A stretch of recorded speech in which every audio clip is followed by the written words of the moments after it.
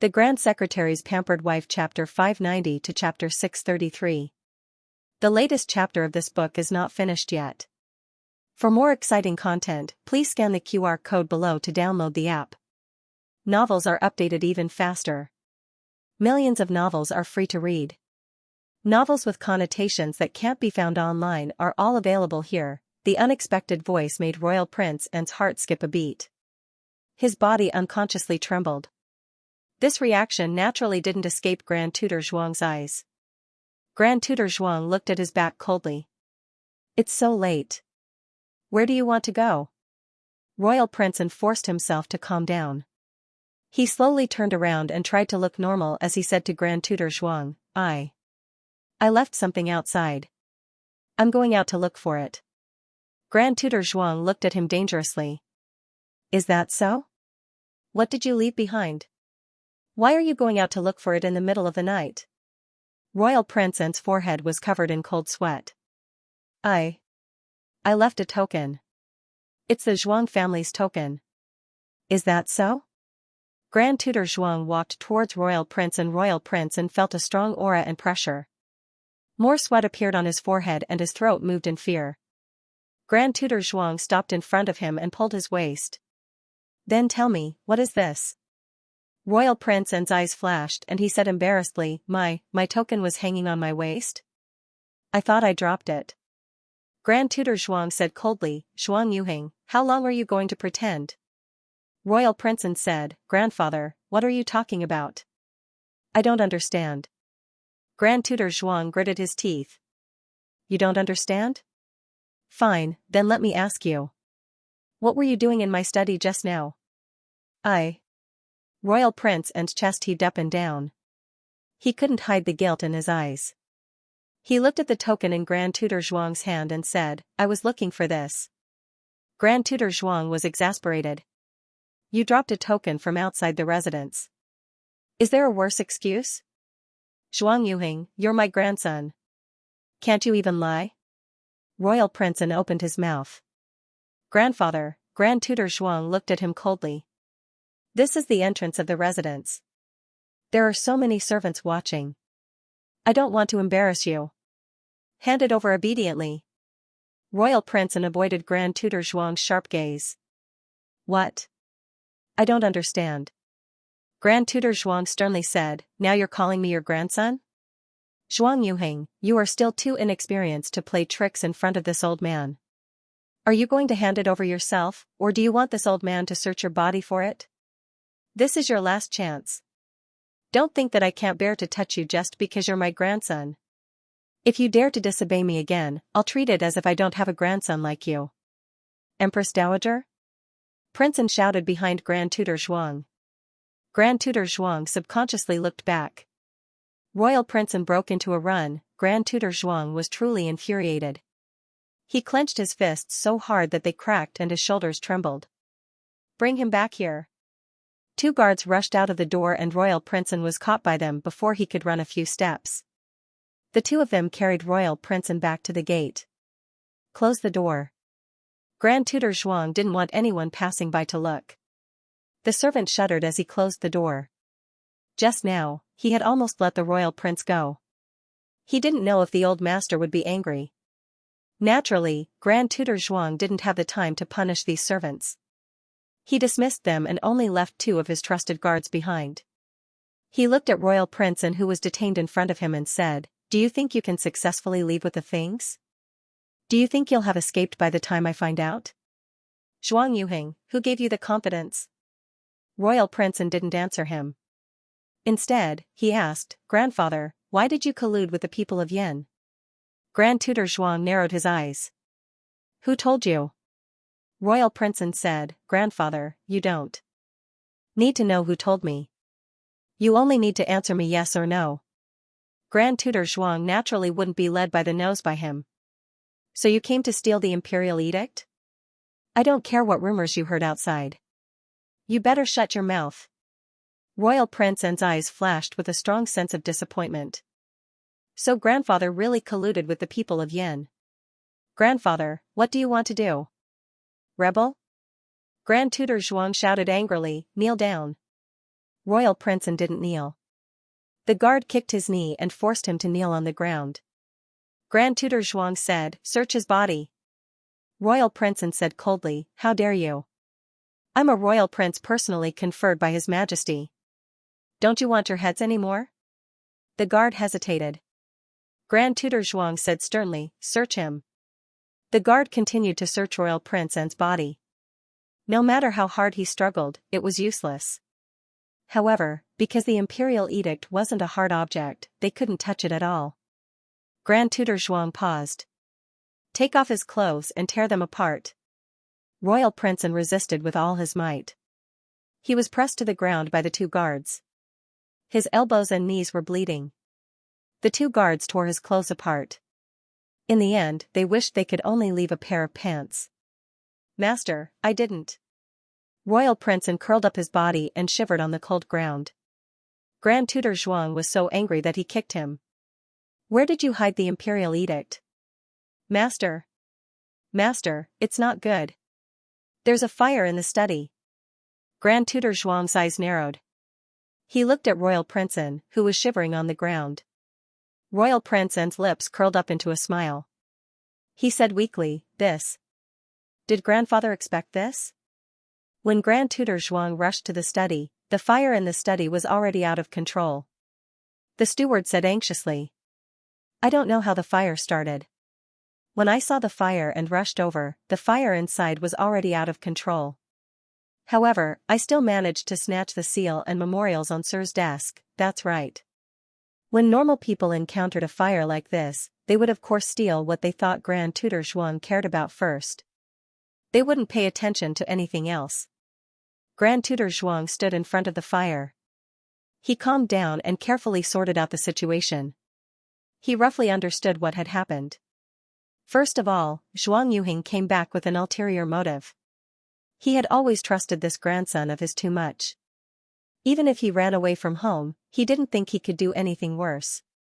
Secondly, he calculated that he wouldn't be able to take the imperial edict far away. He might as well hide the imperial edict in a corner of the study and burn it. When he came out of the tea room, the servant told him that Zhuang Yuhing came back once. Thus, he immediately went to the study to check the painting. When he found that the imperial edict was gone, he immediately thought that Zhuang Yuhing had stolen it. Zhuang Yuhing must have started the fire from the corner blocked by the bookshelf.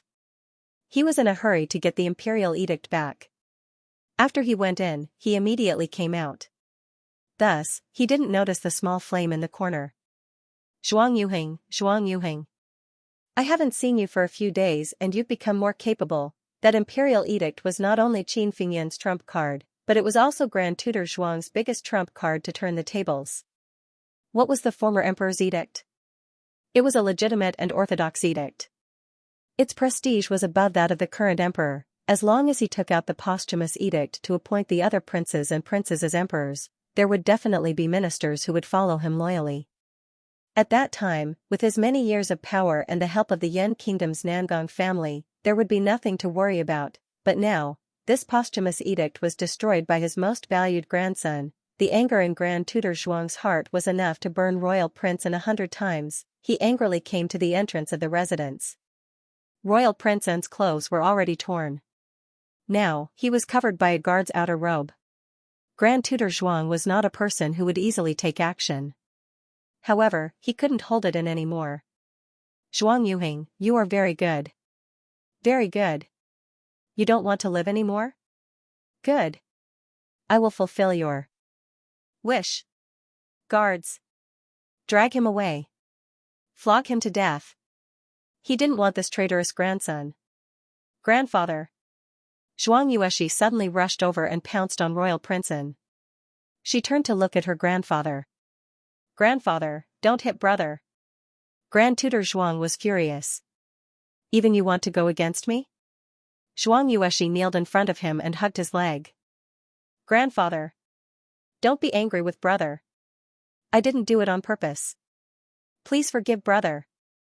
Grand Tutor Zhuang kicked Zhuang Yueshi away. "Hurry up and do it." Two guards held on to Royal Prince and "Let go of my brother." Zhuang Yueshi pounced again and bit one of the guards' wrist. "What are you waiting for? Grand Tutor Zhuang yelled at Zhuang Yuexi's servant. The servant quickly went forward and pulled Zhuang Yuexi away. Zhuang Yuexi struggled with all her might. Her tears fell like rain. Grandfather! Grandfather! Big brother is your biological grandson. You can't beat him to death. If you want to beat him, beat Qi-er. Qi-er is willing to take the punishment for brother. Grandfather!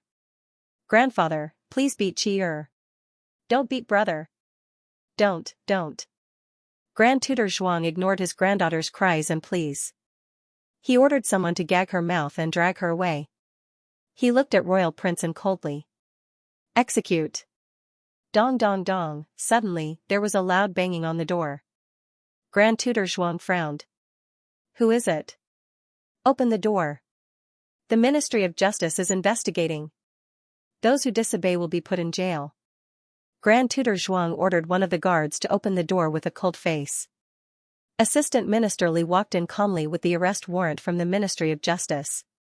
He glanced at Royal Prince who was dragged away in time.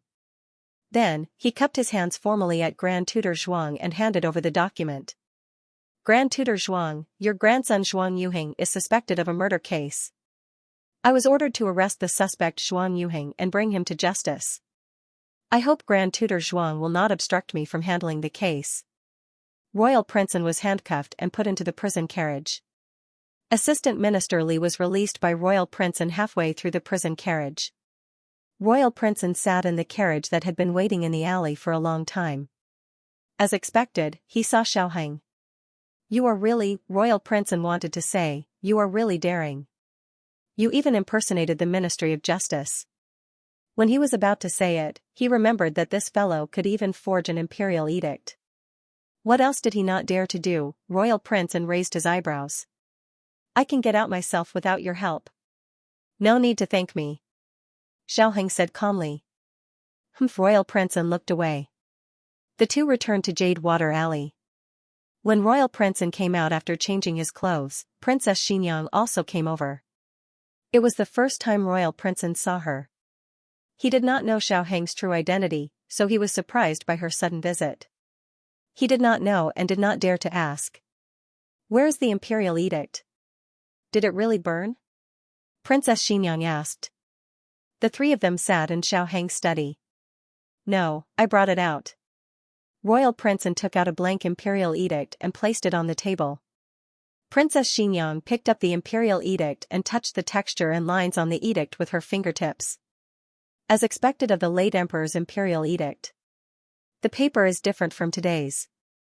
It is so smooth. It is said that it was made with a special kind of silk and bamboo. It has a faint bamboo fragrance. How did you bring it out? Weren't you searched? Royal Prince scratched his head. I was searched, but they did not expect me to sew the imperial edict there.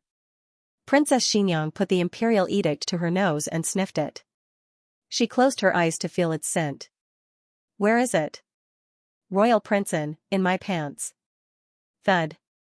The imperial edict in Princess Xianxia's hand fell. The latest chapter of this book is not finished yet. For more exciting content, please scan the QR code below to download the app. Novels are updated even faster. Millions of novels are free to read. Novels with connotations that cannot be found online are all available here. https://www.zhbqg.com/89642896428226/1084014112.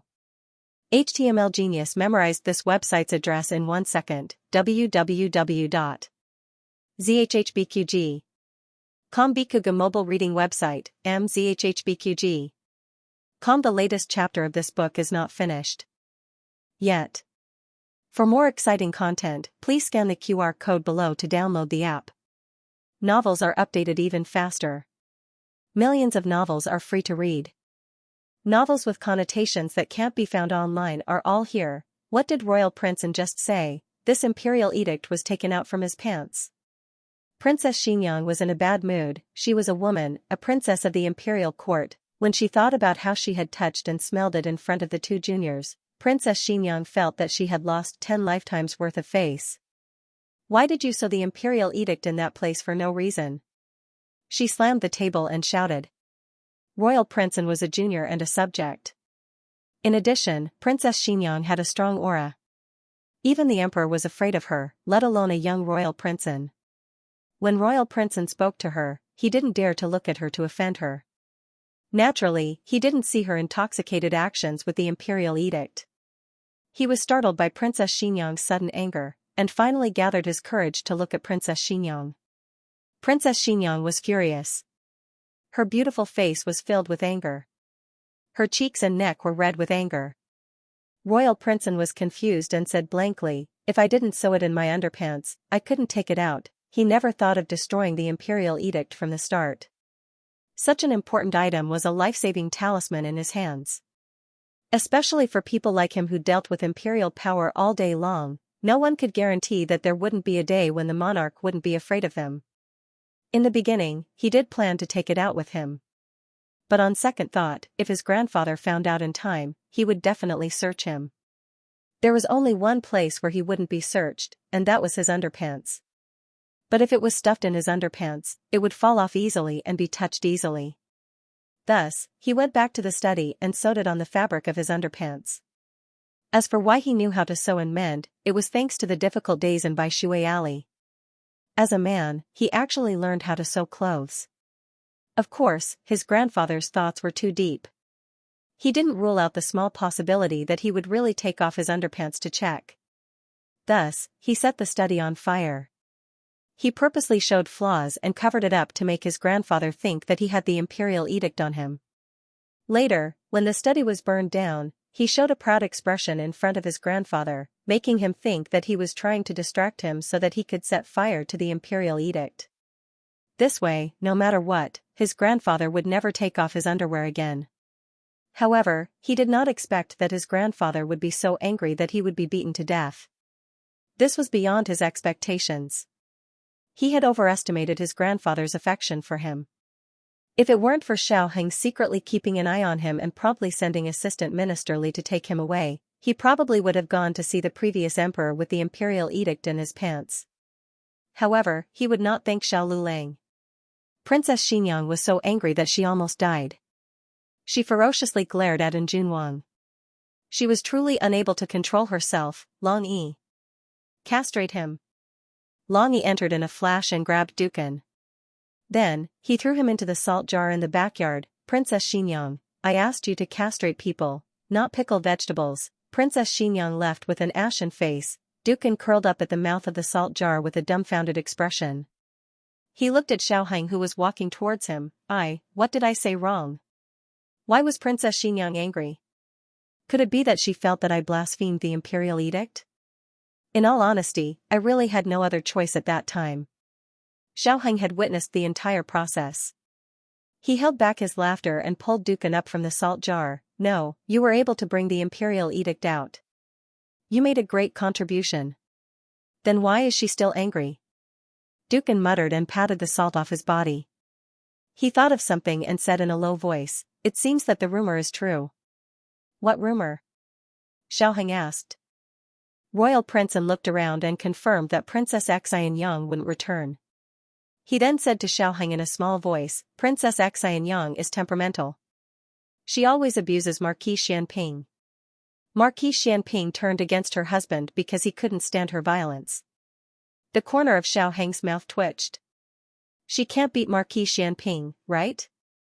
Dukan said, she is a princess. Marquis Xianping does not dare to fight back. Xianxia. As they spoke, the two returned to the study. Do you want to take a look at the imperial edict? Dukan picked up the imperial edict on the table and handed it to Xianxia. No need. Xianxia said. He calmly took out a brocade box and opened it, saying to Dukan, here, put it inside. Oh. Dukan put the imperial edict into the brocade box. You don't even want to take a look? Aren't you afraid that it's fake? Xianxia said meaningfully, no, Princess Xianxia already tested it. Didn't she say that the silk paper is different and is especially smooth? Dukan nodded in realization, I think so. Xianxia could not take it anymore. If he held it in any longer, he would suffer internal injuries. He closed the box and said to Dukan sternly, "Then, I will leave first." Xiao Lulang. Dukan looked at him fixedly. "I used my life to exchange for this imperial edict. Can you spare my grandfather's life because I gave it to you?" Xiao Heng paused and looked at him seriously. "Aren't you afraid that he will suffer a fate worse than death?" After all, for an ambitious person, losing everything was the greatest torture. Dukan only looked at Xiao Heng quietly and did not speak. Xiao Heng nodded. "Okay, I understand. I promise you." Dukan said gratefully, "Thank you." Xiao Heng took the imperial edict and went to the residence on Vermilion Bird Avenue. Princess Xinyang washed 18 basins of water in her room, scrubbing her hands and nose until they were rotten. Eugene did not know what happened and asked Princess Xinyang, but Princess Xinyang refused to say. "Young Marquis, you've come." Eugene saw Xiao Heng walk in with a brocade box in his arms, and his heart relaxed. Xiao Heng looked at the angry Princess Xinyang. To be honest, he rarely saw his mother like this. "Aunt Eugene, let me take care of my mother." He suppressed the smile on his face and said. Eugene looked at Xiao Heng strangely and said. "Okay, you do it." She put down the basin and turned to leave. Princess Xinyang sat on the chair and rubbed her hands as she said unhappily, "What? Are you here to laugh at me?" Xiao Heng clicked his tongue and said innocently, "Look at what you are saying. Am I, your son, that kind of person? Besides, what kind of joke do you have to laugh at? Isn't it just an imperial edict that you took out from your pants?" Xiao Lulang. Lulang was now Xiao Heng's courtesy name. She even called him by his surname, which showed how angry Princess Xinyang was. Xiao Heng obediently kept his mouth shut. Princess Xinyang saw the box in his hand and frowned. "What is this?" Xiao Heng said truthfully, "An imperial edict." Princess Xinyang was startled, then realized it was the imperial edict from the previous emperor. Her face darkened. You still dare to bring this thing here?" Xiao Heng said helplessly, "This thing is too precious. It's not safe to leave it with me." This was the truth. The child at home was too naughty. It was hard to guarantee that one day he wouldn't take it out and destroy it. After thinking it over, he could only leave it with Princess Xinyang. Princess Xinyang obviously understood this. She clenched her teeth. "Take it for Eugene." Xiao Heng held the brocade box and bowed. "As you command, mother." He turned and left. Princess Xinyang glared at him. "Come back here." Xiao Heng obediently turned around and smiled. "Mother, do you have any other orders?" Princess Xinyang said with a sullen face, "Change the way you address me." Xiao Heng bowed again and smiled from ear to ear. "Yes, Honorable Regent Princess." Princess Xinyang, after Xiao Heng handed the imperial edict to Eugene for safekeeping, he went to the adjacent room to accompany Gu Jiao. Recently, the two of them had been busy with their own matters and rarely had time to be alone. Eugene handled the imperial edict properly and returned to Princess Xinyang's room. Princess Xinyang had finally finished bathing and was sitting in front of the dressing table applying vanishing cream. A woman's hands also needed to be taken care of. "Let me do it," Eugene said. Princess Xinyang handed her the vanishing cream. Eugene used her fingertips to scrape a bit, then lifted Princess Xinyang's left hand and gently smeared it on the back of her hand. "Princess, I just heard from the young duke that the previous emperor left behind a blank imperial edict. Without that imperial edict, I'm afraid that Grand Tutor Zhuang won't be able to cause any more waves." Princess Xinyang pursed her lips. "Humph." Eugene smiled gently. "The young duke is really capable." Princess Xinyang chuckled. "What can he do?" The imperial edict was stolen by Zhuang Yuheng. He just sent someone to bring Zhuang Yuheng out.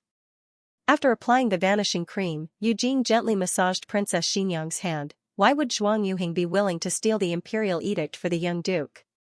Has the princess never thought of this question?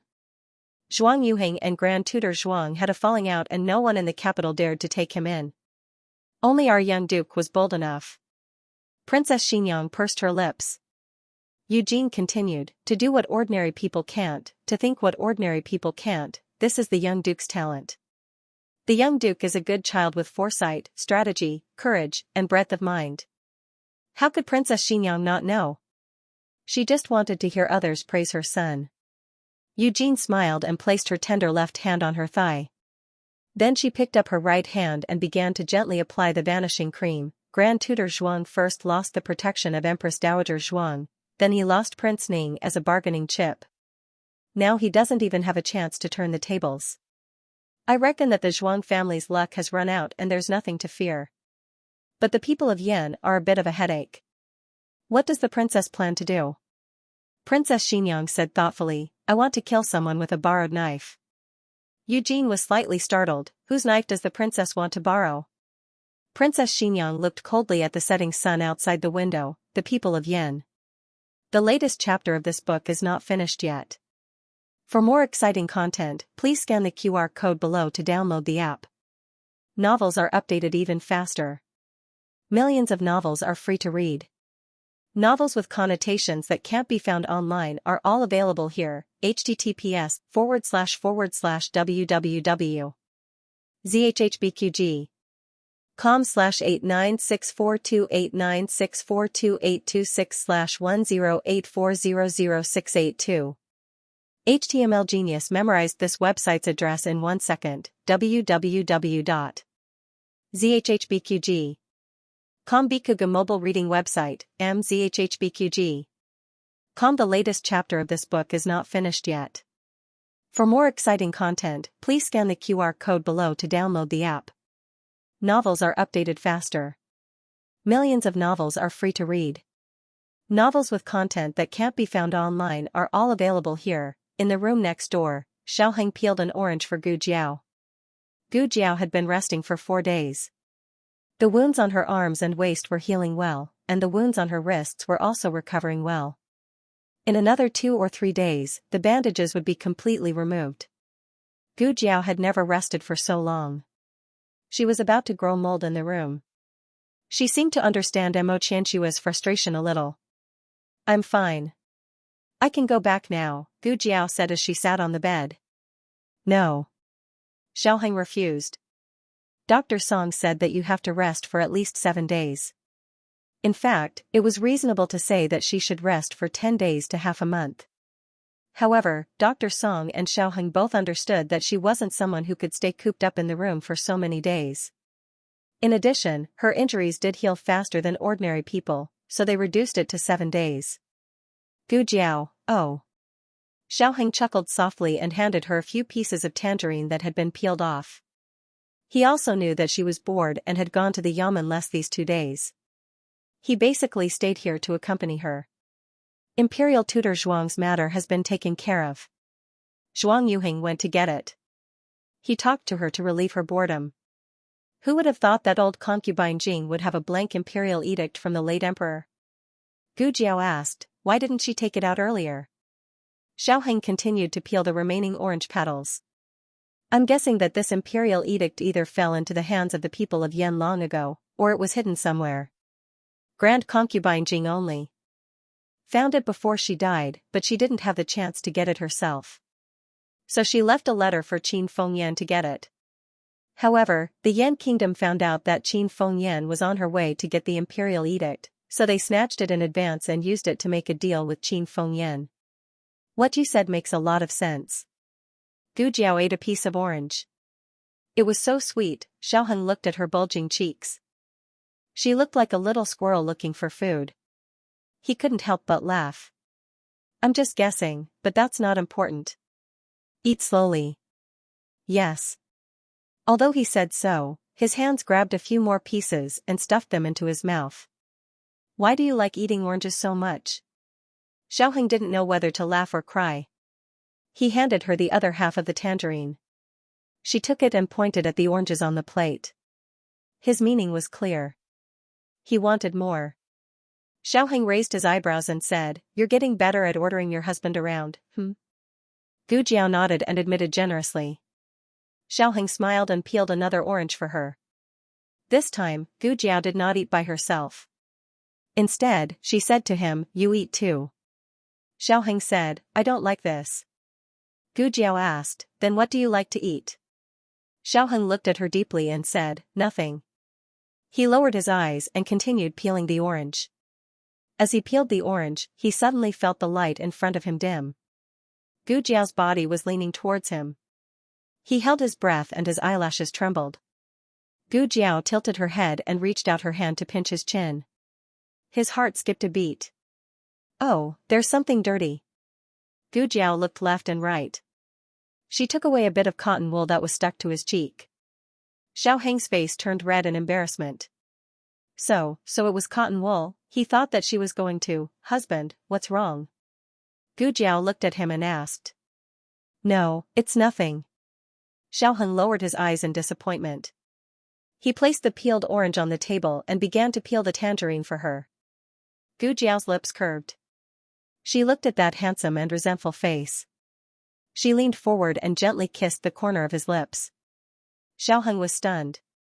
He stared at her, dumbfounded. Gu Jiao did not pull back. She just stared at him so close. Gu Jiao blinked. Xiao Heng's heart was filled with heat. He was already at an age where he was full of vigor. How could he resist her teasing? Xiao Heng's throat moved. He looked at her with desire. A righteous villain in his heart was shouting no, no, no. Then, another evil villain slapped the righteous villain to death. Xiao Heng reached out, grabbed the back of her head, and leaned forward. Just as he was about to kiss her, there was a sudden cough at the door. Cough, cough. It was Princess Xianxia's voice. Xiao Heng stumbled and bumped into the bedpost next to Gu Jiao. There was a big bump on his head. Eugene and the servant girls covered their mouths and snickered. Princess Xianxia couldn't bear to watch. If she had come alone, she could have snuck away. But she had brought a group of people. So many pairs of eyes had seen them. She couldn't pretend to be blind even if she wanted to. Everyone, leave. She frowned. Yes. Eugene snickered and left with the servant girls. Princess Xianxia looked at her silly 19-year-old son who was still a virgin. Good for you. It's broad daylight. Don't you know how to close the door? Gu Jiao said, you're not allowed to be fierce to my husband. Princess Xianxia said, so what if I'm fierce to him? Xiao Heng's face was flushed red. It was fine if he kissed his wife in broad daylight, but he was also seen by his mother and Eugene. The rules he had learned since elementary school did not allow him to do so. He had gone overboard just now. What was worse was that he had gone overboard, but he hadn't enjoyed the pleasure of going overboard. He'd almost kissed her. What a shame. Cough. Xiao Heng stood between Gu Jiao and Princess Xianxia. He said to Princess Xianxia seriously, why did mother come? Princess Xianxia chuckled. I can't come, right? Did I disturb your good time? Xiao Heng, don't you know there's something called a door in this world? You can do whatever you want if you close the door. Gu Jiao poked her head out from behind Xiao Heng. That's not exciting. Xiao Heng. Wife, don't say any more. Xiao Heng broke out in a cold sweat and hurriedly supported Princess Xianxia's arm. He said embarrassedly, Jiao Jiao needs to recuperate. I'll help you out for a walk. Humph. Princess Xianxia flicked her sleeves and turned around. Gu Jiao turned her face and snorted. Humph. Princess Xianxia's eyes widened as she turned around. Hey. This girl is still. Xiao Heng blocked her with his body and helped her out. Aya, the flowers in the courtyard are blooming. They're blooming really well. As expected of my mother's flowers. Even the palace gardeners can't grow them as well as you. Princess Xianxia was pushed out of the room by her son. Xiao Heng supported her with one hand and closed Gu Jiao's door with the other. Princess Xianxia glared at him unhappily. You've forgotten about your mother when you have a wife. Xiao Heng said with a wronged expression, look at what you're saying. Am I that kind of person? Princess Xianxia raised her eyebrows. Then let me ask you, Xiao Heng sighed and interrupted her. You and Jiao Jiao fell into the water at the same time. Who should I save first, right? I must save you. Jiao Jiao and I will save you together. Jiao Jiao knows how to swim. Princess Xianxia didn't really come to pick a quarrel. She snorted a few times and talked about the proper business. She was going out and would return in a few days. She had already warned the crown prince about the matters of the imperial court, so there wouldn't be too big of an accident. Don't leave the capital if you have nothing to do. Wait for me to return. Okay. After warning her son, Princess Xianxia took Yujin and Long Yi and sat in the carriage. Yujin asked, "Princess, where are we going?" Princess Xianxia said, "We're going to find another force of Yan Empire." She had always suspected that the group of people who assassinated Xiaoheng didn't dare to make a move in the capital because there was another force of Yan Empire in the capital. This force might not necessarily be there to protect Xiaoheng. It was very likely that they were the spies of Yan Empire in other countries. They didn't interfere with the affairs of other countries. They only monitored the intelligence of other countries. Nangong family should be acting without authorization. They couldn't be discovered by Yan Empire, otherwise the consequences would be very serious. Princess Xianxia opened a corner of the curtain and said to Yujin, "Look at the people on the street. Each and every one of them is dressed like ordinary people. But maybe one of them is a spy from another country. A spy from Yan Empire, a spy from Jin Empire, a spy from Liang Empire." Yujin said, "So many spies?" Princess Xianxia said, "We also have spies in other countries." Yujin was slightly surprised. "Shang Empire also has spies?" Princess Xianxia said indifferently, "Liang Empire, Yan Empire, and Jin Empire still don't have spies." Yujin doubtfully said, "Then how do we know which one is a spy from Yan Empire?" "Guess." Princess Xianxia said. The carriage stopped outside a beautiful cloth store. The coachman got off and negotiated with the owner of the cloth store. Not long after, the owner personally got on the carriage and reported, replying to Princess, that pharmacist from Yan Empire wants to go out of the city to pick herbs today. I have already sent people to spread the news that there are herbs he wants in Songbei Mountain. Behind the cloth store was the underground martial arts field.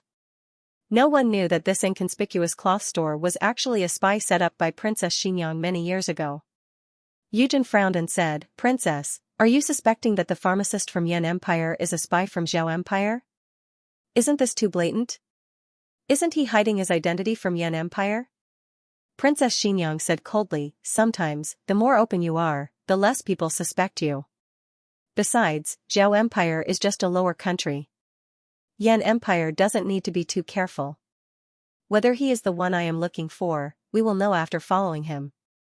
The latest chapter of this book is not finished yet. For more exciting content, please scan the QR code below to download the app. Novels are updated faster. Millions of novels are free to read. Novels with content that can't be found online are all available here. https://www. zhhbqg.com/89642896428226/10838027 HTML Genius memorized the website address in 1 second. www.zhhbqg.com Bikuga mobile reading website, mzhhbqg.com. The latest chapter of this book is not finished yet. For more exciting content, please scan the QR code below to download the app. Novels are updated faster. Millions of novels are free to read. Novels with content that can't be found online are available here. The pharmacist of the Yen state came to the underground martial arts arena more than 10 years ago. Princess Xianxia didn't pay much attention to this person. To be exact, she didn't pay much attention to the underground martial arts arena. There was fighting and killing there all day long. After going there once or twice, she lost interest. After the pharmacist of the Yen state came out of the underground martial arts arena, he sat in an ordinary carriage. Including the coachman, there were 4 accompanying guards. Princess Xianxia didn't know martial arts and couldn't see the depth of their skills. But according to the information she had, the pharmacist of the Yen state had been in the Zhao kingdom for a long time and had never been defeated by anyone. Almost no one in the underground martial arts arena dared to challenge his authority. Follow from a distance. Don't let him find out. Princess Xianxia ordered the coachman. The coachman replied, "Yes." In broad daylight, there were many carriages heading towards the West City Gate. Even if they followed behind, it was not easy to tell that they were doing it on purpose. Once they left the West City Gate, they would have to pay more attention. However, Princess Xianxia was already prepared. Her carriage had the insignia of the relay station. The sky was dark. "It looks like it's going to rain." Eugene looked at the sky outside the window and said. Princess Xianxia said, it's a bit stuffy in the morning. It's probably going to rain. It's okay. He can go to the village to hide from the rain. The carriage followed at a moderate speed. When it approached the official road of Songbei Mountain, the pharmacist of the Yan state stopped. The pharmacist of the Yan state left the coachman to look after the carriage. He took 3 guards, each with a basket of herbs, and went up the mountain to pick herbs. The pharmacist of the Yan state didn't go out of the city to pick herbs at a fixed frequency. Sometimes he didn't go out once a year. Sometimes he was out for half a month. It had been half a year since the pharmacist of the Yan state went out to pick herbs. If they missed this chance, they didn't know how long they would have to wait. After all, it wasn't always possible to find the herbs he needed and lure him out. Princess Xianxia's carriage also stopped. Eugene looked at the pharmacist of the Yan state through the gap in the curtain. Princess, they went into the mountain. Princess Xianxia also looked through the gap. It's good that they went into the mountain. She had already asked people to plant the herbs in the mountains. To be honest, the herbs were not very expensive, but they were not commonly seen in this season. She also spent a lot of effort to buy them from others. Long Yi. Princess Xianxia gestured. Long Yi flashed away. Princess Xianxia was not sure if the imperial advisor of the Yan kingdom was from the Yan kingdom, so she needed to test him. The first step was to lead him to the Nangong family. The herb was planted on the hillside, and the Yan kingdom's pharmacist soon found it. He was overjoyed. This kind of herb had to be dug out along with its roots, otherwise it would lose its medicinal efficacy. He took out a shovel, then squatting down, he dug out the medicinal herbs. And just when he was about to carefully put the medicinal herbs into a box and put it into the medicine basket, Long Yi suddenly came over. Long Yi snatched his box and ran away without hesitation.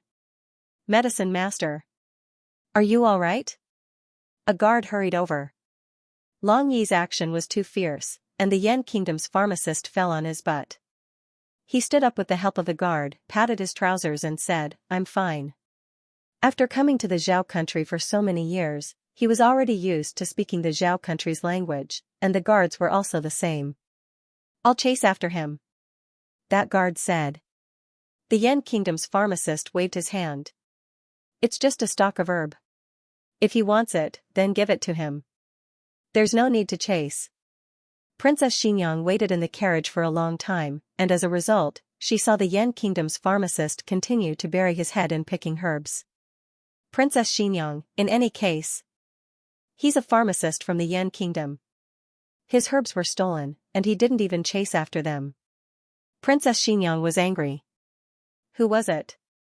Eugene thought for a bit and said embarrassedly, could it be that Long Yi's action was too fast, and no one saw that he was a person? A shadow flashed past. She probably thought that he was a monkey from the mountains. Princess Xianxia thought this was a possibility. Long Yi, go again. Don't be too fast. He couldn't be fast, he had to be slow. Long Yi was enlightened. He came to the side of the Yan kingdom's pharmacist very slowly, and reached out his hand. It was as if he was in slow motion, and he snatched the herb from his hand. Then he turned around slower than a tortoise, moved his legs slower than a seahorse, and turned his head slower than a sloth. It was as if he was talking to the Yan kingdom's pharmacist. Come, chase me, Yan kingdom's pharmacist. The guard beside him said in a low voice. The Yan kingdom's pharmacist shook his head. I thought he was a monkey, but it turns out he's a fool. Forget it, ignore him. A fool was already pitiful enough. What was going on with chasing after him? Then Long Yi's seduction failed. Princess Xianxia held her forehead. Long Yi, can you be a bit more normal? I'll do it myself. Princess Xianxia said seriously. Eugene looked at her worriedly. Princess, how will you do it? Honey trap. Princess Xianxia said coldly. I'll go find him and say I'm lost. I'll have him give me a ride and send me to the relay station. Eugene looked up and down at Princess Xianxia. You don't look like someone who can get lost. Princess Xianxia glanced at her and said, I was robbed by a fool. Can't I? Eugene laughed hollowly. Okay. You're the princess. You have the final say. You're not allowed to follow me, she ordered Long Yi. Princess Xianxia elegantly got off the carriage. As a princess of a country, even in the depths of a mountainous area, she was calm. Princess Xianxia raised her chin and lifted her skirt. Like a proud peacock, she walked towards the mountainous area. The mountain road was rugged, and after walking a few steps, she stepped on her own skirt. With a cry, she rolled down the slope and fell flat on her face with her mouth full of mud. Eugene sucked in a mouthful of cold air. Long Yi covered his eyes. But because of this fall, the Yan Kingdom's pharmacist heard her scream. The Yan Kingdom's pharmacist sent his subordinates to check what was going on. A guard found the dazed Princess Xianxia in a ravine. At this moment, her jewelry had been sent flying, and her hair was messed up. Her hair was a mess, and her body was covered in mud. She really did look like a madam who had fallen on hard times. Someone fell down at the foot of the mountain. The bodyguard reported. Let's go take a look, the Yan Kingdom's pharmacist said. The Yan Kingdom's pharmacist went to the foot of the mountain and let the bodyguard pull the person out of the gully. Princess Xianxia's face was covered in mud. The Yan Kingdom's pharmacist naturally knew medical skills, but he didn't want to touch her body without her consent. He simply checked her pulse through her sleeve. The pulse doesn't look like a big problem. I don't know if there are any other internal injuries. Saying this, he looked all around. Eugene and Long Yi hurriedly hid in the carriage. Their carriage was hidden behind a row of big trees. If they didn't walk over, they wouldn't find it. The Yan Kingdom's pharmacist helplessly said, "Go get a stretcher. First, carry her into the carriage." Yes. 2 bodyguards went to the carriage and took a stretcher. They carried Princess Xianxia in. The Yan Kingdom's pharmacist had almost finished gathering the herbs. He also sat in the carriage. The bodyguard asked, "Pharmacist, where are we going?" The Yan Kingdom's pharmacist replied, "There's a relay station in front. Let's go there." Princess Xianxia had never expected that her beauty scheme would fail.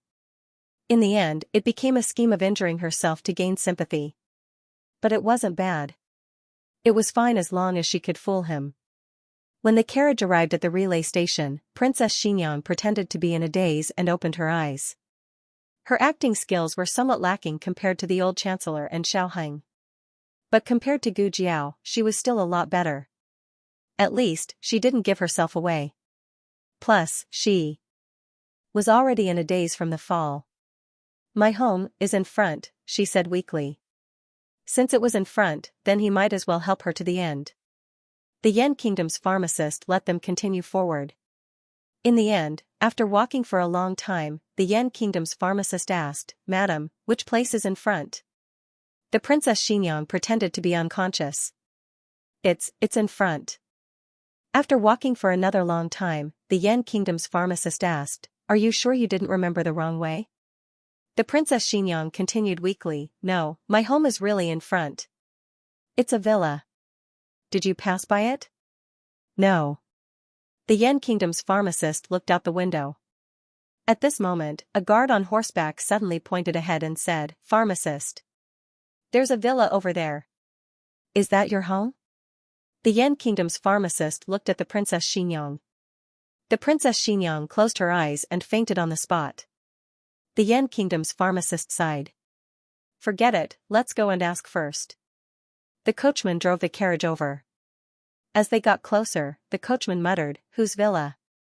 Why is it built near a cemetery?" The carriage stopped. A guard got off the horse and knocked on the door. "Is anyone there? Is anyone there? We're just passing by. Your madam is injured." "Is it your madam? Hey! Is anyone there?" The guard turned back strangely. "Pharmacist, there doesn't seem to be anyone." The Princess Xianxia's eyelids twitched. No one, or was there someone who didn't dare to open the door? Maybe the villa is too big and the people inside can't hear. Go in and take a look. Yes. Don't break other people's things. Yes, pharmacist. The guard pushed open the courtyard door. The door wasn't locked from the inside, so they weren't considered breaking in. "Is anyone there?" the guard asked loudly as he searched the villa. However, after strolling around, the guard was confused. Pharmacist, there's no one in the villa. The Princess Xianxia sat up. What do you mean there's no one? The Yan Kingdom's pharmacist looked at her in astonishment. You're awake? Is this your family's manner? The Princess Xianxia didn't care about her aching body. She gritted her teeth and got off the carriage. She entered the villa and found that it was empty, just as the guard said. There wasn't a single person in sight. How could this be? Where did everyone go? The Princess Xianxia frowned and stood in place. Her mind raced. She thought of something and her expression changed.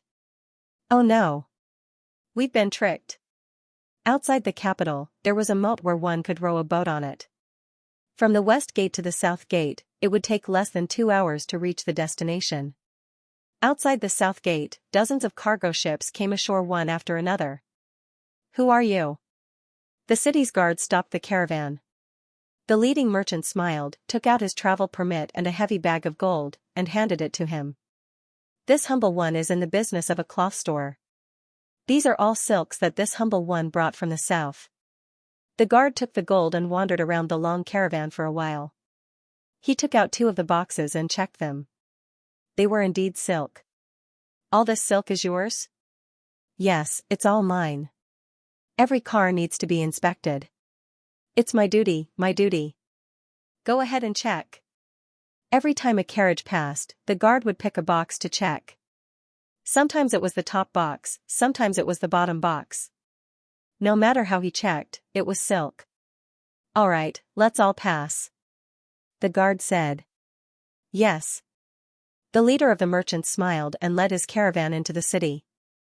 In a tea house near the city gate, an old man and a middle-aged man in a black robe sat facing each other in a room on the 2nd floor. The 2 of them looked at the caravan through the window. The leader of the merchants nodded to the old man without batting an eyelid. The old man smiled and took a sip of tea. Princess Xianxia didn't expect that we would play an empty fort strategy for her, right? The man in the black robe said with satisfaction, Grand Tutor Zhuang is wise and resourceful. Admirable. The old man, Grand Tutor Zhuang, waved his hand and smiled. General Nangong is exaggerating. If General Nangong didn't trust me and told me that Xiao Lulang was Xiao Heng, how could I have thought of keeping an eye on Princess Xianxia? General Nangong said, this Princess Xianxia is very powerful. She actually guessed why we couldn't make a move in the capital and let our Yan Kingdom's Chongfengshi out. If we hadn't left early, we would have been discovered by Chongfengshi. Chongfengshi served the Yan Kingdom's royal family.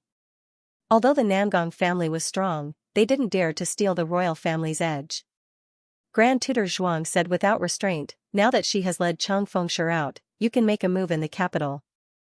General Nangong said meaningfully, I didn't even tell Qin Fengyan about Xiao Liulang's identity, but I told Grand Tutor.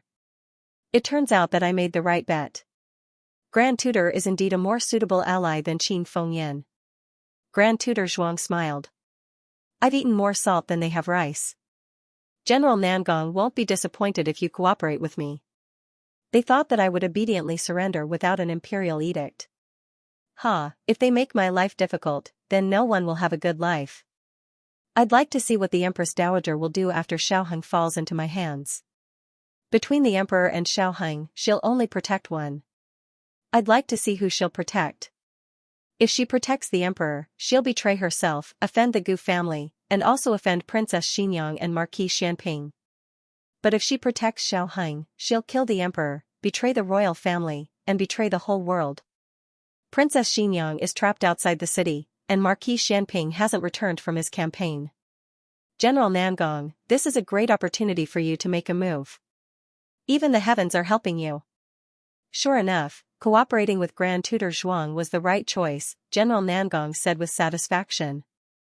After this is done, I want Xiao Heng's head and that girl's head. That girl killed one of my masters, and I want to avenge him. Grand Tutor Zhuang smiled faintly. Don't worry, they'll all belong to General Nangong.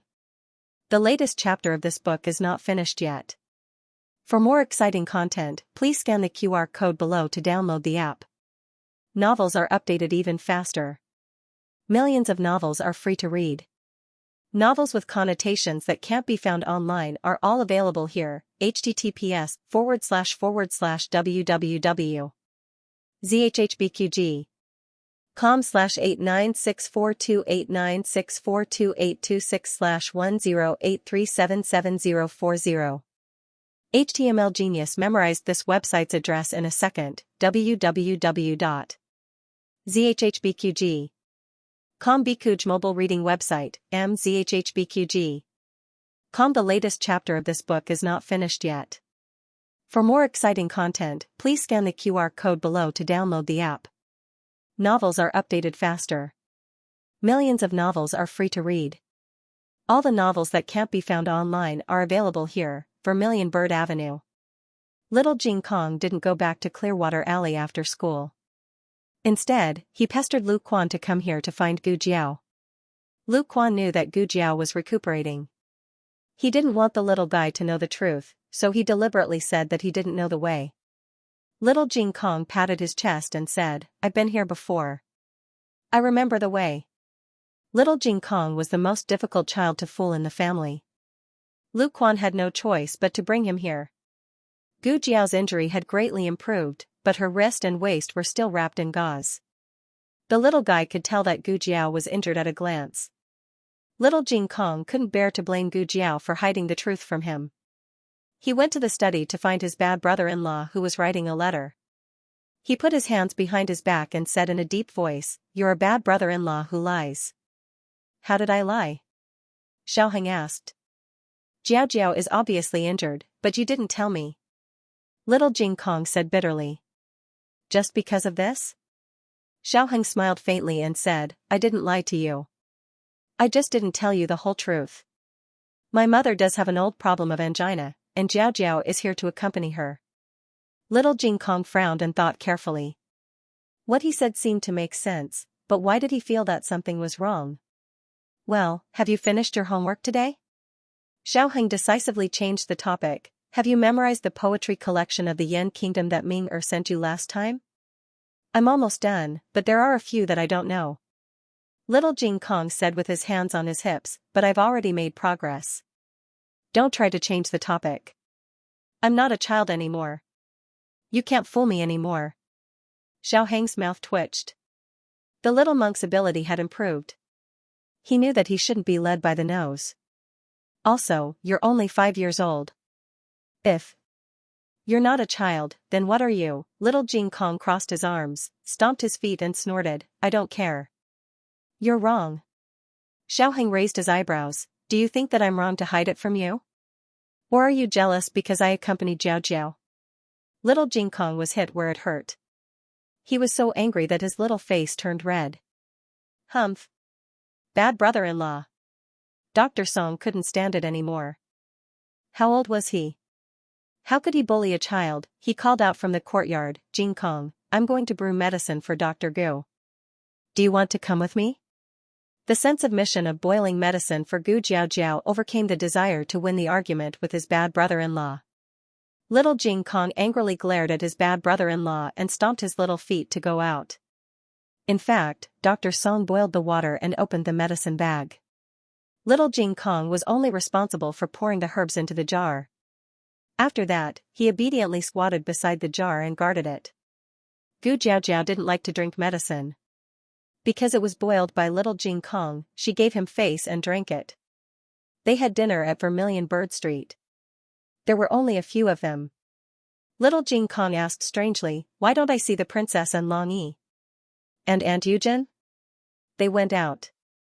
Xiaoheng said, "They might come back in a few days." Gu Jiao Jiao looked at Xiaoheng. Xiaoheng said in a low voice, "Nothing, they went to deal with that group of people." After dinner, Little Jing Kong hugged a small pillow and went to Gu Jiao Jiao's bed. He learned to be obedient.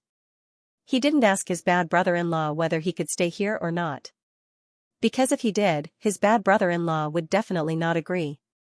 He simply climbed onto the bed and snuggled into the quilt like a little pig. Then, he lay down beside Gu Jiao Jiao. Gu Jiao Jiao was looking at the music score. This was the music score from Little Jing Kong's junk. She only looked at it when she had nothing to do. Little Jing Kong excitedly rolled around in the quilt. Jiao Jiao. Hmm? Gu Jiao Jiao looked at this soft little guy beside her. Little Jing Kong looked at the music score in her hand and asked, Jiao Jiao, do you like to look at music scores? Just looking. She didn't say whether she liked it or not. As the top agent in the organization, she was actually a cold-blooded killer. How could she like art? Little Jing Kong said, I like to look at music scores. Gu Jiao Jiao asked, why? Little Jing Kong rolled his eyes and said, well, it's beautiful. Even if it was beautiful, he hadn't seen it before. Gu Jiao Jiao tucked in the quilt for him and said, go to sleep. Little Jing Kong obediently closed his eyes. He was just pretending to be strange. In fact, he wasn't sleepy at all. After a while, he quietly opened his eyes. His small body moved in the quilt and tightly clung to Gu Jiao Jiao. Gu Jiao Jiao saw through his little movements but didn't say anything. She laughed and flipped through the music score in her hand. Eh? Little Jing Kong suddenly shouted. What's wrong? Gu Jiao Jiao asked. Little Jing Kong turned over and lay on his stomach on the bed. His small finger pointed at Gu Jiao Jiao's waist and said, Jiao Jiao, you also have a flower here. Gu Jiao Jiao was wearing a short jacket and pajamas. She didn't care that the corner of her pajamas was sticking up, revealing her slender and snow-white waist. Gu Jiao Jiao couldn't see the position of her waist. She said, oh, is it a very big flower? Yes, it's this big. Little Jing Kong gestured with his fingers. It was quite small, about the size of a knuckle. It should be a birthmark. Did she have so many birthmarks on her small body? Little Jing Kong pointed at her waist and asked curiously, but why isn't this flower red? It's green. He liked red flowers. But if it grew on Jiao Jiao's body, then a green one was not bad either. Gu Jiao Jiao couldn't see it herself. But even if she saw it, she wouldn't care. She even compromised with the birthmark on her face, not to mention the invisible one on her back. Gu Jiao Jiao patted the little guy's head and said, your hair has grown a little longer. You can tie it into a ponytail soon. Go to sleep. Sleep early and wake up early, you'll grow taller. Okay. This time, little Jing Kong closed his eyes and really fell asleep after rolling on the bed a few times. Xiaoheng pushed the door open and entered. He glanced at Gu Jiao Jiao's small bag under the quilt and said, is he asleep? Yes, Gu Jiao Jiao said. Then I'll send him back. Xiaoheng said. He seemed to be afraid that Gu Jiao Jiao would misunderstand, so he explained, there will be classes at the Imperial College tomorrow. This road is too congested in the morning. It's too late to go to the Imperial College from here. Gu Jiao Jiao closed the music score and said, okay. Xiaoheng picked up the sleeping little guy from the quilt and put his clothes on him. The little guy didn't wake up no matter how hard he tried. Xiaoheng poked the little guy's chubby little face and turned to Gu Jiao Jiao and said, remember to take the medicine later. I'll come back after sending him back. Gu Jiao Jiao agreed again with a calm look. Okay. Xiaoheng carried the little guy out of the yard and handed him to Lu Quan. Take Jing Kong back. Ah, yes. Lu Quan thought, didn't you want to send Jing Kong back in person? Why don't you send him back? Xiaoheng arranged a dragon shadow guard and Lu Quan to accompany him. With Gu Yan's shadow guard armor, they would be safe along the way. After Lu Quan got into the carriage with little Jing Kong, he found that Xiaoheng got into another carriage. He wondered, it's so late. Is Lu Lang going out? Xiaoheng said, there's something going on in the Ministry of Justice. I have to go there. Oh, no wonder he couldn't send little Jing Kong back in person. It turned out that he was tied up with official business. Lu Quan left with little Jing Kong. Xiaoheng said to the coachman, let's go. Yes. The long street was silent. Xiaoheng's carriage didn't go in the direction of the Ministry of Justice. Instead, it went all the way to the east of the city. The coachman driving the carriage was a shadow guard of the princess residence. Shadow guards were much more alert than ordinary people. When they turned into another quiet street, the shadow guard's ears suddenly twitched.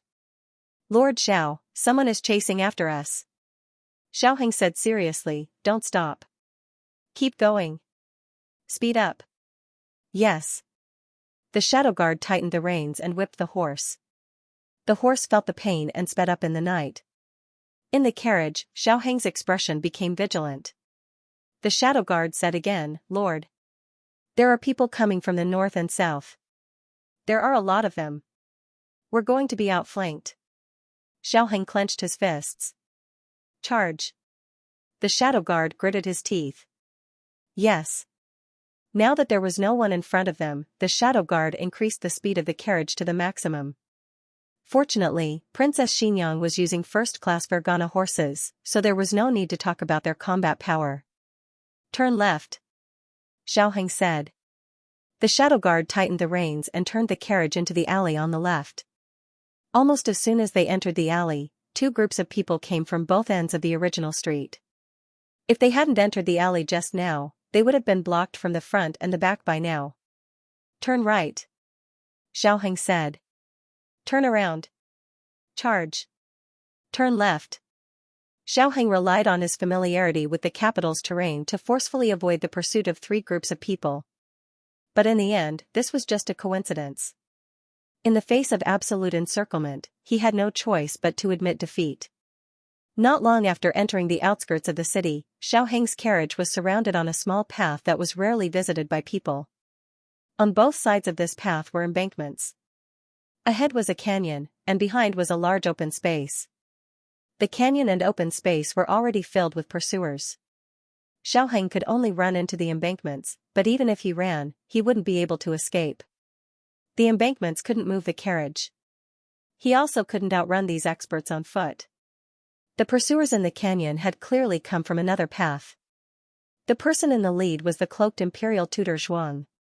Now that things had progressed to this point, Imperial Tutor Zhuang didn't bother to hide his identity. He took off his bamboo hat and looked at Xiaoheng's carriage with a smile that wasn't a smile. "Xiaoheng, oh Xiaoheng, do you think that you are the only one familiar with the capital's terrain?" Since he could call out Xiaoheng's name, it was enough to show that he already knew Xiaoheng's identity. Xiaoheng coldly lifted the curtain and looked at Imperial Tutor Zhuang on his horse through the darkness of the night. "Imperial Tutor Zhuang, I trust you have been well since we last met. Between you and me, there is no need for pleasantries. This old man's goal today is very simple." "Oh? Let me guess. Are you going to kill me or capture me?" "Capture first, then kill." Xiaoheng turned his head and looked behind him through the back window of the carriage. Imperial Tutor Zhuang sneered. "No need to look. The people who should be here are all here. You can't escape." Behind them were hundreds of Yan Kingdom's dragon shadow guards. They didn't wear masks like the Zhao Kingdom's dragon shadow guards. Instead, they wore black cloaks. The hood of the cloak covered their faces. In front of this group of people, there was a tall and sturdy middle-aged man dressed in extraordinary clothing. "It must be that General Nangong." Imperial Tutor Zhuang sneered. "I know what you are planning. From the beginning, you guessed that Princess Xianxia's plan had already been leaked. You knew that the Yan Kingdom would take the opportunity to enter the capital. You also guessed that this old man would help them. So you wanted to play the mantis stalking the cicada, unaware of the oriole behind. This is the only way to the Langshan barracks. You wanted to lure us into the Gu army's sphere of influence. Gu Qingfeng is not here, and the old marquis is recuperating at home. Let me guess, the Gu family's second young master is currently in the barracks, resting on his spear. It's a pity that you didn't expect us to kidnap you on the way here. When you still don't appear at the appointed time, Gu Qingfeng will come out to find you. But do you think he will be able to find you?" Xiaoheng cracked his knuckles. Imperial Tutor Zhuang, repent and be saved. Imperial Tutor Zhuang laughed arrogantly. This old man guessed correctly, didn't he? Then this old man will continue to guess for you. Are there mechanisms and formations set up in the canyon ahead? Even if the Gu army doesn't arrive in time, you can still kill most of us in the formations and mechanisms. Xiaoheng's expression changed. Imperial Tutor Zhuang took in Xiaoheng's expression and understood that he had guessed correctly. He laughed loudly. "Xiaoheng, oh Xiaoheng, I have to say that your plan is truly flawless. You are even more resourceful than this old man's grandson, Xuan Yuheng. If it weren't for the fact that you have always opposed this old man, this old man really wanted to properly cultivate you. Unfortunately, you are the son of Marquis Xianping, so you are destined to be this old man's stumbling block. How about it? Does it feel good to be 1 foot tall while the devil is 10 feet tall? Xiaoheng clenched his fists tightly. General Nangong picked 10 powerful dragon shadow guards. You guys, go take a look at the canyon. Yes. The 10 people urged their horses towards the canyon. The canyon didn't seem any different than usual. Of course, it was also possible that they weren't familiar with this canyon. The leader dismounted his horse and whipped the horse's butt, causing the horse to painfully rush over. Nothing happened. Thus, he carefully followed. The other 9 people also planned to follow. At this time, he had already left the canyon. He saw something and raised his hand to signal for them to stop. Then, he took out a thin rope and tied it to a protruding rock. He passed through the canyon and returned to his companion's side. He pulled on the thin rope with his bare hands and the rock fell. Then, there were several loud rumbling sounds as giant rocks fell from the canyon. Arrows and spears flew out and hidden weapons and silver needles covered the sky. It was as if tigers and dragons were roaring, lightning flashed and thunder rolled. After a terrifying commotion, the path to the canyon was completely blocked by giant rocks. Just now, if they hadn't stopped Xiaoheng in time and allowed Xiaoheng to pass through the canyon and trigger the mechanism, even if they weren't completely wiped out, at least half of them would have died. General Nangong shuddered. Grand Tutor Zhuang sneered, "It's a good plan, but this old man still has the same words." "Xiaoheng, you're not this old man's match." General Nangong coldly said, "Don't waste words with him. Quickly capture him and get down to business." Grand Tutor Zhuang said, "Xiaoheng, will you obediently allow yourself to be captured, or will this old man send someone to capture you?" Xiaoheng lifted the curtain and got off the carriage. Grand Tutor Zhuang made a hand gesture. 2 guards of the Zhuang family and a dragon shadow guard of the Yan kingdom walked towards Xiaoheng's carriage. The dragon shadow guard of the Yan kingdom didn't say anything and knocked out the hidden guard of the princess's residence. The Zhuang family's guards captured Xiaoheng and brought him in front of Grand Tutor Zhuang. At this time, General Nangong of the Yan kingdom also rode his horse from behind. He tightened the reins and looked down at Xiaoheng. His gaze gradually deepened. It was as if he was looking at Xiaoheng, but also as if he was looking at someone else through Xiaoheng. "You are General Nangong?" Xiaoheng fearlessly met his gaze. A general of a kingdom, his aura was enough to crush the backbone ministers of the Zhao kingdom. However, this 19-year-old youth dared to stare directly at him. General Nangong faintly curved his lips. "You have some guts. Chop off one of his fingers." Even when he heard that his finger was going to be chopped off, Xiaoheng still looked at him without any change in expression. A dragon shadow guard walked forward and casually grabbed Xiaoheng's left hand. Grand Tutor Zhuang calmly said, "Wait. Chop off his right finger." Xiaoheng coldly looked at Grand Tutor Zhuang. The dragon shadow guard pulled out his dagger and was about to chop down when the sound of galloping horse hooves suddenly came from not far away. "Have mercy." The dragon shadow guard's movements paused.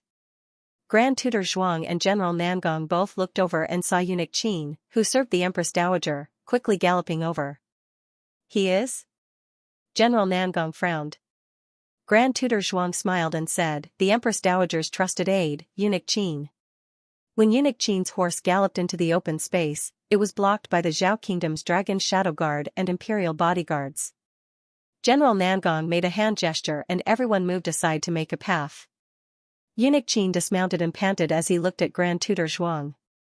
The Empress Dowager has ordered, to have mercy, as long as you let Xiaoheng go, the Empress Dowager, whatever conditions the Empress Dowager has, she will agree to them." Grand Tutor Zhuang slightly narrowed his eyes.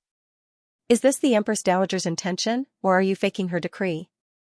"Naturally, it is Aijiao's intention." Accompanied by a majestic and domineering voice, a spacious carriage slowly came from behind. It didn't seem to be fast, but it actually moved 100 steps in an instant. Grand Tutor Zhuang's eyes moved. In the end, he had been suppressed by the Empress Dowager's aura for many years. There was an instinctive fear in his bones. However, when he thought of the current situation, he quickly felt relieved. He and Empress Dowager Zhuang had already broken up. He was no longer her subject. General Nangong made a hand gesture and Empress Dowager Zhuang's carriage drove straight in and stopped not far in front of Grand Tutor Zhuang and General Nangong. She came almost alone.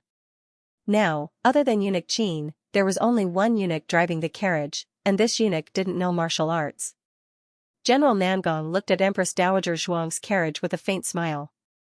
The Zhao Kingdom's Empress Dowager really makes me have a whole new level of respect for you. Eunuch Qin. Empress Dowager Zhuang lightly ordered. Eunuch Qin understood and walked forward to open the curtain for Empress Dowager Zhuang. Empress Dowager Zhuang sat in the low-key and luxurious carriage. She was not afraid in the face of danger. General Nangong of the Yan Kingdom, why don't we make a deal? You can pretend that Xiaoheng has died here today. Aijia promises that he will never appear in front of the world in the future. In exchange, Aijia can agree to 3 conditions, any conditions. General Nangong smiled. Empress Dowager Zhuang is really generous. I heard that this boy and Empress Dowager Zhuang are not related by blood.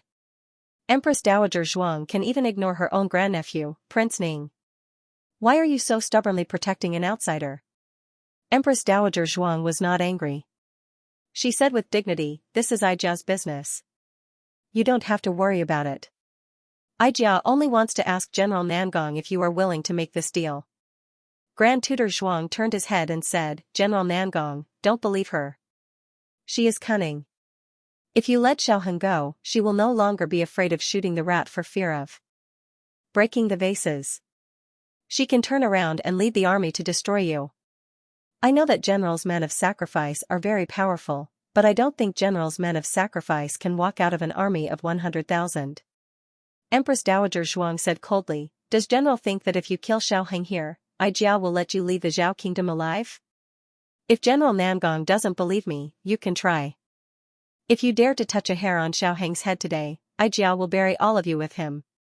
General Nangong narrowed his eyes slightly, as if he was thinking about the possibility of this result. Empress Dowager Zhuang understood the principle of giving a sweet date after a slap. She continued to guide him patiently. This is a good deal. No matter who Xiaoheng is, he will no longer appear in the world with his current identity. He will also not go to the Yan Kingdom to interfere with any of your affairs. Aijia believes that General is only following orders. General's loyalty is valuable, but are the lives of General and so many of his men not valuable? This is a win-win situation for you and me. Why would General not consider it? If General is worried that Aijia will break her promise in the future, there is no need. Didn't Aijia agree to General's 3 conditions? I believe that General will always have a way to get hold of Aijia's weakness. General Nangong, don't believe her. She's my younger sister, and I know her character better than anyone else. She's never had any credibility. Grand Tutor Zhuang could not watch Empress Dowager Zhuang and General Nangong reach a deal. If that happened, he would lose his value. Empress Dowager Zhuang continued to poke at General Nangong's weak spot. General Nangong is still hesitating. Could it be that you are doubting Aijia's sincerity? Is Aijia going alone not enough to show Aijia's determination to negotiate with General Nangong? The Nangong family is ranked 11th in the Yan Kingdom. Although our Zhao country is a lower country, we still have the ability to help the Nangong family. General Nangong's gaze fell on Xiaoheng's face. Xiaoheng's hands had been tied up by Grand Tutor Zhuang's guards. He stood proudly under the blue dome of heaven, without the slightest trace of embarrassment or fear. His eyebrows were very similar to a person's. A pair of almost identical eyes flashed in General Nangong's mind. A bit of hesitation appeared on his face. Grand Tutor Zhuang saw that the situation was not good. He suddenly pulled out his horsewhip and whipped Xiaoheng. He was a civil official and did not have much strength. However, he could not withstand the force of the whip. It swept across Xiaoheng's delicate skin. An eye-catching whip mark instantly appeared on one side of his face. Empress Dowager Zhuang's eyes darkened. Zhuang Changda, you're crazy. Changda was Grand Tutor Zhuang's courtesy name. Empress Dowager Zhuang had never called Grand Tutor Zhuang that in her life. General Nangong was also somewhat displeased. However, it did not seem to be because Xiaoheng had been whipped. Instead, it seemed that this whip had caused his eyebrows to swell. It no longer reminded people of the proud and unruly eyes in their memories. General Nangong slowly said, Empress Dowager Zhuang, your conditions are very tempting. However, I am afraid that I cannot reach an agreement with you. Moreover, because you recognized me today, I cannot let you live in this world. General Nangong. Xiaoheng suddenly spoke. Do you really want to go against me? General Nangong arrogantly said, I am not going against you. I am going to kill you. You are not qualified to be this general's opponent. Xiaoheng's hands were tied. He looked at him seriously. General Nangong, don't bully a young man because he is poor. General Nangong was slightly startled. He raised his hand and gave the order. Do it.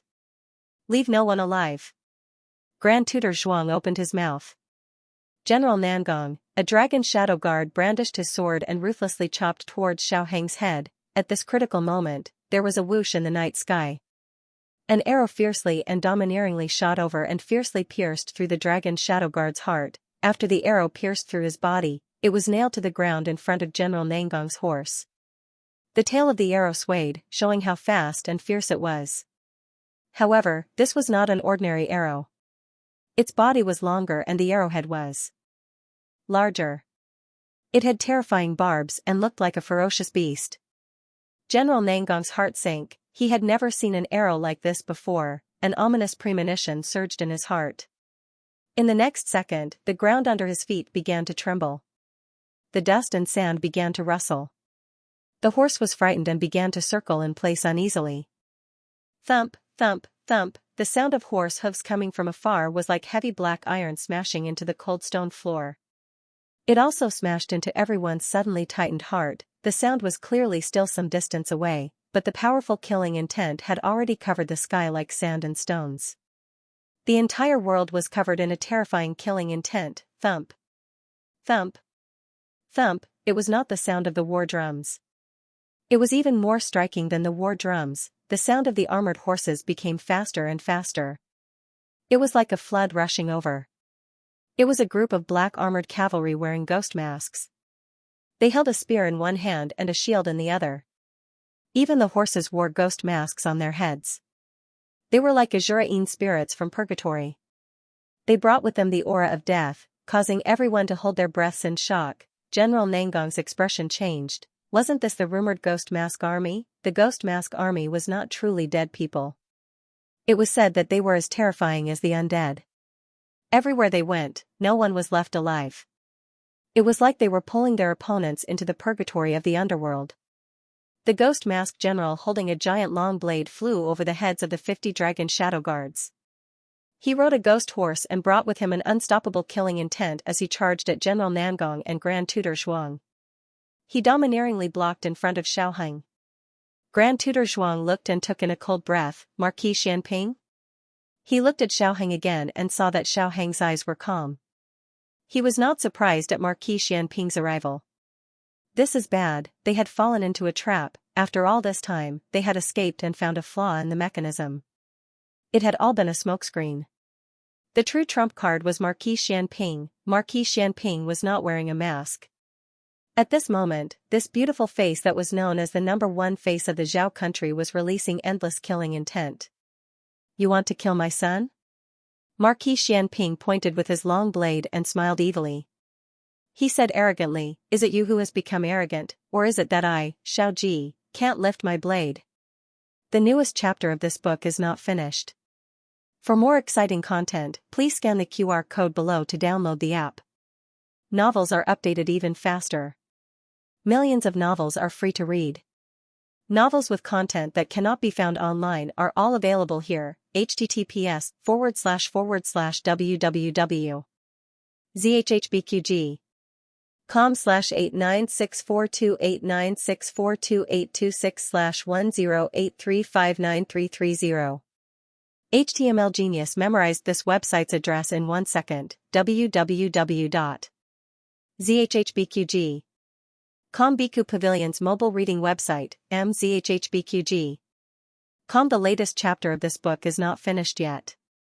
For more exciting content, please scan the QR code below to download the app. Novels are updated faster. Millions of novels are free to read.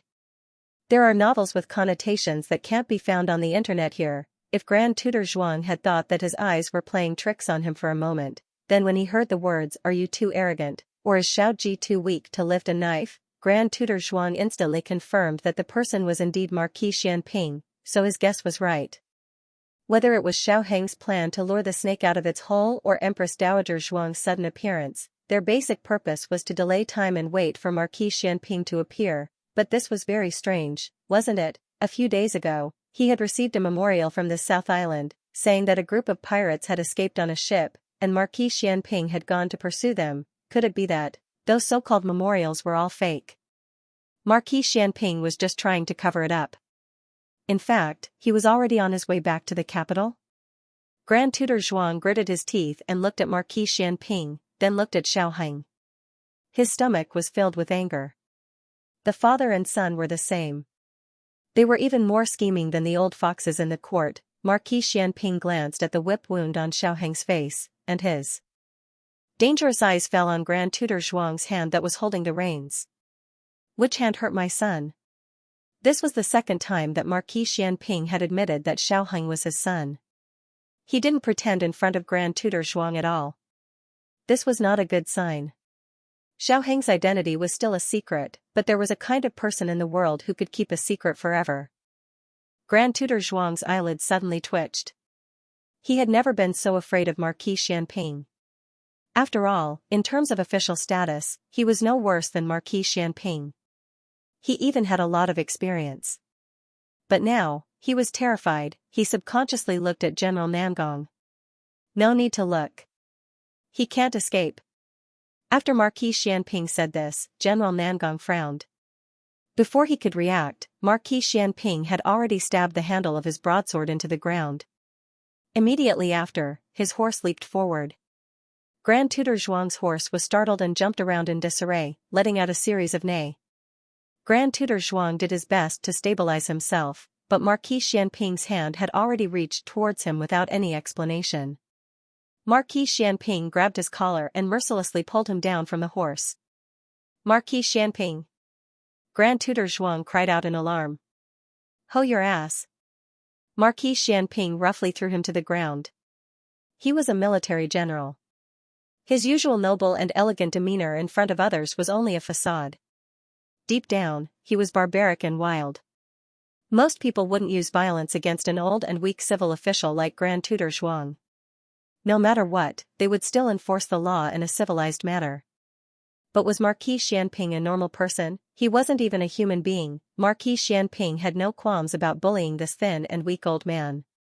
Not only did he throw him to the ground, he also tightened the reins in his hands. He raised the horse's hooves and stepped on Grand Tutor Zhuang's right hand and left hand.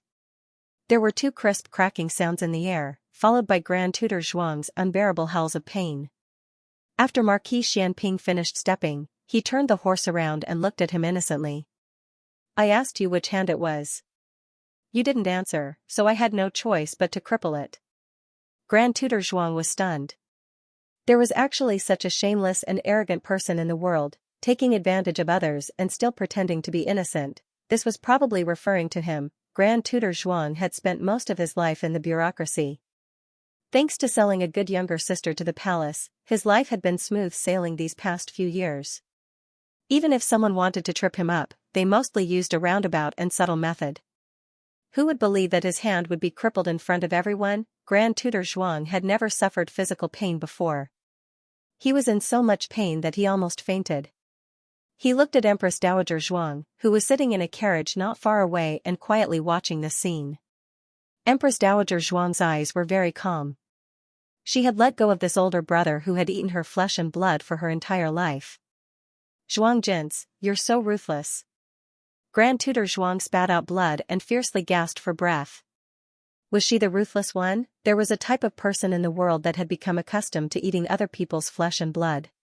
Once they were no longer allowed to eat, they would become unforgivable, heartless people.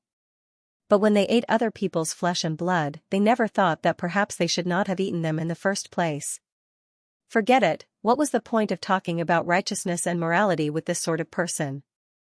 What was the point of talking about fairness and grace? Deep down, they were selfish. It was impossible for them to think for others. Otherwise, they would not have done so many outrageous things. Empress Dowager Zhuang did not plead for leniency on his behalf. In fact, she did not even look at Grand Tutor Zhuang. Aheng, come over to Grandaunt.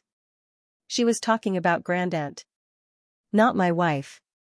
Only at this moment did Grand Tutor Zhuang truly realize that Empress Dowager Zhuang was not acting in a fit of pique.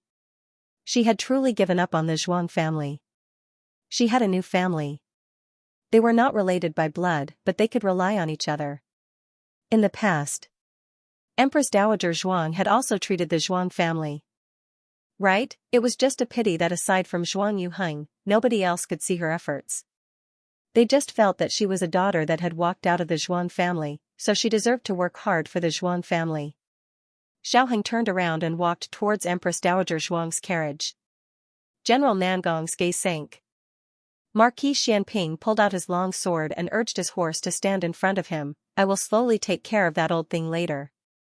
Right now, we should settle the debt between you and me.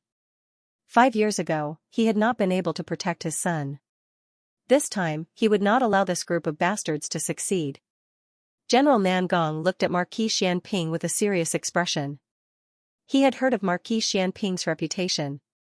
First, this person was extremely shameless. Second, this person was actually ranked among the beauties of the 6 countries, who knew how a grown man managed to squeeze in. His elder sister, imperial daughter Nangong, was ranked behind him. He originally thought that he was a weak and sickly beauty.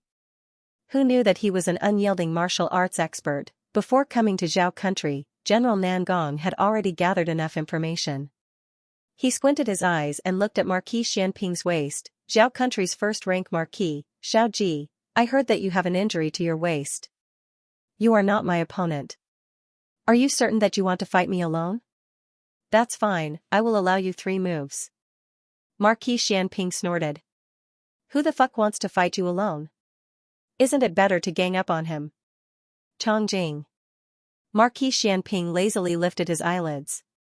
General Nangong saw a black-clothed youth leading 3 ghost-masked generals, flying out from the ranks of the ghost-masked army. Using his qin gong, he swept past the dragon shadow guards on the empty ground, and aggressively landed beside Marquis Xianping. Beat him up. Marquis Xianping said. General Nangong's eyes glared. Did he not care about martial arts? General against general, shouldn't it be a one-on-one duel? Wait, wrong. Marquis Xianping called out to Chongjing, chop him up. Chop off his son's finger, hee. General Nangong. Chongjing pulled out his long sword. It was a black iron treasure sword. There was a bamboo leaf carved on the blade. General Nangong's expression changed. Dark Knight sect? Dark Knight sect, the #1 assassin sect in the 6 countries. But wasn't the Dark Knight sect in Zhao country? How could an expert appear here? And by Marquis Xianping's side, Chongjing followed him onto the battlefield. His martial arts had improved a lot, and his moves were filled with killing intent. He slashed his long sword at General Nangong. General Nangong quickly pulled out his sword to block. He managed to block it, but he was also forced off the horse. General Nangong was very surprised. Were all the experts of the Dark Knight sect so powerful? He was a member of the Nangong family. His martial arts were ranked among the top in the 6 countries. Soon, he understood why this black-clothed youth's martial arts were stronger than ordinary experts of the Dark Knight sect. He had seen that long sword before. The tassel on the hilt was bestowed by the king of Zhao country. He was there at the time. The owner of the long sword was the current leader of the Dark Knight sect, Chongquan. Chongjing, when he looked at Chongjing again, he was in a bad mood. This was the young leader of the Dark Knight sect, Marquis Xianping. How much did you pay to hire the young leader of the Dark Knight sect? The Nangong family will pay double. General Nangong didn't know whether to be ruthless or not. If he didn't kill the young leader of the Dark Knight sect, he would die. But if he killed the young leader of the Dark Knight sect, he would still die when the Dark Knight sect came to the Nangong family for revenge. General Nangong wasn't a pervert like Marquis Xianping. He was a cultured soldier. But tonight, he cursed in his heart. Marquis Xianping didn't care about General Nangong's complicated feelings. He rode his horse, held his long sword, and leisurely attacked the shadow dragon guards and guards of Zhao country. His ghost-faced army had 3,000 people. They might not be a match for the shadow dragon guards of Zhao country, but no one was stronger than them when it came to fighting together. General Nangong's men were divided into two groups. One group was on the open ground, and the other group was in front of the valley. Empress Dowager Zhuang's carriage and them were in the middle of the two groups. After Marquis Xianping entered the battle state, he seemed to have changed into a different person. He rode on a tall horse and waved the flag in his hand with a dignified expression. The 3,000 troops dismounted and divided into three groups. They held shields and spears and surrounded the two groups of Zhao country's forces. The last group of troops protected Empress Dowager Zhuang's carriage like an iron wall. When the flag was moved, the coiling dragon array rose and the flying dragon array moved. They could retreat and attack. Every change of the array was invulnerable. On the other hand, Zhao country's side wasn't so optimistic. Waves of shadow dragon guards fell down, and screams sounded everywhere. General Nangong could only watch as the formations he had never seen before mercilessly devoured his army like the jaws of a giant beast. He was held back by the young master of the Dark Knight Gate and the three ghost-faced generals, and couldn't even give out orders. While he was in a daze, Chang Jing's sword came over and pierced his waist. She then waved her hand and chopped off one of his arms. The latest chapter of this book is not finished yet. For more exciting content, please scan the QR code below to download the app. Novels are updated faster. Millions of novels are free to read. Novels with connotations that can't be found on the internet are all available here. https://www.zhbqg.com/89642896428226/10834038. HTML Genius remembered the website address in 1 second. www.zhbqg. Biku Pavilion mobile reading website, mzhbqg. The newest chapter of this book is not finished yet. For more exciting content, please scan the QR code below to download the app. Novels are updated even faster. Millions of novels are free to read. Novels that can't be found online are all here. Empress Dowager Zhuang sat in the carriage and personally witnessed this hunt. That's right, it was a hunt. She knew how strong the dragon shadow guards were. Strictly speaking, the dragon shadow guards that Nangong Jiang brought were a bit stronger than the dragon shadow guards of Zhao country. However, in front of Marquis Xianping's ghost-face army, this group of dragon shadow guards had no place to use their martial arts. They became prey in the forest, allowing the ghost-face army to hunt them down. This was a tactical advantage and also an overwhelming aura. Marquis Xianping seemed to have a natural aura. He just stood there and didn't do anything. His aura of being number one in the world was very well grasped. Of course, bluffing wasn't enough. He had to have a strong military force and strength.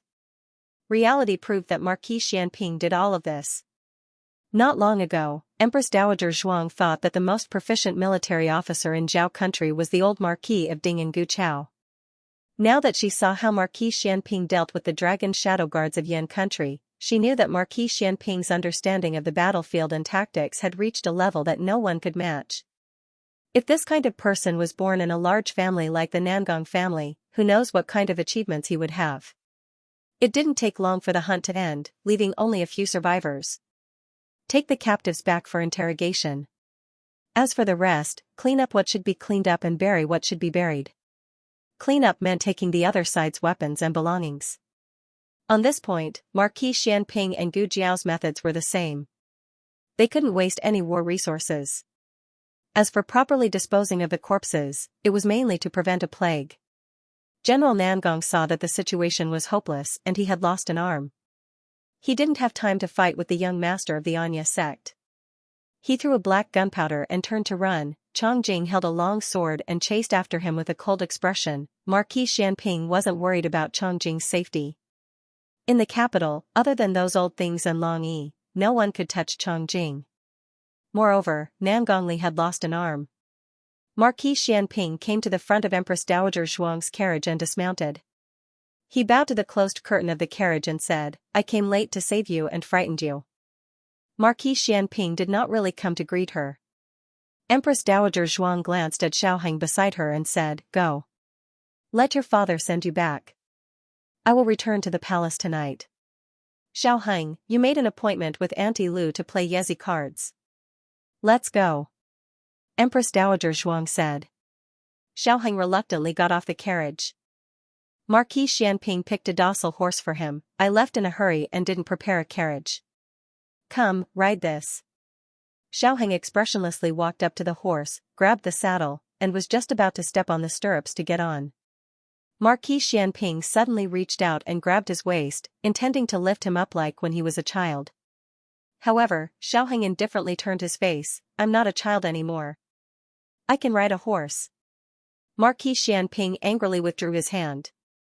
Xiaoheng really stepped on the stirrups and nimbly flipped over to sit on it. Marquis Xianping was shocked. He really grew up. Marquis Xianping also mounted his horse. His horse was much wilder than Xiaoheng's horse. As soon as it got close to Xiaoheng's horse, it began to be fierce and bully it. Xiaoheng's horse was scared out of its wits. Marquis Xianping impatiently pulled the reins and threatened, If you show off again, I'll stew you when we get back. Then his horse became obedient. Perhaps it was to curry favor with its smelly master who had no conscience, no morals, and did not cherish his mount. It even used its head to rub Xiaoheng's horse's head in a very flattering manner. Xiaoheng's horse was even more frightened. Marquis Xianping's horse. At this time, on the other side, Grand Tutor Zhuang was captured by Marquis Xianping's men. This old fellow had caused a lot of trouble. According to Marquis Xianping's personality, he would not use the Yaman's methods. He had to be killed now. Xiaoheng opened his mouth. I promised Royal Princeton to spare his grandfather's life. Although Marquis Xianping really wanted to crush that old fellow to death, since his son had said so, it was not impossible to spare his dog life. After all, living was suffering. He would just let him live a life worse than death. Xiaoheng opened his mouth first.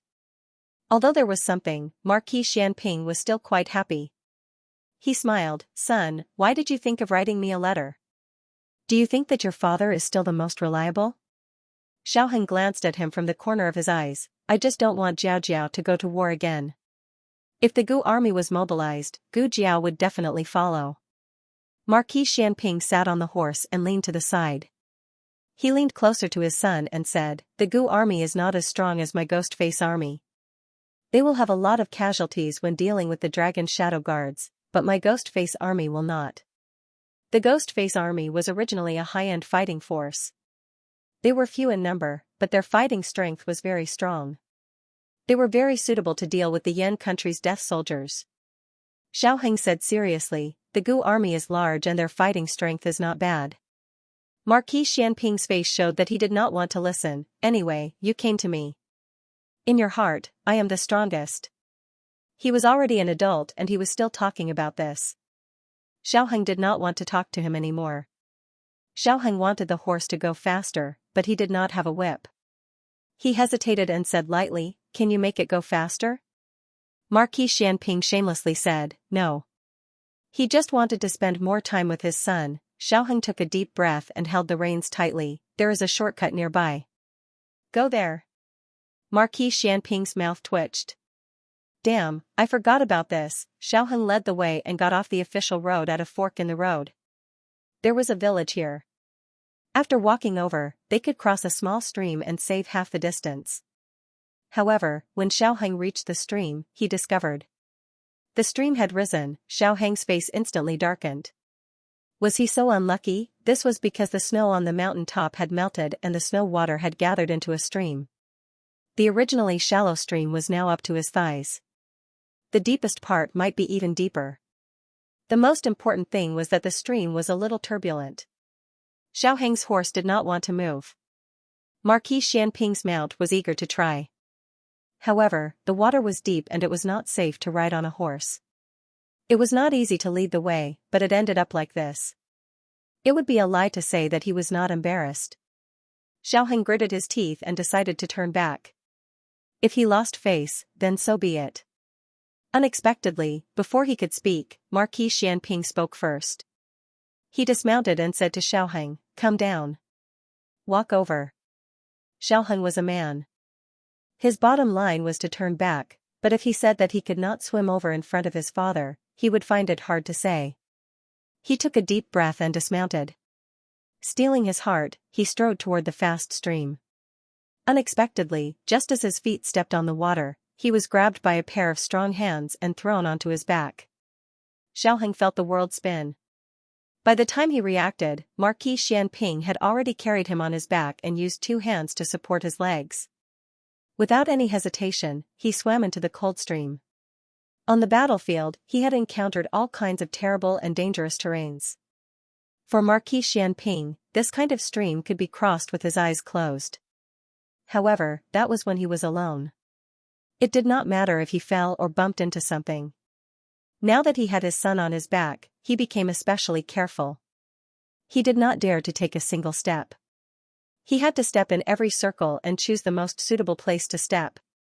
When a person's heart had someone else's weight, their life would also have that person's weight. Marquis Xianping walked for a long time in a stream less than 2 zhang wide. He did not let Xiaoheng feel the slightest bit of stagger. After walking to the other side, Marquis Xianping's waist and abdomen were completely soaked. Xiaoheng's shoes were only slightly wet. Marquis Xianping had no intention of putting him down. He continued to carry him forward. Xiaoheng lay on his back and said with a serious expression, "Put me down. I'll walk by myself." Marquis Xianping walked steadily, as if he was flying. His wet military boots creaked on the ground. This is a mountain path. It's not easy to walk. Behind the two, in a place Xiaoheng could not see, the blood in the stream was washed away by the waves. Marquis Xianping carried Xiaoheng up the mountain and down the mountain. The water droplets on his body dripped all the way. At first, Xiaoheng really thought that they were all water droplets. But gradually, as the water droplets decreased, an increasingly strong smell of blood gradually spread from Marquis Xianping's body. Xiaoheng frowned and looked back at the ground. Under the thin moonlight, there were bloody footprints on the ground. "You're injured?" Xiaoheng asked in surprise. When fighting against the people of Yan, Marquis Xianping did not personally use force, so it should not be a new injury. Marquis Xianping carelessly grunted, "Minor injury." There was no one who did not get injured on the battlefield. Over the years, there were countless large and small injuries on his body. The most serious one was a waist injury many years ago. He had been injured in the same place 3 times, leaving behind a permanent illness. This time, it was also because of the recurrence of the waist injury in the last battle. He was accidentally stabbed twice, once on the back and once on the thigh. When he received Xiaoheng's letter, he was getting stitches in the military camp. Xiaoheng suddenly became very angry. "Why didn't you say you were injured? You even rode a horse. Dripping water. Walking. Carrying people on your back." Marquis Xianping suddenly stopped and slightly turned his head. "Aheng, are you worried about me?" Xiaoheng choked and turned his face away. "I'm not. The newest chapter of this book is not finished yet. For more exciting content, please scan the QR code below to download the app. Novels are updated even faster. Millions of novels are free to read. Novels with content that cannot be found online are all available here. https://www.zhhbqg.com/89642896428626/1083395003. HTML Genius remembered this website's address in 1 second. www.zhhbqg.com Biku Pavilion's mobile reading website, mzhhbqg.com. The latest chapter of this book is not finished yet. For more wonderful content, please scan the QR code below to download the app. Novels are updated faster. Millions of novels are free to read. There are novels with connotations that can't be found online here. Marquis Xianping didn't put Xiaoheng down. It wasn't until Marquis Xianping's horse took Xiaoheng's horse back to the official road that the two of them rode back to the inner city of the capital. Not going back to Chishui Alley? Marquis Xianping saw that Xiaoheng was not leading the way. Xiaoheng said in a low voice, yes, I'll stay with my mother for the next few days. Marquis Xianping didn't ask any more questions. Although he and Princess Xinyang have been husband and wife for many years, they didn't interfere with each other and didn't disturb each other. Therefore, this was the first time he came to the house in Juke Street. He watched Xiaoheng go in and planned to leave. However, Xiaoheng opened his mouth and stopped him. You deal with your injuries first. In order not to sound like he was concerned about him, he added, there's a doctor here. Your mother, she's not here. Marquis Xianping raised an eyebrow. I was wondering how you became so bold and dared to take your father back. He had been looking forward to it for so long. It was not easy for him to get a little bit of concern from his son. It was impossible for Marquis Xianping to miss the opportunity to get along with his son. No matter what, he had to wait until his son called him father again. Marquis Xianping dismounted from his horse. When he carried Xiaoheng over the mountains, he didn't even frown. Now that he was home, he acted. In order to show the seriousness of his injury, he limped into the house in an exaggerated manner. Xiaoheng looked at his left leg and his face instantly darkened. You hurt your right leg. Marquis Xianping, at this time, it was already the second half of the night. Gu Jiao was also injured and needed to rest. Xiaoheng didn't wake her up, but Dr. Song was here and had just finished taking Gu Jiao's temperature. Xiaoheng placed Marquis Xianping in his room and invited Dr. Song over. Dr. Song was a sensible person. After he came to Juke Avenue, he had already vaguely guessed Xiao Liulang's identity, but he didn't ask much. Seeing Xiao Liulang bring Marquis Xianping back, he still didn't ask anything. Xiaoheng took out a set of his own clothes for Marquis Xianping to change into. To be honest, there was still a difference in the stature of the father and son. Marquis Xianping practiced martial arts all year round, so he was naturally more burly than Xiaoheng. However, the two of them were actually about the same height. Marquis Xianping looked at the clothes that weren't too short and couldn't help but sigh once again. His son had really grown up. Dr. Song began to deal with Marquis Xianping's injuries. Xiaoheng thought that there were only 2 knife wounds on his body. But, who would have thought that when Dr. Song opened his coat, the old and new scars on his back almost made Xiaoheng stunned. Marquis Xianping had a handsome jade-like face, which made people subconsciously think that his body was the same as his face. Who would have thought that he was already covered with cuts and bruises? In Marquis Xianping's eyes, these small injuries were not injuries. What he remembered was the knife on his back and the knife on his right leg. Marquis Xianping looked up and saw his son looking at him in a daze. He forgot that his son hated these fighting and killing things the most. The toys he made for his son when he was a child, his son didn't like any of them. These scars must be very ugly. Marquis Xianping hurriedly pulled up his clothes and said to Xiaoheng, you go out first. Xiaoheng's eyelashes trembled. He turned around and walked out with a complicated expression.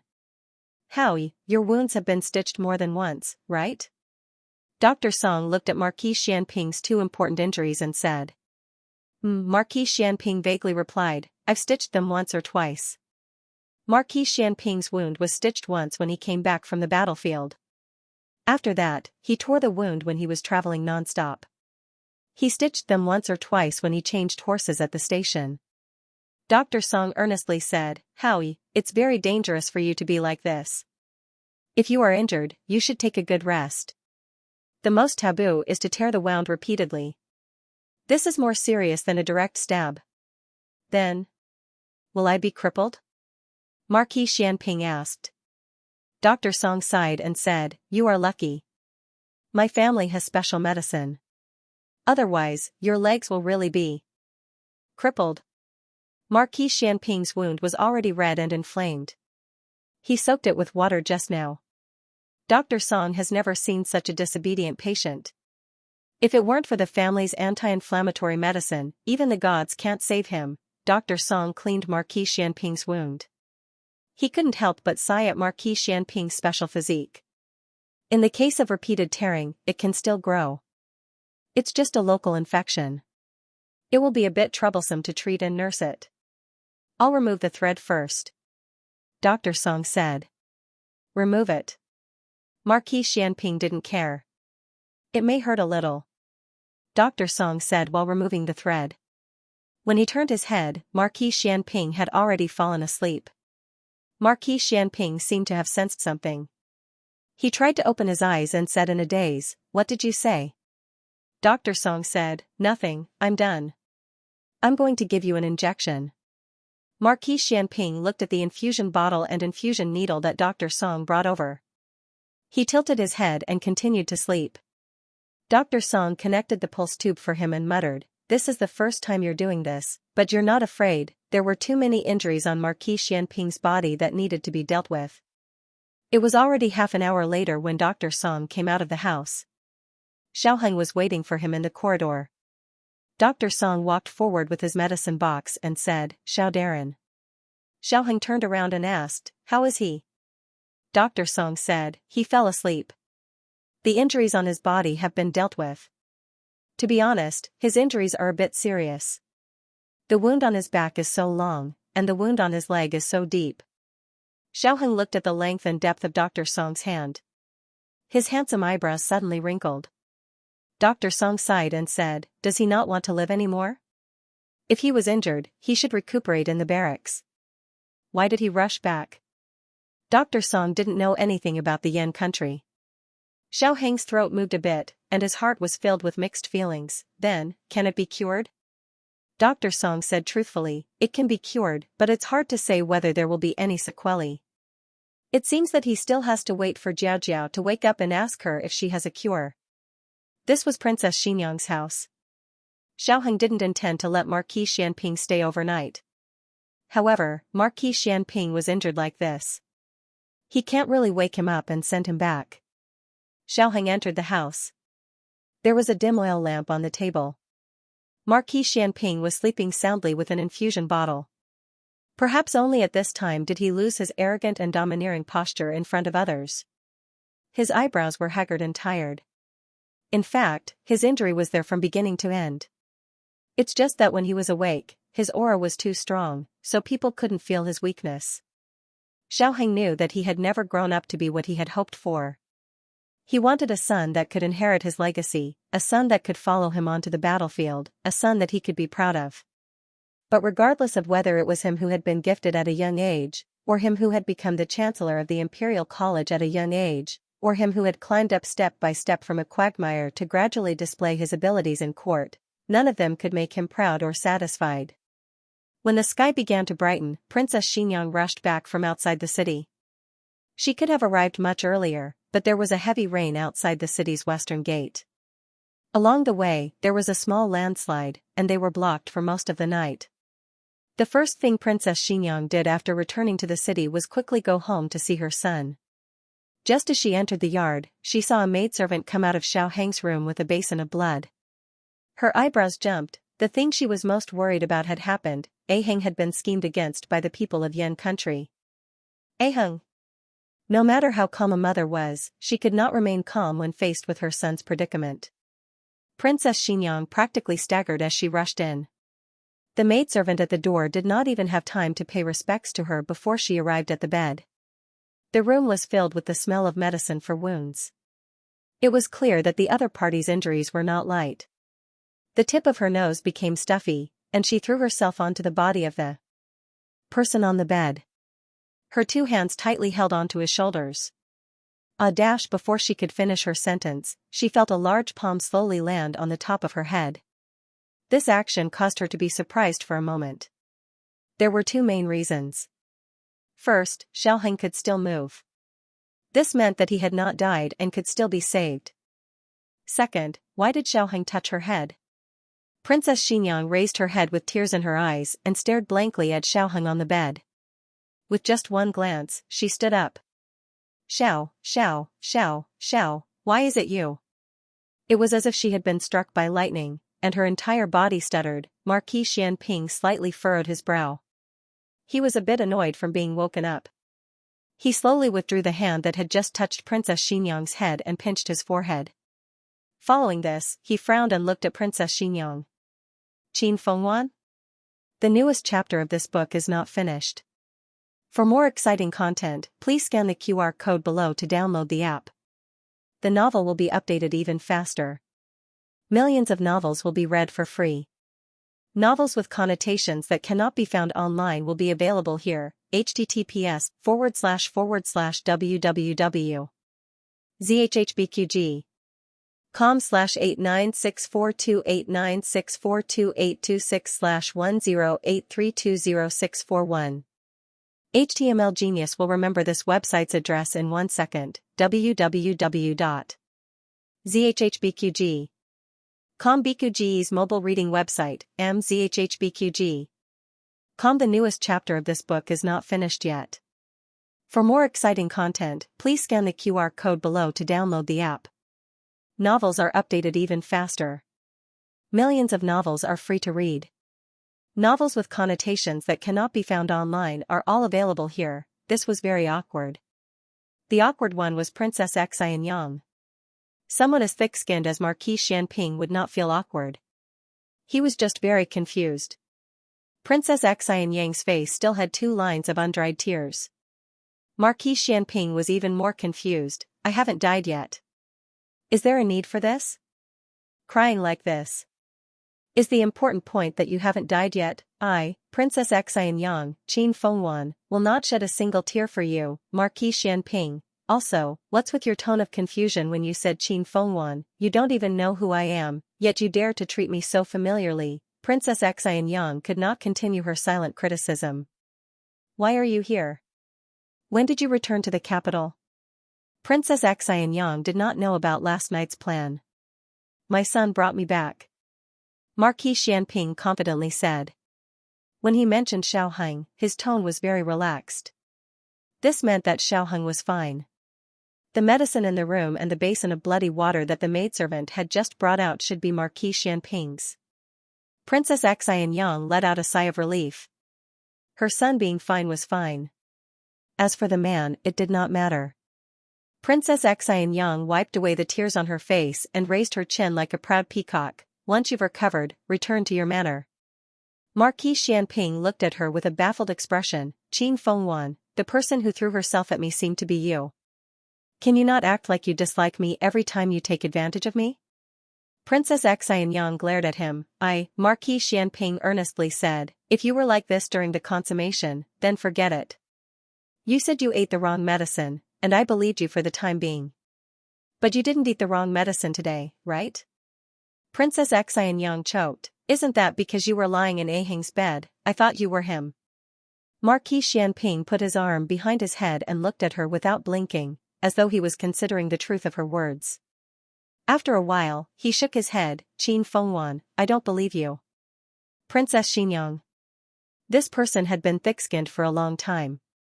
Princess Xianxia felt that if she were to argue with him, the one who would be angered to death wouldn't be the thick-skinned one. Princess Xianxia ignored him and turned to leave the courtyard. Xiaoheng had just come out of Gu Jiao's room and was about to bring Gu Jiao to treat Marquis Xianping's injury. Seeing that something was wrong, he hurriedly pulled his wife back into the room. Stop! Princess Xianxia shouted. Xiaoheng's body trembled. He pushed Gu Jiao into the room and closed the door with both hands. Gu Jiao poked her head out of the door. What's wrong? Xiaoheng hurriedly blocked her with his body and whispered, Go in quickly. Gu Jiao blinked strangely. Oh. Xiaoheng closed the door for Gu Jiao, then turned around and walked towards his mother with a smile. Mother, good morning. Princess Xianxia snapped, What do you mean by early? What's going on? Xiaoheng told her about what happened last night. My injury was too serious, so I brought him back to have Jiao Jiao take a look. Princess Xianxia coldly said, Why didn't you tell me about such an important plan earlier? You're still close to your father. Xiaoheng, why are you jealous? This was a trap. The fewer people who knew, the more realistic the situation would be, and the more likely it would be to lure Grand Tutor Zhuang and the people of Yan. Are you that angry with me? I'm not angry with you, Xiaoheng looked at her seriously, waiting for her to continue. But she didn't say anything. It was too hard to say. Thinking of how she had hugged Xiao Ji and cried her heart out, Princess Xianxia wished she could find a brick and knock herself out. Really?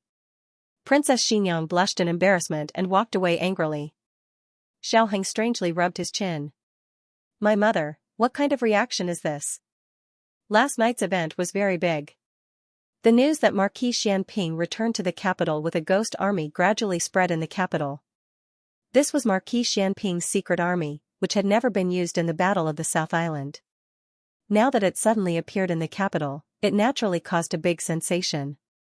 The emperor summoned Marquis Xianping into the palace. Because Princess Xianxia was acting as regent and was Marquis Xianping's wife, she was also summoned into Pure Flower's palace. Marquis Xianping entered the palace in a wheelchair. This was Dr. Gu's medical advice and couldn't be disobeyed. The other carriage had gone out to purchase, so there was only one carriage. Marquis Xianping couldn't ride a horse right now, so he could only ride with Princess Xianxia. Princess Xianxia also had Yujin sit inside. Open the windows and lift the curtains. Marquis Xianping glanced at her but didn't say anything. After getting off the carriage, Marquis Xianping said to Princess Xianxia, "Chang Jing hasn't returned from capturing someone." Princess Xianxia didn't push him and found a eunuch to push him in. Marquis Xianping first reported the situation on the South Island. All of the pirates had been cleared out. Not only that, Marquis Xianping had also fought on the sea and expanded Zhao country's sea by hundreds of li. Now, Zhao country's banners were fluttering in the wind on Jadeite Island, the furthest South Island. This was a pleasant surprise. To be honest, the emperor had previously muttered to Eunuch Wei about why the South had started fighting first but still hadn't ended it. Who would have thought that Marquis Xianping would act on his own initiative and turn all of the islands into Zhao countries? The emperor could imagine Marquis Xianping wielding a large saber with one foot on the mast and looking down arrogantly at the people on the islands. Those who surrender will be spared. Are your injuries okay? The emperor asked. Minor injuries, Marquis Xianping said. The emperor's gaze swept over Marquis Xianping and Princess Xianxia. Speaking of which, why did you two enter the palace together? Marquis Xianping said lightly, "Oh, last night I rested with the princess." Everyone was shocked. You rested with the princess, you too? Princess Xianxia quickly changed the topic. Your Majesty. Imperial tutor Zhuang colluded with the people of Yen. There was such a thing? The emperor's attention was successfully diverted. Imperial tutor Zhuang's crimes were too numerous to list and could not be explained in a few words. Fortunately, Xiaoheng had already written his crimes into a memorial that night. Princess Xianxia directly presented the memorial to the emperor. The emperor had already learned from Empress Xiao that Xiao Lulang was Xiaoheng and that his birth mother was a female slave from Yen. But from the fact that the people of Yen had repeatedly chased after Xiaoheng, it was likely that the female slave from Yen had some other secrets. The emperor asked, "That General Nangong is called Nangong Li? Where is he?" Marquis Xianping said, "Chang Jing went to give chase. His subordinates captured a few people alive. Will your Majesty personally interrogate them, or will this official interrogate them?" You interrogate them, the emperor said. Marquis Xianping nodded, then thought of something and said, "Aheng said to leave Imperial tutor Zhuang with his lowly life. Everything else is up to you." Imperial tutor Zhuang had committed so many crimes that even dying 100 times would not be enough, but since Marquis Xianping had personally made this request, the emperor would not refuse to give him face. It was just that Imperial tutor Zhuang's position as an official would be completely lost. The glory of the Zhuang clan would also be destroyed. Then let's confiscate the property and send him into exile. The emperor looked at the contents of Xiaoheng's memorial and said, "The previous emperor's blank imperial edict was destroyed by Zhuang Yuheng. He can be considered to have performed a great service, so he will be exempt from punishment." Princess Xianxia said, "Ever since that child met Aheng, he has become different from before. It's mainly because our son taught him well. This is called one is marked by the company one keeps." Marquis Xianping spoke a rare literary phrase. And Princess Xianxia did not argue with Dar in a rare moment. The emperor was confused. Did you two really spare no effort in praising your son? The empress misses you very much. Go to Kunming Palace in a bit to visit her. The emperor said to Marquis Xianping. Yes. Leaving Pure Flower's palace, Princess Xianxia planned to leave the palace. Marquis Xianping called her from his wheelchair. "Are you not going to visit little Qi?" Qin Chu had been poisoned. Although he had been cured, he was still in the process of recovering. Even if Empress Xiao did not like Princess Xinyang, she still doted on her son, Xiaoheng. Princess Xinyang also doted on Qin Chiyu. Princess Xinyang pondered a bit. Going with Marquis Xianping was better than going alone. At the very least, she would not have to stare at Empress Xiao. The two brought Eugene and a eunuch pushing the wheelchair to Kunming Palace. Empress Xiao saw that her brother was sitting in a wheelchair and thought that he was disabled. Unable to hold back, she began to cry. Princess Xinyang thought of Empress Dowager Zhuang. They had both entered the palace as empresses, but Zhuang Jin's was no longer Zhuang Jin's. Xiao Shiyu, however, would always be the young girl that she was before she married. Was this what it was like to have someone supporting and protecting you? Empress Xiao cried until she was out of breath. Snot and tears flowed down her face. She was willful and straightforward. Marquis Xianping sat in his wheelchair and leaned back in disgust. Xiao Shiyu, you're so ugly. Marquis Xianping decided to ignore his sister. She had cried so much since she was young, he asked someone to push him to see Qin Chiyu. With her brother gone, Empress Xiao stopped crying. Why did you stop crying? Princess Xinyang asked. Empress Xiao said, why should I cry? My brother is no longer here.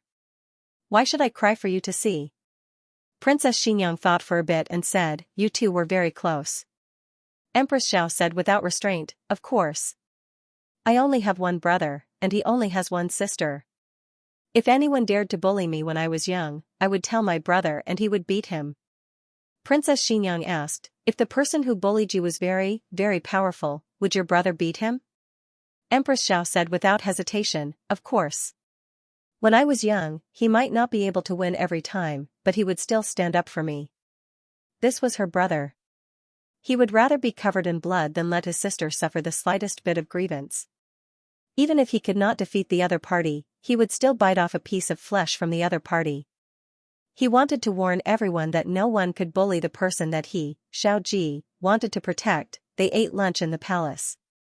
Marquis Xianping couldn't eat the exquisite but tasteless imperial food in the palace. Empress Xiao had the small kitchen make a table of delicious home-cooked dishes. Thanks to Marquis Xianping, Qin Chiyu didn't have to eat porridge today. He sat at the table and looked at the sumptuous dishes on the table, drooling. In front of Princess Xinyang was a bright plate of braised pork tendons with scallions. After Marquis Xianping sat down and talked to Empress Xiao, he inadvertently moved the plate of braised pork tendons with scallions and placed a plate of vegetarian three delicacies in front of her. Empress Xiao suddenly remembered that Princess Xinyang seemed to have started eating vegetables in recent years. Right. When they finished eating, Empress Xiao said to Marquis Xianping, old Princess Consort Liang's family will be coming to the capital in a few days. Princess Xinyang's hand that was holding the bowl and chopsticks paused. Old Princess Consort Liang? Marquis Xianping said, the Emperor's ninth grandaunt? Empress Xiao smiled. Brother, you still remember her? Marquis Xianping said, I don't have a deep impression of her, but old Prince Liang does. Old Prince Liang was the previous emperor's ninth uncle. He was 8 years older than the previous emperor, and the two grew up like brothers. When the previous emperor fought for the throne, old Prince Liang put in a lot of effort. The previous emperor was very grateful and thought highly of him. He even went to the Yan kingdom to buy the shadow dragon guards. Is his body still healthy? Marquis Xianping asked. Empress Xiao shook her head with a grave expression. It's said that he's not very healthy. This time, he didn't come from his fief and only had old Princess Consort Liang bring her own son. Ninth granduncle is kind-hearted and loves the people like his own children. He did a lot of good things for the people in his fief. I hope he can live a long life. As she spoke, Empress Xiao looked at Princess Xinyang. Speaking of which, ninth granduncle and ninth grandaunt loved Princess Xinyang very much. They even brought Princess Xinyang to live with them for a while. Ninth grandaunt praised Princess Xinyang for being sensible. She also said that it was a pity that Princess Xinyang wasn't her daughter. She dreamed of having such a beautiful daughter. Princess Xinyang's face turned pale. Marquis Xianping sensed her abnormality and turned to ask her, what's wrong? Princess Xinyang composed herself. It's nothing. I'm full. I still have something to do, so I'll leave first. She put down her bowl and chopsticks, got up, and walked out. Empress Xiao looked at her unhappy back and was confused. Did I say something wrong? Marquis Xianping looked deeply at Princess Xinyang and said, I'm also full. I'll come see you and little Qi another day. Hey! You only ate a little. Empress Xiao frowned, puzzled. What's wrong with you two? Qin Fengwan. At the palace entrance, Marquis Xianping called Princess Xinyang. Princess Xinyang stood in front of the carriage, her pale face half-turned. I can't sit in the same carriage as you. Have the Empress send you another carriage. Marquis Xianping looked at her. Don't you just have to open the window and lift the curtain? Princess Xinyang pinched her fingers, her eyes red. Her voice trembled as she said, Not now. Marquis Xianping pushed the wheelchair toward her. She suddenly squatted on the ground, hugged her head, and screamed, Don't come over. Marquis Xianping stood up and walked over, looking at her with a frown. Qin Fengwan? Princess Xinyang's eyes turned black, and she fainted. The latest chapter of this book is not finished yet. For more exciting content, please scan the QR code below to download the app. Novels are updated faster. Millions of novels are free to read.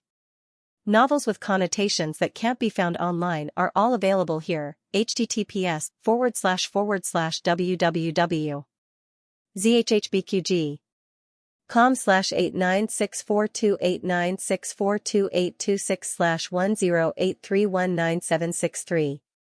HTML Genius memorized the website address in 1 second. www.zhhbqg.com Bikuga mobile reading website, mzhhbqg. The newest chapter of this book is not finished yet.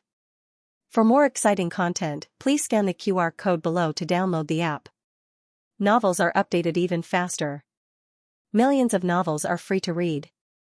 Novels with connotations that can't be found online are available here. Ignoring the doctor's advice, Marquis Xianping abandoned his wheelchair and walked forward. He picked up the unconscious Princess Xinyang and carried her into the carriage. This scene happened too suddenly. Even Eugene didn't immediately regain her senses. The princess's problem had clearly lessened, so why did it suddenly become like this? Because she had already fainted, she didn't care about her earlier words about not sharing a carriage with anyone. Come up, Marquis Xianping said to Eugene. Yes. Eugene sat in the carriage. I'll do it, Marquis, Eugene said softly. Marquis Xianping looked at the pale Princess Xinyang in his arms. He considered the possibility of her waking up halfway and fainting from his fright. In the end, he nodded and handed Princess Xinyang to Eugene. Eugene hugged Princess Xinyang and gently held her hand. Marquis Xianping frowned. Although he and Princess Xinyang didn't interfere with each other, they were still husband and wife and had done it before. Now, he could only watch as she lay in another woman's arms. What was going on? Marquis Xianping's face was filled with irritation. He suddenly stood up and lifted the curtain. Eugene froze and asked, Marquis, what are you doing? Marquis Xianping said coldly, Get off the carriage and ride a horse. Otherwise, she'll faint from fright when she wakes up. But your injury. Before Eugene could finish, Marquis Xianping had already gotten off the carriage and robbed a servant's horse to ride. Xiaoheng had gone to the Ministry of Justice to deal with official business. Gu Jiao had been lying in bed for several days. Today, she could finally move freely. She first went to the courtyard to loosen her muscles and bones. Then, she picked up the red tasseled spear and practiced a set of spear techniques. Martial arts had to be practiced every day. Otherwise, it would be easy to become rusty. Halfway through her practice, Marquis Xianping and Princess Xinyang returned. Gu Jiao knew that they had entered the palace. When they left, they sat in the same carriage. When they came back, it was Marquis Xianping riding a horse and Princess Xinyang sitting in a carriage. Did they have a fight? Marquis Xianping calmly dismounted and threw the horsewhip to the maidservant guarding the door. Then, he said to Gu Jiao, who was in the courtyard, The princess has fainted. Go and take a look. Oh. Gu Jiao put away the red tasseled spear and looked around. Give it to me. Marquis Xianping extended his hand towards Gu Jiao and took her red tasseled spear. Gu Jiao glanced at his waist and thighs. Without saying anything, she walked towards the door. Gu Jiao carried the unconscious Princess Xianxia back to her room and placed her on the soft bed. Eugene followed in and asked worriedly, Jiao Jiao, will the princess be all right? Gu Jiao first looked at her pupils, which were normal. Then he put 3 fingers on her wrist and began to feel her pulse. What's the situation? How did she faint? Eugene lowered her eyes and said, she fainted at the palace gates. Before she fainted, she went to Pure Flower's palace and Palace of Earthly Tranquility. I didn't go with her, so I don't know what happened. When she came out of Palace of Earthly Tranquility, her complexion didn't look good. When we arrived at the palace gates, the princess said to the Marquis that she didn't want to ride in the same carriage as the Marquis. The Marquis asked the princess a few questions, and then the princess fainted. She fainted when he asked her? Did he say something that made her angry? Gu Jiao undid Princess Xianxia's lapels and tightly bound belt so that she could breathe better. Princess Xianxia's angina had long been cured, so her fainting had nothing to do with angina. Instead, it seemed that she had fainted because she had been provoked. Eugene's words were clearly hiding something. After Gu Jiao undid Princess Xianxia's clothes, she pulled over a thin blanket and covered her. She turned to look at Eugene. Aunt Eugene, if you don't tell me the truth, it will be very difficult for me to make an accurate diagnosis for the princess. Eugene wanted to say something, but hesitated. After Marquis Xianping put away Gu Jiao's red tasseled spear, he walked in. It was even more difficult for Eugene to speak. Gu Jiao pointed to a chair on the side. Sit. Marquis Xianping was definitely the most disobedient patient. If she told him not to move, his wound would definitely swell again. The atmosphere in the room was very strange. Marquis Xianping looked at Eugene with a gaze that was so intense that Eugene couldn't breathe. Eugene looked at the unconscious Princess Xianxiang and struggled internally. In the end, her desire to heal Princess Xianxiang prevailed. She lowered her head and said slowly, Princess Xianxiang can't come into contact with men. Whenever a man gets too close to her, she will feel uncomfortable. To what extent? How close? How uncomfortable? Gu Jiao asked seriously. That is. Eugene could be considered an orderly person. After a short period of nervousness and confusion, she sorted out. Princess Xianxiang's situation. If it's outside, the limit is 3 steps. If it's inside, Princess Xianxiang can't be in the same room as a man. Marquis Xianping frowned. So that time in the attic, she was really scared. She still refused to admit it. This happened a few months ago. At that time, Gu Jiao hadn't gone to the frontier fortress. Princess Xianxiang fell down in the attic and was injured. Marquis Xianping went to save her, but she was scared out of her wits. Gu Jiao also arrived at the scene and saw Princess Xianxiang's abnormality. But based on the situation at the time, Gu Jiao thought it was claustrophobia. How long has she been in this situation? Gu Jiao asked. Eugene shook her head, I don't know, the princess didn't tell me. I only served the princess after the princess got married. At that time, she was already in such a condition. I tried to ask the princess, but the princess refused to say anything. Gu Jiao pondered. After you came to the princess's side, has she always been like this? Or has her condition worsened or improved? Eugene said truthfully, in the past 2 years, she has improved a little. She can ride the same carriage with Marquis. In fact, Princess Xianxiang had also ridden in the Yen State's pharmacist's carriage. But the Yen State's pharmacist's carriage didn't have curtains. The front and back were all open. It didn't look like a claustrophobic space. Marquis Xianping thought of the last few times he rode the same carriage with Princess Xianxiang. But this Marquis doesn't see her as relaxed. So Marquis noticed? Eugene was surprised. Marquis Xianping coldly snorted. What? So in your eyes, this Marquis is just a big uncouth man? You didn't notice any of these minor things? Eugene bowed. Eugene misspoke. Marquis Xianping sternly said, I don't blame you. As a military general, men are indeed not as meticulous as you women. But this Marquis is gifted. How can I be an ordinary person? Eugene, how can he stick gold on his face like this? Eugene could only pretend she didn't hear anything. She continued, it's not easy, but she can endure it. If she can't endure it, she will faint like today. Gu Jiao said, but husband and Long Yi seem to be fine. Eugene nodded slightly. Little Marquis and Long Yi are exceptions. Marquis Xianping was unhappy. Forget about Xiaoheng. He was her son.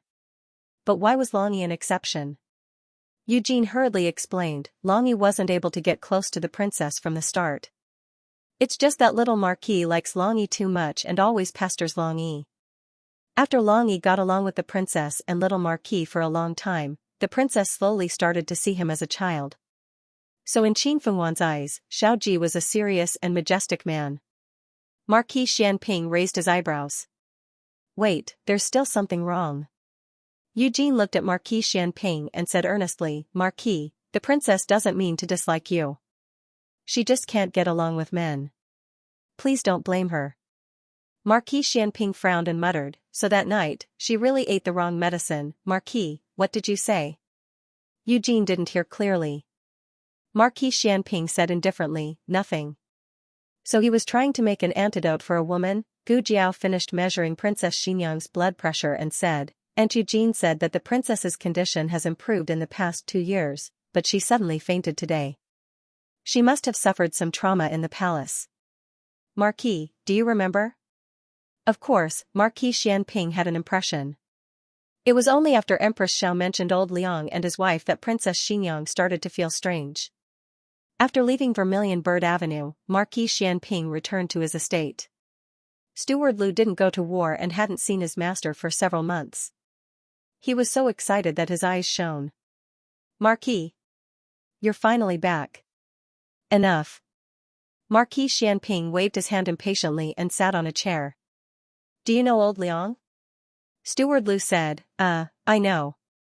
His Majesty and Princess Xinyang's 9th great uncle. Why did Marquis suddenly ask about him? Marquis Xianping said, investigate him and old Liang Wangfei. Steward Lu asked, can this little one ask why? Marquis Xianping gave him a sharp look, and Steward Lu shrunk his neck resentfully.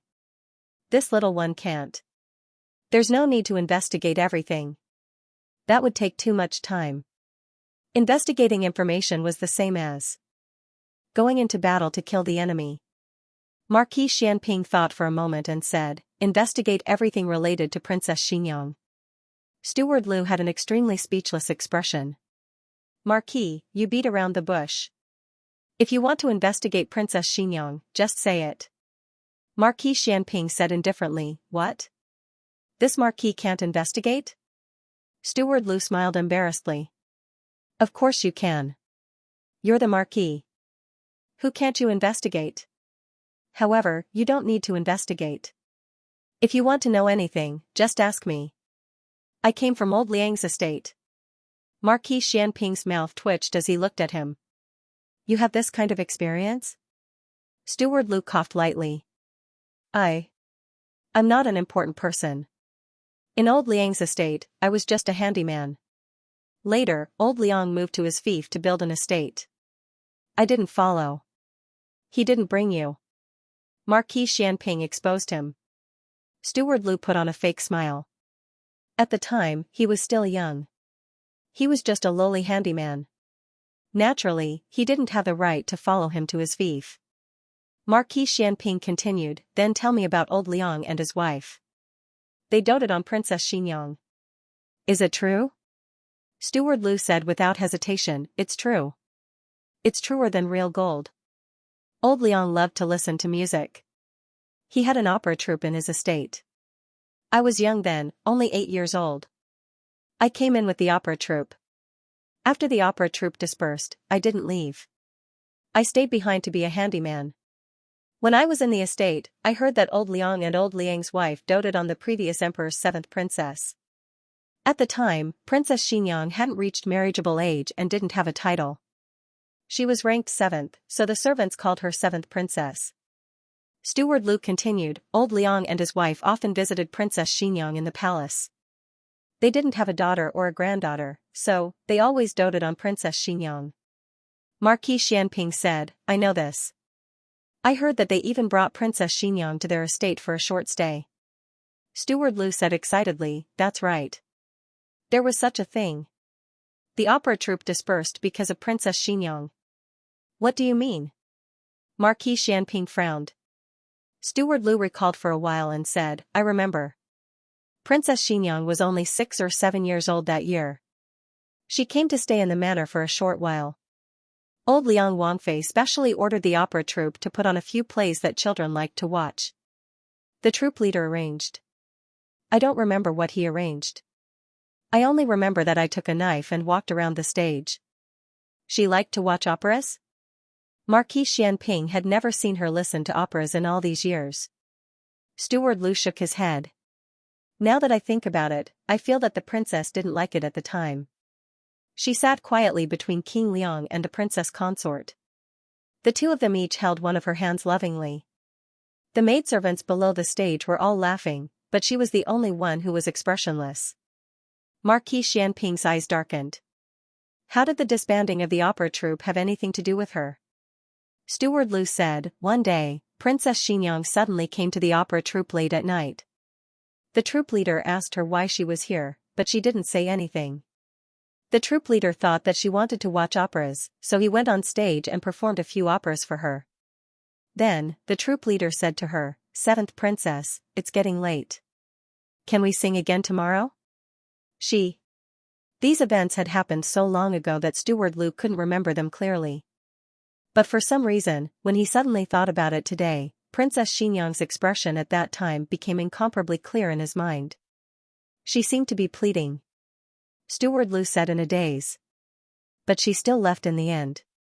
She left alone. The next day, news of Princess Xianxia breaking her leg came from the estate. It was said that she fell and injured herself on the way back from the opera troupe. Old Liang's wife blamed everything on the opera troupe and disbanded the opera troupe without any explanation. Marquis Xianping muttered to himself for a moment, then said, Then let me ask you, did anyone in the estate bully her? Steward Lu said without hesitation, Of course not. King Liang and his wife doted on the princess very much. No one dared to bully her. I remember that once, for some reason, old Liang's heir got into an argument with the princess and pushed her to the ground. It was grass, so it didn't hurt. But when old Liang found out, he hung his own son up and beat him up. Marquis Xianping said thoughtfully, Qin Fengwan's personality isn't very likable. Of all the princesses, she's the most boring and unlike a child. King Liang and his wife don't like the lively and cute Ning'an, and they don't like the educated and reasonable Deqing, but they like her? Steward Lu smiled. Princesses are the prettiest. That's true. Of all the princesses, Princess Xianxia was the prettiest since she was young. In the afternoon, Marquis Xianping still went to Vermilion Bird Avenue. Gu Jiao was brewing medicine in the small kitchen. Marquis Xianping walked over and asked Gu Jiao, She hasn't woken up yet? Gu Jiao threw a piece of ginger into the medicine pot. She woke up once, drank the medicine, and went back to sleep. Marquis Xianping's eyes focused. Can her illness be cured? Gu Jiao said, Mental illness needs mental medicine. Mental medicine.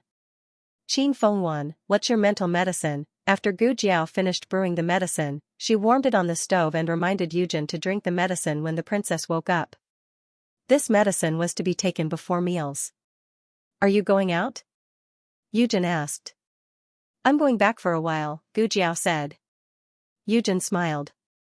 You've stayed here for a few days, so it's time to go back and take a look. I'll take care of the princess, so don't worry. Yujin prepared a carriage for Gu Jiao.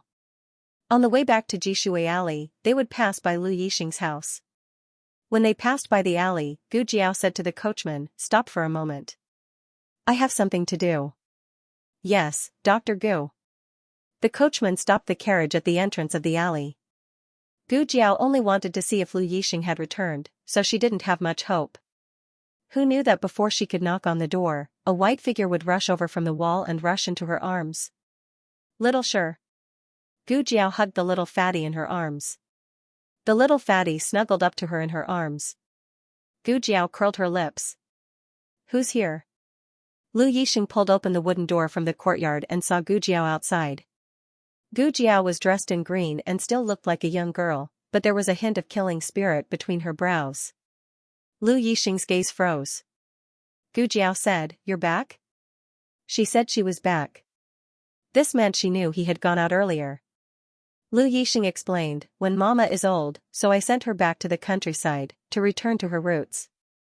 When Mama was the old servant who used to serve in the courtyard. She was old and weak, so it was difficult for her to move around. Lu Yixing took her to live in the countryside for a period of time. Gu Jiao suddenly understood, "I see." Then Lu Yixing said, "She passed away." Her children were all gone, and it was Lu Yixing who sent her off. She passed away in her sleep. She passed away peacefully. Lu Yixing stepped aside, "Come in and have a seat." Gu Jiao carried the little fatty into the courtyard. "I was just passing by today. I didn't expect you to be at home. Yuan Tang asked me to bring you something. I'll bring it to you later." Lu Yixing brought Gu Jiao into the central room and poured her a cup of tea. Someone was cooking in the backyard. It was Anu, the last servant by his side. Gu Jiao's eyes fell on the several boxes on the chair. "Did you just come back, or are you leaving again?" Lu Yixing followed her gaze and looked at his and Anu's luggage, saying, "I was actually going to find you. I'm going to say goodbye to you." Gu Jiao's expression froze. "You're leaving the capital?" "Yes." Lu Yixing smiled with relief. "I'm leaving, but I may not only leave the capital." "You're leaving Zhao country," Gu Jiao said. Lu Yixing smiled helplessly. "I can't help it. Who told me to lose a bet with someone? I still understand the principle of accepting defeat." Gu Jiao said, "So you still remember?" Lu Yixing took out the 3 hairpin flowers from the brocade bag. "I always remember, but when Mama is not in good health, I can't leave her here alone." Gu Jiao nodded. "It's like something he would do." Thinking of something, Lu Yixing said seriously, "But don't have too much hope. I'm just going to study. I won't be conferred the title of Marquis or Prime Minister." Gu Jiao didn't refute. Lu Yixing put away the 3 hairpin flowers one by one. "Before I leave, I have a question to ask you." Gu Jiao said, "Go ahead." Lu Yixing hesitated for a moment, then gathered his courage and asked, Why are you so good to me? Is it really just because I'm a patient of the clinic?" "No," Gu Jiao said. Lu Yixing's eyes lit up, then, Gu Jiao curved her lips, "You've already asked a question." Lu Yixing choked, and after a long time, he smiled bitterly. "That's true." Gu Jiao saw a bamboo flute standing on the box. "Do you like to play the flute?" Lu Yixing said warmly, "Yes." Gu Jiao said, "Oh, when are you leaving?" Lu Yixing said, "We'll leave in 2 hours. My identity is special, so it's inconvenient for me to leave the city when there are many people." Gu Jiao nodded and looked at him. "Is the carriage ready?" Lu Yixing smiled, "It's ready." Gu Jiao said, "Then I'll go and get the things from Yuan Tang for you." Lu Yixing opened his mouth. "You don't have to make a special trip. I'll ask Anu to go and get it for you." "Okay." On an ordinary night, Lu Yixing, who had lived in the capital for 22 years, finally gathered his courage and got on the carriage to leave. He was not allowed to leave the capital, so he spent some money and used some tricks. He left through the west gate. He didn't know if he would be able to come back, but he had to go. When he passed by the Phoenix Pavilion, he suddenly heard the melodious sound of a guqin. Lu Yixing felt his heart tremble. He pulled the curtain of the carriage tightly, but just as he was about to lift it, he suddenly stopped. Anu turned her head and gestured with her hands, asking him if he wanted to get off the carriage. He looked in the direction of the sound of the guqin and hesitated, but he shook his head and said, "Slow down the carriage." Anu slowed down the carriage. The sound of the guqin faintly came, like the sound of the 9th heaven, like the sound of a mountain stream. He had never heard such a melodious sound of the guqin in his life. Even the palace musicians couldn't play a fraction of it. Lu Yixing slowly took out the bamboo flute in his hand, put it to his lips, and chased after the sound of the guqin. She was sending him off. Sending off a confidant with a song.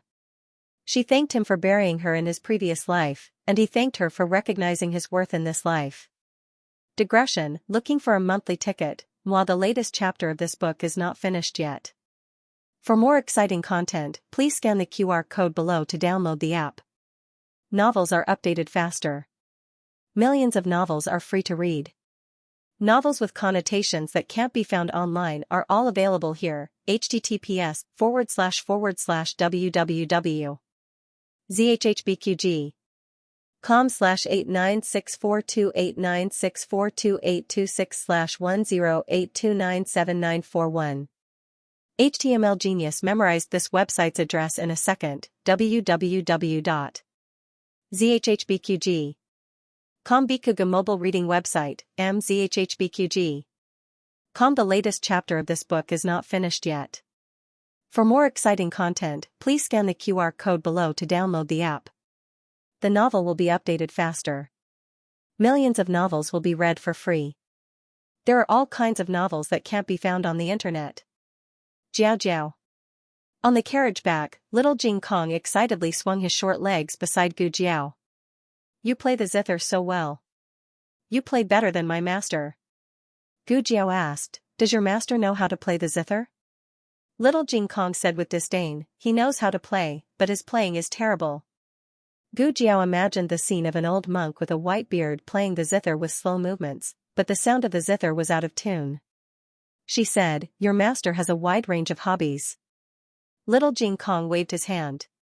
It's nothing. My master loves to drink. A monk can drink? Is your master a monk? Gu Jiao wiped the zither case on her lap with a handkerchief and said, he's old. It's better not to drink. Little Jing Kong nodded like a chick pecking at rice. Yes, yes. The carriage arrived at the city gate, which was closed. However, Gu Jiao had a token in her hand, so the guards opened the gate for her. When they passed through the gate, little Jing Kong suddenly asked, Jiao Jiao, why did we come so far to play the zither? Gu Jiao said, I'm sending a friend here. He's going on a long journey. Little Jing Kong tilted his head and asked, is it the friend who plays the flute? He plays the flute very well. Love me, love my dog, Gu Jiao smiled. Yes, I think it's good too. Children's focus was different from adults. If Xiaoheng was here, he would definitely ask who the friend was, a man or a woman. Little Jing Kong said seriously, it must be Jiao Jiao's very good friend. Will he come back? I don't know. Gu Jiao truly did not know that in the dream she had when she returned to the Marquis' estate, Lu Yixing had returned. But now, the trajectory of everything was not the same as in the dream. No one could guarantee that they would meet again in the future. The city gate slowly closed. Gu Jiao lifted the curtains and turned around to take one last look at the official road outside the city. Goodbye, Lu Xiang. Lu Yixing was a poor man. All he had was a suitcase and a basket of books given to him by Gu Jiao. He took little Sher away because he missed her. The house was left empty. No one was hired to take care of it, and it was not sold. The capital would not change because of Lu Yixing's disappearance. Few people in the capital cared about him, so no one would discover that he was gone. Perhaps many years later, on a sunny afternoon, in a bustling tea house, someone would mention it on a whim, huh? I haven't seen Lu Yixing recently. He's not dead, is he? He's a descendant of the Lu family. If he's dead, he's dead. However, all these had nothing to do with Lu Yixing. He took her little Sher, her trust and expectations for him, and started the long voyage to fight against fate. Goodbye, Miss Gu. When Gu Jiao returned to Puayashui Alley, little Jing Kong had fallen asleep in her arms. It was already late when she went out. She did not plan to take the little guy out, but the little guy stuck to her, so she took him with her. The carriage stopped. Gu Jiao lifted the curtain and was about to carry little Jing Kong out of the carriage. A strong arm stretched over and took little Jing Kong from Gu Jiao's arms. Gu Jiao looked at the familiar deerskin gauntlet on the hand, blinked, and said, Gu Chongqing? Call me big brother. Gu Chongqing said. Gu Jiao jumped out of the carriage. Gu Chongqing carried little Jing Kong, who was sleeping soundly, into the room with his sister. It was midnight. Everyone in the family had gone to bed, but Xiaoheng did not come back. Too many things had happened recently. First, it was Qin Fengyan, then it was Grand Tutor Zhuang. There were too many official documents to write, so Xiaoheng had to stay in the Ministry of Justice tonight. After entering the central room, Gu Jiao took little Jing Kong and put him on the bed in the west room.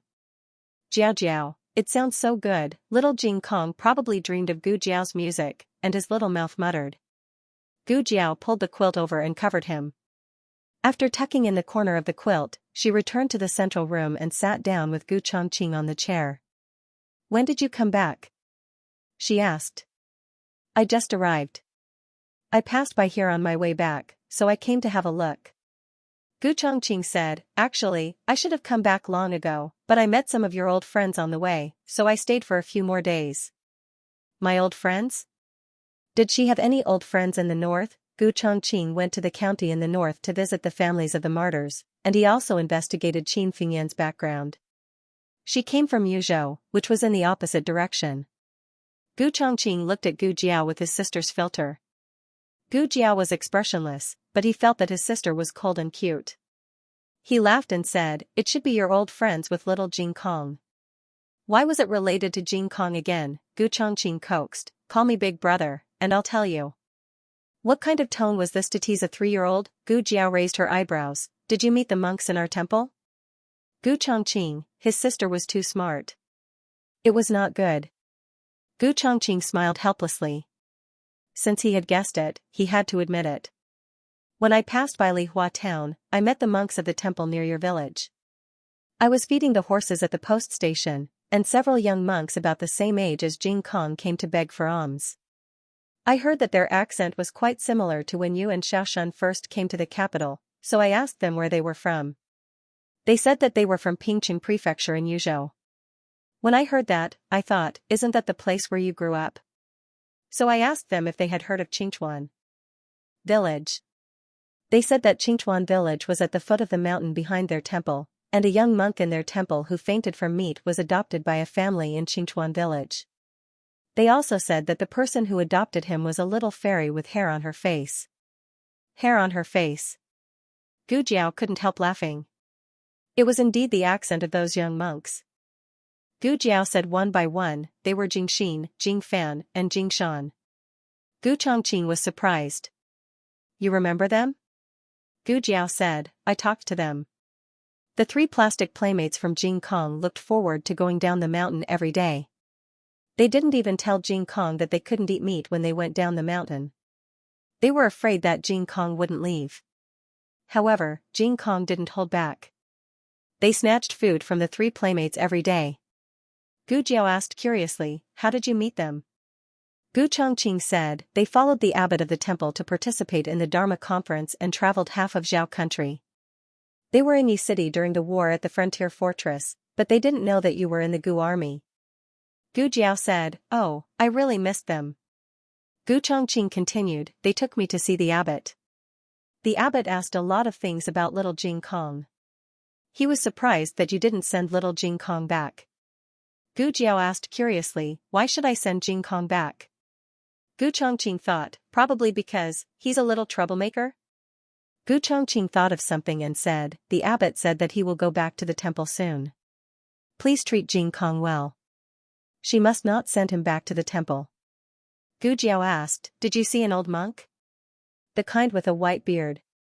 His back is a little stooped, and his steps are a little staggered. Is he deaf? His hands are shaking, and his eyes are blurred? After all, he couldn't even play the zither. Gu Chongqing shook his head decisively. No. Oh, right. The abbot asked me to bring you something. He said it's for Jing Kong. Oh. Gu Jiao looked at him. Gu Chongqing went outside and took a bundle from the saddle. He took out a small box and handed it to Gu Jiao. I haven't opened this. I don't know what's inside. The box was not locked. It was simply fastened. It was obvious that the abbot trusted the young master of the Gu family army, Gu Chongqing. Gu Jiao did not open it. Instead, she went into the room and put it on the bedside of little Jing Kong. If the little guy knew that the abbot had brought him a gift, he would be very happy. Gu Jiao came out of the west room. Gu Chongqing stood at the door and looked at her deeply. I came here today to tell you something. What is it? Gu Jiao asked. I may have to leave Zhao country for a while, Gu Chongqing said. Why do you have to leave? Gu Jiao was confused. Did you make an appointment? Both of you had to leave. Gu Chongqing raised his hand and stroked the hair on her temples. To find a way to cure you.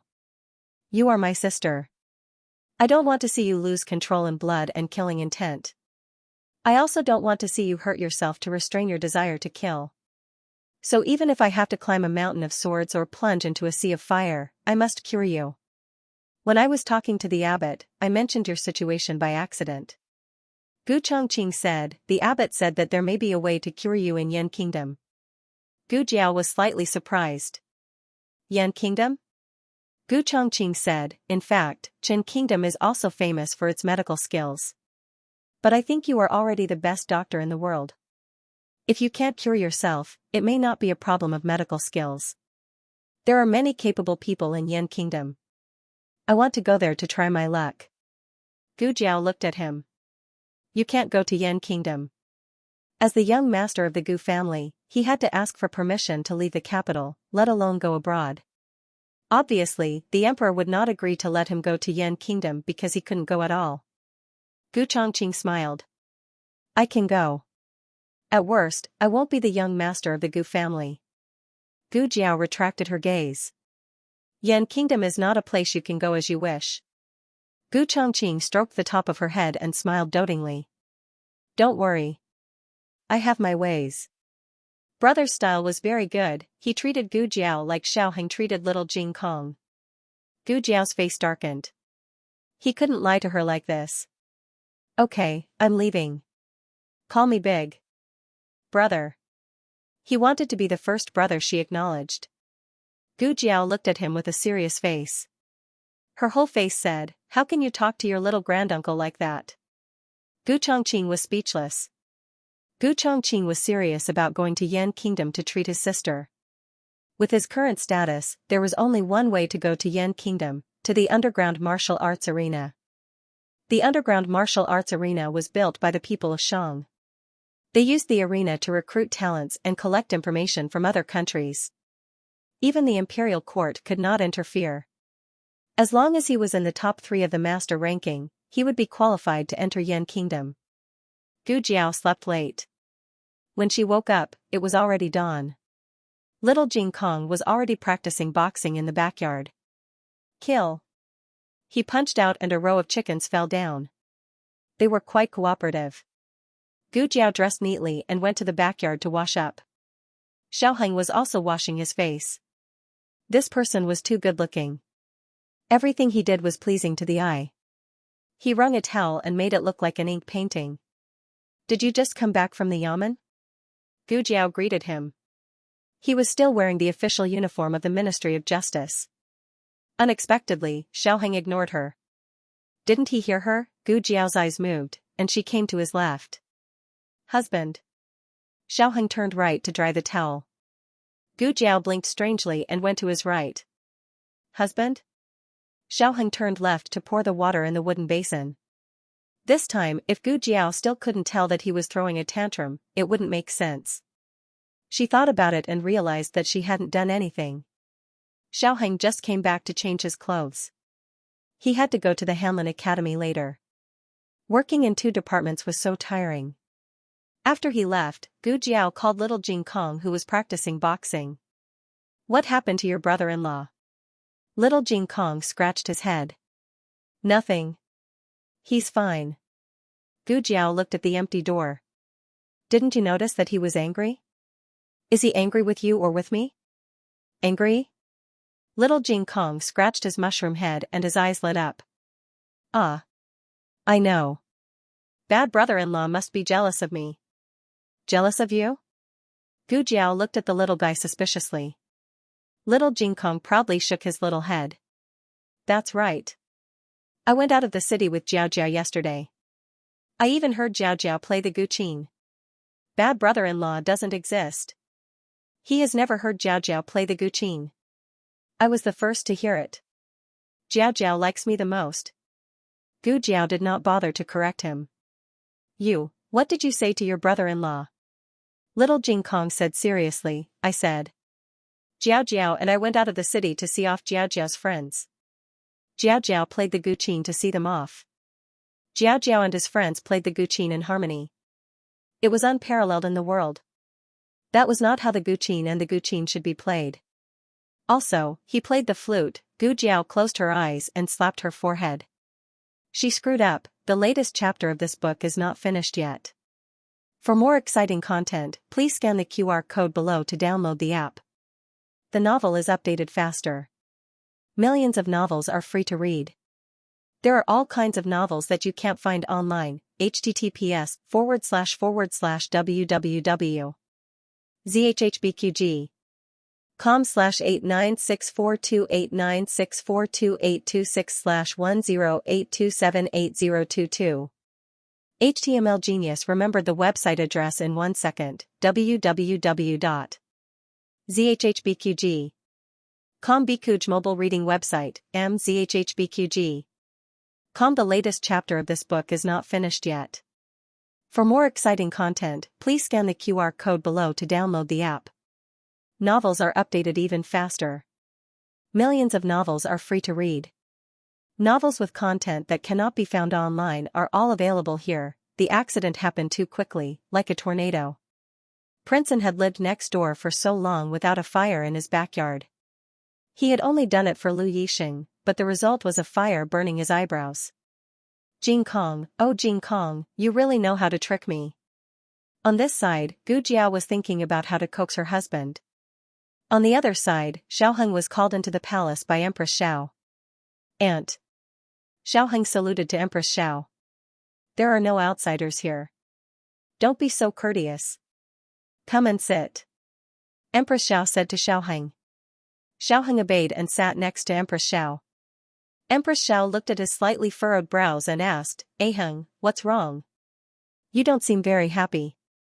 Are you worried about your mother? My mother?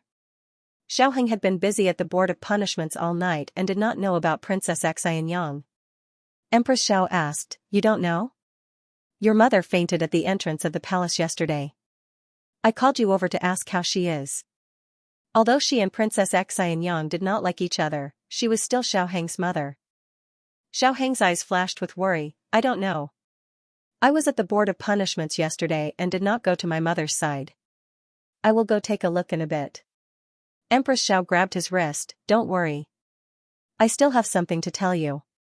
Today, Marquis Xianping did not sleep in. He got up early and went to Zhuke Street. Unexpectedly, there were a few carriages parked in front of Princess Xianxia's residence. This was very strange. After all, aside from Gu Jiao and Xiaoheng, Princess Xianxia did not have many visitors. These luxurious carriages clearly did not belong to the young couple. The driver brought the wheelchair over. Marquis Xianping frowned. The driver quickly said, It was Dr. Gu's orders. She said that if you did not sit, to tell Lord Xiao. Marquis Xianping sat in the wheelchair with a dark expression. Just as he sat down, a clamor came from Princess Xinyang's courtyard. Soon after, Eugene and a few servant girls from the courtyard came out with bags of various sizes. As she walked, she looked back as if she was saying to someone, You should take these things back. We appreciate the old princess's kindness, but we won't accept the gift. A stout nanny followed them out, surrounded by a few maids. She used her hand to block the gifts that Eugene intended to return and said with a smile, These are the old princess's kind intentions. She specially brought them over from Feng. How can I not accept it? Eugene smiled politely. Gue Momo, you really can't accept it. The princess has just taken up the position of regent and Gue Momo also understands that with the princess's current status, she has to be more cautious in dealing with people. She had once instructed us that no matter who comes to give a gift, we must not accept it. Gue Momo glared at her and said, How can those people be compared to the old princess consort? The old princess consort watched the princess grow up and has a deep friendship with the princess. She is family. Eugene maintained a decent smile. Gue Momo, please don't make things difficult for us. Gue Momo's smile faded. It's fine if I don't make things difficult for you. Go and report to the princess that the old princess's people have come to see her. Eugene said in a manner that was neither servile nor overbearing, The princess has not been feeling well recently. She did not sleep last night and only rested when it was close to dawn. I'm afraid it would be inappropriate to wake the princess up. Gue Momo chuckled. I don't know when it was the turn of a servant to make decisions for Princess Xinyang. A servant girl at the side said, Lord Eugene is the deputy prefect of the princess's residence and has an official title in the imperial court. Nanny, be careful with your words. Guimomo looked coldly at Eugene and raised her chin. All right then, I will wait here for the princess to wake up. Who is so noisy? Marquis Xianping sat in a wheelchair and was slowly pushed over by the coachman. Eugene heard his voice and her eyes lit up. She turned and bowed. Marquis. Marquis? Guimomo looked at the handsome man in the wheelchair and could not help but be stunned.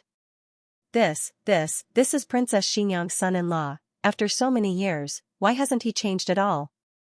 Guimomo was an old servant of the old Liang Wangfei and had lived in the capital for many years. Naturally, she had seen Marquis Xianping. However, she never expected that time would not hasten him. Marquis. This servant is. Guimomo was only halfway through her sentence when Marquis Xianping grabbed the bundle in Eugene's hands and threw it at Guimomo's feet without any trace of politeness. Guimomo was stunned again. The servant girls saw the Marquis take the lead and threw the gifts on the ground with their backs straightened. Humph, Guimomo and the others were thrown back a few steps. This was a slap in the face. They had come a long way to deliver gifts to Princess Xianxiang. Not only did she not want them, she even threw them out. Guimomo immediately said angrily, Marquis. We are people of the Liang Wangfei. This old servant came on the old Liang Wangfei's orders. Just how powerful was the old Liang Wangfei's and old Liang Wangfei's statuses? When the current Empress Dowager saw the two of them, she had to respectfully call them uncle and aunt. Marquis Xianping and Princess Xianxiang were of the same generation. How dare he? Marquis Xianping dared. When he heard Guimomo's threat, he did not even lift his eyelids. He only lazily leaned back in his chair. Guimomo was clearly standing and he was sitting, but he had the aura of being number one in the world. Marquis Xianping arrogantly said, Still not leaving? Are you waiting for this Marquis to beat people up? Guimomo was furious. You. A servant beside her said eccentrically, Forget it, Nanny. Marquis Xianping has been arrogant for more than a day or two. At worst, we can go back and report to the old Liang Wangfei and let her judge before the emperor. Let's see if someone is bullying the old Liang Wangfei because he is no longer working in the capital and doesn't put our Liang Wangfei in their eyes. This was naturally a threat to Marquis Xianping. They did not believe that Marquis Xianping was not afraid of the old Liang Wangfei or the emperor, who would have thought that Marquis Xianping would not even use his pestle. Eugene pursed her lips and smiled. She said to Guimomo and the others, My Marquis has just made a military achievement. Do you think that the emperor will touch him at this critical juncture? Just drive out a few servants. It's not like he's driving out your Wangfei. My Marquis. This was the first time Eugene had addressed Marquis Xianping this way. Marquis Xianping raised his eyebrows. Did you hear that? Hurry up and scram. Guimomo gritted her teeth. Don't, swish, Marquis Xianping pulled out the long knife behind his wheelchair. Murder. Guimomo was so scared that she covered her head and fled. The others also went straight to their carriages, forgetting to bring their gifts. Eugene instructed the servant girls to throw these eyesores back into their carriages, and the group left dejectedly. Marquis Xianping threw the long knife to the coachman and pushed the wheelchair into the courtyard. He went to Princess Xianxiang's room. As expected, she was not asleep at all. She sat at the head of the bed with a pale face. The wheelchair could not get in. Marquis Xianping thought for a moment, stood up, moved the wheelchair over the threshold, and sat on it again. He came to the bed, and Princess Xianxiang turned her back to him. This meant that she refused to communicate with him. Marquis Xianping thought of her illness and didn't dare to get too close. He looked around and made sure that the doors and windows were open before saying, Qin Fengwan, don't ask, Princess Xianxiang said softly. Marquis Xianping hesitated and swallowed the words at the tip of his tongue. Fine, I won't ask. I just came to tell you that you're my Xiaoji's wife. No one can bully you. With that, he planned to push the wheelchair out. However, his wheelchair driving skills were not very good, and he couldn't turn it around after pushing for a long time. He simply stood up and used his hands to grab the wheelchair and turn it around. Just as he put the wheelchair on the ground, he heard Princess Xianxiang mutter, I'm still a princess. Marquis Xianping frowned. Marquis Xianping didn't stay here for long, afraid that it would cause her discomfort. However, Marquis Xianping didn't expect that as soon as he left, old Princess Consort Liang would come knocking. This time, she came to visit in person. Old Princess Consort Liang was old, and her body wasn't as strong as before. It was inconvenient for her to move around. Although she could still move around, she mostly sat in a wheelchair. The doors and windows in the room were tightly shut, and the light was dim. Only Princess Xinyang and old Princess Consort Liang were in the room. Princess Xinyang sat on the bed with a pale face and a quilt covering her legs. Old Princess Consort Liang sat in the wheelchair in front of the bed. Her two old and skinny hands held Princess Xinyang's hands tightly as she called out in a choked voice. Nan Nan. Nan Nan was Princess Xinyang's pet name. Princess Xinyang listened with a pained expression. She didn't dare to go in, but she also didn't dare to openly eavesdrop. She could only sneak closer to the door and try to prick up her ears. She knew she shouldn't do this, but if she didn't do this, how could she understand the princess's illness? She heard Princess Xinyang say softly, "Don't call me that. It's disgusting." Disgusting? This reaction, Yujin heard old Princess Consort Liang say guiltily, Nan Nan, are you still angry at granduncle and grandaunt? Do you blame granduncle and grandaunt for not taking good care of you? Back then, you broke your leg in the manor and were trapped in the well for a night before being found. It was granduncle and grandaunt's negligence. Granduncle and grandaunt should have put in more effort. Also, your marriage with Marquis Xianping. He's an unreliable person. If I had known, granduncle and grandaunt would have stopped this marriage no matter what. Enough. Don't be angry. If granduncle and grandaunt did anything wrong, just say it. You can get angry at granduncle and grandaunt will accept it. Granduncle and grandaunt suddenly went to the fief because we had no choice. Originally, we wanted to take you with us, but you're a princess in the end. You can't stay with us forever.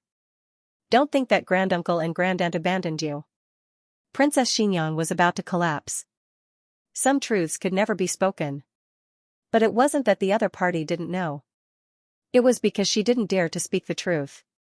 Old Princess Consort Liang used a handkerchief to wipe her tears. She cried sincerely and guiltily, you can blame granduncle and grandaunt however you want, but your granduncle is old and about to die. Before he leaves, he wants to see you. Your granduncle loves you the most. Since he used to love you so much, you should go and see him for the last time. Princess Xinyang clutched her chest and retched. Her eyes were red as she glared fiercely at her. How could this person have the face, how could she have the face to say such things? Princess Xinyang was so angry that her entire body trembled. Old Princess Consort Liang did not give up. She pleaded with a sorrowful expression, but her eyes were filled with a woman's jealousy and disdain. Princess Xinyang could not hold on any longer. Her body trembled violently, and large drops of tears fell down. She wanted to escape, but she had nowhere to go as if she was trapped by a demon. The world spun, and the sounds in her ears became slow and indistinct. Until she heard old Princess Consort Liang scream, "Ah!" A tall and muscular figure strode in. His large, calloused hand grabbed old Princess Consort Liang's collar and dragged her out of the wheelchair. Like dragging a sack, he ignored old Princess Consort Liang's screams and dragged her all the way through the courtyard. Then, he threw her out of the door without a trace of politeness. Old Princess Consort Liang was old.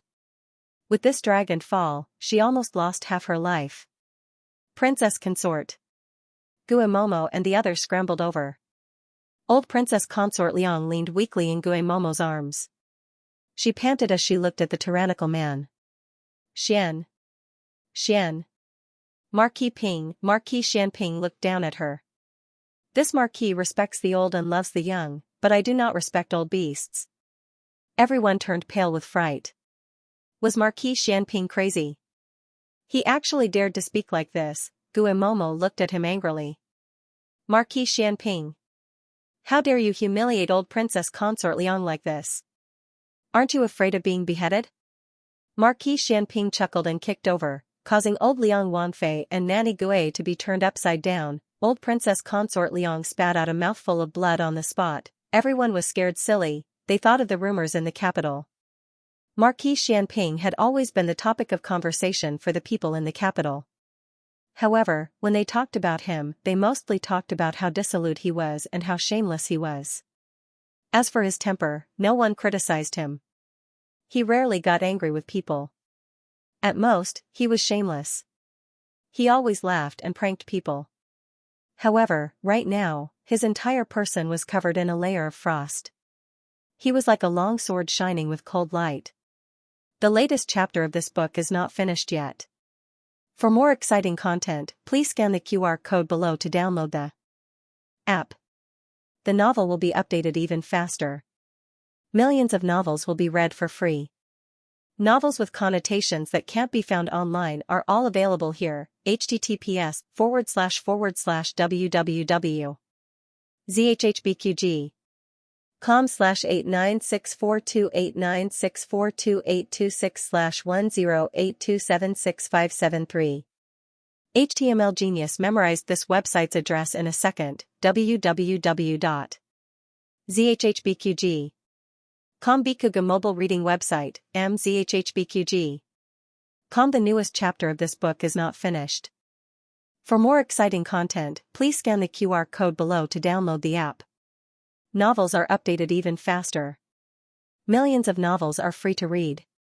Novels with content that cannot be found online are all available here. Old Liang Wangfei had brought guards with her when she came out, but everyone was intimidated by Marquis Xianping's presence. No one dared to charge forward and fight him. Marquis Xianping was a military general who had been on the battlefield. He had killed more than 1,000 enemies. How could these guards who had not seen the world compare to him? Old Liang Wangfei was momentarily stunned by Marquis Xianping's aura. Most people in the world bullied the weak and feared the strong. However, as the saying goes, the strong feared the unreasonable, and the unreasonable feared the reckless. Marquis Xianping was the reckless. Gua Mama's face paled. You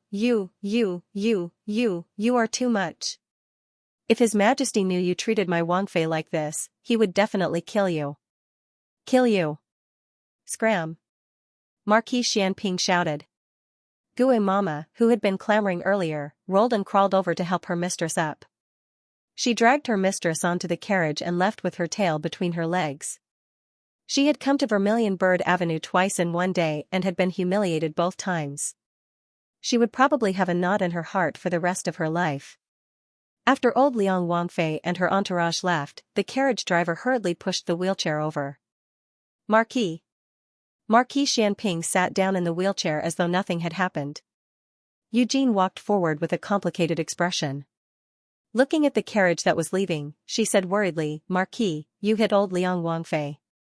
Marquis Xianping had suddenly appeared.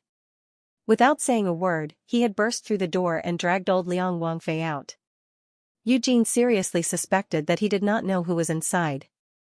Unexpectedly, Marquis Xianping only lightly responded, Your Marquis knows. Eugene, your Marquis? Was there anyone who called themselves that? Marquis Xianping was a decisive person. He did things cleanly and efficiently, never dragging his feet. He rarely felt conflicted, but right now, he was conflicted. Should he go or not? His brow furrowed, but in the end, he still pushed the wheelchair in. Princess Xianxia was still sitting at the head of the bed, her hands clutching the quilt tightly, her eyes glazed over. Marquis Xianping knocked on the open door. Princess Xianxia's eyelashes fluttered as she came back to her senses. Only then did Marquis Xianping stand up and move the wheelchair in. He came to the front of the bed and realized that he had acted too quickly. He had only dragged the old woman out and hadn't thrown her wheelchair out. Eugene, he called out. Eugene entered the room and looked at the empty wheelchair at the side. She nodded knowingly and pushed old Princess Consort Liang's wheelchair out. Princess Xianxia raised her hand and calmly wiped away the tears on her face. She didn't look at Marquis Xianping. Instead, she looked at the other side of the bed and asked, What did you find? She was asking about what they had found, not what they had heard. Indeed, no one who had heard old Princess Consort Liang's well-meaning words would think that old Princess Consort Liang had done anything wrong. Marquis Xianping Ho said frankly, I have a steward under me called Lu Zhao. He once worked in the capital's Liang household. He said that you didn't seem to be very happy in the Liang household, but everyone, including him, believed that you were doted on by the old Liang household and lived very well. Princess Xianxia was slightly surprised. That's all? Marquis Xianping shrugged. Yes, that's all. Princess Xianxia murmured in disbelief, then why did you treat old Princess Consort Liang like that? Marquis Xianping looked at her, baffled. Qin Fengwan, do you need cold evidence to see if you're living well? If even a single word she said could be trusted, would you have done that? Are you crazy or am I blind? I can't even tell if you're happy or not. Princess Xianxia looked at him in a daze. It's that simple? Marquis Xianping met her gaze. How difficult is it? Princess Xianxia laughed self-deprecatingly. Yes, how difficult is it? Mother. Can I not see ninth granduncle later? What's wrong? Your ninth granduncle and ninth grandaunt came specially to see you. They bought your favorite snacks. Don't you like ninth granduncle and ninth grandaunt a lot? Alright, don't be willful. Mother knows you're still angry about me punishing you for copying, but Mother is doing this for your own good. Your imperial father has so many children, and Mother doesn't have a son. If you don't live up to expectations, we'll have a hard time moving forward. Your ninth granduncle comes to see you every time he enters the palace. Your imperial father thinks more highly of you, so he comes to Mother's palace more often. Soon, Mother will give you a younger brother. At that time, we'll have someone to rely on in the harem. Does consort you know? Marquis Xianping interrupted Princess Xianxia's thoughts. Princess Xianxia clutched the blanket tightly and said in a normal tone, "No what?" Nothing at all. Marquis Xianping looked deeply at her and said, Old Liang Wang was greatly respected by the previous emperor, but he suddenly resigned from all his positions in the capital. He took his family to his fief and became an idle prince without an official position. He didn't return to the capital until the previous emperor passed away to offer his condolences. Little Qi, what nonsense are you talking about? You can't speak without evidence, understand? Father, Little Qi is the smartest princess in Zhao country. Your studies are the best of all the princesses. Unfortunately, you're not a man. Father has high hopes for you. Little Qi, don't disappoint Father. But Father, Little Qi is really scared. Princess Xianxia's knuckles turned white. In this world, if even her father couldn't protect her, then who else could? She had already lost all her faith. She stood in the abyss where she couldn't shout. No one would ever hear her. Marquis Xianping said, if the previous emperor can't kill him, I'll kill him. Princess Xianxia's eyes trembled, and she turned to look at Marquis Xianping. Marquis Xianping stood up and stared at her. Qin Fengwan, I'll kill this person. Princess Xianxia opened her mouth, and her eyes reddened. Are you crazy? Marquis Xianping didn't say anything and turned around with a dignified expression. Princess Xianxia stopped him. You don't even like me. Why are you doing this? There was no love between them. The only connection was probably their son, Xiaoheng. How much feelings did Marquis Xianping have for Qin Fengwan? At first, he had indeed married her with great expectations. He once thought happily that he would love such a beautiful wife for the rest of his life. Who would have thought that Qin Fengwan wanted to marry him in name only? He didn't ask for it, so no matter how much he liked her, it faded. But fate made fools of people. He actually had a child with Qin Fengwan. Whether I like you or not, you're Xiaoji's wife and my son's mother. After saying this, he strode out as if he wasn't injured at all. The coachman came to the door in a panic. He didn't dare to enter and could only say to Eugene outside, my marquis wheelchair. Eugene pushed the wheelchair out. The coachman took it and ran out. Marquis. Marquis. Your wheelchair. Marquis Xianping whistled at the empty alley, and a proud, tall horse galloped over. It was Marquis Xianping's mount. Marquis Xianping mounted the horse. At this moment, Xiaoheng came over from the palace to visit Princess Xianxia. He had just gotten off the carriage and almost bumped into Marquis Xianping's horse. Marquis Xianping tightened the reins and turned the horse in another direction. Xiaoheng saw that he was in a hurry. Although he didn't pay much attention to him, he still said, you haven't recovered from your injuries. You can't ride a horse. He had to listen to his son, but not now. Old Liang Wangfei said that the old thing didn't have long to live. He was afraid that if he didn't hurry, the old thing would die peacefully on the bed. He didn't deserve to die so happily. Marquis Xianping rode on horseback and said to his son, "You're a man now. Take good care of your mother. Don't let those dubious people bully your mother." Xiaoheng was taken aback. Of course he would take good care of his mother. He didn't need to be told. But, why did he say this? Didn't he always treat him like a 3-year-old child? Your mother's mood isn't good. Be good. Don't make her angry in the next few days. This was what he would say. Marquis Xianping didn't care about the storm in his son's heart. Perhaps he himself didn't realize the change in his attitude towards his son. He treated him as a child, but in the face of important matters, his son had long since become indomitable. Marquis Xianping's horse left a trail of dust as he galloped toward the east of the city. The fief of the Liang household was 100 li east of the city. Inside the room, Eugene and Princess Xinyang could clearly hear the sound of horse hooves gradually fading away. Eugene didn't understand much, but she could roughly guess what Marquis Xianping was going to do.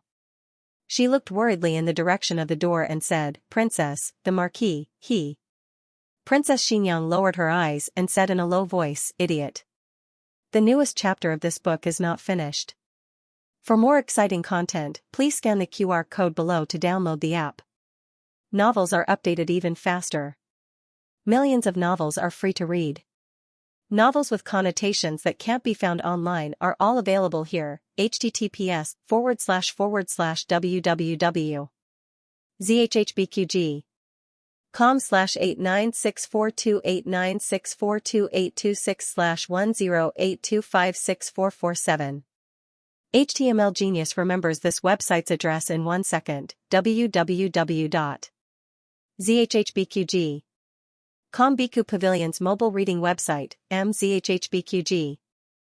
The newest chapter of this book is not finished yet. For more exciting content, please scan the QR code below to download the app. Novels are updated even faster. Millions of novels are free to read. Novels with connotations that cannot be found online are all available here. Xiaoheng did not know about Princess Xinyang, but there seemed to be an indescribable tacit understanding between father and son. Old Liang Wangfei had come and was driven out by Marquis Xianping. This information was enough. Marquis Xianping looked unruly, but he would never mess around in Princess Xinyang's territory, especially when she had such a noble status. In the past, it had always been Princess Xinyang protecting him. Now that he had grown up, it was his turn to protect Princess Xinyang. Father and son had the same thinking on this issue. No one could bully Princess Xinyang, not even Emperor Xian's granduncle and grandaunt. Old Liang Wangfei had been beaten, so she would definitely send someone to the palace to complain. Xiaoheng went all the way and led people to surround the old Liang Wangfu. The reason was that someone intended to harm the imperial family, and the Ministry of Justice had been ordered to protect King Liang's family. Moreover, for their safety, it was best that no one left the Fu before the assassin was caught. You are putting them under house arrest. At the entrance of the Liang Wangfu, Nurse Gui angrily said to the Ministry of Justice. Assistant Minister Li clasped his hands and politely said, "Nurse, you are too serious. King Liang is His Majesty's granduncle. How could we dare put his family under house arrest?" The Ministry of Justice received a report saying that old Liang Wangfei was attacked and injured on the way. We are also thinking for the safety of old Liang Wangfei, Prince Consort, and the others. Nanny Gui angrily said, "What assassin? It was Marquis Xianping who did it. Why aren't you going to catch that thief?" Assistant Minister Li said strangely, "Marquis Xianping is a hero who helps when he sees injustice. He was the one who chased away the assassin." Nurse, are your eyes playing tricks on you? You. Nurse Gui was so angry that she was dumbfounded. The murderer was clearly Marquis Xianping. How did he become a hero? How could he reverse right and wrong like this? Old Liang Wangfei naturally would not let it go. After all, she had grown up in the capital. Even if she lost her official position, her foundation was still there. She would find a way to spread the news. Unfortunately, Xiaoheng had already gone to the Palace of Earthly Tranquility. Empress Xiao would not give those people a chance to send the news to the imperial palace. Your Majesty. Empress Xiao made a trip to Pure Flower's palace. I heard that old Liang Wangfei was attacked by an assassin on the streets. It was Xianxia's older brother who saved her. She suffered some light injuries, but it shouldn't be a problem. Xianxia's older brother has already gone to catch the assassin. The emperor frowned and said, why would there be an assassin trying to assassinate old Princess Liang? Empress Xiao said calmly, who knows? The assassination happened outside Princess Xinyang's residence. Perhaps the assassin wanted to target Princess Xinyang. Does your Majesty still remember the people of Yan Kingdom? Could it be that the remnants of their party have not been eliminated yet, so they came to seek revenge on Big Brother? Unfortunately, old Liang Wangfei was present and was injured by mistake? The emperor said thoughtfully, that's possible. Empress Zhao's eyes flashed, as she said with a smile, it's better to be safe than sorry. The Board of Punishments has already protected the Liang Palace. Aheng will pay close attention to the Liang Palace's movements. Your Majesty, there is no need to worry. The emperor nodded, with Aheng taking care of things, we are at ease. Empress Xiao pursed her lips and held back her laughter, saying, this concubine sent an imperial physician and eunuch Su to the Liang Palace to take care of old Liang Wangfei. The emperor praised, sure enough, you are meticulous. Empress Zhao's smile was brilliant. Was it not meticulous? Not only did they put you under house arrest, they also kept an eye on you. In truth, Empress Xiao was not clear on what had happened, but the trust between family members did not require any conditions. She would not allow anyone to have the opportunity to smear her brother's name in front of His Majesty. Wait a moment, it seemed that her brother had indeed taken action. Forget it, her brother could bully others, but others could not bully her brother. There were many patients today, so Gu Jiao remained in the medical clinic for the entire day. Only when it was close to evening did she finally have a bit of free time. She returned to her small courtyard and first examined Mo Qianxue's injuries. She then examined Hua Xiao's. Mo Qianxue had been injured earlier than Hua Xiao, but her injuries were also severe. Even now, she had not fully recovered. On the other hand, Hua Xiao's stitches had already been removed. The reason that she was still here was because she did not want to go to the Board of Punishment's prison. Why are you at a loss today? Is there something on your mind? Mo Qianxue sat on the bed and asked Gu Jiao. She was still in the same room as Hua Xiao, and Hua Xiao was sleeping on a small bed. Gu Jiao asked, am I? Mo Qianxue looked at her and said, you are. Since you came in, you have furrowed your brow 3 times. Gu Jiao herself did not notice. Hua Xiao laughed, Dr. Gu just saved the 7th prince and made a great contribution. What is there to be depressed about? It shouldn't be, that you had a fight with husband, right? Gu Jiao looked at her in confusion, how did you know? Hua Xiao thought to herself, I was just randomly guessing. Who would have thought that I would be able to guess this? Mo Qianxue suddenly sat up straight, lightly coughed, and asked, aren't you two very close? What happened? Did you have a fight? After living here for so long, of course, she was completely aware of the relationship between Gu Jiao and Xiao Lulang. She really did not expect that the guy who said that he would never marry in his life in the Yan Kingdom would pretend to be Xiao Lulang and marry a little girl from the Zhao Kingdom. She did not know what he was thinking. Didn't he say that he would not live long and could not harm the girl? Was he coveting Gu Jiao's medical skills, so he would rather sacrifice his body? No wonder she saw that his body was so much stronger than when he was in the Yan Kingdom. Mo Qianxue's train of thought was running wild. Gu Jiao shook her head, we didn't have a fight. He just ignored me. Puff, Hua Xiao laughed even more miserably. If you quarrel, at least he is willing to talk to you. If he ignores you, it shows how dangerous your relationship is. Is it? Gu Jiao did not understand this. Mo Qianxue hurriedly said, if he ignores you, then he ignores you. You also ignore him. But I want to talk to him, Gu Jiao said seriously. Mo Qianxue's face instantly darkened. Hua Xiao laughed so hard that she trembled. If Mo Qianxue was unhappy, she was happy. If Mo Qianxue was not happy that the two of them were stuck together, she would help them. Get back together. Hua Xiao sat on her small bamboo bed, waved the round fan in her hand, and smiled charmingly. Why don't you tell me what happened between you two? Gu Jiao was tidying up the small medicine box. Hearing this, she paused and told her that she went to see Lu Yixing off. Except that she did not mention Lu Yixing's name.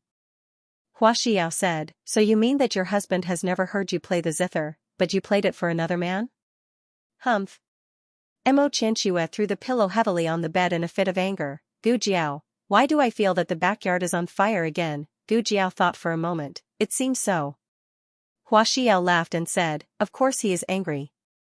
I'm afraid that he has fallen into a vinegar jar now. 10 jars of old vinegar are not enough to drink. Gu Jiao said, is it so exaggerated? Hua Xiao waved the cattail leaf fan and said, but it's okay. You two are a couple. When he comes back at night, you just have to coax him. How to coax him? Gu Jiao asked. Do I need to teach you this? You two are a couple. Hua Xiao glanced at Gu Jiao.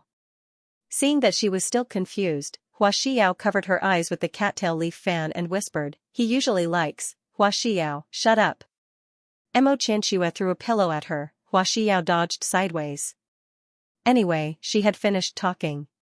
But Dr. Gu's reaction was not right. Hua Xiao frowned and said, you don't even know what kind of he likes best. Have you two consummated your marriage? Gu Jiao rolled her eyes. Hua Xiao's eyes widened. You really haven't consummated your marriage? I heard that he used to be a cripple. Is it because his leg is also broken? He can't do it? Gu Jiao said seriously, he can do it. Hua Xiao's eyes were sharp. You didn't answer the first question. You two really haven't consummated your marriage. There is only one possibility for a man not to consummate his marriage with his wife, and that is, him. No. Yes. Or, he thinks you are ugly. You are ugly. Mo Qianxia grabbed another pillow and threw it at Hua Xiao. This time, she used some internal force. Hua Xiao didn't dodge and was hit in the head. Hua Xiao touched her head and gasped, Mo Qianxia, are you crazy? Mo Qianxia showed her silver needles and said coldly, Hua Xiao, if you talk nonsense again, I will cut your tongue. Hua Xiao couldn't beat Mo Qianxia, so she could only roll her eyes back. However, just as Gu Jiao packed up her things and walked past her, she tugged at Gu Jiao's sleeve and used the fan to cover her face. She whispered to Gu Jiao, I'll teach you a way. I guarantee that you'll coax him well. After dealing with old Princess Liang's affairs, Xiaoheng went to the Hanlin Academy. Recently, he had spent too much time in the Ministry of Justice and neglected the official business of the Hanlin Academy. He buried himself in work and didn't come out until the next day.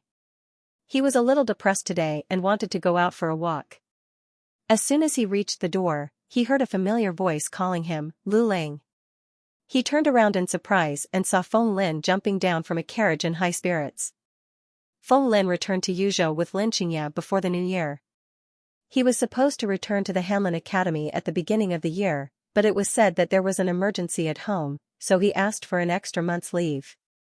Xiaoheng walked towards him, and Feng Lin also ran towards Xiaoheng. The two stopped on the bluestone path in front of the Hanlin Academy. Feng Lin patted Xiaoheng on the shoulder, long time no see, you have grown taller. Have I? Xiaoheng said, you seem to be stronger too. Of course. Feng Lin was in high spirits. Xiaoheng planned to walk alone, but since a friend came, it would be good to go out with him. You came at the right time. Before he finished speaking, Feng Lin turned back and said to the carriage, wife. Get off and meet Lu Ling. He is the new top scorer I told you about. Xiaoheng's expression froze. Wife. Feng Lin is married? I asked for leave because of the marriage. I only found out why my parents wanted me to go back for the new year when I went back. They arranged a marriage for me. Feng Lin explained embarrassedly. A young woman came down from the carriage. Judging from her clothes, she seemed to be from a rich family, and her manners were decent. She is the daughter of one of our officials, Feng Lin whispered. Her surname is Hu. Feng Lin's family was poor, but he was a two-time Jinshi and successfully stayed in the Hanlin Academy. The local officials saw his potential and did not hesitate to marry their daughter to him. Madame Hu and Xiaoheng greeted, greetings, Lord Xiao.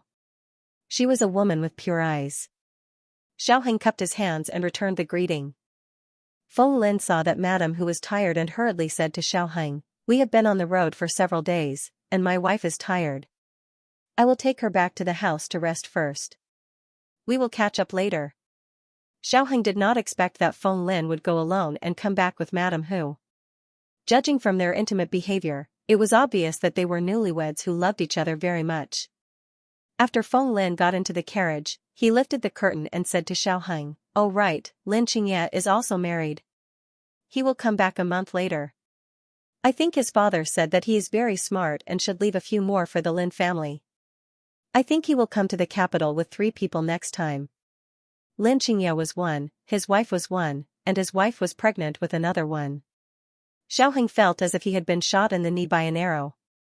"Hey, Lulang, you haven't gone back yet?" Ning Ziyuan walked out of the Hanlin Academy and looked at the carriage in the distance. "Who is it?" Xiaoheng said, "It's Feng Lin. He is back in the capital." Ning Ziyuan smiled, "Oh, you are finally willing to come back. Where is Lin Xianxia?" "You mean Lin Xianxia?" Xiaoheng said, "He is coming back next month." Oh. Xiaoheng really wanted to find someone to have a drink with. His heart was flustered. "Brother Ning, do you want to go out for a walk?" Ning Ziyuan should be fine. He had been married to his wife for many years, and their children were all grown up. An old married couple would not be as clingy as a young couple. Unexpectedly, Ning Ziyuan scratched his head and chuckled, "I am afraid I am not free today. My wife is pregnant. I have to go back and accompany her." Xiaoheng, who had eaten 3 bowls of dog food in a row, Xiaoheng's heart was really stifled. After Ning Ziyuan left, he took a deep breath for a long time and turned to go back. Suddenly, a carriage stopped in front of him. The masked coachman jumped out of the carriage and bowed to Xiaoheng. "May I ask if you are Lord Xiao of the Hanlin Academy? My master would like to see you." Xiaoheng looked at him speechlessly. "Do you think I can't recognize you as Xiao Sanzi just because you are wearing a mask? Change the carriage?" Xiao Sanzi thought he had disguised himself well and said, "Would Lord Xiao do me the honor?" Xiaoheng looked at him indifferently. "Okay, I will do you the honor." Xiao Sanzi, was it that easy? Shouldn't he ask who his master was? Did he memorize the rest of the lines for nothing? "My family." Xiao Sanzi still decided to finish his lines, but Xiaoheng was too lazy to listen and directly got into the carriage. "Let's go." Xiao Sanzi drove to a pavilion on the outskirts of the city. Night fell, and the evening wind blew gently. The pavilion was covered with a hazy gauze, and the strips of gauze fluttered in the wind. The lanterns hanging in the 4 corners of the pavilion emitted faint candlelight, and under the illumination of the candlelight, a graceful figure sat behind a stone table, a pair of slender jade hands gently stroking the guqin on the table. Xiao Sanzi tactfully left. Xiaoheng stared blankly at the faintly discernible figure behind the gauze and walked step by step toward the pavilion. It had to be said that this scene was too beautiful. The person was in the scenery, and the scenery was in the sound of the guqin. Every sound entered one's ears and tugged at one's heartstrings. Xiaoheng stood on the last step, and he would be able to enter the pavilion with one more step. His heartbeat suddenly sped up. But at this moment, a gentle breeze blew, and the gauze was blown to his feet, and he stepped on it. The gauze pulled on the ceiling, and the ceiling came crashing down on him. He was knocked unconscious on the spot. Gu Jiao. To be honest, the suspended ceiling was not heavy. The main material was the gauze and a few poles that hung the gauze, and only one of these poles was solid. But it was this solid pole that hit Xiaoheng. Gu Jiao face-bombed. "What kind of luck is this?" Xiaoheng woke up 15 minutes later. He sat on the stone bench and leaned on the stone table in the pavilion. The pavilion had been cleaned up, and even the fushi guqin was gone. Gu Jiao sat in front of him obediently. Xiaoheng touched his aching head, looked around, and then looked at Gu Jiao. "You called me here just to kill me with a pole?" Gu Jiao said seriously, "I don't need a pole to kill you. I only need one hand." Xiaoheng, Gu Jiao picked up a box from the ground and put it on the table. "Let me show you something good. No one has seen this before. You are the first one." When Xiaoheng heard that he was the first one, his eyes flickered, but he still looked indifferent on the surface. "I don't care. It's very fun, Gu Jiao said. She opened the box and took out a small bamboo tube. There was a strange thread at one end of the bamboo tube. She asked, "Do you have a match?" Xiaoheng took out a match and handed it to her. Gu Jiao took off the cap of the match and blew on it, igniting the thread at the end of the bamboo tube. Then she threw the bamboo tube, and there was a loud bang. The bamboo tube actually exploded. Xiaoheng was stunned. This is a firecracker? No, firecrackers were made of bamboo. The one just now clearly wasn't. The air was filled with the strong smell of black gunpowder. Gu Jiao's lips curved. This is a firecracker. It's made of black gunpowder, but the composition is different. It won't explode and has to be ignited. Do you want to try? Xiaoheng's face was cold. What's there to try? Gu Jiao raised her eyebrows. Are you afraid that it will explode? Xiaoheng said seriously, how could I be afraid? Here. Gu Jiao took out a small bamboo tube and handed it to him. Xiaoheng's fingertips trembled, but he braced himself and took it. There's also a match, Gu Jiao said. Xiaoheng held the firecracker in one hand and the match in the other, his throat moving. Gu Jiao said, the fuse I made is very long. There's enough time to throw the firecrackers out. Xiaoheng didn't point. Gu Jiao came behind him and grabbed his stiff hands. Like this, Gu Jiao guided him to light the firecrackers. Quick, throw it out. Xiaoheng threw it out fiercely. Bang, the firecrackers exploded. Xiaoheng's eyes widened in an instant. Man had absolutely no resistance to firecrackers. Gu Jiao handed him another one. One, and one after another. A certain someone was having a lot of fun. When there was only one firecracker left, Xiaoheng was beside himself with joy. He lit the fuse and threw out the match. The latest chapter of this book is not finished yet. For more exciting content, please scan the QR code below to download the app. The novel will be updated even faster. Millions of novels can be read for free. There are all kinds of novels that can't be found online. https://www.zhhbqg.com/8964289642826/1082555807. HTML Genius memorized the website address www.zhhbqg.com. Bikuga mobile reading website mzhhbqg.com. The latest chapter of this book is not finished yet. For more wonderful content, please scan the QR code below to download the app. The novel is more complete and updated faster. Millions of novels are free to read. There are novels with connotations that can't be found on the internet here. Men really don't care about age when they are childish. He deliberately threw out the fuse at the last second before it burned out. Gu Jiao really didn't have time to stop him. With the last song of the firecrackers tonight, Xiaoheng was blown up into a little black chicken. Xiaoheng had an afro and black smoke coming out of his mouth, as if he had been struck by lightning. Gu Jiao covered her eyes. In the small courtyard of the medical center, Hua Xiao walked back and forth in the room, which made Mo Qianxua dizzy. Hua Xiao, what are you doing? Mo Qianxua said impatiently. Hua Xiao waved her fan, looked at the courtyard outside the door, and said, I'm waiting for Dr. Gu's news. I've given her so many advice, I don't know how they are now. Mo Qianxua said angrily, you're really nosy. Hua Xiao smiled. How is this meddling in other people's business? Young Master is dead, Immortal Music House has been closed down, and I'm alone. The government is waiting for me to go to jail. Dr. Gu is my only thigh, so I have to hold on tight.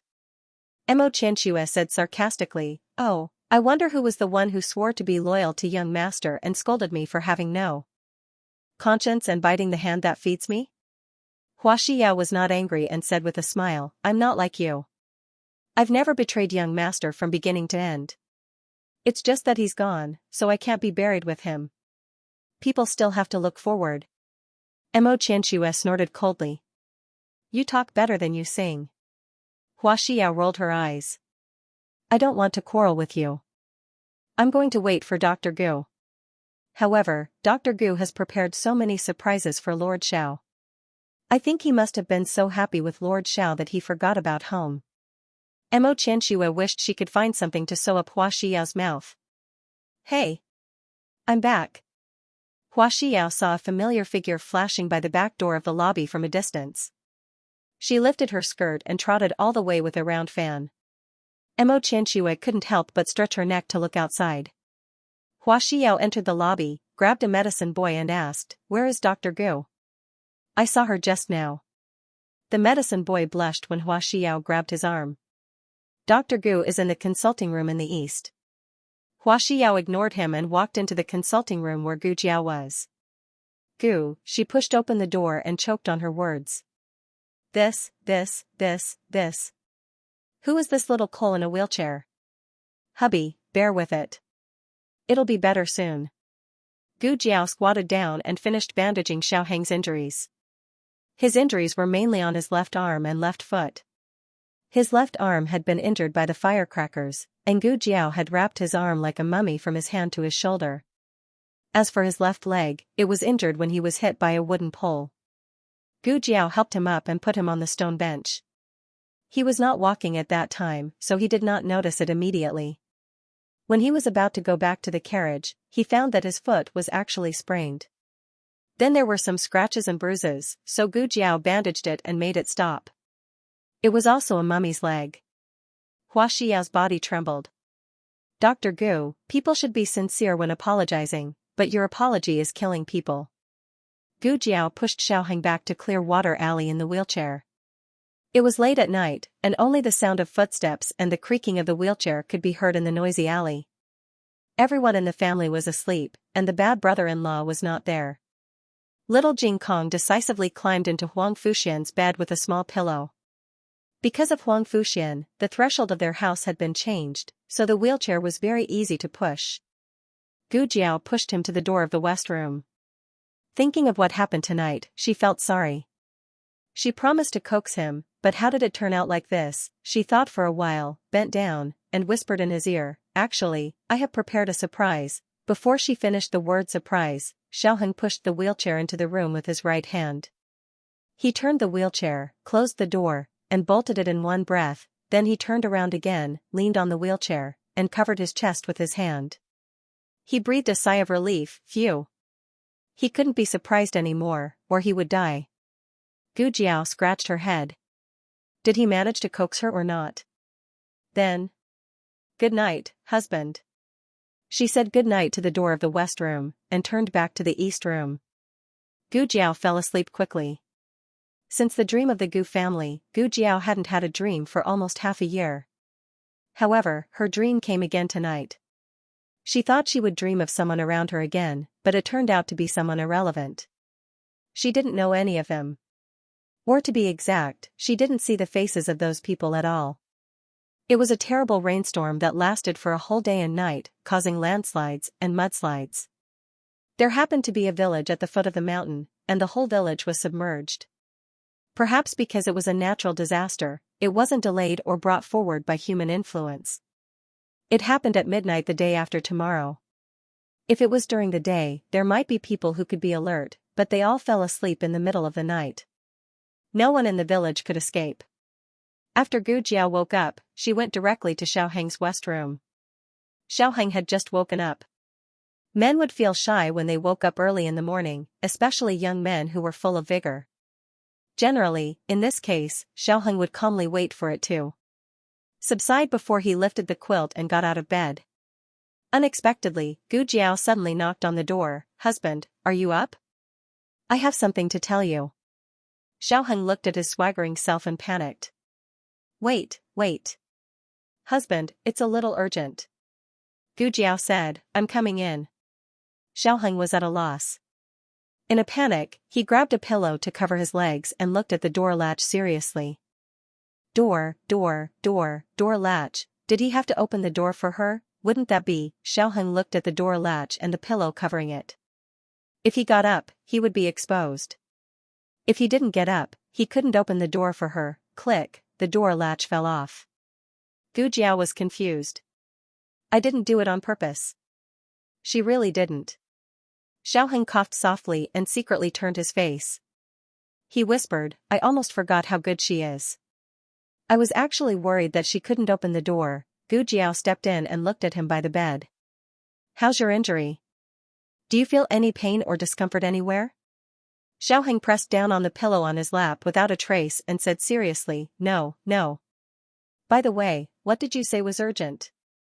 Gu Jiao said bluntly, it's going to rain heavily in Pingyue Prefecture City. It's very likely that it will cause landslides and mudslides. When that happens, the nearby villages will be in danger. Pingyue Prefecture City is 100 miles away. How do you know that it's going to rain heavily? Xiaoheng knew that she knew how to observe the weather, but she couldn't observe it so far away. Gu Jiao thought for a while and said, would you believe me if I said that I saw it in a dream? Xiaoheng was speechless. Gu Jiao took out a map of Zhao country and pointed at the place where the natural disaster happened. It's here. Xiaoheng frowned. He thought for a while and nodded. I know. I'll go to the palace and report to His Majesty. I'll ask him to send people to evacuate the villages as soon as possible. Gu Jiao said, it'll start raining at noon. We have to get there before midnight tomorrow. That was the time when landslides and mudslides appeared. Gu Jiao added, it's best to send a letter by pigeon. If they rushed there, they would encounter a rainstorm on the way. Okay. Xiaoheng agreed. Although he didn't know how she saw it, Xiaoheng trusted her. Gu Jiao put away the map and prepared to leave. Before she left, she suddenly looked at the pillow on Xiaoheng's legs and said calmly, it's just a physiological phenomenon. There's nothing to hide. Xiaoheng's eyes trembled. Gu Jiao said, don't crush it. Xiaoheng was speechless. During breakfast, the whole family knew about Xiaoheng's injury. Xiaoheng said that it was an accident, but no one in the family was surprised. After all, it wasn't the first time he was unlucky. Recently, they had been wondering why Xiaoheng hadn't been unlucky for a long time. Did his luck change? Everyone looked at him and nodded. That's right. He was still the familiar Lu Lang. After breakfast, Xiaoheng sat in Lu Quan's carriage and entered the palace. Halfway there, he met Eugene, who was going out to buy things. Eugene didn't know that Xiaoheng had an urgent matter to attend to. After she recognized Lu Quan, she called out to Xiaoheng's carriage. Young Marquis. Two carriages stopped on the street in different directions. Eugene lifted the curtain and said to Xiaoheng, is it worth it to go to work so early? What happened to your arm? And your leg? Xiaoheng's arm and leg were wrapped in thick cloth. Xiaoheng didn't care and said, I'm fine. I just fell. I have something to report to His Majesty. Eugene's heart ached. You're injured to this extent. It's better if you don't go. I'll report to the princess. It would be the same if Princess Xinyang went to see His Majesty. Xiaoheng said, it's too late. There's going to be a storm in Pingyue Prefecture City. It's very likely that the mountain will collapse. We have to evacuate the villagers at the foot of the mountain as soon as possible.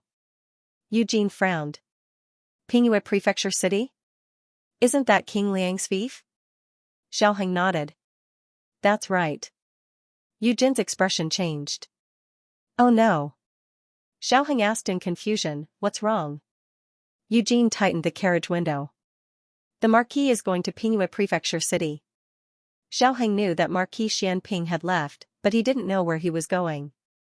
Why is he going to Pingyue Prefecture City? Eugene looked around and said softly, he's going to assassinate King Liang. Xiaoheng's expression changed as well. The landslide was on the path to King Liang's residence. The latest chapter of this book is not finished yet. For more exciting content, please scan the QR code below to download the app. The novel will be updated even faster. Millions of novels will be read for free. Novels with connotations that can't be found on the internet can be found here. https://www.zhhbqg.com/89642896428226/1082366601. HTML Genius memorized this website's address in 1 second. www.zhhbqg.com. Biku Pavilion's mobile reading website, mzhhbqg.com. The newest chapter of this book is not finished yet. For more exciting content, please scan the QR code below to download the app. Novels are updated at a faster rate. Millions of novels are free to read. Novels with content that can't be found online are all available here. Princess. Bad news. Vermilion Bird Avenue. Yujin got off the carriage, lifted her skirt, and ran straight for Princess Xianxia's room. Princess Xianxia was sitting by the window, practicing her calligraphy. She had gotten over her emotions much faster this time.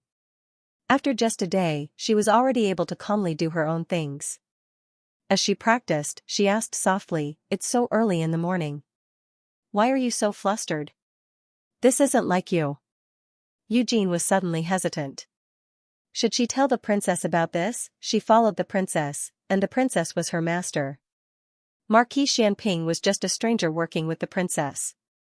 But no matter what, the Marquis had gone to assassinate King Liang for the princess' sake. If something happened to the Marquis, the princess would feel a bit guilty, right? Princess Xianxiang asked, "What happened? Did someone from your family come looking for you again?" Yujin was a favorite of Princess Xianxiang's. Her family wasn't very reliable, and would come looking for Yujin from time to time. Yujin steeled her heart and said, "It's not about Yujin's family. It's about the Marquis." Something happened to the Marquis. Princess Xianxiang's hand paused. She asked calmly, "What happened to him?" Yujin said anxiously, "Didn't the Marquis go to King Liang's fief? I ran into the young Marquis just now. The young Marquis said that a natural disaster is about to befall King Liang's fief, and that it will happen on the Marquis's path." With a swoosh, Princess Xianxiang's brush drew a long line on the paper. On the street, Lu Quan glanced at the curtain of the carriage. He had heard everything that Yujin and Xiaoheng had said just now.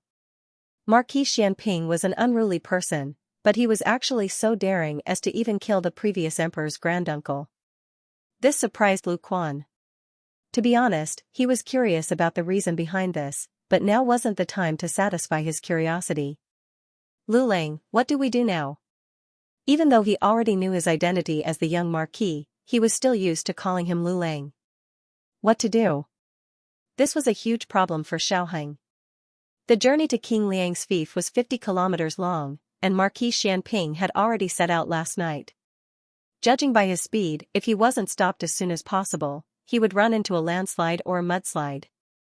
Every minute of delay was dangerous. In particular, the messenger pigeons could not reach him at all. That was used to save the villagers. There were pigeons flying back and forth between the various relay stations. Although there was a certain error rate, such as the carrier pigeons being killed or eaten by birds of prey on the way, this seemed to be the fastest and most convenient method at the moment. It was also inconvenient for pigeons to fly in a rainstorm. Thus, they had to arrive at the relay station before the rainstorm.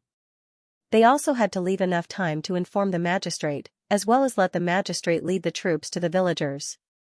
On one side was Marquis Xianping, and on the other side were the villagers. Lu Quan could not enter the palace.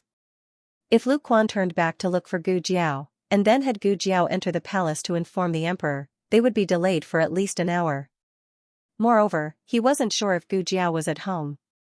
Perhaps she had gone to the clinic, or perhaps she had gone to a house call. Entering the palace was the fastest way to save the villagers, but this would delay his search for Marquis Xianping. He had to make a choice between his own father and the hundreds of villagers he had no blood relatives with. "Lu Lang." Lu Quan called out. Xiaoheng clenched his fists so tightly that they were trembling slightly. "Enter the palace." There were less than 4 hours left before the rain. The carrier pigeons had to reach the relay station in Pingyue Prefecture City before then. In Pure Flower's palace, the emperor met with Xiaoheng. "How did you know that it was going to rain in Pingyue Prefecture City?" the emperor asked doubtfully. Xiaoheng didn't know how Gu Jiao was able to observe the weather from 100 li away, so he naturally wouldn't tell the emperor. Moreover, this wasn't the time to investigate Gu Jiao's abilities. The most important thing was to save the villagers who might be buried in the landslide. Xiaoheng said, "I met a merchant who came from Pingyue Prefecture City. He said that Pingyue Prefecture City has been particularly stuffy these past 2 days. The sky is gloomy, as if it's going to rain. He also said that when he passed by the official road near Creek Village, he was almost hit by a rock that slid down the slope. I read in the books of Hanlin Academy that this is a sign that the mountain is loosening. If it's really raining, it will definitely cause a landslide. When that happens, the villagers at the foot of the mountain will be in trouble. Fortunately, he had studied a lot of geography in Hanlin Academy. Otherwise, he wouldn't have been able to come up with such a reasonable explanation. Seeing that the emperor was deep in thought, Xianxia said seriously, "Your Majesty, it's better to believe that there are more than 100 lives in Creek Village than not." The emperor's expression turned serious. "If your deduction is true, then the war and natural disasters that have plagued the Zhao nation for the past year, are these warnings from the heavens?" Xianxia hurriedly said, "Your Majesty, saving people is more important." The emperor sighed. "I understand. We will send people to Pingyue Prefecture City right away." Xianxia said seriously, "I'm afraid that they won't be able to make it in time." "Your Majesty, why don't we prepare for both eventualities? We'll send a carrier pigeon first." The emperor accepted Xianxia's suggestion and called Eunuch He over, ordering him to do it immediately. After leaving Pure Flower's palace, Xianxia sat in his family's carriage. He then asked Lu Quan, "Uncle Lu, have you changed the horses that I asked you to?" "I've changed them. They're all the fastest war horses in the Imperial Guard, but..." Lu Quan looked at Xianxia's arms and legs worriedly. "You're injured like this, so it's inconvenient for you to travel. Let me go. If you think that I won't be able to catch up, you can send the officers from the Ministry of Justice. Otherwise, you can go find the Empress Dowager and Empress and ask them to send a few imperial experts." Xianxia shook his head. "You won't be able to stop him." Marquis Xianping had a stubborn temper. Once he made up his mind to do something, not even a landslide or a tsunami could stop him. Moreover, would he believe them if they told him that a mountain was about to collapse? He wouldn't believe them. He wasn't afraid either. If he did, he wouldn't be Marquis Xianping anymore. He wouldn't be able to fight so many wars or assassinate the previous emperor's granduncle. But didn't the Marquis leave the capital yesterday? Can we catch up with him? Lu Quan wasn't looking for an excuse. He wanted to go alone and let Xianxia stay behind. Xianxia took out the map with his right hand and looked at the route on it. The mountain path is rugged. Even with his mount, he can only travel 60 li a day at most. He'll have covered half of the distance by noon today and will enter Pingyue Prefecture's jurisdiction. However, there will be a rainstorm later, which will greatly slow him down. If we set off from the capital, we won't encounter a rainstorm. If we speed up, we can enter Pingyue Prefecture by tonight. That way, the distance between us won't be too far." Lu Quan exclaimed, "It's true that you won't be too far away. However, once you enter Pingyue Prefecture, there will be a rainstorm. Even if you won't be too far away, you won't be able to catch up with him. The rainstorm and the fief won't only slow him down." Xianxia put away the map with one hand. "What you said makes sense." However, he still had to go. Lu Quan was angry and distressed at the same time. "Fine. I finally understand why no one can stop Marquis Xianping. No one can stop you either. You and your father are stubborn." Even though they knew it was impossible and dangerous, they still insisted on doing it. Xianxia's eyes turned cold. "Let's go." Afternoon, Pingyue Prefecture was like an overturned basin. The heavy rainstorm came crashing down. The pedestrians on the official road began to take shelter from the rain. The small tea stall, which didn't have much business before, was instantly filled with people. Among all kinds of people, there was a tall and mighty figure that was particularly eye-catching. First of all, he had the most handsome face in Zhao Nation. No matter where he stood, he would be extremely handsome. Second of all, he exuded a noble and murderous aura. Even the horse next to him was more ferocious than the other horses. There was a strange phenomenon in the tea stall. In order to avoid the rain, everyone was squeezing shoulder to shoulder. However, there wasn't a single guest sitting at his table. In the past, when Marquis Xianping went to the battlefield, he didn't have such a murderous aura. He was good-looking and always had a smile on his face. He belonged to the romantic and amiable type. Today, it was because he had been suppressing the anger in his heart to chop King Liang into 8 pieces that he had suddenly become a person who did not want to come near. There was a group of robbers hiding among the guests who were taking shelter from the rain. However, the robbers were scared out of their wits. Marquis Xianping didn't come to take shelter from the rain. He came to feed the horse. After the horse was full, he opened the door and left. He reached into his pocket and took something out. He was dressed luxuriously and had an extraordinary aura. When the owner saw him take out money, his eyes lit up. In the end, he saw him take out a copper coin and put it on the table. The owner of the tea stall doubted his eyes. It wasn't a copper coin. It was a silver ingot, right? He could tell that he was a noble at first glance. Why was he so stingy? The owner of the tea stall walked over and carefully counted it 3 times. It was really a copper coin. Sir. The owner of the tea stall boldly called out to Marquis Xianping. Marquis Xianping led the horse and looked at him strangely. The owner of the tea stall used his eyes to indicate the copper coin on the table. It's too little. At least give me 2, Marquis Xianping grunted and walked over. The owner of the tea stall smiled knowingly. In the next second, Marquis Xianping picked up the lonely copper coin and put it back into his pocket. The villagers here were really polite. They didn't charge for tea. The owner of the tea stall, the latest chapter of this book is not finished. For more exciting content, please scan the QR code below to download the app. The novel is updated even faster. Millions of novels are free to read. There are novels with connotations that can't be found online here. https://www.zhhbqg com/896428964286/1082354424. HTML Genius memorized the website address in a second. www.zhhbqg.com Biku Pavilion mobile version reading website, zhhbqg.com. The latest chapter of this book is not finished yet. For more exciting content, please scan the QR code below to download the app.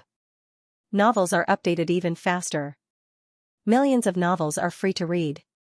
Novels with content that can't be found online are all available here. Marquis Xianping left the tea shed and was still sighing. The villagers here were so enthusiastic that they didn't even charge for tea. The owner of the tea shed had been here for 7 or 8 years, but this was the first time he had seen such stingy customers. It was simply too much. The torrential rain showed no signs of abating. Traveling in this kind of rain was very dangerous and inconvenient. Of course, that was for other people. Marquis Xianping was a general. He had experienced much worse weather on the battlefield, so he wouldn't be easily stopped in the middle of the road. Marquis Xianping was wearing a thick straw raincoat and a bamboo hat as he rode on his tall horse. He patted the horse's head and looked at the torrential rain. That old thing is about to die. We can't let him die of old age, understand? The horse seemed to feel its master's determination and killing intent. It neighed, raised its front hooves, and charged into the torrential rain without a care for its own safety. On the other side, Xiaoheng finally arrived at the tea shed that Marquis Xianping had once led after a long day of traveling. The tea shed was supposed to close at night, but the rain was too heavy.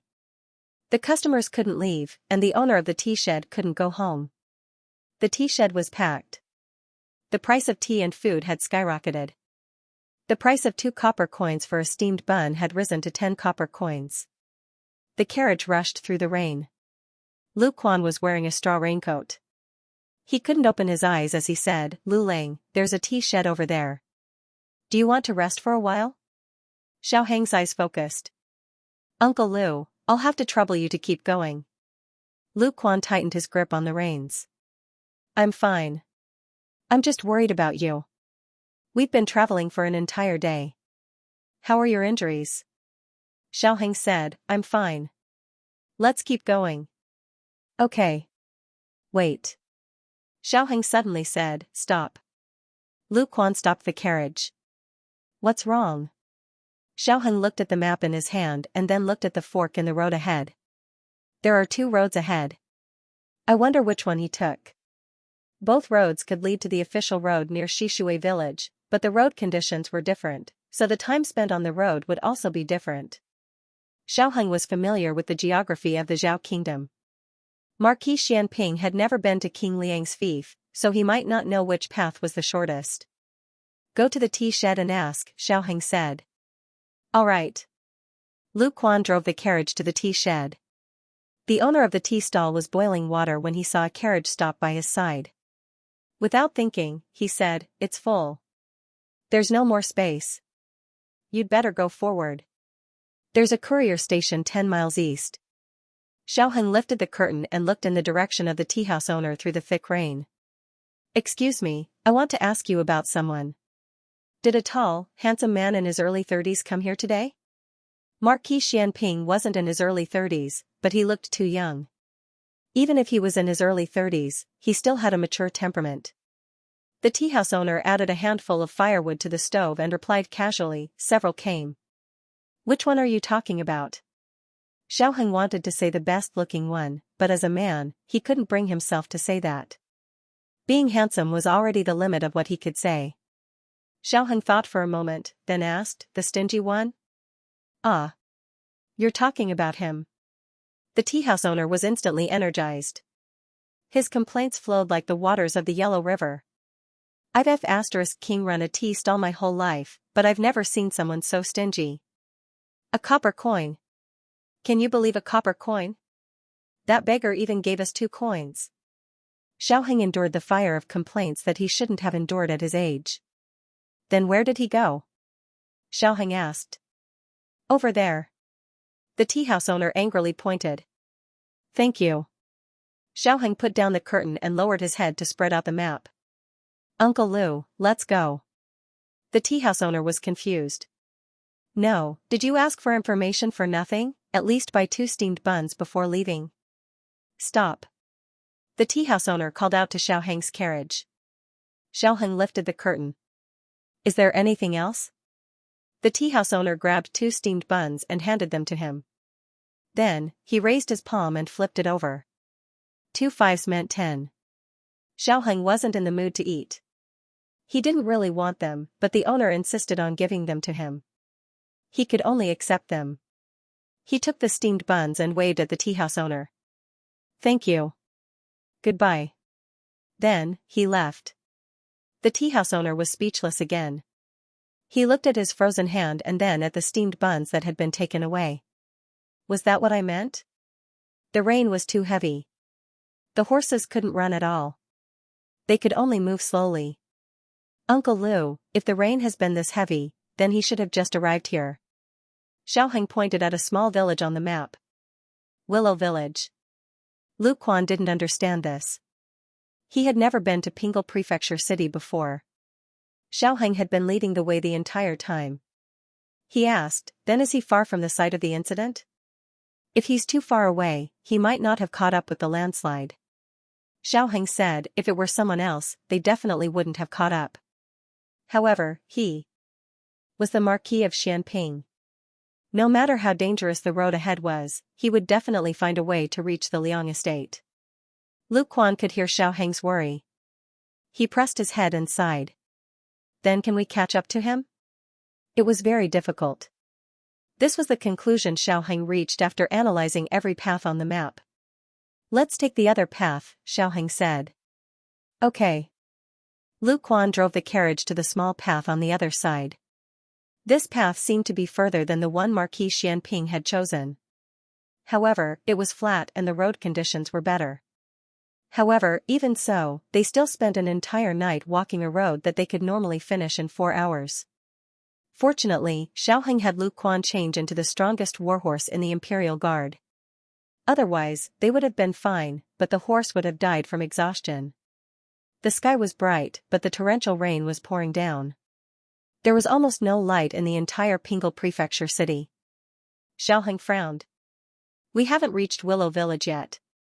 Marquis Xianping's speed was faster than theirs. At this rate, they wouldn't be able to reach the site of the incident even after midnight. Xiaoheng lifted the curtain and said to Lu Quan, "Uncle Lu, let's go through the forest in the north. We can reach the vicinity of River Creek Village." Lu Quan was stunned. "Go through the forest? That won't do." The carriage can't move. Xiaoheng said, we don't need a carriage. We'll ride a horse. Lu Quan disagreed. Can you ride a horse with your injuries? Xiaoheng took out a straw raincoat from the bottom of the carriage and put it on. Then, he took out a bamboo hat and put it on. It's just a superficial wound. It didn't hurt my muscles or bones. It's fine. Even if it's a superficial wound, you can't get wet in the rain. Besides, even if you hurt your muscles and bones, will you stop? Lu Quan couldn't persuade him otherwise. He could only abandon the carriage by the roadside. Fortunately, there were 2 horses in the carriage. The 2 of them sat on 1 horse each and walked into the forest. Marquis Xianping's journey wasn't smooth. He had chosen the shortcut according to the map, but he encountered many problems. Marquis Xianping looked at the wooden bridge that was destroyed by the torrential rain and felt a toothache. There wasn't a shallow stream below, but a surging river. Marquis Xianping patted the horse's head and looked at the broken bridge with a determined expression. He turned around and walked back. After about 50 steps, he stopped and turned around again. His eyes became sharp. Giddy up. The horse raised its hooves and began to gallop. As they approached the broken bridge, Marquis Xianping's legs clamped down on the horse's belly and fiercely pulled on the reins. Facing the surging torrent, the horse didn't retreat. Instead, it followed its master's orders and leaped over the broken bridge. Good. After landing, Marquis Xianping patted it. Let's go. After passing through the village, they would reach the official road that led directly to the Liang estate. Old Liang Wang, your time of death has come. Lu Lang. Slow down a bit. After falling down so many times, Lu Quan was almost out of strength. In their current situation, even the horses weren't willing to move. They could only lead the horses forward with great difficulty. Look. We're here. Xiaoheng pointed at the village in the torrential rain. That's Creek Village. Is there? The sky was too dark and the rain was too heavy. Lu Quan's oil lamp couldn't illuminate much. They had been walking since morning, so he didn't know what time it was. He only knew that he really couldn't walk anymore. It should be almost midnight. Xiaoheng panted as he said, don't go over. Just wait for me here. That won't do, that won't do. Lu Quan sat on the ground. Xiaoheng took the oil lamp from his hand. He didn't lead the horse and walked towards the village. Lu Lang. Lu Quan didn't even have the strength to call out. The villagers in the village had already been evacuated. All the poultry that could be taken away had also been taken away. The village was empty except for his lonely figure. He passed through the village. When he reached the village entrance, he heard the sound of horse hooves approaching on the official road. It's him, it's Marquis Xianping. Xiaoheng was too far from the official road. In the time it took to rush over, the horse was already far away. He had no choice but to walk forward in the rain while shouting, stop. Stop. The sound of the torrential rain blocked out all other sounds. Even the sound of the horse hooves was weakened, let alone the sound of a distant person. But Marquis Xianping could still faintly hear a bit. It wasn't too clear. Was someone talking? Was someone calling him? It sounded like his son's voice. Then Marquis Xianping smiled. His son was in the capital, so how could he come here? He must have heard wrong. Jia! He shouted. Xiaoheng stared blankly as a man and a horse passed by on the official road in front of him. He felt as if his breath was being choked. Marquis Xianping saw the oil lamp in his hand, but Marquis Xianping didn't stop. He wouldn't stop for a stranger on the side of the road. Xiaoheng looked at the crumbling mountain range. The mountain rocks were already falling down. He could almost hear the sound of the mountain collapsing. He looked at the tall figure that was recklessly rushing towards the mountain range. A voice in his heart broke through the heavy shackles. Father, digression, I dreamed that I gave you the third watch. After I woke up, I thought about it. The dream of getting rich overnight can't come true, but giving you the third watch is still possible. The latest chapter of this book is not finished yet. For more exciting content, please scan the QR code below to download the app. Novels are updated faster. Millions of novels are free to read. Novels with connotations that can't be found online are all available here. https://www.zhhbqg com/89642896428226/1082293331. HTML Genius remembers this site's address in a second. www.zhhbqg.com Bikuga mobile reading website, mzhhbqg.com. The newest chapter of this book is not finished yet. For more exciting content, please scan the QR code below to download the app. Novels are updated even faster. Millions of novels are free to read. Novels with content that can't be found online are all here. His voice was drowned out by the dense rainstorm. No matter how he called out, Marquis Xianping's figure disappeared into the curtain of rain. Xiaoheng's strength was finally exhausted at this moment. He fell into a puddle on the side of the official road. The torrential rain poured down, mercilessly hitting his back. He tightly gripped a stone on the side of the road. The rain was icy cold, but when it fell into his eyes, it became boiling hot. In the end, he couldn't stop him. He still left. It turned out that there were some people and some things that, once missed, would never have another chance. It wasn't that he didn't cherish his son, but rather that his son didn't cherish his father. He would never have another chance to call him father again. "What did you just call me?" A familiar voice suddenly sounded above his head. Xiaoheng's body trembled. He thought he had heard wrong, but he still raised his head in a daze. He saw Marquis Xianping wearing a straw raincoat and a bamboo hat, riding a tall steed that had once accompanied him on expeditions. Marquis Xianping looked at him from the horse and asked again, "What did you just call me?" Xiaoheng raised his hand that was tightly pressed into the puddle. His heart sunk, and his feelings of grief and regret suddenly stopped.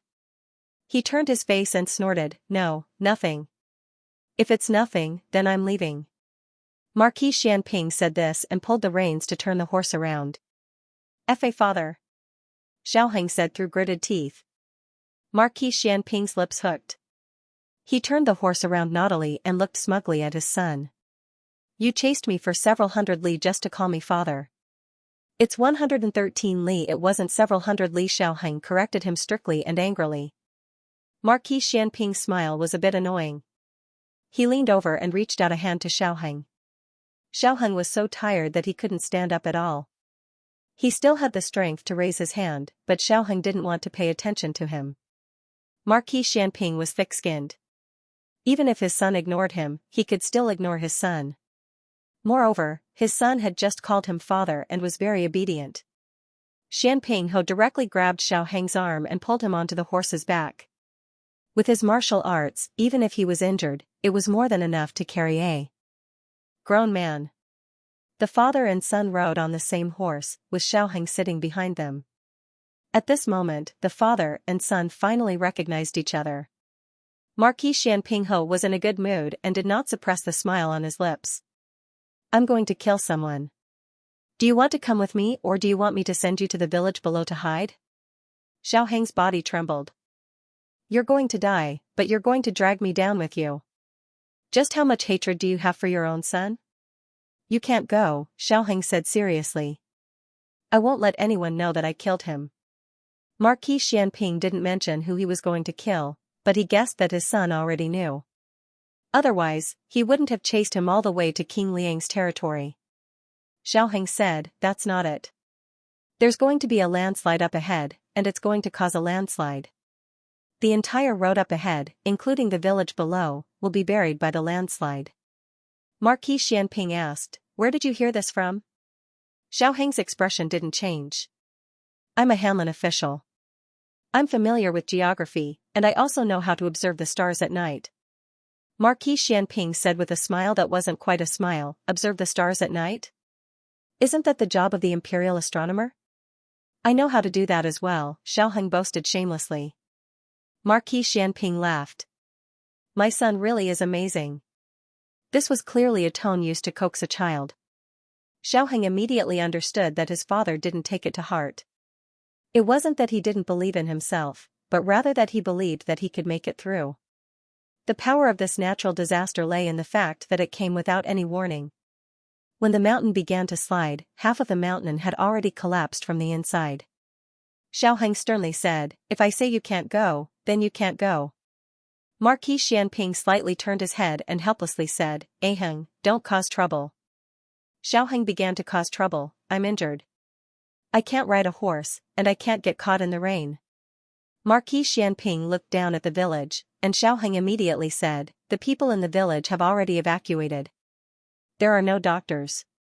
In the end, Marquis Xianping was still defeated. "Fine, I'll send you to the relay station first."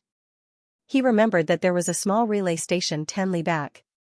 Xiaoheng secretly calculated the speed and distance. When he arrived there, he should be able to avoid the landslide by delaying for a bit. He did not object. Marquis Xianping rode his horse back with his son. It truly deserved to be called a first-rank martial marquis horse. Other horses were so scared that they didn't dare move, yet it was still able to jump around happily. Carrying another person was not a problem. The last time Xiaoheng sat on Marquis Xianping's horse was when he was young. He sat in front, and his small body was held in Marquis Xianping's embrace. Marquis Xianping always believed that a tiger would not have a dog son. He was a tiger, so his son must also be a tiger. That horse was taller than a person. The pitiful Xiaoheng's first time riding a horse was so bumpy that he began to doubt life and began to cry loudly. It was Princess Xianxia who arrived in time to save Xiaoheng from the horse. From that moment on, Xiaoheng no longer dared to ride a horse. "When did you learn to ride a horse?" "Those few years when you were a commoner?" Marquis Xianping asked. This was the first time that father and son had seriously brought up the matters of those years. Marquis Xianping had asked before, but Xiaoheng had never given him a response. Tonight, he responded, I learned from eldest brother." Marquis Xianping said, "Your eldest brother." Speaking to this point, he paused. Xiaoheng quietly said, "His name is Xiao Su." Marquis Xianping frowned, "Isn't his surname Qing?" "His name is Qing." "Godan?" "Godan is his nickname." Xiaoheng said, "Eldest brother changed his surname. Chen Yan's mother changed it." After Qing Su's father died, the Qing family came to take Qing Su to his eldest uncle's family to raise. His eldest uncle's family had no son. Chen Yan's mother was reluctant, and Qing Su was also unwilling to leave his mother, so the family broke off all ties. After the horse had traveled for a while, Marquis Xianping suddenly said, "What happened that year?" "I'm sorry, Marquis." Xianping was a thick-skinned ancestor, but that didn't mean that he could say anything casually. There was an awkward side to his temperament, but ordinary things couldn't trigger his awkwardness. Xiaoheng didn't ask him whether the year he spoke of referred to the year he was born or the year Xiao Lulang met with his accident. Some windows could be poked through, but there were some that didn't need to be poked through. It was fine as long as they both understood. Marquis Xianping said, "Hold on tight. I'm going to speed up. Don't fall." "I won't." Before Xiaoheng could finish his sentence, Marquis Xianping suddenly clamped down on the horse's belly. The horse understood and quickly rushed forward. Xiaoheng suddenly fell back and was almost thrown out. He almost instinctively hugged Marquis Xianping's waist. In a place where Xiaoheng couldn't see, Marquis Xianping raised an eyebrow and smiled. "Wait." His smile suddenly disappeared. He pulled on the reins and the horse smartly stopped. "What's wrong?" Xiaoheng asked. "Did you hear that?" Marquis Xianping asked with a frown. "What did I hear?" Xiaoheng's voice suddenly stopped. "It seems like a baby is crying." Marquis Xianping turned his head to look. In that village. Hadn't the village been evacuated, he hadn't heard the crying when he had rushed over. "There is a child." Marquis Xianping listened for a while and confirmed that he hadn't heard wrong. "You go first." He turned and dismounted. When he went on the official road, he didn't care about natural disasters. But when it came to his son, he believed in the power of natural disasters. "It's faster to ride a horse," Xiaoheng said. "Is there still time?" Marquis Xianping asked. "If we find it quickly, there is," Xiaoheng said. "Good, sit tight." Marquis Xianping's eyes turned cold. He pulled on the reins and changed direction, galloping towards the village below. Who would have thought that when the two entered the village, the crying would stop?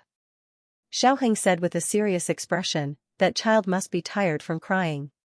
He cried for a while and then stopped. When I passed by the village, I didn't hear anything. Marquis Xianping dismounted. The father and son searched door to door. When Marquis Xianping found the bedroom of the 18th family, Xiaoheng loudly shouted from the well in the backyard, "Here!" Marquis Xianping quickly went to the backyard. This was a dry well. The well was covered with a manhole cover, but it wasn't sealed and could be moved. The child should have climbed up the manhole cover and stepped on it before falling down. The manhole cover blocked most of the rain, but a portion of it still flowed into the dry well. Xiaoheng went into the room and found an oil paper umbrella to cover the well. Marquis Xianping removed the manhole cover. He planned on going down to save the child, but he found that the well was too narrow. With his body, he couldn't go down. Xiaoheng still had the body of a youth. He was tall and thin, so he could barely squeeze through. "I'll go down," Xiaoheng said. Marquis Xianping took a rope from the saddle. He tied one end to his son's waist and the other end to his own waist. Xiaoheng opened his mouth. "Your waist injury, go down," Marquis Xianping said. The child's crying and breathing were already very weak. No one knew how long he had been at the bottom of the well, not to mention that he had fallen from such a high place. Xiaoheng moved his gaze away from his waist and turned to sit at the mouth of the well. But as soon as his leg went in, a cat's cry came from the bottom of the well. Xiaoheng's hair stood on end. Marquis Xianping's expression became serious, as he stared at his son, Aheng. Xiaoheng's legs began to tremble. He was clearly a person who did not even fear poisonous snakes, however, he was afraid of cats. If this was a few years ago, Marquis Xianping would definitely have said to him, "You are my, Marquis Xianping's son. Do you not even have this much courage?" But tonight, he did not say this. He said, "Come down. I will think of another way." There was no other way. There was not enough time. It was now. They had to immediately save the child. Otherwise, they would either have to give up on the child or die with the child. Xiaoheng grabbed the rope in front of him. Gritting his teeth, he resolutely jumped down. It was this seemingly normal jump that caused Marquis Xianping's heart to heat up. His son had grown up. He had truly grown up. It was not his height, nor was it his age. Instead, he had truly grown into a man of indomitable spirit. He was a young and promising Hanlin official. He did not go into battle to kill the enemy, but he used his hot blood to protect the citizens of Zhao country. "I found him. We can go up now." Xiaoheng's trembling voice came from the bottom of the well. He was afraid. But he was not defeated by his own fear. Sure enough, it was my, Xiaoji's, son. Marquis Xianping quickly pulled on the rope, pulling Xiaoheng and the child out of the well. Xiaoheng's movements were very careful. After all, the mouth of the well was so narrow. If he was not careful, he could hurt the child. He raised the child high above his head. Marquis Xianping received the child with one hand and placed him on the umbrella that had fallen to the ground. With the other hand, he pulled his son up. At this time, he noticed that there was a cat in his son's embrace. Xiaoheng's entire body was stiff, and his face was pale white. He looked like a small statue that could not move. "Can you quickly take it away?" Marquis Xianping laughed out loud. He grabbed the cat and threw it into the bag hanging on the saddle. The child's situation was not very good. There were many injuries on his body. He needed to quickly find a doctor. Xiaoheng found a piece of cloth from the house and wrapped the child in his arms. Marquis Xianping was quite surprised. "Oh, you know quite well. Are you ready to be a father at any time?" Xiaoheng rolled his eyes. "There is Gu Xiaobao at home." This child was older than Gu Xiaobao, but he should not be more than a year old. The method of wrapping Gu Xiaobao was also suitable for him. The father and son brought the child, the horse, and the cat in the direction of the official road. Just as they were about to walk out of the village, a mountain in front of them suddenly collapsed. The huge sound was like muffled thunder in the dark night. The ground at the village entrance seemed to feel the tremor. The landslide would not slide into the village, but the mudslide caused by the landslide would be a disaster for the village. "Hiya!" Marquis Xianping shouted. The horse quickly stepped on the official road.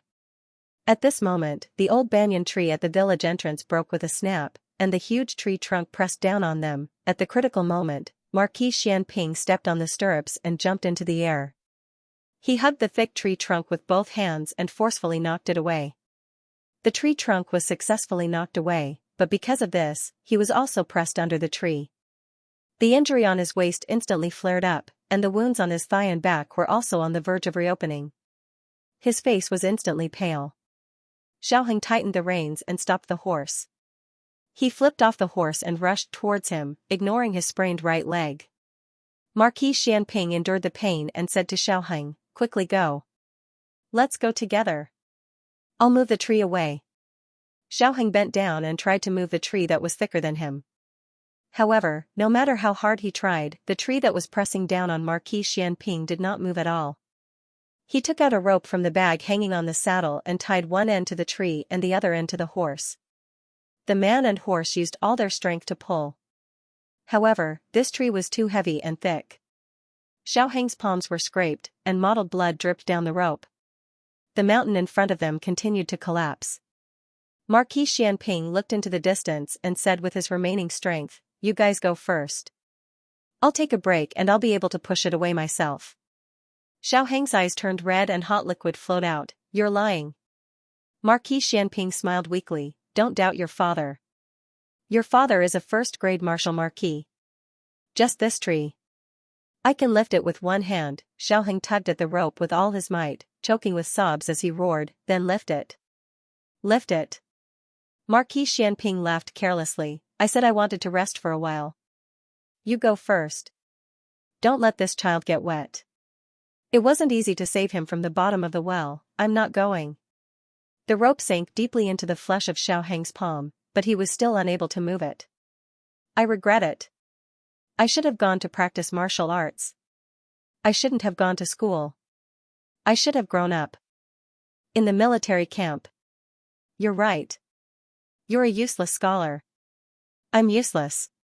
He cried in despair, large drops of tears rolling down his face. Marquis Xianping's smile disappeared from his face. He looked at Xiaoheng through the heavy rain. "I said it on purpose. I am your father. I don't know as many words as you do. I can't get over my face. So I wanted you to come practice martial arts. I'm good at practicing martial arts. You will definitely admire me." These words, Xiaoheng had never heard them before. He had never even thought about them. Someone as proud as Xiao Ji actually had such an inferior side. Perhaps it was because he felt that his life was coming to an end. If some words were not said today, there might not be a chance to say them in the future. Marquis Xianping slightly tilted his head so that he could look at his son one last time. "Aheng, I never told you, but I was actually very smug to have a son like you. Those uncouth old men always boast that their sons are capable. TSK. Are they as capable as my son?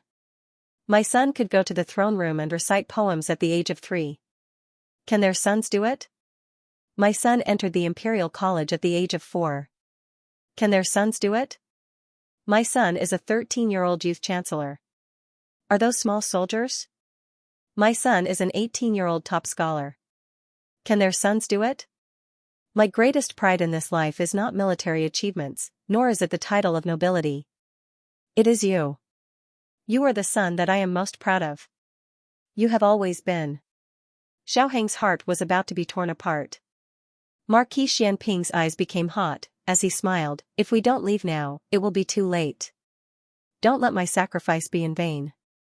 After he finished speaking, he used the last of his strength to send a palm strike at Xiaoheng. Xiaoheng was sent onto the back of a horse by his internal strength. Marquis Xianping said to his horse, "Take him away." With a loud boom, the last part of the mountain slope collapsed, and a mudslide came from behind. The horse raised its front hooves and galloped away. Marquis Xianping looked at his son with a smile. The mudslide rushed down. Xiaoheng turned his head and screamed, "Don't." With a loud boom, the mudslide entered the village. And it was at this time that a tall black shadow came out of the torrential rain. The newest chapter of this book is not finished yet. For more exciting content, please scan the QR code below to download the app. Novels are updated even faster. Millions of novels are free to read. Novels with content that cannot be found online are all available here. https://www.zhhbqg.com/896428964286/1082148884. HTML Genius memorized this website's address in 1 second. www.zhhbqg.com. BQG's mobile reading website, mzhhbqg.com. The latest chapter of this book is not finished yet. For more wonderful content, please scan the QR code below to download the app. Novels are updated faster. Millions of novels are free to read. Novels with connotations that can't be found online are all here. He was as fast as lightning and as fierce as a dragon. He grabbed the big tree that was pressing down on Marquis Xianping and threw it out. Marquis Xianping had already prepared to die. He wondered if this was the feeling of death. His whole body was light as a feather. Where was the promised big tree? Where was the rushing mudslide? He heard the sound. Why wasn't he crushed and suffocated to death? Just as Marquis Xianping was puzzled, he felt a powerful aura rush towards him. Marquis Xianping had lived to this age, but he had never admitted that anyone other than himself was strong. To be able to make him feel this way, it was enough to show how deep the other party's skills were. Moreover, this aura was a little familiar. But thinking about it, it was impossible. Before Marquis Xianping could think about what was going on, whether it was reality or an illusion after death, he was picked up from the ground. Marquis Xianping, who was completely unaware of the situation, Xiaoheng's heart almost jumped out of his throat. In the end, he saw a scene that made his heart surge. He let out a long sigh of relief. Long Yi. The moment Long Yi picked up Marquis Xianping and flew away. The mudslide rolled over and almost drowned the entire village in the blink of an eye.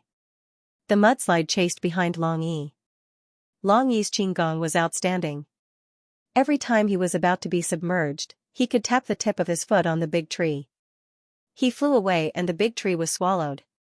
He stopped on the roof again. He soared into the sky again and the roof was also swallowed. This was a contest with the King of Hell and King of Hell. Xiaoheng couldn't see their figures, but he believed that Long Yi's skills would definitely be able to win this mudslide. The mudslide didn't just swallow a village, even the official road where Xiaoheng was located became its prey. It was like a 1,000-year-old beast that had been awakened, opening its bloody mouth behind Xiaoheng. Xiaoheng hugged the baby in his arms and held the reins tightly with both hands. Along the way, rocks kept falling down. If it were any other horse, it would have been scared out of its wits. However, Marquis Xianping's mount did not.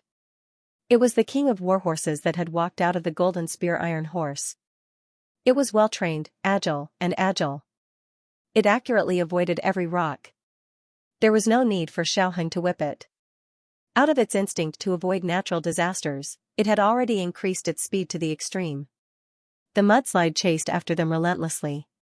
Just as it was about to swallow them whole, the mudslide's eyes were as sharp as knives. With a kick of its hind hooves, it suddenly soared into the air. Xiaoheng looked at the broken bridge and flowing water under his feet, his heart once again in his throat. If he couldn't cross it, it had successfully crossed over. The mudslide rushed into the turbulent river. Xiaoheng turned around and looked at the mudslide that was about to catch up with him in shock. His entire body was drenched in cold sweat. The horse carried Xiaoheng all the way back in the rain. On the other side, Marquis Xianping and Long Yi's situation was more dangerous than Xiaoheng's. After all, the village's terrain was lower and the mudslide was mainly rushing in the direction. They could not get close to the official road and could only run to the mountain on the other side of the village. At this time, Lu Quan was at one of the mountain tops. Xiaoheng had originally left him at the top of the mountain and told him to wait there and not wander around. However, after he recovered his strength, he was worried about Xiaoheng, so he went down the mountain to find Xiaoheng. As soon as he reached the foot of the mountain, he heard the sound of a landslide. He secretly thought that things were bad and quickly turned to run up the mountain. However, he had only run halfway up the mountain when the mudslide surged over. Just as he was about to be swept away and buried, a whip lashed out and firmly wrapped around Lu Quan's waist. Lu Quan looked up and his eyes lit up.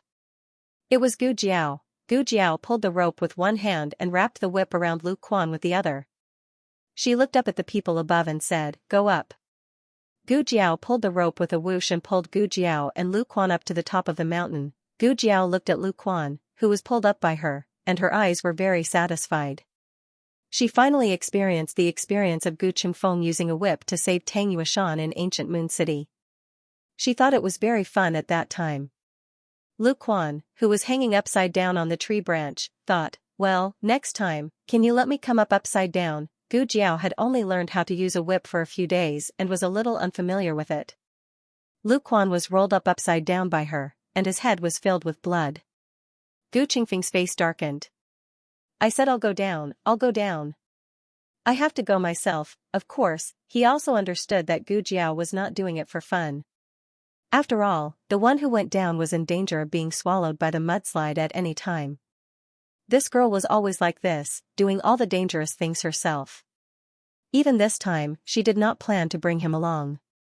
He just happened to see her go out, so he followed her. "Who are you looking down on, stupid girl?" Gu Qingfeng pouted and snorted. "Give me back the whip." "No." Gu Jiao decisively took the whip for herself. "Gu Qingfeng, a red tasseled spear is no longer enough to satisfy you? You even took my whip." Gu Qingfeng secretly glared at her. "I'll take it back when we get back, although the terrain here was high enough, there was no guarantee that there would not be a second wave of mudslide. They still had to leave as soon as possible." Gu Qingfeng grabbed one in each hand and used his qinggong to rush to the top of the mountain. "Wait, what's wrong?" Gu Qingfeng clenched his teeth with difficulty. "You little girl, what have you been eating recently? Why are you so heavy?" Gu Jiao played with the newly snatched whip. "I don't have it." "If you can't do it, just say it." Gu Qingfeng, men can't do it without it. Gu Qingfeng pulled his hair with all his might. "It's you who has grown heavier." "No, enough, he can't move anymore." Seeing three people about to fall down, Long Yi flew over and caught Gu Jiao from the hand of Gu Qingfeng. Gu Jiao, who was caught off guard, was speechless. "Long Yi, didn't you go to save Marquis Xianping? Why are you trying to catch me again?" "I only agreed to bring Gu Qingfeng along because I didn't want to be sandwiched by you." Long Yi picked one up from each side. Marquis Xianping glanced to the side and took a closer look. He waved at Gu Jiao. "Daughter-in-law, how are you?" Gu Jiao also waved. "Hello." Wow, before they could finish greeting each other, the two of them were blown into sad frogs by the wind and rain. Gu Qingfeng was left far behind. He was completely lost. Damn it, how could he run so fast while carrying two people? "Do you belong to the wind, a man like the wind?" Long Yi passed through the forest. The journey was relatively long, so by the time he brought Gu Jiao and Marquis Xianping to the nearest relay station, Xiaoheng was already changing clothes in the room. Marquis Xianping saw Princess Xinyang in the corridor instructing the servants to boil water and decoct medicine. He was stunned for a moment. But when he turned to look at Long Yi, he seemed relieved. Yujin came out of the room next door with a basin of hot water. "Princess, I gave the child a bath. I didn't have any baby clothes, so I used adult clothes to wrap him in swaddling clothes." Princess Xinyang nodded. "Marquis?" Yujin went to pour water. When she turned around, she saw Marquis Xianping at the door. Princess Xinyang also looked at him. Marquis Xianping's current appearance was as pathetic as it could be. He himself didn't know and still thought he was as handsome as before. He raised his eyebrows and smiled carelessly. "Qin Fengwan?" Princess Xinyang looked at his lame eyebrows and her eyelids twitched. She answered vaguely, "Where are Jiao Jiao and the others?" Gu Jiao walked out from behind Marquis Xianping and spat out a mouthful of rainwater expressionlessly. Not long after, Gu Qingfeng and Lu Quan also arrived. Princess Xinyang said indifferently, "Go and change your clothes." Princess Xinyang was worthy of being a mother. Wherever she went, she would bring her child's clothes. But now, she had more than one child. Gu Jiao was also the same. She had Yujin take Gu Jiao to the room prepared in advance. The charcoal inside had already been heated. Yujin took out the dry clothes Princess Xinyang had prepared for Gu Jiao and had Gu Jiao change into them. She had brought a few more sets of Xiaohang's clothes. One set was given to Gu Chengfeng, and the other was given to Marquis Xianping. Their figures were quite suitable. Lu Quan had a bit of a middle-aged man's belly, so he couldn't wear Xiaohang's clothes. He went to find a guard to get a set. Marquis Xianping looked at his son's clothes in his hand and said to Princess Xinyang at the door, "That's true. You don't have my clothes." Princess Xinyang's face darkened. "You speak as if I would bring your clothes for you if I had them." Marquis Xianping looked at Princess Xinyang with a faint smile. "Qing Fengwan, did you especially come to save me?" Princess Xinyang could still tolerate him if he didn't speak, but the moment he did, she really wanted to beat him up. Princess Xinyang said in annoyance, "I came to save my son." Could he not think so highly of himself? Oh. Marquis Xianping raised his brows and put the clothes on the table. "I don't believe you. Princess Xinyang, how did this person become more and more shameless after so many years?" In order to not get a heart attack from anger, Princess Xinyang decided to ignore him. Princess Xinyang went to Gu Jiao's room, where the rescued baby was also placed. Gu Jiao had already changed her clothes and was treating the baby. "How is he?" Princess Xinyang asked as she entered the room. Gu Jiao opened the small medicine box and took out a stethoscope. "The bones are fine. There are some scratches and abrasions, slight dehydration, and high fever. That's all I can see for now. I heard that the dry well is quite deep. This child is lucky." "I'm asking how you are," Princess Xinyang said. Gu Jiao put the stethoscope on her ear and listened to the baby's heart and lungs. She paused. Princess Xinyang took in her expression. She sighed and asked, "Are you hurt?" "I'm fine," Gu Jiao said before Princess Xinyang could ask. "My old injuries have long healed." Princess Xinyang nodded in satisfaction and then looked at the child on the table. "He's fine, right?" After Gu Jiao finished listening to his heart and lungs, she took out the stethoscope and said, "Pneumonia. He must have been infected before he fell into the well.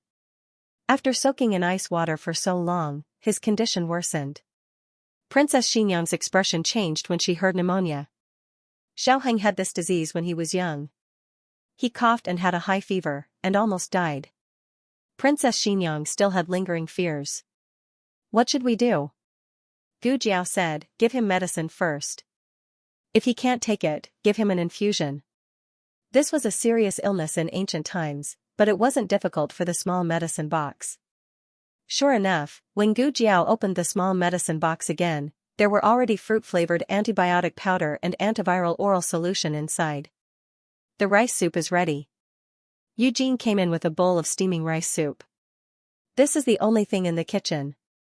She was referring to the food for the child. Gu Jiao gave the medicine to Eugene and told her how to use it and the dosage. "Okay, I'll feed it to him in a bit." Eugene looked at the weak child. "He's quite obedient. He doesn't make a fuss." Princess Xinyang also looked at the baby and said, "He cried for so long. He doesn't have the strength to make a fuss." With Eugene here, Gu Jiao went next door to see Xiaoheng. Compared to the baby, Xiaoheng's condition was much worse. He was originally half a mummy, but now his whole body was wrapped in gauze. He was practically a fat white man. Marquis Xianping's condition was not much better. However, Gu Jiao was Xiaoheng's wife. Gu Jiao could tie him up wherever she wanted. But Gu Jiao was not Marquis Xianping's wife. He didn't want to tie him up. Gu Jiao called his wife over. When Princess Xinyang entered the room, Gu Jiao had already gone out. Marquis Xianping was paralyzed in his wheelchair, his back facing the door. He thought that it was Gu Jiao who had come. He snorted, "I'm not going to tie that thing up." "What do you want if you don't tie it up?" Princess Xinyang's voice rang out. Marquis Xianping choked. He wanted to turn around, but the pain in his neck made him gasp. "Why is it you?" Princess Xinyang came in front of him and looked at him. "Why aren't you receiving treatment?" Marquis Xianping said carelessly, "It's just a small injury." He still had to kill old Liang Wang. If he didn't go now, that old thing would die of old age. Marquis Xianping thought that she was going to say that the road was blocked. He had already thought of a way to go around the neighboring county. Perhaps he wouldn't make it in time, but he had to try. He was someone who would not give up until all hope was gone. But Princess Xianxia did not say that. After a moment of terrifying silence, she faintly said, "I've thought about killing him countless times. At first, I used the dragon shadow guards, but they didn't move." Marquis Xianping muttered to himself for a moment, then frowned and analyzed. "They are death warriors that old Liang Wang bought from the Yan kingdom. The master who trained them also came from the Yan kingdom. Old Liang Wang participated in the entire training process, so he secretly ordered them to never kill him." Princess Xianxia nodded in agreement. "I ordered all of them from Long Er to Long Wu, but they didn't listen to me. I only left out Long Yi. Long Yi just happened to go out. When he first came to my side, he was a little restless. He always didn't follow the rules at home. At that time, I didn't know that he had randomly entered. I only thought that he would be the same as the other 4 dragon shadow guards and not carry out the mission to kill that person. After he returned, I was too lazy to give him any more orders." Marquis Xianping caught a key point. "Wait, what do you mean by Long Yi was randomly entered?" Princess Xianxia said, "A few days before the death of the late emperor, he summoned me to the palace and said that he would give me 4 dragon shadow guards. In the end, there were only 5. I thought that the late emperor changed his mind after I left and gave me 1 more." Marquis Xianping was puzzled. "You didn't ask?" Princess Xianxia said, "As a matter of course, why should I ask? What if I don't ask?" Marquis Xianping's brain crashed for a second. Clearly, he didn't expect that Princess Xianxia would also like to take advantage of others. That's true. He accepted her advice. Perhaps because she was tired of standing, Princess Xianxia sat down on a stool diagonally opposite Marquis Xianping. "Later, I secretly cultivated some forces. Even if I didn't use the dragon shadow guards, I could still kill him, but I didn't do so." "Why?" Marquis Xianping tilted his head and looked at her. Princess Xianxia didn't look at Marquis Xianping. Instead, she looked at the pouring rain outside. "I found out that he was sick. A very serious illness. His whole body was in constant pain. From the imperial physicians to the traveling doctors, none of them could cure him. They couldn't even alleviate his pain. The imperial physicians said that his organs were deteriorating and that he wouldn't live for more than a year. But a year has passed, and he still hasn't died. If it was a normal person who contracted such a serious illness, they would have died long ago. Yet, he couldn't die even if he wanted to. Sometimes, I wonder if the heavens have grown eyes and his retribution has come. It's not that he didn't seek death. It's just that when the Liang estate was in his hands, it didn't have any real power. It was only because of His Majesty's respect for him that he managed to survive until today. If he were to die, the Liang estate would completely decline. How could his family be willing to let go of the glory and wealth in front of him? They spared no expense to preserve his life. He was used by his family and suffered the torment of his illness. His life was worse than death. Tell me, if this isn't his retribution, then what is?" Marquis Xianping looked at her with a frown. "Qin Fengwan." Princess Xianxia said indifferently, "So you don't need to kill him. He already got the retribution he deserves. There's no need to dirty your hands." Then she turned and left the room. Marquis Xianping turned his wheelchair around and looked at her back. "Qin Fengwan. What?" Princess Xianxia turned around and looked at him strangely. Marquis Xianping patted the armrest and smiled. 2 wheelchairs. If he had only come to save Xiaoheng, only 1 wheelchair would have been enough. Princess Xianxia faintly looked away. Yujin brought it. In the middle of the night, Marquis Xianping disappeared. His mount was also gone. He still took a detour and rushed to the Liang estate. Old King Liang still hadn't breathed his last, but he would die soon. His family had all gone to the capital. Old King Liang could finally die of old age. Who would have thought that on his deathbed, he would see Yama with a butcher's knife in his hand? On a sunny afternoon, the redbud flowers in Jishui Alley bloomed. Large patches of purple color were newly planted in Little Jingkong. In fact, the so-called newly planted flowers were nothing more than moving the flower pots from Princess Xianxia's courtyard to the courtyard in Jishui Alley. Even the moving was done by Long Yi. However, he was the one who placed them on the ground, so he was the one who planted them. In the front courtyard, Gu Jiao was currently guiding Huang Fuxian in his rehabilitation. Huang Fuxian successfully stood up with the help of the artificial limbs. Now, he was practicing walking with crutches. Gu Jiao made the artificial limbs according to his physique. Although he was young, he was actually taller than Gu Shaoshun and Gu Yan. On the other side of the courtyard, the two big whites were obediently sitting in the wheelchair and basking in the sun. Marquis Xianping's 4 limbs were in plaster. His neck and waist were also in plaster. He couldn't move anything below his chin. He could only move his eyes and try to look at his son. My back is a little itchy. Scratch it. For me. Although Xiaoheng wasn't in plaster, his whole body was tightly bound with gauze. He wasn't much more flexible than him. I can't scratch it. Old King Liang was brutally murdered. The scene of the crime was too horrible to look at. The emperor flew into a rage and ordered the local government to thoroughly investigate this matter. In order to find the murderer as soon as possible, the emperor also sent out the expert Minister Xing. Minister Xing couldn't bring Xiaoheng with him this time because Xiaoheng was injured. He personally investigated, but the scene was clean and didn't leave a single trace. It was as if the murderer had a very strong anti-reconnaissance ability. Minister Xing returned to the capital to report to the emperor. Your Majesty, from the wounds of the deceased, this was a vendetta. The murderer vented his terrible anger on the deceased. The deceased suffered terrible torture when he was alive.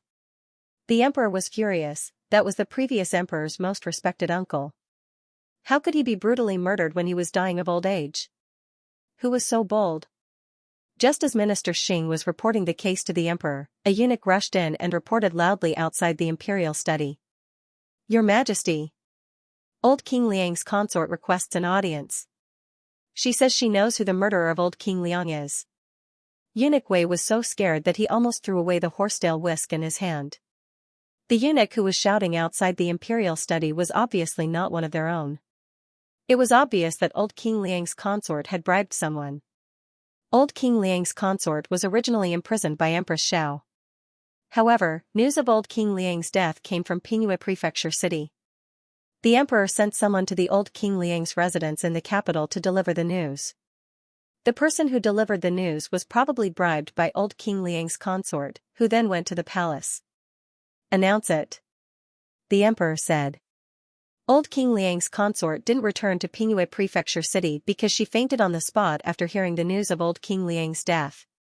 She fainted for a few days and nights and only woke up now. Your Majesty!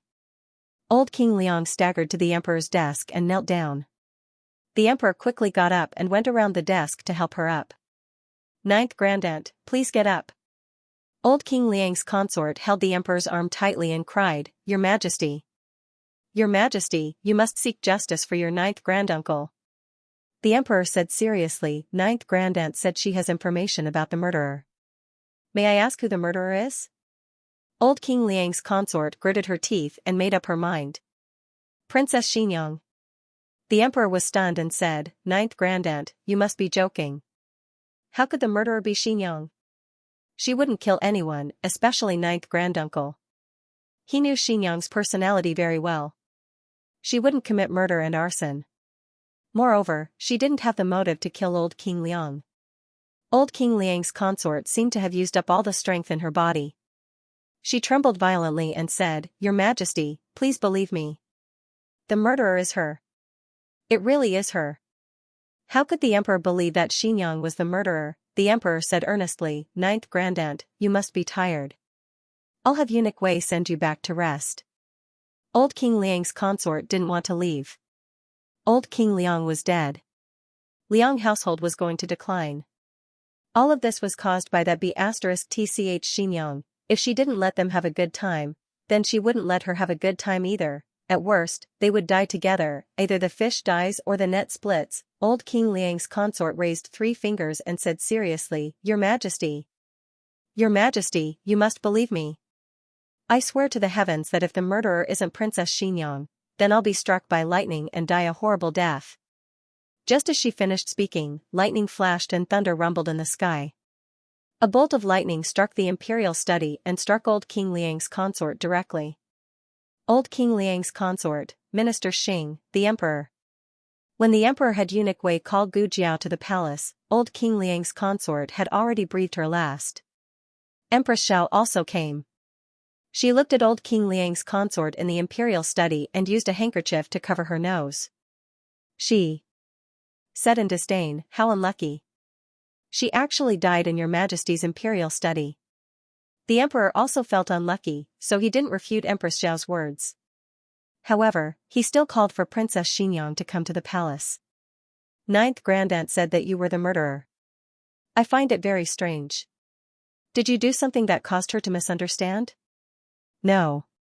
Perhaps she was traumatized and became delirious. The emperor thought about it and didn't rule out this possibility. However, for some reason, he still felt that something was wrong. He stared at Princess Xianxia. On the day of the incident, where were you? I heard that you left the city. Princess Xianxia's expression didn't change. I went to visit Ninth Granduncle. Ninth Grandaunt came to find me that day and said that Ninth Granduncle's health was not good and wanted to see me before he passed away. I quickly went, but who knew that I would encounter a natural disaster along the way? I was stopped at the relay station. If your majesty doesn't believe me, you can send someone to ask.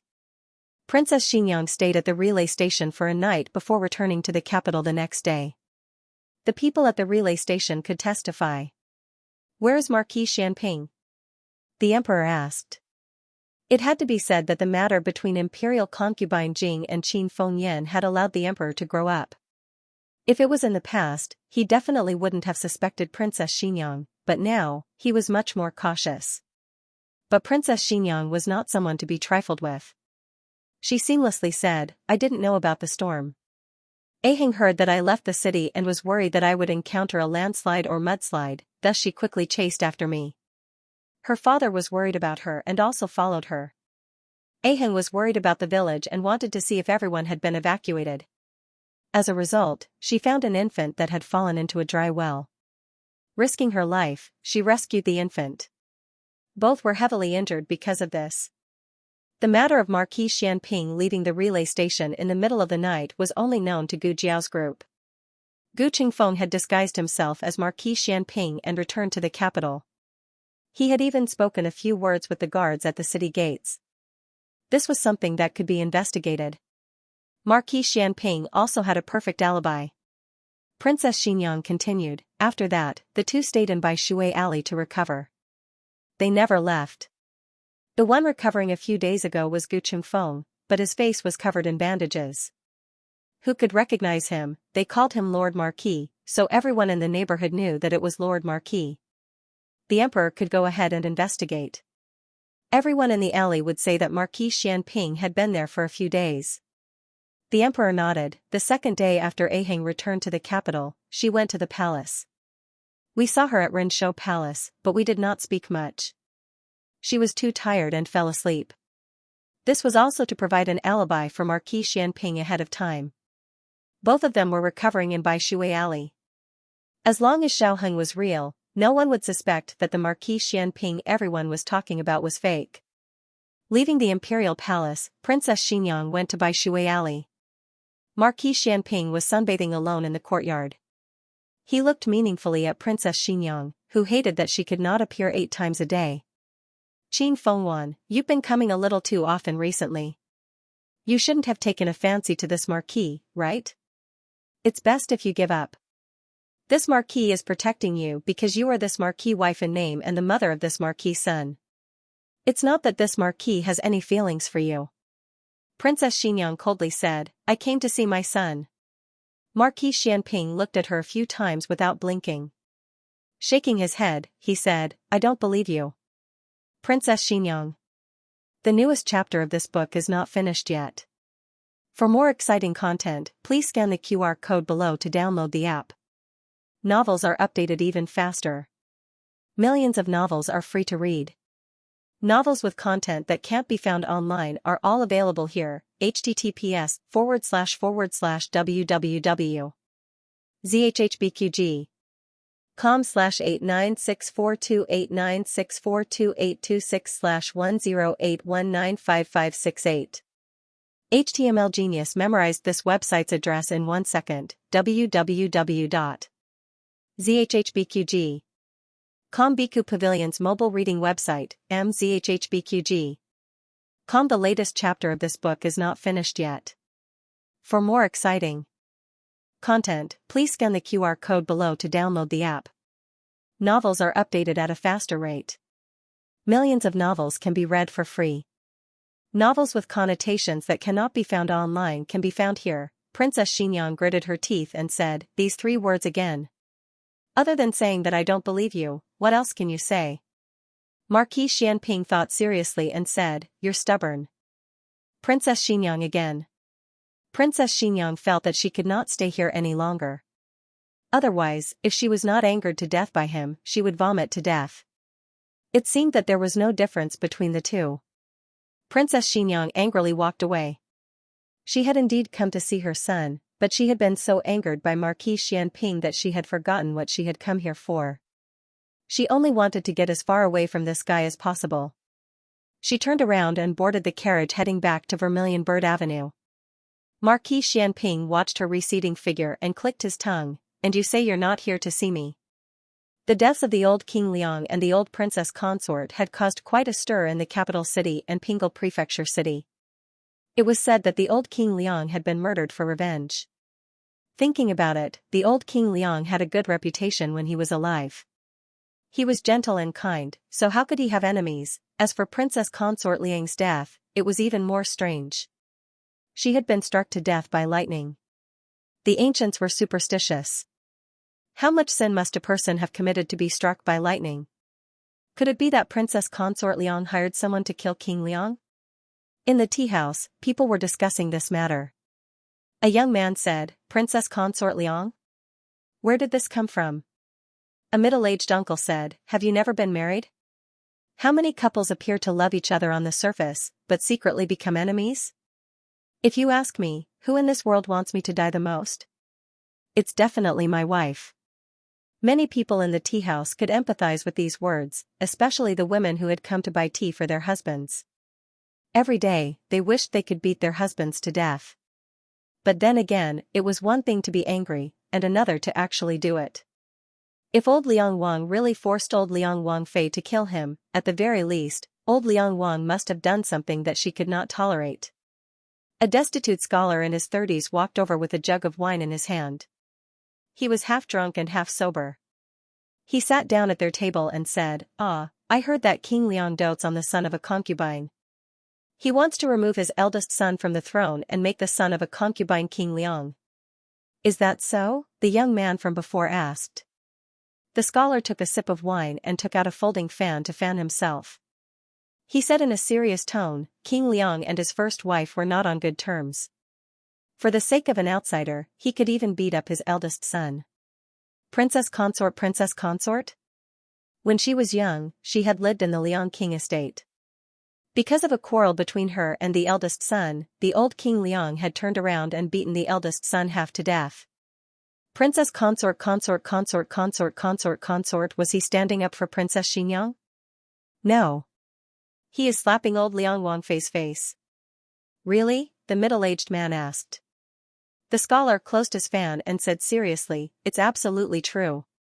All these years, if it wasn't for old Liang Princess Consort guarding against him, both mother and son would have died countless times." The young man asked, "Is King Liang still a good person?" The scholar said, "He's a good person, but he's not a good man. He wants to spoil his concubine and destroy his wife." He had been seriously ill for 10 years and was beyond cure, yet he was still wondering how to pass the throne to his bastard son. I also heard that he took advantage of the time when old Princess Consort Liang was bringing her eldest son, King Liang, to the capital to secretly summon the steward of the estate. He had the steward write a letter on his behalf, requesting that his eldest son be removed from the throne and that his bastard son be King Liang. Old Liang Princess Consort accidentally found out about this matter and became angry out of humiliation, so she hired someone to kill him. Another middle-aged merchant said, "That seems to make sense. If it wasn't Done by someone familiar with the Liang household, how could we not find any clues? The others immediately agreed, that's right. There was a hubbub of voices below the tea house. Old Liang Wang's story was getting more and more ridiculous. The old chancellor who was about to pass a story to the storyteller upstairs was stunned. You guys have rich imaginations and can make up stories better than me. I instantly felt that my story was too weak. Okay, the storyteller grabbed the other end of the story and couldn't pull it over after a long time. He smiled embarrassedly and said, Sir, are you selling this story or not? The old chancellor pulled back the story of old Liang Wang in his hands. No, I'm not selling it. This bunch of people with wild imaginations had already lost their livelihood. Because there was no evidence, old Liang Wang's case was left unsettled. To put it bluntly, the emperor had also believed the groundless rumors of the people. How could a person who didn't do anything wrong be struck to death by lightning? Could it really have been done by old Liang princess consort? As a result, the emperor ordered a thorough investigation of the Liang household. It didn't matter if they didn't investigate, but once they did, old Liang Wang's scandals of accepting bribes, colluding with local officials, privately opening mines, and forcefully kidnapping women were all dug up. This was great. He went down in infamy for 10,000 years. The emperor confiscated the Liang household, and old Liang Wang's children were all demoted to commoners. From then on, they had nothing to do with the imperial family. On this day, Gu Jiao was drying medicinal herbs in the courtyard when a few soldiers brought a couple in their 20s to her door. The soldiers came from the yamen of Pingyue Prefecture. The leader bowed to Gu Jiao and asked, Is this Dr. Gu's house? Yes, is there anything you need from me? Gu Jiao stopped drying the medicinal herbs. The leader hurriedly said, Dr. Gu, my surname is Lu. Dr. Gu can just call me Lu Quan. Another person called Lu Quan came. Who called me? Lu Quan walked over from the newly opened door next door with a spatula in his hand. Gu Jiao turned around and said, No, Uncle Lu. His name is the same. He's also called Lu Quan. Oh. Lu Quan wasn't surprised. This name was very common. Over the years, he had encountered many people with the same name. He went back to cooking. Perhaps it was because of the name, but Lu Quan actually felt closer to the name. He smiled and led the couple behind him over. They are from Shishui village. They went to the yamen to report that their child was missing. We asked about their child's situation. He looked very similar to the child that Marquis Xianping and official Xiao rescued from the ancient well.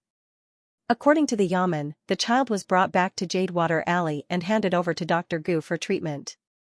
Gu Jiao nodded. I was the one treating him. However, we didn't have enough manpower. After he recovered, he was brought to Princess Xinyang. Please wait for a moment. I will send someone to deliver a letter to Princess Xinyang. Hearing this, the couple almost knelt down.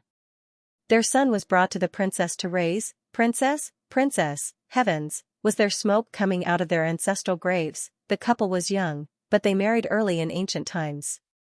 Thus, they already had 5 children. That infant was the youngest. As for why they left the child in the village, it wasn't because they were heartless. It was because they made a mistake. The woman blamed herself and explained the cause and effect to Gu Jiao. That day, the people from the yamen came in a hurry. They said that there was going to be a rainstorm and that it might destroy the hillside. There was also some kind of flood, it was a mudslide. But forget it. There was no need to bother explaining this. Gu Jiao patiently listened to her. They said to evacuate quickly, the sooner the better. The carrier pigeon arrived at the relay station at noon. The relay station reported to the local yamen that there would be a natural disaster the next night. They told the villagers to evacuate quickly. The people from the yamen didn't really believe in the possibility of a natural disaster. However, because it was an order from the emperor, they didn't dare to neglect it. The yamen went to the village in the afternoon to persuade the villagers to leave. At that time, the rainstorm had already begun. At first, the villagers refused to leave, especially the elderly. They said that they would rather die here than move. The yamen used both the carrot and the stick. In the middle of the night, they finally convinced the villagers to evacuate. When the sky darkened and the rain poured down, the yamen escorted the villagers to evacuate overnight. At that time, their son was lying together with a big winter melon. They took the winter melon away and left their son behind. It's too chaotic. We put him in the basket and thought he was our son. Our family has old people and young children. There are a total of 3 rooms. When we arrived at the settlement, the rooms separated. The child's grandparents took the basket away. We thought the child was with them, and they thought the child was with us. Later on, I said to bring the child over. His grandparents were old. We didn't know until we got there. When the woman said this, she was already choking with sobs. Gu Jiao didn't know what to say. To have such muddle-headed parents, it was really lucky that he had such good luck. The child must have found that his family was gone after he woke up. He crawled around to look for them and accidentally climbed onto the cover of the well. A 1-year-old child could stand up and walk a few steps. The well wasn't very high, so it wasn't difficult for him to climb up. The secret guard was very fast. It didn't take long for him to inform Princess Xianxia. What was surprising was that Princess Xianxia had personally brought Yujin and the child over. The child was in Yujin's arms. "This is Princess Xianxia," Gu Jiao introduced. The group hurriedly bowed to Princess Xianxia. The husband and wife looked at the child in Yujin's arms. They were so excited that they couldn't immediately throw themselves at her. Princess Xianxia asked the two about what had happened. Her expression was somewhat indifferent. "Are you sure it's your child? What does your child look like?" The husband and wife described a few of the child's characteristics, including that his toes were curled up tighter than normal babies. Yujin nodded at Princess Xianxia. She didn't say anything wrong. Princess Xianxia had looked after the child for many days. Of course, she knew that everything they said was accurate. She didn't even need to ask. The way a mother looked at her child couldn't be faked. Princess Xianxia looked indifferently at the husband and wife whose eyes were red. She said sternly, "Don't be so careless in the future. You can even carry your own child by mistake. He fell down the well, and now he has pneumonia. What if no one went to your village? No one heard his cries. No one could cure his illness." Halfway through, Princess Xianxia seemed to realize that her words carried emotions.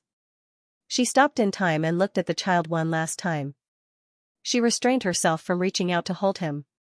She only said to Yujin, "Carry him over." "Yes." Yujin complied. She walked over and carried the child to the woman. The child was asleep at the moment and didn't react. Princess Xianxia glanced at the child a few times. It wasn't clear if she was hoping that he would wake up. The lost child was recovered. The husband and wife were moved to tears. After expressing their thanks again and again, they left with the child under the guidance of the officials. Gu Jiao continued to dry the herbs. Yujin helped her. Princess Xianxia went to see her son. In reality, the child was saved by Marquis Xianping and Xiaoheng. The husband and wife also wanted to thank them. However, they didn't like this kind of scene and stayed in the room the whole time. Princess Xianxia had just entered the room when she saw Marquis Xianping's wheelchair blocking her way. Princess Xianxia was angry at the sight of this person. She didn't want to face him. Marquis Xianping raised his eyebrows. "What? You can't bear to part with the child?" Princess Xianxia didn't bother to pay attention to him and walked forward. Marquis Xianping's eyes followed her. "If you want children, you can have another one." Princess Xianxia chuckled. "With whom?" "You?" Marquis Xianping boasted shamelessly. "I'm not very interested in you right now. I'm afraid it won't be that easy for you to have children with me." "Who wants to have children with you?" "I'm being sarcastic. Do you understand sarcasm?" Princess Xianxia took a deep breath. She was a princess. She couldn't lose her composure. She had to be calm. He was a pumpkin. He was farting. Princess Xianxia walked forward without looking back. Marquis Xianping sneakily stretched out his plaster leg. "Eh? I'll block." Princess Xianxia. Princess Xianxia's temper flared up. Coincidentally, Gu Jiao's medicine box was on the table next to Marquis Xianping. She grabbed the medicine box and threw it at Marquis Xianping. Marquis Xianping raised his plaster arm and firmly caught the medicine box. "Eh? I'll block again." Princess Xianxia wanted to take out the medicine chest, but after a few tries, she failed. Marquis Xianping was smug. Princess Xianxia was so angry that she wanted to kick him. Marquis Xianping's entire body, including his neck, was in a plaster cast, so she couldn't find a suitable place to kick him. Suddenly, her gaze landed on an unspeakable part of him. Marquis Xianping's eyebrows twitched, and he hurriedly blocked the medicine box. Princess Xianxia's kick directly overturned the medicine box, and the medicine inside poured out. Princess Xianxia didn't expect this to happen. Her expression changed, and she hurriedly squatted down to pick it up. These herbs were very precious. She couldn't spoil them. The herbs spilled all over Marquis Xianping's body, so Princess Xianxia could only pick them up one by one. Marquis Xianping looked deeply at her and said righteously, "Qin Fengwan, can you not use this method to take advantage of me? Princess Xianxia, give me a knife. I can really kill you right now." After she put away the medicine box, she stood up and looked down at Marquis Xianping. In the end, she decided not to lower herself and squabble with this kind of person. After Gu Jiao finished drying the herbs, she returned to the main room. Marquis Xianping and Princess Xianxia weren't there, so she took the medicine box back to the east room to count the herbs. Then, she realized that something was wrong. What kind of medicine are these blue bottles? It looked like the calcium gluconate oral liquid she gave little Jing Kong.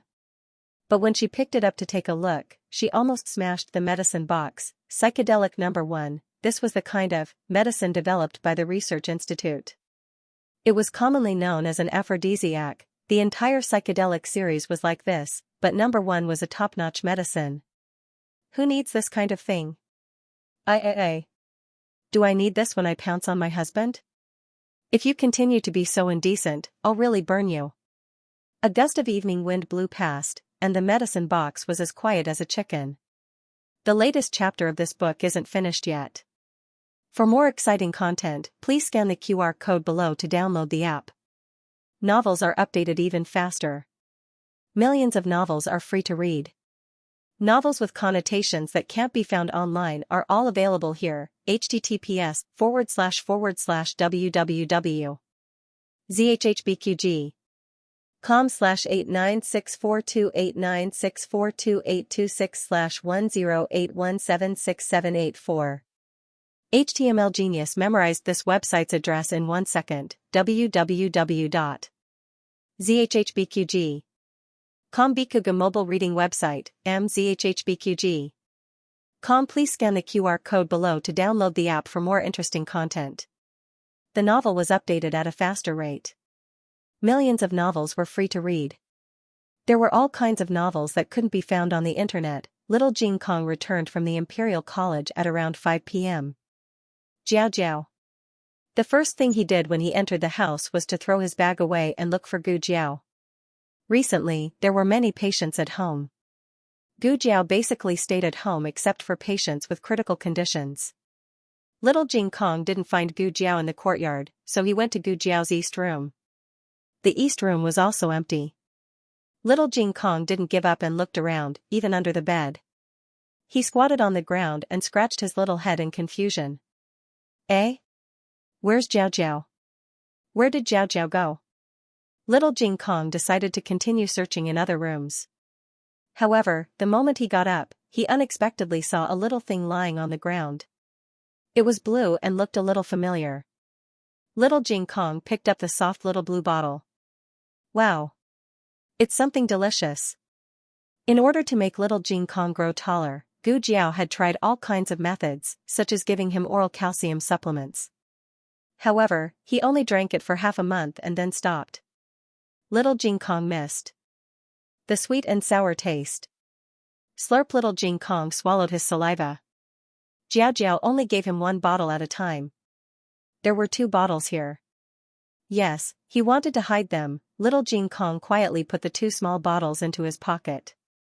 His little action of hiding things was the same as Empress Dowager Zhuang hiding the candied fruits. After hiding the treasures, he put his little hands behind his back, raised his head, and walked out casually, just like his great-aunt, old Zhao. Let's play cards. There were more and more people in the house, so they couldn't live here. Fortunately, the house next door was connected, and the house and courtyard next door were maximized. Little Jing Kong couldn't find Gu Jiao because Gu Jiao went to the backyard next door to build a rehabilitation center for Huang Fuxian. Little Jing Kong heard the clanking sounds and his eyes lit up. Jiao Jiao. He quickly ran to the backyard. Now that the backyard of the two houses was connected, it was very convenient to come and go. Gu Jiao and Gu Shaoshan were busy working in a pile of wood. When they saw him running over, Little Jing Kong said, Jing Kong, Little Jing Kong. There are nails on the ground. Oh, Little Jing Jiao Jiao, Little Jing Kong's SSS Jiao Jiao's S. Little Jing Kong sighed. Okay. Little Jing Kong went back to the front yard. Xiao Ba and Xiao Jiao were chewing and pecking at his school bag. The dog and eagle still had the habit of tearing down the house. Little Jing Kong picked up the school bag he threw on the ground, lowered his head, and dragged the school bag to the west room. Today's questions were a little difficult, and he couldn't solve one of them. He thought for a while, jumped down from the chair, and went to the study to find his bad brother-in-law. The door was half closed. He pushed the door open, and there was someone in the study. It wasn't his bad brother-in-law, but his mother, Princess Xianxia. Princess? Little Jing Kong went forward and greeted her politely. Princess Xianxia was standing in front of a row of bookshelves, with her back facing the door. Hearing this, she raised her hand and wiped her eyes. She turned around and said gently, Oh, it's Jing Kong. Why are you here? Are you looking for your brother-in-law? Little Jing Kong looked at her and nodded honestly. Yes, I don't know how to solve one question. Princess Xianxia reached out her hand and said gently, Your brother-in-law isn't here. Let me take a look. Okay. Little Jing Kong handed her the paper in his hand. Princess Xianxia took it, read it carefully, and said, This is a sentence from the Book of Songs. You haven't learned this part yet, right? Little Jing Kong nodded again. Yes. Come, I'll teach you. Princess Xianxia reached out her hand to him. Little Jing Kong came to Princess Xianxia's side, climbed onto the chair, and sat down. Princess Xianxia read the sentence for him, but he kept staring at Princess Xianxia. Princess Xianxia noticed his gaze and asked, What's wrong? Have you cried? Little Jing Kong asked. No. Princess Xianxia subconsciously denied. Oh. Children were easy to believe in certain things, especially Princess Xianxia, who had a good reputation.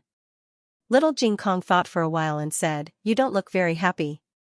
Is there something bothering you? Princess Xianxia paused for a while and said, It's not a big problem. Little Jing Kong said, Then it's just a small problem. Are you worried about my bad brother-in-law? Alas, don't worry. Although my bad brother-in-law is a little clumsy, his cooking is terrible, and he's not very smart. He always comes in last place, but at least he's an official. Look at Master Zhao's grandson next door. He's about the same age as my bad brother-in-law, but he's always idling around. He's so worried that his hair has turned white. He said earnestly, which amused Princess Xianxia. Why did a 5-year-old seem to be worried about a 50-year-old? Little Jing Kong always said that he disliked Xiao Heng, but he respected Xiao Heng's mother very much, just like how he respected Gu Jiao's mother. He thought for a while and reluctantly took out a small bottle from his pocket. Princess, this is for you. After thinking for a while, he took out another bottle. Forget it, I'll give you both. What is it? Princess Xianxia asked. Little Jing Kong said, It's something very delicious. Adults can drink it too. I saw Jiao Jiao give it to Great Aunt last time. Princess Xianxia looked at the small blue bottle in her hand and asked, Is it medicine? Little Jing Kong said seriously, Yes, I don't know.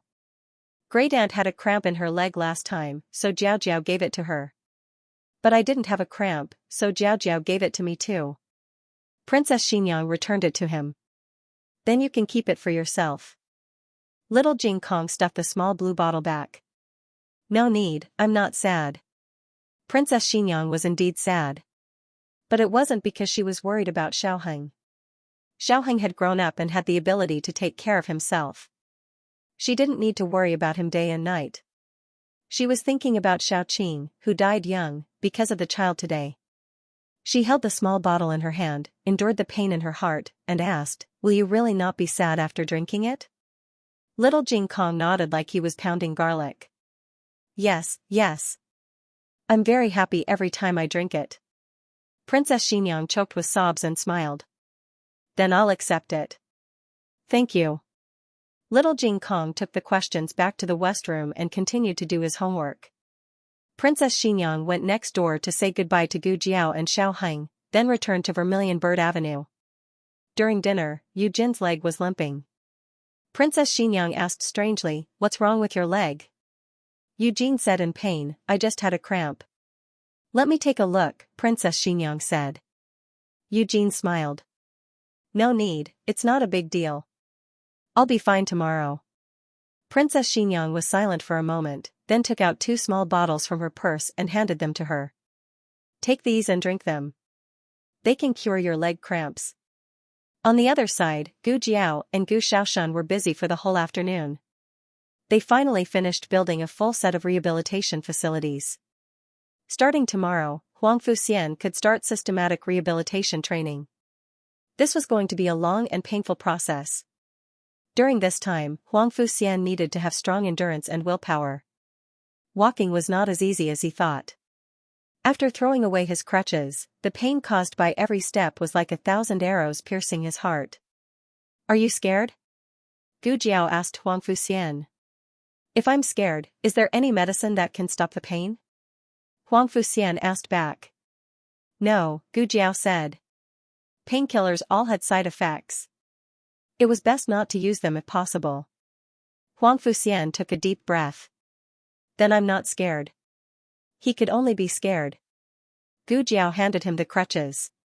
"Get used to it first." "Okay." Huang Fuxian took the crutches and slowly stood up with Gu Xiaoshuan's help. Half of his weight was on the crutches, and the other half was on Gu Xiaoshuan's arm that was supporting him from behind. In fact, he could already feel the pain in his stump. He couldn't imagine what it would be like to throw away the crutches. Gu Jiao began to clean the courtyard. Yu suddenly walked over with an unfinished bowl. "Eldest young miss. What's wrong?" Gu Jiao asked. Yu did not speak. She only looked awkwardly in the direction of her courtyard's front door. Gu Jiao had heard the sound of a carriage just now. She did not pay much attention to it, but seeing Yu's movements, it seemed that an uninvited guest had come. "Okay, I'll go take a look." Gu Jiao put down the broom. Yu said, "I'll clean later. I'm almost done washing." Gu Jiao made a sound of acknowledgement and went to the main room. Then, she saw Gu Jinyu, who had not been married for a long time. Gu Jinyu had been peacefully waiting for the marriage in the past few days and had not left the house. Not long ago, the Zhuang family's property was confiscated. Other than Royal Prince An's entire family being exiled, Gu Jinyu and Royal Prince An's marriage was also affected. "You're here to find Zhuang Yuheng?" Gu Jiao asked. "Zhuang." Gu Jinyu was surprised by how Gu Jiao addressed Royal Prince An, but she did not say anything. She said in a low voice, "I'm here to find elder sister." She looked much more haggard. Her cheeks were thinner. This was not strange. This marriage was not glorious. After that, there were many wars in Zhao country, and the wedding date was pushed back again and again. Now that her fiancé had such an incident, it would be strange if she did not look haggard. "Why are you looking for me?" Gu Jiao asked mildly. "Can I come in to talk to elder sister?" Gu Jinyu stood awkwardly at the door and asked. Gu Jiao turned around and found a chair in the main room to sit down. Gu Jinyu and Gu Jiao were separated by a table and sat down on another chair. The moment she opened her mouth, tears welled up. "Elder sister, I really know I was wrong, please forgive me." Gu Jiao glanced at her mildly. "What should I forgive you for?" Gu Jinyu gripped her handkerchief tightly and sobbed. "It's all my fault. I shouldn't have overestimated myself and always opposed elder sister. I shouldn't have pretended to be arrogant just because father doted on me. Elder sister, please give me one last chance to change for the sake of father and mother of the Gu family's third branch." Gu Jiao frowned in annoyance. "Speak human." Gu Jinyu said with tears in her eyes, "Father wants to break off my marriage with Royal Prince An. I'm sure elder sister knows father's character. He also opposed your marriage with brother-in-law." Elder sister, help me. I don't want to break off the marriage. My chastity is Zhuang Yuhing's. I can't marry anyone else. Gu Jiao asked, Zhuang Yuhing has nothing now. Do you still insist on marrying him? Gu Jingyu said firmly, yes. I don't know where he is now. But brother-in-law used to be his colleague. I'm sure he has a way to contact him. I hope elder sister can help me pass a message. If father comes to find him, please don't agree to father's request to break off the marriage. Gu Jiao glanced at her and said, Zhuang Yuhing is next door. You can tell him this yourself. Gu Jingyu went next door with a face full of surprise. Royal Prince and was packing his luggage. When he heard that Gu Jingyu was looking for him, he hesitated for a moment before going to the main room to see her. Royal Prince. When Gu Jingyu saw him, the pain of longing filled her heart. Her eyes turned red again. Royal Prince adhered to etiquette and kept a suitable distance from her. He said politely, Miss Gu, why are you looking for me? Gu Jingyu repeated what she said to Gu Jiao just now. Royal Prince looked down and sighed. I'm grateful that Miss Gu doesn't abandon me. However, does Miss Gu really want to marry me? Gu Jingyu looked at him with hurt. Are you suspecting me? If I don't really want to marry you, why would I ask you not to agree to my father's request to break off the marriage? Royal Prince explained, I'm not suspecting you. I'm just worried that Miss Gu will be wronged. I'm leaving the capital. The place I'm going to is thousands of miles away. I may not be able to come back in this lifetime. Gu Jingyu asked in confusion, where are you going? Royal Prince said truthfully, the frontier fortress. My family has been exiled there. Gu Jingyu's expression changed. But you haven't been exiled. Royal Prince said calmly, I'm worried about them. Many of them deserved it, but there were also innocent people. For example, his two younger sisters had never participated in his grandfather's ambitions. Royal Prince continued, I've already submitted my resignation to the cabinet and asked His Majesty to remove me from the position of Royal Prince. So, if you really want to marry me, you can only follow me to the frontier fortress in the future, and become a commoner. As he spoke, he looked steadily at Gu Jinyu. Miss Gu, are you still willing to accept this marriage? Gu Jinyu was stunned. The latest chapter of this book is not finished yet. For more exciting content, please scan the QR code below to download the app. Novels are updated at a faster rate. Millions of novels can be read for free. Novels with connotations that can't be found online are all available here. https://www.zhhbqg.com/89642896428226/1081751154. HTML Genius memorized the website address in 1 second. www.zhhbqg.com Bikuga mobile reading website, mzhhbqg.com. The newest chapter of this book is not finished yet. For more exciting content, please scan the QR code below to download the app. Novels are updated even faster. Millions of novels are free to read. Novels with content that cannot be found online are all available here, Royal Prince said, you don't need to immediately give me an answer. This is a big matter. Why don't you go back and think it over? Don't be impulsive and do something that you will regret in the future. After he finished speaking, he stood up and walked out of the room. He still had to pack his luggage. Gu Jinyu also stood up. Looking at his back, she said in a trembling voice, I'm willing to marry you. As long as you don't dislike my birth, I'm willing to go to the frontier with you. Royal Prince slowly turned around, when I was a royal prince, I never disliked your birth. Now, I definitely won't. Gu Jinyu smiled with relief, then that's good. Royal Prince looked deeply at her and said, however, your father might not agree. If you insist on marrying me, you can only choose to elope. I'm not afraid. Gu Jinyu said. Royal Prince said, good. Tomorrow morning, I will wait for you at the city gates. After Gu Jinyu left, Lu Quan walked over and looked at Royal Prince. His expression was hard to describe. You really want to bring her along? Gu Jinyu had once stolen Gu Jiao's credit and always caused trouble for Gu Jiao and Yao Shi. Lu Quan felt that she was a big problem. Royal Prince bitterly said, after all, we have an engagement. If she is willing to elope, I have no reason to disappoint her. After Gu Jinyu returned to Marquis Dingyan Manor, she immediately chased out the maidservants in the room. The maidservants were dumbfounded. Young miss, what's wrong? A senior maidservant asked. Gu Jinyu pulled open the cabinet door and turned to look at the door, ordering, no one is allowed to come in. Young miss. What exactly happened? The senior maidservant came to the door and asked. I said, no one is allowed to come in. Gu Jinyu took out all the clothes in the cabinet. The senior maidservant had never seen Gu Jinyu lose her composure like this. How could she really ignore it? She pushed open the door and saw the bed covered in clothes. She was stunned and did not care about Gu Jinyu's orders. She walked into the room, young miss. What are you doing? Why did you take out all the clothes? You.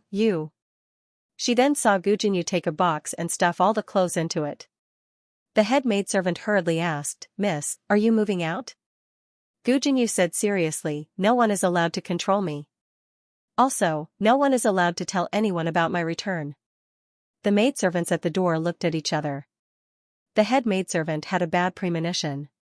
She quietly gave them a look and said, go invite the Marquis. A nimble-footed servant girl went over. Marquis Gu happened to be at the manor today. The manor that Empress Dowager Zhuang had requested was finally completed after a series of renovations and expansions. Now, there was only a handover ceremony left. He had invited the imperial astronomer to calculate the date. Right now, he was waiting for the results in his residence. A young maidservant reported at the door, Marquis. Please go and take a look. Something had happened to Miss. When you return to the residence, you immediately pack up the clothes and don't let the servants leak the news. Marquis Gu frowned and went to Gu Jinyu's courtyard without another word. Gu Jinyu finished packing up the box of clothes and started to pack up her jewelry. She had just opened the dressing table drawer when Marquis Gu strode in with his hands behind his back. Jinyu, what are you doing? He asked in a low voice. Gu Jinyu's body trembled. A high-quality pearl hairpin slipped from her palm and fell to the ground with a thud. The pearl flowers fell off. She turned around frantically and blocked the dressing table behind her. Father, Marquis Gu looked at the box on the ground that had not been closed and then looked at the pearl hairpin that Gu Jinyu had accidentally broken. His gaze turned cold. Jinyu, you want to sneak out? I.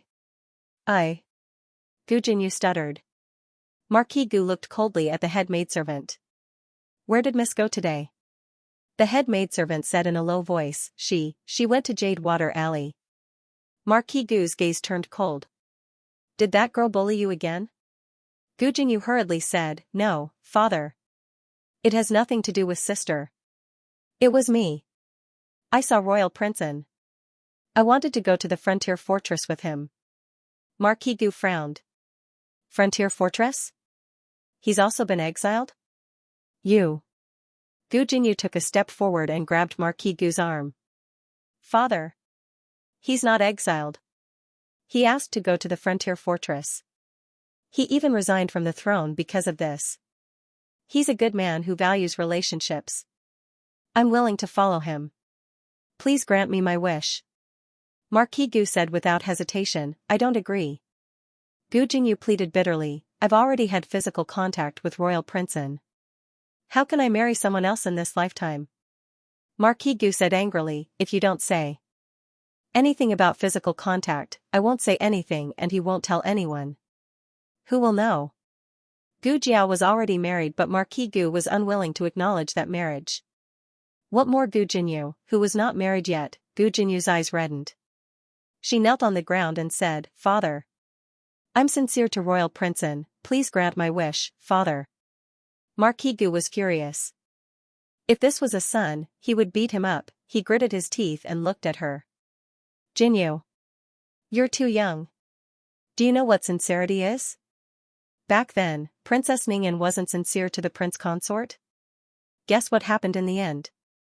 She died at the frontier fortress. I will never agree to you marrying a down-and-out. He used to think highly of Royal Princeton. Now, he looked down on Royal Princeton.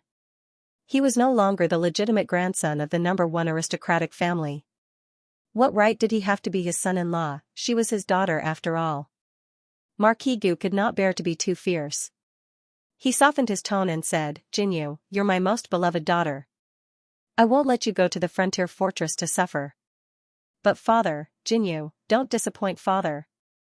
Marquis Gu unconsciously became more stern. Gu Jinyu had never angered Marquis Gu in her life. The maids were also shocked.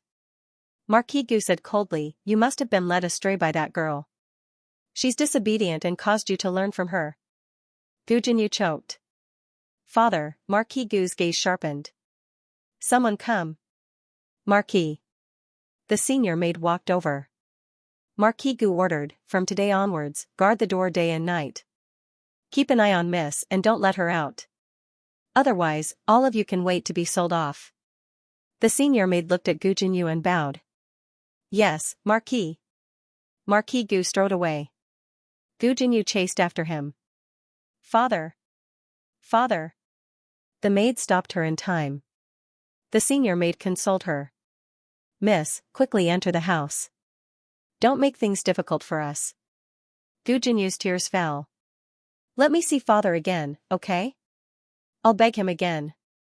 The senior maid said earnestly, Miss, Marquis Gu is doing this for your own good. And prefecture. Zhuang. Master Zhuang has nothing now. He's just a commoner. If you marry him, you won't have a good life. I understand that you're kind-hearted and can't bear to abandon your fiancé at this time. But don't you think for Marquis Gu? He dotes on you so much. What if he misses his daughter when you're not by his side? Gu Jinyu fell to the ground. She covered her face and sobbed. Second Miss is just too kind-hearted.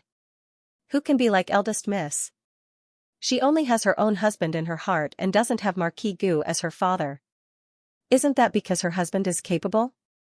Her husband was the best student in the academy in the countryside. Eldest Miss forced him to marry her because she fancied him as the top scholar. If Lord Xiao had been useless or exiled, do you think eldest Miss would still have been willing to follow him? Our second Miss is still the most sincere. It's a pity that they are not fated to be together. They are destined to never be husband and wife. In the dead of the night, the maids' discussion in the corridor gradually died down. Gu Jinyu sat quietly in the room. There was no light or food brought in by the maids. All of a sudden, the commotion outside stopped completely. She looked up and saw a black shadow flash past the window. The next moment, the door was pushed open and the black shadow darted in. Gu Jinyu jumped in fright and stood up from the stool. She looked at the other party in horror. Who are you? The other party didn't say anything. Instead, he stepped to the side, and a thin young man walked in casually. It's me. The youth said. Gu Jinyu was taken aback. Yan. It's so late. Why did you bring someone to my room? Gu Yan's body was much better than before. Not only had he lived past 15, he was full of energy and was no different from a normal person. Gu Yan raised his brows and looked at the chests and jewelry boxes in the room. He said, since we are siblings, I'm here to help you one last time. Otherwise, you'll say that my younger brother is biased and only knows how to pamper Gu Jiao. Gu Jinyu looked at him in confusion. Gu Yan hooked his finger at Secret Guard A and Secret Guard B, who were guarding the door. He said, come in and send my second sister out of the city tonight. Use the Rinshou Palace token that the Empress Dowager gave me. Gu Jinyu was so shocked by the first sentence that she forgot to be shocked that he had the Rinshou Palace token in his hand. You, what? So happy that you can't speak? Don't be like this. I always bullied you in the past. It's my fault. I'm here today to make it up to you. I prepared some travel expenses for you. If you live frugally, it should be enough to support you until you reach the border. As he spoke, he took out a 50 taels banknote and handed it to Secret Guard A. Secret Guard A tactfully stuffed the banknote into Gu Jinyu's jewelry box. 50 taels. Gu Jinyu bought a bolt of cloth for more than this in the capital. Gu Jinyu gaped and looked at Gu Yan in panic. Yan, you, Gu Yan said impatiently, hurry up. Those knockout drugs won't last long. They will wake up soon.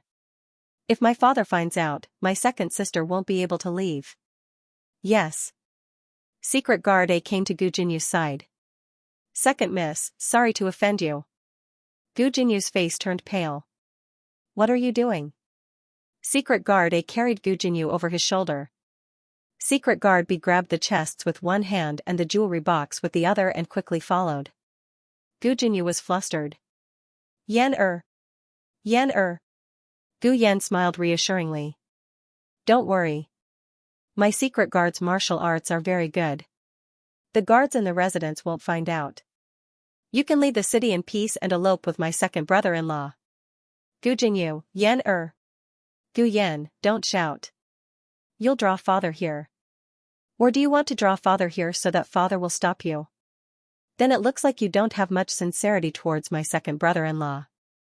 Gu Jinyu choked. If father finds out, father will punish you. I'll be fine after I leave. What about you? I don't want to implicate you.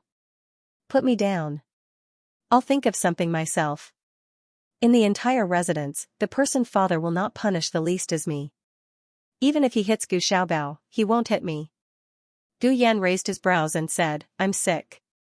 Gu Jinyu, who's there? A familiar voice suddenly sounded from a small path not far away. Gu Jinyu was delighted and shouted, Yan. Leave quickly. Second brother is here. His voice almost reached the old madam's courtyard. Gu Qingfeng walked over quickly, and Gu Qinglin was with him. The two brothers looked at the swaggering Gu Yan and then at Gu Jinyu, who was being carried on the secret guard's shoulders. They were both shocked.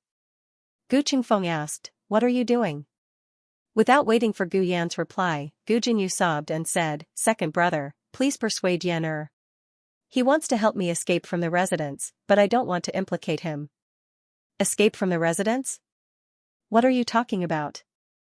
Gu Qingfeng looked at Gu Yan in confusion. Gu Yan sighed, Isn't my second brother-in-law going to the frontier fortress on his own? Second sister has deep feelings for him and doesn't want to betray him when he's down and out. So, she decided to elope with him and continue to fulfill their marriage agreement at the frontier. Ordinary families could not do something like eloping. It was a disgrace to the family, and it would greatly affect the marriage of other children. Gu Qingfeng frowned and thought for a while. Gu Yan, what you're doing is indeed inappropriate. Gu Jinyu was delighted. Second brother was going to stop her. All right, put her down. Gu Qingfeng said to the secret guard. The secret guard looked at his young master. The young master nodded and the secret guard placed Gu Jinyu back on the ground. Gu Qingfeng said to Gu Jinyu with a complicated expression, We're siblings. I'll still help you with this small matter. I'll take you out of the city. Gu Jinyu. Gu Qinglin said, Second brother, I want to leave the city too. Gu Qingfeng said unhappily, What are you going to do? Has your hair grown out? Feeling wronged, Gu Qinglin touched his half-grown hair on his head. Gu Jinyu felt a lump in her throat. Second brother, Gu Qingfeng waved his hand. All right, don't say anything else. Let's go. Gu Jinyu's eyes flashed. Second brother. I'll implicate you. I can't be so selfish. I'll go by myself. I can think of a way. Gu Qingfeng looked sideways at her. You're still thinking of us at a time like this. It looks like I've wronged you in the past. You're not a heartless person. Don't worry, my Qinggong is better than Gu Yan's secret guard. No one will discover that I've taken you away. These were Gu Qingfeng's heartfelt words. Gu Qingfeng grabbed Gu Jinyu's wrist. No. Second brother. Gu Jinyu was really about to cry now. Second brother. Second brother. Eldest brother. She saw Gu Chongqing, who had returned to the residence on horseback. Eldest brother, why are you here? Gu Qingfeng frowned. Gu Chongqing rode up to them and looked down at them. His gaze landed on the crying Gu Jinyu. What's wrong? Gu Yan told Gu Chongqing what he had said to Gu Qingfeng just now. Gu Jinyu sobbed and pleaded, Eldest brother, second brother, and Yan didn't do it on purpose. I won't go. I'll be good. Don't be angry with them. Don't tell grandfather and father. I'm afraid they'll punish second brother. No one could bear to punish Gu Yan, but Gu Chengfeng was often punished. Second brother, let go of me. Gu Jinyu said with red eyes. Don't be silly for me. Let's pretend nothing happened today.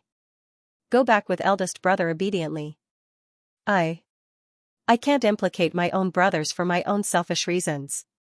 Although Jinyu is not their biological child, I understand that the kindness of birth is not as great as the kindness of upbringing. My brothers and Yan have never mistreated Jinyu since I was young. Jinyu has nothing to repay you with. I only hope that I won't implicate you.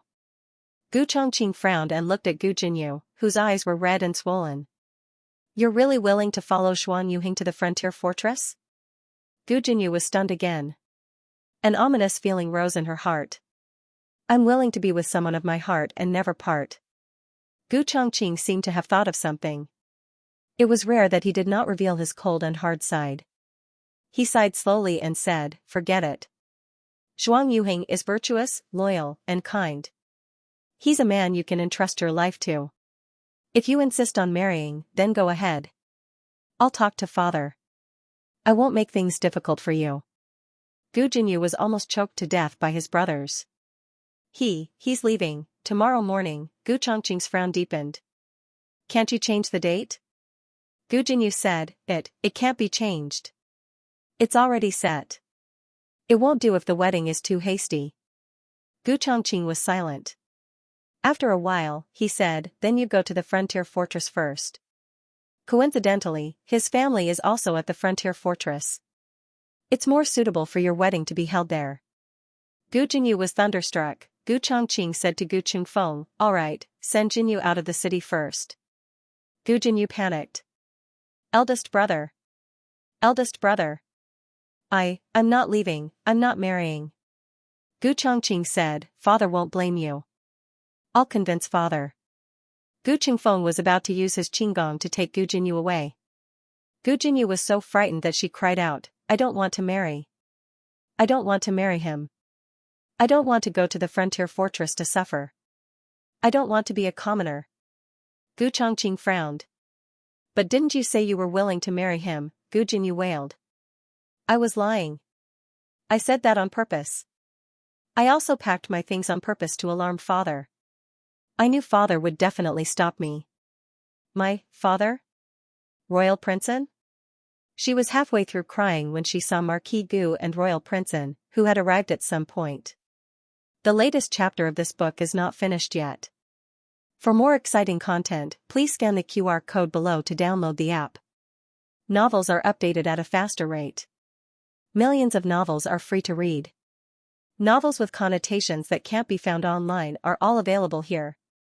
https://www.zhhbqg.com/89642896428226/1081541333.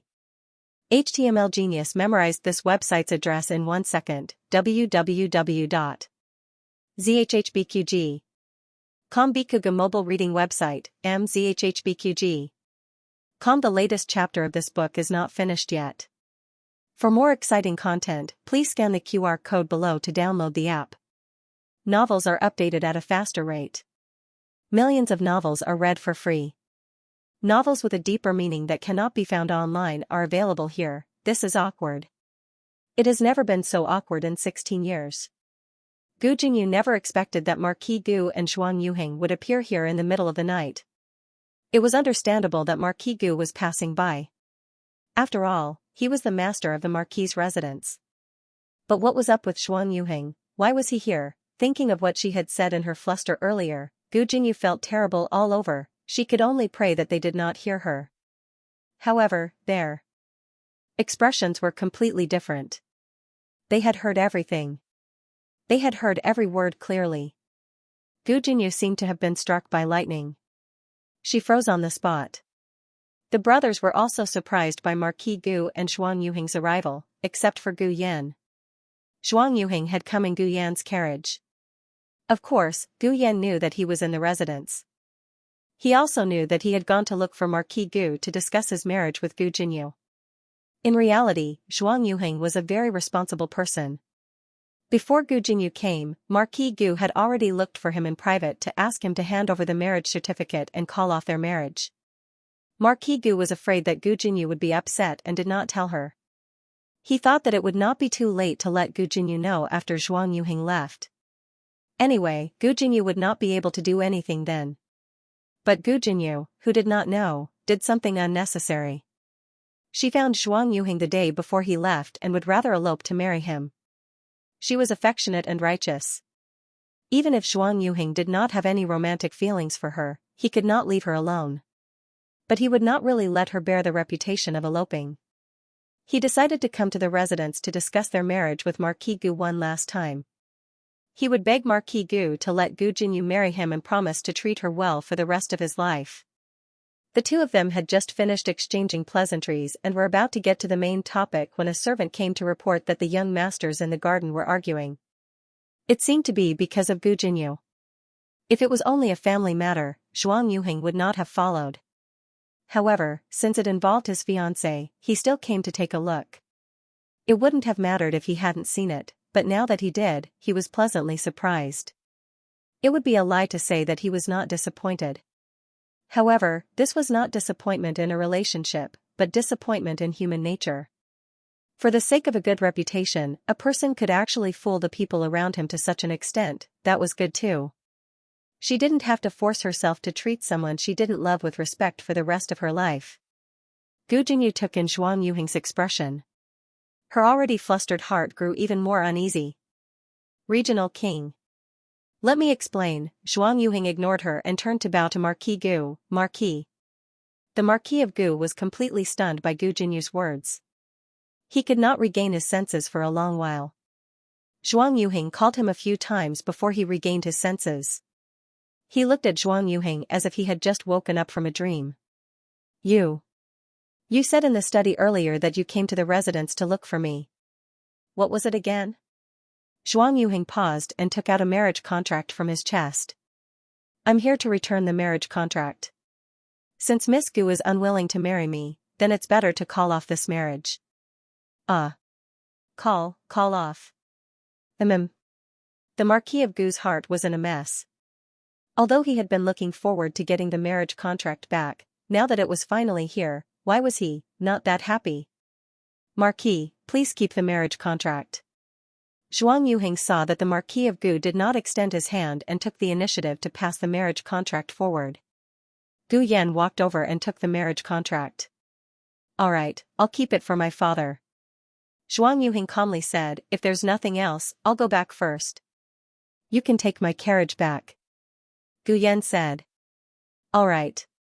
Zhuang Yuhing did not refuse. Zhuang Yuhing had nothing now. If he did not take the carriage back, he could only walk until he broke his legs. Gu Yan did not lack carriages, but Gu Yan did not owe him anything. Giving the carriage to him was a favor. After all, he had helped Gu Yan shovel chicken dung for so long and had allowed Gu Yan, the middleman, to earn the price difference. Of course, Gu Yan would treat him better. Zhuang Yuhing turned to leave. Gu Jinyu called out in a choked voice, Royal Prince. Royal Prince. Zhuang Yuhing turned slightly and did not completely turn to face Gu Jinyu. He only said from a distance, I just want to ask Miss Gu, that time at the tea house, was it really just an accident? Gu Jinyu's entire body stiffened. Take care. Zhuang Yuhing did not say anything else and did not expect any answers. He disappeared into the night without looking back. Gu Jinyu watched as his side profile gradually disappeared. For a moment, a huge impulse surged from the bottom of her heart. She wanted to marry him. She wanted to marry such a responsible and upright man. Xiao Lulang, that little cripple, was able to achieve a meteoric rise. Why couldn't Zhuang Yuhing make a comeback? Earlier, she had been muddled by the cancellation of the engagement and had forgotten to sit down and think about it. Zhuang Yuhing was able to live in Jadewater Lane. How bad could his relationship with Gu Jiao's family be? Gu Jiao and Xiao Lulang were favored by the Empress Dowager and His Majesty. Perhaps the Empress Dowager and His Majesty had tacitly allowed them to take Zhuang Yuhing in. From the looks of it, the Empress Dowager and His Majesty had not completely given up on Zhuang Yuhing. He had a chance to turn the tables. What commoner, what self-exile, it was all a show for the world to see. the Zhuang family was in big trouble. If they did not punish Zhuang Yuheng, the people would be angry. But when the people's anger subsided, they would be able to bring Zhuang Yuheng back to the capital. Gu Jinyu, who finally realized what she had missed, chased after Zhuang Yuheng without regard for anything else.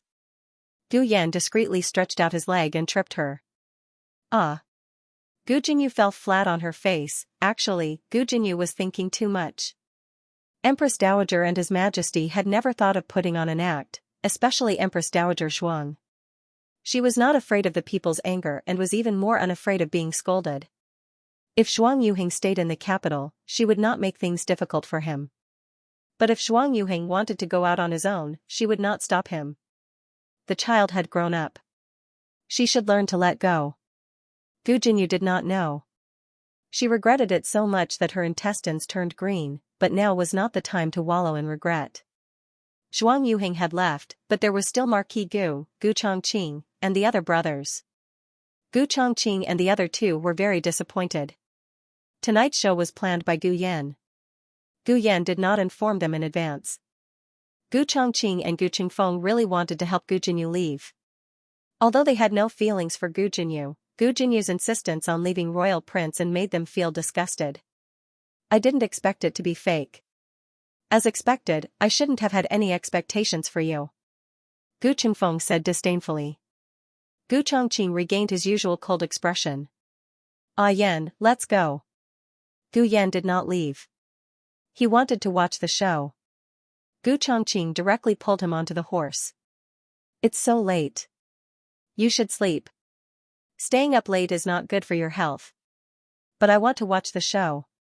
Don't be naughty. Can't I be naughty? You've been naughty all night.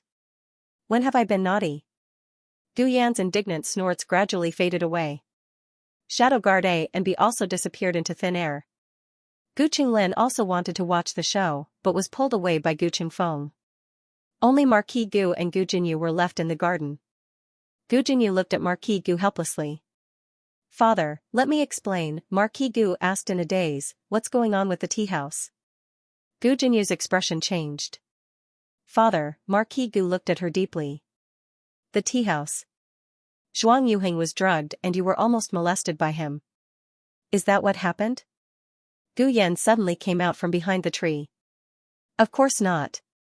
She found out that Zhuang Yueshi wanted to harm someone and went to join in the fun. She saw that Princeton was drugged. It was not Princeton who dragged her in through the door. She went in by herself. Gu Chongqing held his forehead helplessly and pulled him over. All right, are you done? Can you go back to sleep now? I haven't said enough. Gu Yan struggled out of Gu Chongqing's arms. He was taken away by Gu Chongqing and then coaxed Gu Chongqing to use his lightness skill to bring him over. It was not easy for him to come over. He wanted to finish. He shouted at Marquis Gu across half the garden, Princeton asked her to run away. She did not run away. Princeton could not control himself and had no choice but to stab himself. She kept saying, what happened to you, Princeton? What happened to you? Do you want me to call a doctor for you? Call a damn doctor. You saw Zhuang Yueshi drugging him and you don't know. What happened to him? Gu Chongqing could not listen to him anymore. He was so angry that he twitched. Who taught you to say such nonsense? Gu Yan used to be very obedient. Ever since Marquis Xianping moved into Bai Shui Alley, Gu Yan became more and more naughty. I woo woo woo woo, Gu Yan wanted to say more but his mouth was covered. The young man's body was mercilessly carried over by Gu Chongqing and they left the residence with his lightness skill. Marquis Gu was not interested in the dispute between Zhuang Yueshi and Zhuang Yuheng. He only cared about what role Gu Jinyu played in it. He clenched his fists and looked at her. Is what Gu Yan said true? If these words were said by Gu Jiao, Marquis Gu would not believe a single word. He would only think that Gu Jiao was framing Gu Jinyu. To put it bluntly, he did not know Gu Jiao well enough. But he knew Gu Yan. Did Gu Yan need to frame Gu Jinyu for bullying him? He was doing it openly. I just want to bully you. What can you do to me? The whole family dotes on me because I'm sick. This was Gu Yan. Another important point was that this matter did not involve Gu Jiao. As long as it involved Gu Jiao, Marquis Gu would unconditionally side with Gu Jinyu. But now that there was only Gu Yan and Gu Jinyu, Marquis Gu could look at this matter relatively rationally. If Gu Yan mentioned that Princeton had feelings for Gu Jiao, this matter would be ruined. Gu Jinyu opened her mouth. Father. If Gu Jinyu was only unwilling to go to the border to suffer and at the same time wanted to gain a good reputation, it could still be treated as a little girl's vanity. But she took advantage of the situation to plot against Princeton to marry her. This was very distressing. Marquis Gu turned around in disappointment and clutched his chest. His heart was in so much pain. Digression, looking for a 5-star review, starry-eyed. The latest chapter of this book is not finished yet. For more exciting content, please scan the QR code below to download the app. The novel is more complete and updated faster. Millions of novels are free to read. There are all the novels that you can't find online. https://www.zhhbqg.com/89642896428226/1081534337. HTML Genius memorized the website address in 1 second. www.zhhbqg.com Bikuga mobile reading website, mzhhbqg.com. The latest chapter of this book is not finished yet. For more exciting content, please scan the QR code below to download the app. Novels are updated at a faster rate. Millions of novels can be read for free. Novels with connotations that cannot be found online are all available here. After Gu Chongqing brought Gu Yan out of the residence, he rode on a horse to send Gu Yan back to Jade Water Alley. The two of them rode on the same horse with Gu Yan in front. The 16-year-old youth's body could not block Gu Chongqing's line of sight. Gu Chongqing held the reins tightly with both hands and encircled him in his arms. Gu Yan's excitement had worn off and he was really a little sleepy now. His thin and weak body leaned against Gu Chongqing's firm chest and his little head started to peck at the rice like a chicken. Gu Chongqing was both angry and amused. He freed an arm to hold his thin waist. Are you sleepy now? Gu Yan groaned in a daze and immediately sat up straight. He widened his eyes and said very clearly, I'm not sleepy. Gu Chongqing saw through him but did not expose him. He smiled and asked again, how did you know about those things? Gu Yan said proudly, I investigated. I'm so smart. Gu Chongqing was so angry that he laughed and muttered, you're really not modest at all. He did not ask how Gu Yan investigated because Gu Yan had started to peck at the rice like a chicken again. But even if he did not ask, he could guess a thing or two. Zhuang Yuhing stayed in Jade Water Alley. Gu Yan must have accidentally found out about how Zhuang Yuhing was drugged by Zhuang Yueshi from him. Zhuang Yuhing did not suspect that Gu Jinyu's appearance was not a coincidence. He just thought that she was really just passing by and did not know anything. She was really concerned about him. Gu Yan, this little fox, was not so easy to fool. He might not have found conclusive evidence, but he had pieced together all the fragments of the incident and combined them with his understanding of Gu Jinyu to basically reconstruct the truth of that day. To put it bluntly, he was still guessing. But judging from Gu Jinyu's reaction, he had guessed correctly. Gu Chongqing looked down at Gu Yan, who had fallen asleep in his arms. He didn't know whether to laugh or cry as he said, you have such a bright brain. Why don't you use it on your studies? The next day, Zhuang Yuhing packed his luggage and boarded the carriage to the frontier fortress. Empress Dowager Zhuang also came to Bai Shui Alley to see him off. He was not an exiled person, but the frontier fortress was full of hardships. If he wanted to protect his sisters, he would have to suffer a little. Come back if you can't take it anymore. Beijing is your home. Empress Dowager Zhuang didn't say this out loud. Compared to going to the Qin nation as a hostage, Zhuang Yuhing's journey was far more important. He wasn't doing this for his country, nor was he doing this for anyone's ambitions. He was using a brand new identity to start a journey that was completely his own. He no longer relied on any power, nor did he receive any help. Every step he took, he had to start from scratch. This is for you. Xiaoheng took a book from the study and handed it to him. Didn't you want to learn the book from the Yan Kingdom? I organized it and made a few notes. It was a book about the arithmetic of the Yan Kingdom. It originally had notes, but Zhuang Yuheng's Yan language wasn't very good, so Xiaoheng translated it into the Zhao nation language. Xiaoheng's hands and feet were not well these days. It was clear that this book had been prepared long ago. Zhuang Yuheng took the book and said to Xiaoheng in the wheelchair, "If you can start from scratch, so can I." He knew Xiaoheng's identity. Strictly speaking, Xiaoheng's matter had motivated him. Since someone had done it, it meant that this path was feasible. Xiaoheng was only 14 years old when the accident happened.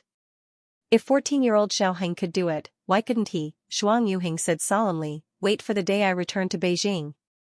Xiaoheng said, "I'll wait and see." Empress Dowager Zhuang gave Zhuang Yuheng a brocade box. Zhuang Yuheng sat in the carriage and opened it. It was a hair crown. He was afraid that he would have to spend his 20th birthday on the road. This was the gift his great-aunt had prepared for him. He wiped his red eyes and smiled through his tears. "Thank you, great-aunt."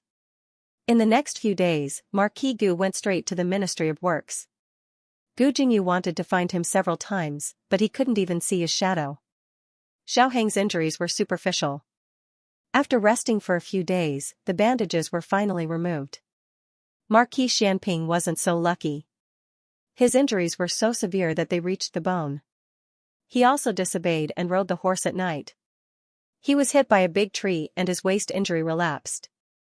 In short, after Xiaoheng regained his freedom and returned to the officialdom, he was still a miserable big white who could only sit in a wheelchair. He couldn't even play cards. Qin Fengwan. He sat in the courtyard and basked in the sun. He called Princess Xinyang, who was helping little Jing Kong tie his hair. Little Jing Kong's mushroom hair could be tied into a small ponytail. Princess Xinyang tied it for him patiently, and he was happy to let her do it. Princess Xinyang didn't want to bother with Marquis Xianping. Marquis Xianping raised his eyebrows. "Don't always show that you're very close to the child in front of me. It's useless even if you hint. I won't have a child with you." Princess Xinyang was furious. She picked up the wicker basket on the ground and covered his head with it. Marquis Xianping, who was covered by a wicker basket, was speechless. "Qin Fengwan. Take the wicker basket away." "Qin Fengwan. How dare you?" "Qin Fengwan, Qin Fengwan?" Gu Jiao had been doing something at home recently. She had requisitioned the old chancellor's front and backyards and always ran to the blacksmith's shop. She was covered in dirt every day. Today, she came back from the blacksmith's shop again. After washing up, she changed into dry clothes and went next door. It was time to rehabilitate Huang Fuxian. Today, Huang Fuxian would officially throw away his crutches and stand up with his hands on the railings on both sides. Huang Fuxian sat in the wheelchair and didn't dare to move. Gu Jiao came in front of him and maintained a distance where she could reach out and hug him. She said, "Don't be afraid. Try standing up." Huang Fuxian hesitated. Huang Fuxian was shy. When he trained, there weren't many people present. Yu and Lu Quan deliberately didn't go to the backyard. Gu Jiao said, "If you hesitate any longer, little Jing Kong will be here soon." Thinking of little Mushroom, Huang Fuxian gritted his teeth. He didn't want little Mushroom to look down on him or be disappointed. He took a deep breath and grabbed the 2 rows of railings in front of him. Gu Jiao looked at him. "Stand up, Huang Fuxian." Huang Fuxian exerted strength in his arms, but his legs didn't listen to him. I can't stand up." He could walk a few steps with his crutches. How could he not even stand after losing his crutches? This was a kind of psychological dependence. Gu Jiao had to help Huang Fuxian get rid of it. Gu Jiao said again, "Huang Fuxian, stand up." Huang Fuxian exerted all his strength. The veins on the back of his hands were bulging. However, just as he stood up a little, he felt a sharp pain in his broken limbs. He fell back into the wheelchair and broke out in a cold sweat. "No. I can't stand up." Gu Jiao looked at him without blinking. She didn't say anything unnecessary. She just repeated, "Huang Fuxian, stand up. Huang Fuxian, stand up. Stand up." Huang Fuxian's thoughts drifted back to that icy and snowy night. His mother had put him into the snow pit that she had dug out, using her thin body to block the wind and snow that filled the sky. Xian, live well. Huangfu Xian's eyes turned red. He gripped the armrest of the wheelchair tightly and gritted his teeth. He used the strength of his arms to support his body and slowly stood up. Pa. He put one hand on the right railing. Then, he put the other hand on the left railing. His arms began to tremble from the immense force he was exerting. Little by little, he channeled his strength into his legs. 1 inch, 2 inches, 3 inches, he gradually left the wheelchair. The pain from his stump caused his facial features to twist together. He almost fell back into the chair again. You're already half standing, Gu Jiao said. Huangfu Xian gritted his teeth again and stood up in one go. The sharp pain in his receiving cavity almost killed Huangfu Xian. His back was soaked in cold sweat, but he did stand up. Very good, Gu Jiao said calmly. Now, let go of your left hand. Letting go wasn't the goal. The main thing was to not let him use his arm anymore. Huangfu Xian's throat moved. He slowly picked up his left hand. Gu Jiao put her hand under his palm in time, but didn't touch him. Now, try to let go of your right hand. Huangfu Xian was very nervous. After he couldn't use his left arm, he used his right arm to support himself. He felt that his broken limbs were very painful. But after hesitating for a moment, he forced himself to let go. Gu Jiao held his hand weakly. He stood up completely on his own. He looked at his legs in disbelief, and then looked at Gu Jiao in front of him. I'll stand. He lost his balance and fell forward. Gu Jiao caught him in time. He let out a long sigh of relief. I said I wouldn't let you fall. Gu Jiao let him stand back up and put his hands on the railing. But you'll still fall in the future. Now, you're just building the confidence to stand up. Okay. Huangfu Xian nodded. He wasn't so scared when he really crossed that hurdle. It was painful, but he already knew how painful it was. It doesn't hurt, he said. Gu Jiao said, say that after you walk a few steps. Sure enough, Huangfu Xian was slapped in the face. It was too painful. Every step was like walking on the tip of a knife. Fortunately, the bone grinding was anesthetized. Gu Jiao thought that half of the pain was psychological, so it was normal. The first day of formal rehabilitation was to adapt. Gu Jiao didn't let him practice for too long. In less than an hour, he was back in the wheelchair. At this time, there was no dry spot on Huangfu Xian's body. Master, I prepared the hot water. Lianer saw that they were done practicing and walked out of the room with a smile. Huangfu Xian looked at Gu Jiao. Gu Jiao said, go take a bath. Don't catch a cold. Okay. Huangfu Xian nodded. Gu Jiao turned back to her side. Huangfu Xian suddenly called out to her. Dr. Gu, thank you. Gu Jiao nodded. Gu Jiao left the backyard of her master's house. As soon as she entered her own backyard, she saw her grandaunt sitting in the hallway. She stood in her grandaunt's position and looked in the direction of the rehabilitation field. She suddenly understood what her grandaunt was looking at. Not playing cards anymore? Gu Jiao asked with a smile. Humph, I'll go play now.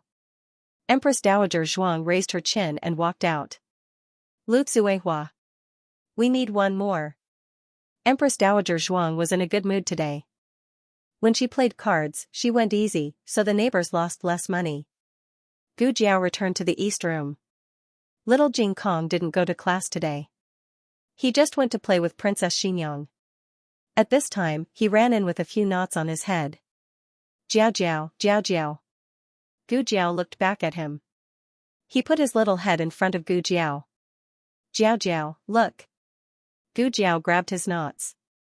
You look good. In a few months, he would be able to tie his hair into a small bun. Little Jing Kong was happy and shy. The princess did it for me. Gu Jiao praised, you did it well. Little Jing Kong said, Jiao Jiao. Gu Jiao said, That. Little Jing Kong lowered his head and played with his fingers. Do you still have that delicious drink? After he gave the 2 bottles he had picked up to Princess Xianxia, he regretted it. If he had known, he would have kept 1 bottle. Gu Jiao tidied up the small medicine box. What's the delicious drink?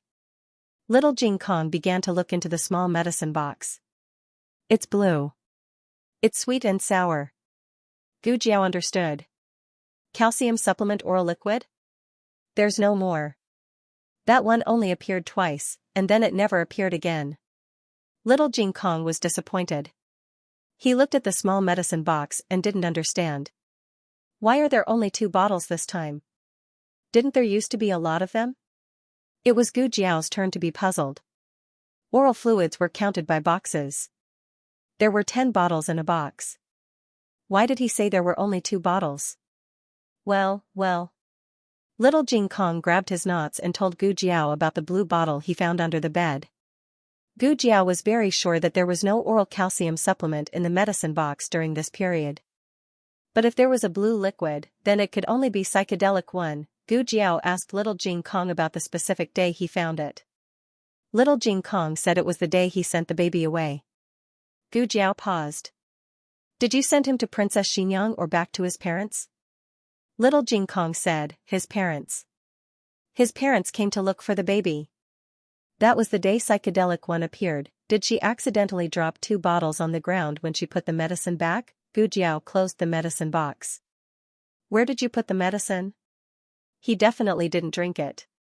Otherwise, Little Jing Kong wouldn't be standing there in one piece. Little Jing Kong said, the princess was very sad that day. I wanted to comfort her, so I gave it to her. Gu Jiao felt like she was shot in the heart by an arrow. Wait, Princess Xianxia probably didn't drink it. Otherwise, she would have been in trouble. Little Jing Kong swallowed his saliva. Jiao, do you have more? I want to drink it. Gu Jiao rubbed his little head. No. If I have more in the future, I'll keep it for you. Okay. Little Jing Kong was an obedient child. Since Gu Jiao said there wasn't any for now, he could wait until later. By the way, where's the princess? She left. Gu Jiao looked at the medicine box on the table, which was becoming more and more naughty. She resisted the urge to punch it and said to Little Jing Kong, I'm going out for a while. I'll be back soon. Little Jing Kong responded cutely, okay, Jiao. Although several days had passed and nothing happened, the medicine was a time bomb. If she didn't know about it, she would take it back immediately. Gu Jiao didn't even sit in the carriage. She rode directly to Zhuke Avenue. Yujin was watering the flowers in the front yard. When she saw Gu Jiao get off the horse at the door, her eyes lit up. Jiao, you're here? Aunt Yujin. Gu Jiao handed the reins to the maid at the door and walked into the yard. Is the princess here? The princess went to the cloth store. Yujin wanted to go with her, but she fell when she entered the door. Princess Xianxia told her to rest at home. Gu Jiao asked, Aunt Yujin, do you know that the princess brought back 2 bottles of blue medicine? Yujin looked at Gu Jiao strangely. Yes, I know. What's wrong? Gu Jiao paused. She didn't say that it was an aphrodisiac. She only said, there's something wrong with the medicine. Can you give it to me first? The princess gave it to me. Yujin said with a complicated expression. But I gave it to the Marquis. Gu Jiao opened her mouth. Marquis Xianping? Yujin said worriedly, yes, the princess said that the 2 bottles of medicine were for leg cramps. I didn't want to drink it, so I kept it. Last time I went to Pushui Alley and heard the Marquis complaining about leg cramps, so I gave it to him today. Did I make a mistake? Gu Jiao calmed down. It's okay. It was better for Marquis Xianping to drink it than for the princess to drink it. Although the medicine was powerful, Marquis Xianping's willpower was also very strong. Moreover, his whole body was in plaster. He couldn't do anything. She couldn't let people carry him to the brothel to find girls. Gu Jiao smiled awkwardly. I'll go back and take a look. Yujin was stunned. Okay. It was an emergency. Yujin didn't have time to ask Gu Jiao what was wrong with the medicine. Gu Jiao rushed back to Pushui Alley. The first thing she did was to find Marquis Xianping, who was sunbathing in the backyard. Gu Jiao walked over and asked breathlessly, Marquis, did you drink the medicine Yujin gave you? Marquis Xianping glanced at her and said, I didn't drink it. Gu Jiao secretly sighed in relief. She reached out her hand. Then give it to me. Marquis Xianping said lightly, no. Gu Jiao was slightly stunned. What do you mean? Marquis Xianping's eyes glanced down the corridor. Yes, she drank it. Gu Jiao turned around and saw Princess Xinyang coming out of the room. The latest chapter of this book is not finished yet. For more exciting content, please scan the QR code below to download the app. Novels are updated faster. Millions of novels are free to read.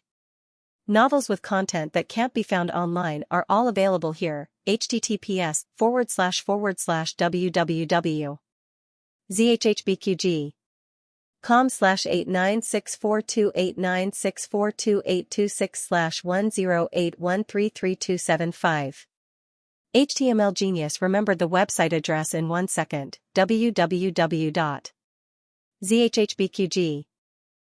Bikuga mobile reading website, mzhhbqg.com. The latest chapter of this book is not finished yet. For more exciting content, please scan the QR code below to download the app. Novels are updated even faster. Millions of novels are free to read. Novels with connotations that can't be found online are all available here. Gu Jiao's mind was filled with one sentence. It's over, it's completely over. Gu Jiao gritted out a few words from between her teeth. How could Princess Xinyang drink the medicine? Didn't Yujin give it to you? Wasn't it because someone had a cheap mouth, showing off and angering Princess Xinyang? In a fit of anger, Princess Xinyang didn't give him any medicine to stop the pain and directly drank it herself. Princess Xinyang didn't know what happened. She saw Gu Jiao in the courtyard and walked towards Gu Jiao. She didn't even look at Marquis Xianping beside Gu Jiao. Where did you go just now? I couldn't find you. I should be the one asking you that. Where did you go just now? Didn't you say you went to the cloth shop? Why are you here? As if seeing Gu Jiao's confusion, Princess Xinyang said, when I returned to Vermilion Bird Avenue, I remembered that I had finished making your clothes, so I went to the cloth shop to get them. Your clothes are in your room. Hurry and try them on. If they don't fit, I'll change them.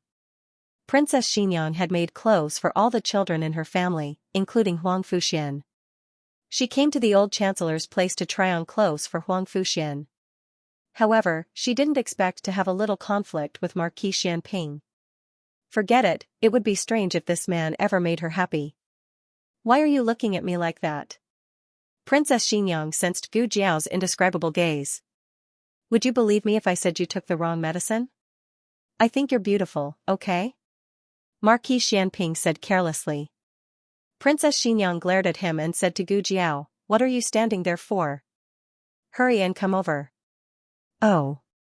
Gu Jiao silently followed. The two arrived at Gu Jiao's room. Princess Xinyang took out the dress that was folded on the bed. After unfolding it, she first compared it to Gu Jiao's body.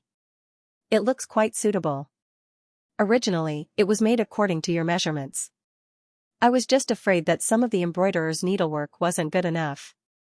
Princess Xinyang had bought enough clothes for Gu Jiao, but a rich mother-in-law would never complain about more clothes for her daughter-in-law. At this moment, Gu Jiao was not in the mood to think about whether or not the clothes fit. She had been secretly observing Princess Xinyang's complexion and breathing. Princess, she said. What's wrong?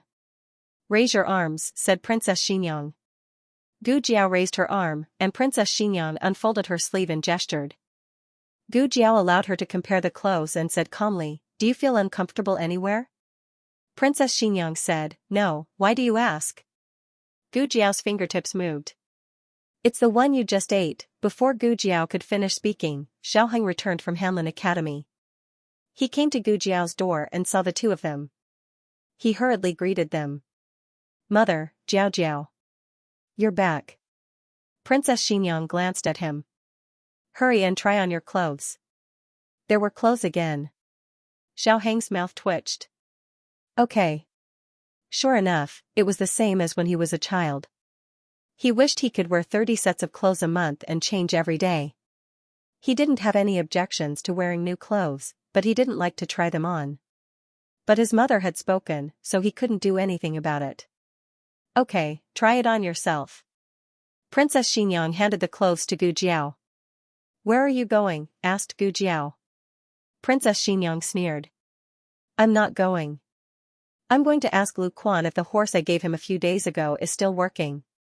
You can't go find Lu Quan, Gu Jiao hurriedly said. It's good, it's good. A fine steed. It's very fast. I've already tried it. How about? Princess, you go sit in the study? Princess Xianxia looked at Gu Jiao strangely. She felt that Gu Jiao's reaction was a bit strange, but she didn't take it to heart. Got it. She went to the study. Gu Jiao put down the clothes and went to Xiaoheng's room. Xiaoheng was unbuckling his belt. Her sudden entrance gave him a fright. Gu Jiao looked at his loose belt and calmly said, Husband, something happened. Xiaoheng tightened his grip on his belt. Why am I not satisfied with your reaction? He cleared his throat and sternly said, You turn around first. Oh. Gu Jiao turned around and muttered, It's like no one has seen it before. What did you say? Nothing. She was determined not to admit that she had seen him naked when she was drunk. Xiaoheng tidied up his clothes and placed the clothes he had changed out of on a shelf at the side. He asked, What happened? That's enough. Gu Jiao turned around and told him about the medicine. Most people's first reaction to this was either oh my god, luckily Jing Kong didn't drink it, or Princess Xianxia is too unlucky. How could she drink it? However, Xiaoheng looked at Gu Jiao with a puzzled expression. Why do you have this medicine? Gu Jiao, would you believe me if I said it was the medicine box that gave it to me? Xiaoheng, it would be strange if I believed you. Xiaoheng looked at Gu Jiao with a complicated expression. She said that he would wait for her to grow up, but in the end, she couldn't help but drug him first. Gu Jiao, can your focus be any more skewed? Then what do we do now? Xiaoheng asked. They could talk about the drug later. Right now, they had to solve this problem first. Is there an antidote? Princess Xianxia and Marquis Xianping weren't real husband and wife, so they couldn't sleep together. Otherwise, Princess Xianxia would probably kill someone when she woke up. Gu Jiao said regretfully, There is no antidote. Xiaoheng's expression changed slightly. Could it be that we can only? Gu Jiao blinked. The princess really doesn't have a male companion? Xiaoheng, Gu Jiao could ask this question, which meant that she could easily overcome the effects of the medicine. However, Princess Xianxia really didn't have a male companion. She couldn't get close to men at all. The so-called male companion was just a rumor. Gu Jiao sighed. Then, we can only give her more water. Then I'll give her some tonics to see if it can speed up her metabolism. That's the only way, Xiaoheng said. I'll go make some herbal tea. The young couple went their separate ways. Gu Jiao went back to the east room and opened the small medicine box to take out the tonics. However, when she opened the door to the study, she found that Princess Xianxia had long disappeared. Husband. Gu Jiao went to the kitchen. Xiaoheng had just put the firewood into the stove. Hearing this, he looked at her with a confused expression. Gu Jiao whispered, The princess disappeared. Xiaoheng's hand trembled, and the firewood fell out of the stove. He stood up quickly. Hurry up and look for her. It would be bad if his mother randomly picked up a man on the street and brought him back. As soon as Xiaoheng left the kitchen, Gu Jiao pulled on his sleeve and pointed to the backyard next door. It seems that there's no need to look. In the backyard, Marquis Xianping was lying in a wheelchair, basking in the sun. He was bored to death, but what could he do? He sighed again and again. Suddenly, a figure with a murderous aura came to his wheelchair. The owner of the figure reached out a hand that was as delicate as jade and slowly grabbed his collar. Marquis Xianping felt his throat tighten. The next second, he was pushed back by a strong force, and even his wheelchair was pushed to the ground. Marquis Xianping couldn't turn his head and could only look at the shadow on the ground. He frowned and said, Qin Fengwan? Qin Fengwan, what are you doing? Princess Xianxia didn't say anything. She just grabbed his collar and dragged him from the ground to his room as if she was dragging a sack. Marquis Xianping was confused. What's going on? Is Qin Fengwan crazy? Didn't I just say a few words in the afternoon? Does she have to be so angry? But then again, when did Qin Fenghuan become so strong? That wasn't the main point. The main point was that it was embarrassing for a man like him to be dragged by a woman like this, okay? Qin Fenghuan. Let go of me, he said coldly. Not only did Princess Xianxia not let him go, she even dragged him up the steps with a duong, duong, duong. Marquis Xianping, who had a big hole in his pants, was speechless. The world's #1 martial marquis, who was decisive in killing, was dragged into the room by the possessed Princess Xianxia without any resistance. Marquis Xianping frowned. Why do I feel that something is wrong? Bang, Princess Xianxia closed the door. Marquis Xianping narrowed his eyes. Is she trying to murder her husband? Princess Xianxia leaned against the door. The room was dimly lit, and her face was shrouded in shadows. Marquis Xianping couldn't see her expression clearly. He only felt that her eyes were especially bright but also had a strange feeling. Marquis Xianping's eyes moved, and he said mockingly, Qin Fenghuan, are you not afraid of man or of me? You actually dare to stay in the same room as me? Don't tell me you're going to kill me? Let me tell you, even if I'm paralyzed to the point that I only have one finger left, you're still not my match. As soon as he finished speaking, Princess Xianxia grabbed him with both hands and threw him onto the bed. Marquis Xianping, who was dumbfounded by the throw, was speechless. Marquis Xianping curled his right lips wickedly. Qin Fenghuan, did you take the wrong medicine again? Marquis Xianping closed his eyes and said faintly, Qin Fenghuan, I'm injured and can't do it. Marquis Xianping exploded. Qin Fenghuan, you beast, the latest chapter of this book isn't finished yet. For more exciting content, please scan the QR code below to download the app. The novel will be updated even faster. Millions of novels will be read for free. Novels with connotations that can't be found online are all available here. https://www.zhhbqg com/89642896428226/1081324442. HTML Genius will remember this website's address in 1 second. www.zhhbqg.com Bikuga mobile reading website, mzhhbqg.com. The latest chapter of this book is not finished yet. For more exciting content, please scan the QR code below to download the app. Novels are updated even faster. Millions of novels are free to read. Novels with connotations that can't be found online are all available here. In the rear courtyard, Gu Jiao and Xiao Heng, who had witnessed the entire process of Marquis Xianping being dragged into the sack, were speechless. Xiao Heng found a bit of his voice after a while. My mother, is she that powerful? Of course, Princess Xianxia wasn't that powerful, but wasn't she drugged? I'm guessing it's the effect of the drug, Gu Jiao whispered. In her previous life, the organization had a special drug training program. She had tried all kinds of drugs and succeeded in overcoming them. Psychedelic one was the only drug she had never tried. It was said that because the drug was too powerful, it was one of the 3 forbidden drugs in the organization. Xiao Heng broke out in a cold sweat. Then he didn't finish his sentence, but Gu Jiao understood. Gu Jiao said, 1 drop is effective. Xiao Heng broke out in a cold sweat again. Then how much did my mother drink?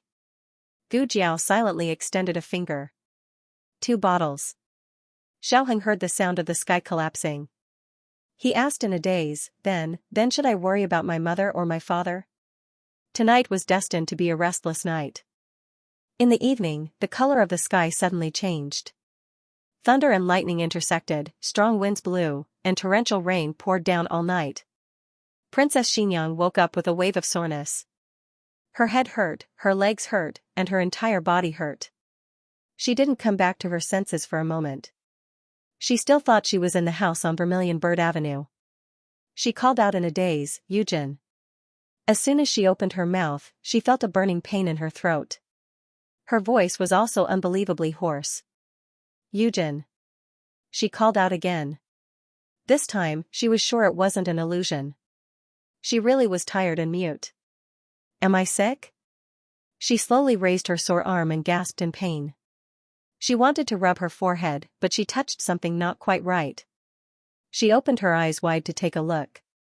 Beneath him was, her expression changed and she rolled down from the body that was too horrible to look at. She grabbed the blanket and covered herself with it. Instinctively, she kicked the other party twice. Ugh, Xian Pinghe was awakened by the kick, and a magnetic murmur came from his throat. The man's voice was a little hoarse, but it was different from a woman's hoarse voice. It had a mature charm. Princess Xianxia wished she could go deaf. She didn't fall on the outside of the bed. Instead, she fell on the inside of the bed. The bed wasn't big. Of course, it could also be because he was too tall. Once he laid down, he occupied the entire bed. If she wanted to get off the bed, she would have to climb over him. He didn't even have a complete set of clothes on him. Princess Xianxia took one look and felt suffocated. She hurriedly covered her eyes with a blanket. At this moment, she wished she could go blind. She was calm and collected in everything, but it was very difficult for her to get along with men. Xian Pinghe was a man after all, and a thick-skinned one at that. After a short moment of dizziness, he woke up. He looked at Princess Xianxia, who was tightly covering herself with the blanket, and his eyes narrowed dangerously. "Qin Fengwan, what tricks are you playing now? Why you move aside?" Princess Xianxia sat on the corner of the bed and covered her head with the blanket. Xian Pinghe looked at her with a dark expression. "Qin Fengwan, what kind of disdainful tone is that? Do you want me to remind you of what you did to me yesterday? No, yesterday plus last night?" Princess Xianxia's mind started to have an image. Her body gradually froze. Her blanket only covered half of her body, mainly her head. Her legs were still exposed. Xian Pinghe looked at her and sneered. "You remember now? Qin Fengwan, I haven't seen you for many years. Your methods have improved. You purposely had Yujin drug me. When I didn't take it, you snatched it and ate it. You still say you don't have ulterior motives toward me. The two of them weren't fools. It wouldn't be right if they still couldn't tell that there was something wrong with the 2 bottles of medicine. But Princess Xianxia didn't do it on purpose. That medicine was clearly given to her by little Jing Kong to treat leg cramps. How could it have this kind of effect? If she said she didn't know and was innocent now, this man probably wouldn't believe her. After all, she didn't do anything usually, but he already thought she had ulterior motives toward him. Now that she really did something, she wouldn't be able to clear her name even if she jumped into the Yellow River. Xian Pinghe had an as-expected expression.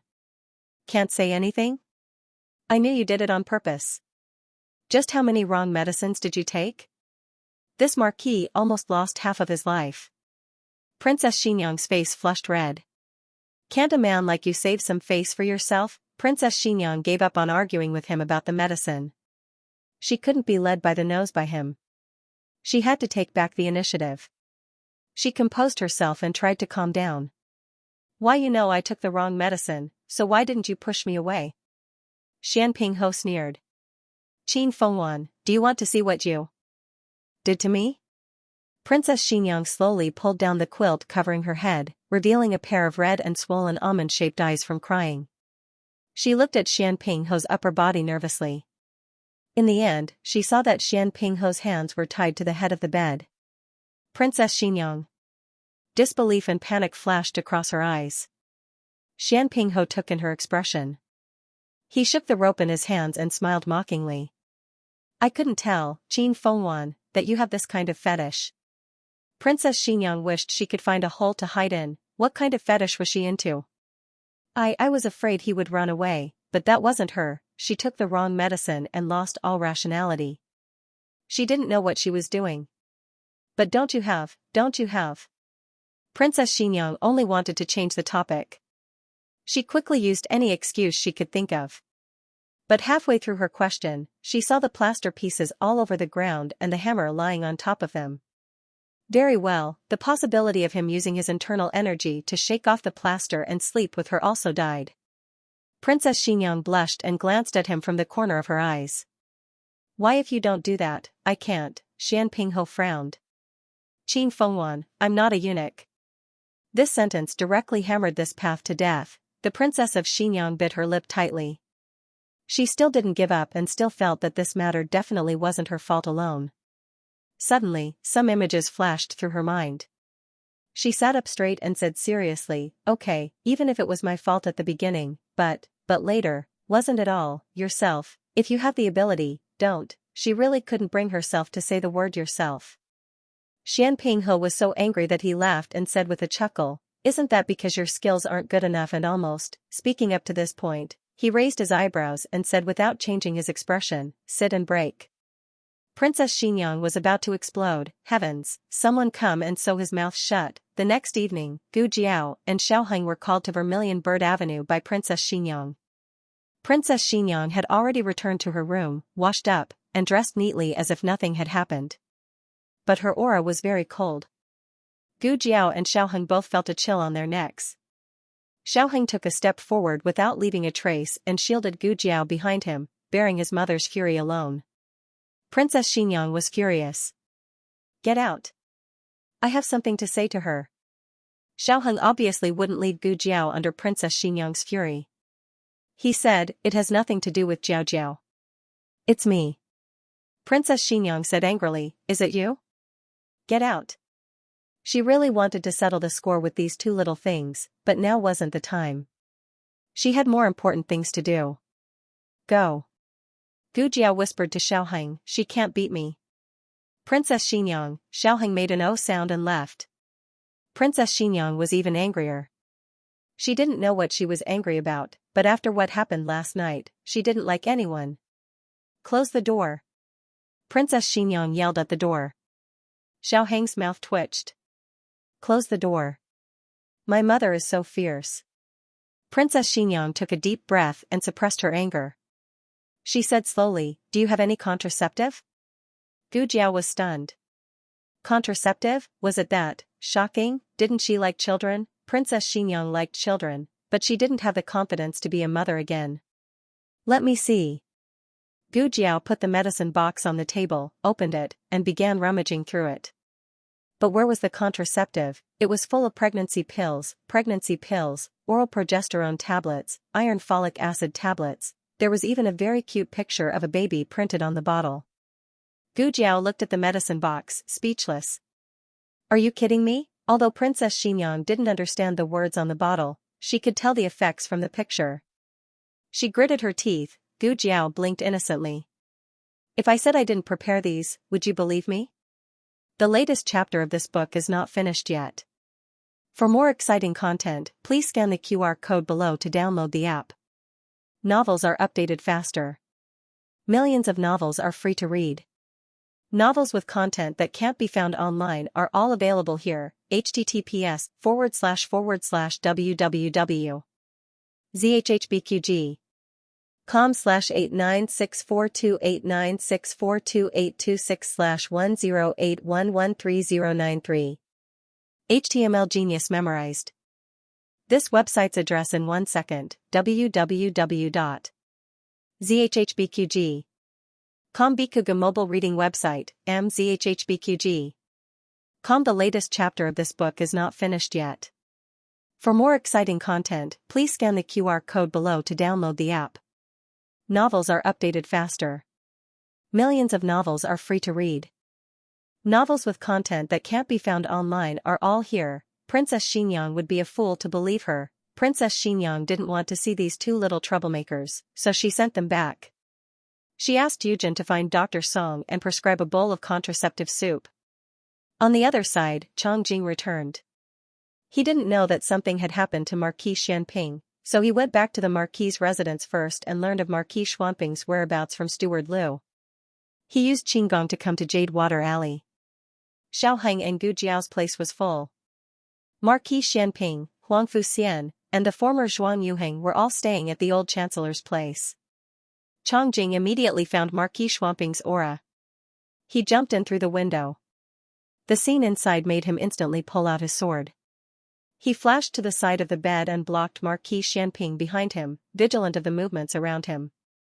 Marquis Xianping shook his wrists tied to the head of the bed and said, "No one, come and untie this first." Oh. Changjing raised his sword and cut the rope. His sword technique was precise and didn't hurt Marquis Xianping at all. He picked up the broken rope and looked at it, saying strangely, "It's just a normal rope, why can't you even break this?" Marquis Xianping raised his eyebrows and sighed, you don't understand. His body was hollowed out. Changjing frowned. His gaze swept across the mess on the floor and landed on Marquis Xianping's body full of scars. You were beaten up? Who did it? I'll go kill him. This was too miserable. Changjing had followed Marquis Xianping for so long, but he had never seen him so badly injured. Marquis Xianping glanced at Changjing. Thinking that Changjing was still young, he waved his hand. Forget it, it's fine, no need to investigate. Right, didn't you chase after Nangongli? Where is he? Changjing's face darkened. I didn't catch him, he ran away. Marquis Xianping looked at him in surprise. There's someone you can't catch? It wasn't that Changjing's martial arts were invincible, but that Nangongli was obviously not Changjing's opponent. Furthermore, he had a broken arm. How could he run away with such injuries? Someone saved him. Changjing hesitated for a moment, but still decided to tell the truth. It's a guardian of the Dark Knight sect. Marquis Xianping frowned. Is it the Dark Knight sect that you were in before? Yes. Changjing nodded. Marquis Xianping said, since he's a guardian, it's normal that you can't beat him. I could beat him, but I didn't hit him. Changjing muttered in her heart. Xianpingho did not know much about the Dark Knight Society. He had only heard that it was the most powerful and mysterious assassin organization in the Six Nations. When he met Changjing, she was being chased by people from the Dark Knight Society. She accidentally got into his carriage and fell asleep in it. Marquis Xianping thought that he had offended the Dark Knight Society and was being chased by them. Changjing said that he was a member of the Dark Knight Society, but he did not want to return to the Dark Knight Society.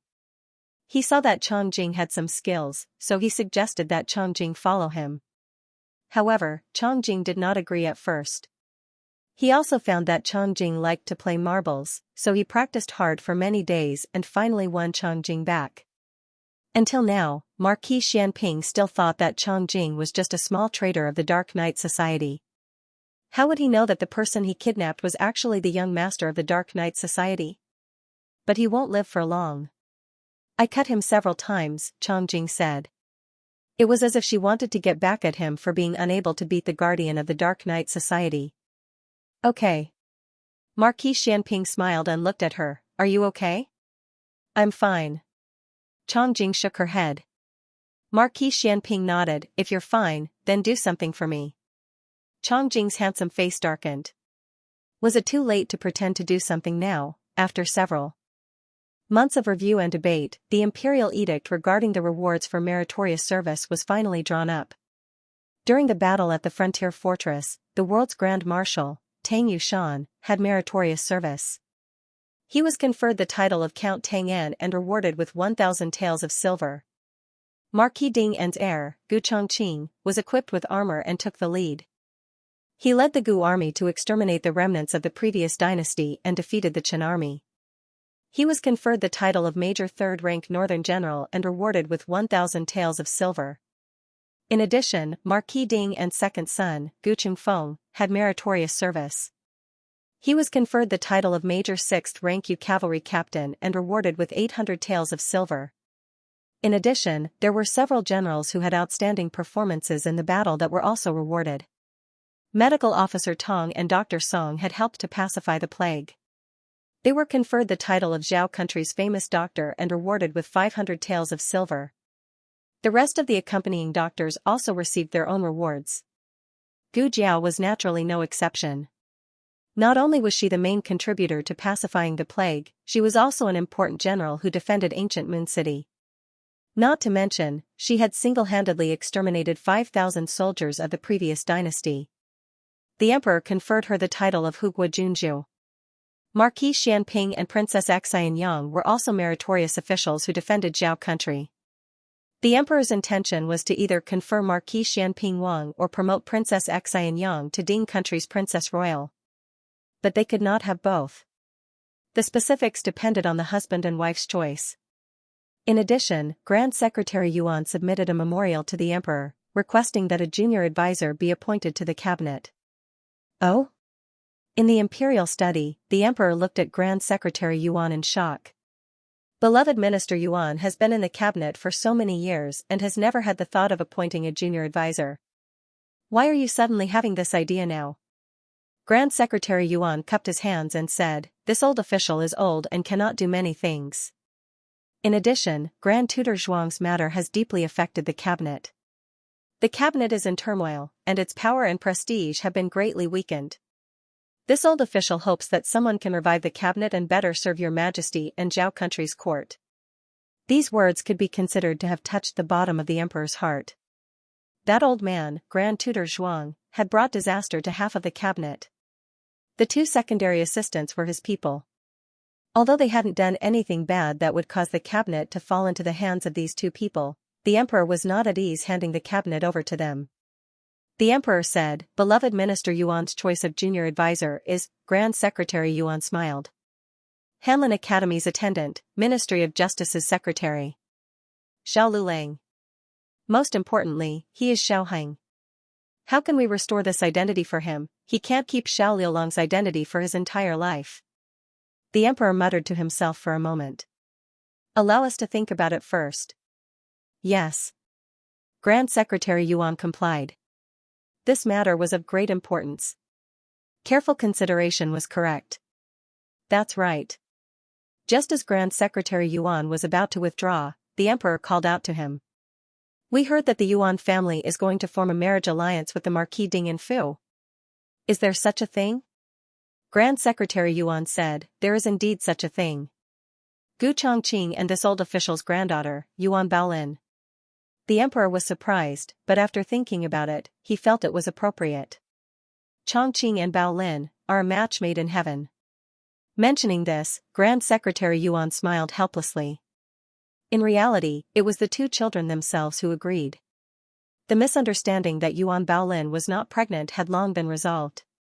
To be honest, Grand Secretary Yuan felt that there was no chance for the two of them. They didn't have much passion for each other. He thought that if one of them was unwilling, Grand Secretary Yuan didn't plan on forcing the two to marry. Who would have thought that the two of them would suddenly agree one day? It was as if they had discussed it beforehand. This made it difficult for Grand Secretary Yuan to refuse. The auspicious date for the Board of Astronomy had been calculated. It was the 9th of the 3rd month. Marquis Gu received news that Empress Dowager Zhuang would personally come to inspect the Fu. He got up before the sun rose and tidied himself up. Neatly dressed, he waited at the entrance of the new Fu. He was very excited. Because he was going to see Empress Dowager Zhuang. It had to be known that with his official position, he didn't even attend court much less see the Empress Dowager who had the power to overturn the court. How could he know that not only had he seen her, he had also mocked and ridiculed her? The second reason for his excitement was that he was finally going to see the mysterious owner of this Fu. This Fu was built according to the specifications of a Princess Fu. At first, he thought it was built for Zhuang Yueshi.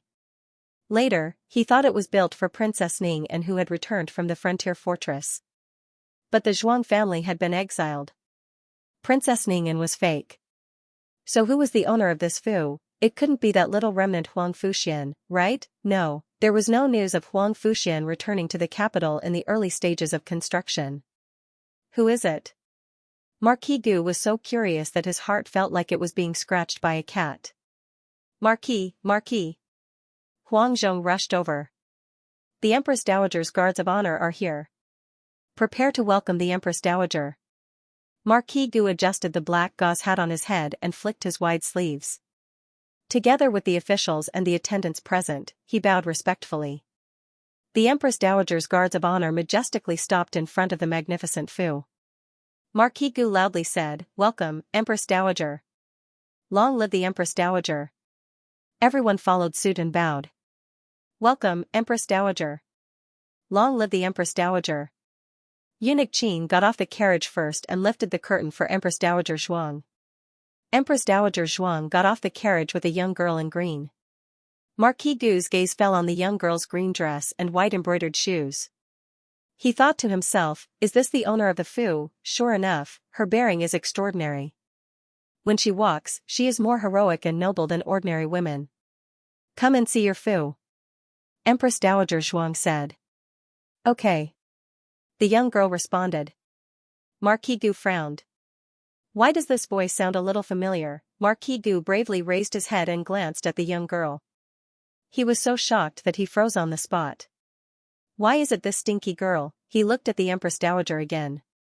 The next second, he knelt down with a plop. It wasn't because of fear, but because of shock. Isn't this the old lady of that girl's family? He had seen her in the countryside. At that time, he felt that she looked familiar. But he and the Empress Dowager had only seen each other a few times, so he didn't dare to recognize her.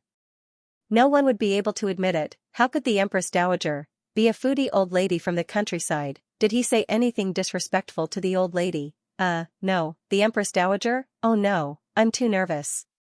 I can't remember at all. Marquis Gu felt like dying. What on earth did this lass do? Why did she hide the Empress Dowager in her own house? Why didn't she tell him? Would it kill her to tell him? She only knows how to cheat him every day. Marquis Gu clutched his chest. He felt that he was going to have a heart attack. This girl is here to jinx me, she is here to take my life. Marquis Gu felt that he was most likely going to die. He gritted his teeth and closed his eyes. Unexpectedly, Empress Dowager Zhuang didn't even look at him and directly brought Gu Jiao into the fu. Marquis Gu was speechless. Do you like it? In the pavilion, Empress Dowager Zhuang asked Gu Jiao. I like it. Gu Jiao said seriously. She really liked it. There was a house that was built according to Clear Water Alley. There was also a courtyard that was built step by step according to the medical center. In addition, there were pavilions, waterside corridors, a library, a practice room, and a meadow for riding and archery. Empress Dowager Zhuang said, Clear Water Alley is almost full. Find a day to move in. Gu Jiao opened her mouth. Empress Dowager Zhuang took in her expression and asked, what's wrong? You can't bear to leave? Gu Jiao clutched her chest. This was her reluctance. When she first left the village, Gu Jiao didn't feel this way. She seemed to be able to feel the complex emotions that she couldn't before. Empress Dowager Zhuang handed the deed to her. Don't worry. You can move when you want. Okay. Gu Jiao agreed. The two wandered around the fu and then took the carriage back. In the carriage, Gu Jiao's heart suddenly twitched. She clutched her chest and frowned. Empress Dowager Zhuang noticed her strangeness and asked worriedly, what's wrong? Gu Jiao pointed to her chest. It hurts. Empress Dowager Zhuang asked strangely, you don't have a heart disease. Why does it hurt? Gu Jiao pondered for a moment and her eyes narrowed. It's not me. It's Yan. Gu Yan's heart disease acted up. It acted up without warning. The teacher was teaching when the students suddenly shouted. The teacher looked up and saw Gu Yan fall to the ground. Gu Xiaoshan immediately rushed up and took out the medicine in the teacher's purse to feed him. Gu Yan's heart disease hadn't acted up seriously for half a year. Occasionally, he would feel uncomfortable, but taking a pill would immediately help. But this time, it didn't seem to work. Gu Jiao quickly ran back to Clear Water Alley. Yaoshi had already fainted from crying. Gu Xiaoshan ran out of the central room. Sister! Sister, you're back. Gu Jiao stared and asked, where is he? Gu Xiaoshan quickly said, in your room. Gu Jiao entered the eastern room. Gu Yan's condition was very bad. His heart stopped again. Everything seemed to have returned to the first time they met at the hot spring villa. He was also like this and might not be saved at any time. Gu Jiao took out the epinephrine and saline from the small medicine box. 1 needle, 2 needles, 3 needles. After 4 injections, Gu Yan's heart finally started to beat again. He slowly opened his eyes and saw Gu Jiao. His empty and dim eyes suddenly seemed to light up. Sister. He had been led astray by little Jing Kong to Jiao Jiao. Only when he was weak to a certain extent would he have this behavior. Gu Jiao took off her gloves and touched his forehead. I'm here. Hug me. He said. Gu Jiao gently held him in her arms. Gu Yan breathed in her scent and closed his eyes in peace. He said weakly, I'm not afraid when you're here. I'm leaving. When I leave, you'll accompany me. I want you to send me off. The latest chapter of this book is not finished yet. For more exciting content, please scan the QR code below to download the app. Novels are updated faster. Millions of novels are free to read. Novels that can't be found online are all available here. https://www.zhhbqg.com/89642896428226/108112133. HTML Genius memorized this website's address in 1 second. www.zhhbqg.com Bikuga mobile reading website, mzhhbqg.com. The latest chapter of this book is not finished yet. For more exciting content, please scan the QR code below to download the app. The novel is more complete and updated faster. Millions of novels are free to read. There are novels with connotations that can't be found on the internet here. Gu Jiao's heart was aching. She couldn't tell whether it was her own feeling or Gu Yan's pain. She was a person who lacked emotional perception. Many of her experiences of this world came from Gu Yan. If she and Gu Yan were compared to a tree, then her branch had already turned into iron. It was Gu Yan who passed on his feelings to her, making her deeply feel that she was still alive and living under the sun with Gu Yan. This analogy might not be appropriate, but she knew that she and Gu Yan were inseparable. They had the deepest bond in the world. Gu Jiao hugged Gu Yan tightly and covered his burning forehead with one hand. "You won't go. I want you to stay." Gu Yan fell asleep in Gu Jiao's arms. Unlike the time when he was rescued in the hot spring villa, his situation this time was really bad to a certain extent. Gu Yan had to be operated on. However, this was not an ordinary surgery. It could be done by anesthesia, cutting open the wound, resolving the focus of the disease, and suturing. Gu Yan's operation required extracorporeal circulation. She didn't have the equipment for extracorporeal circulation, nor did she have the other drugs and equipment needed for the operation. Although the small medicine box could provide a continuous supply of drugs and medical consumables for the research institute, they were all very small and would not exceed the size of the box. Moreover, according to Gu Yan's current situation, what he needed was not only a set of extracorporeal circulation equipment, but also a complete operating room. Gu Jiao looked down at Gu Yan, who was sleeping soundly in her arms. He was too weak. Even the small tuft of hair on the top of his head couldn't stand up. It drooped there listlessly. Gu Jiao held Gu Yan's weak hand and said firmly again, "You won't go. I won't let you go. I haven't done enough to be your sister. No one can take you away from me, not even Yama." At present, it seemed impossible to operate on Gu Yan. She lacked equipment and an operating room, but she did not want to give up. Gu Jiao hugged Gu Yan for a while. After making sure that Gu Yan would not wake up for the time being, she gently placed Gu Yan back on the bed and covered him with the quilt. She walked out of the east room and said to Gu Xiaoshun, who was anxiously waiting in the central room, "Xiaoshun, come here." "Sister." Gu Xiaoshun turned around and walked towards Gu Jiao.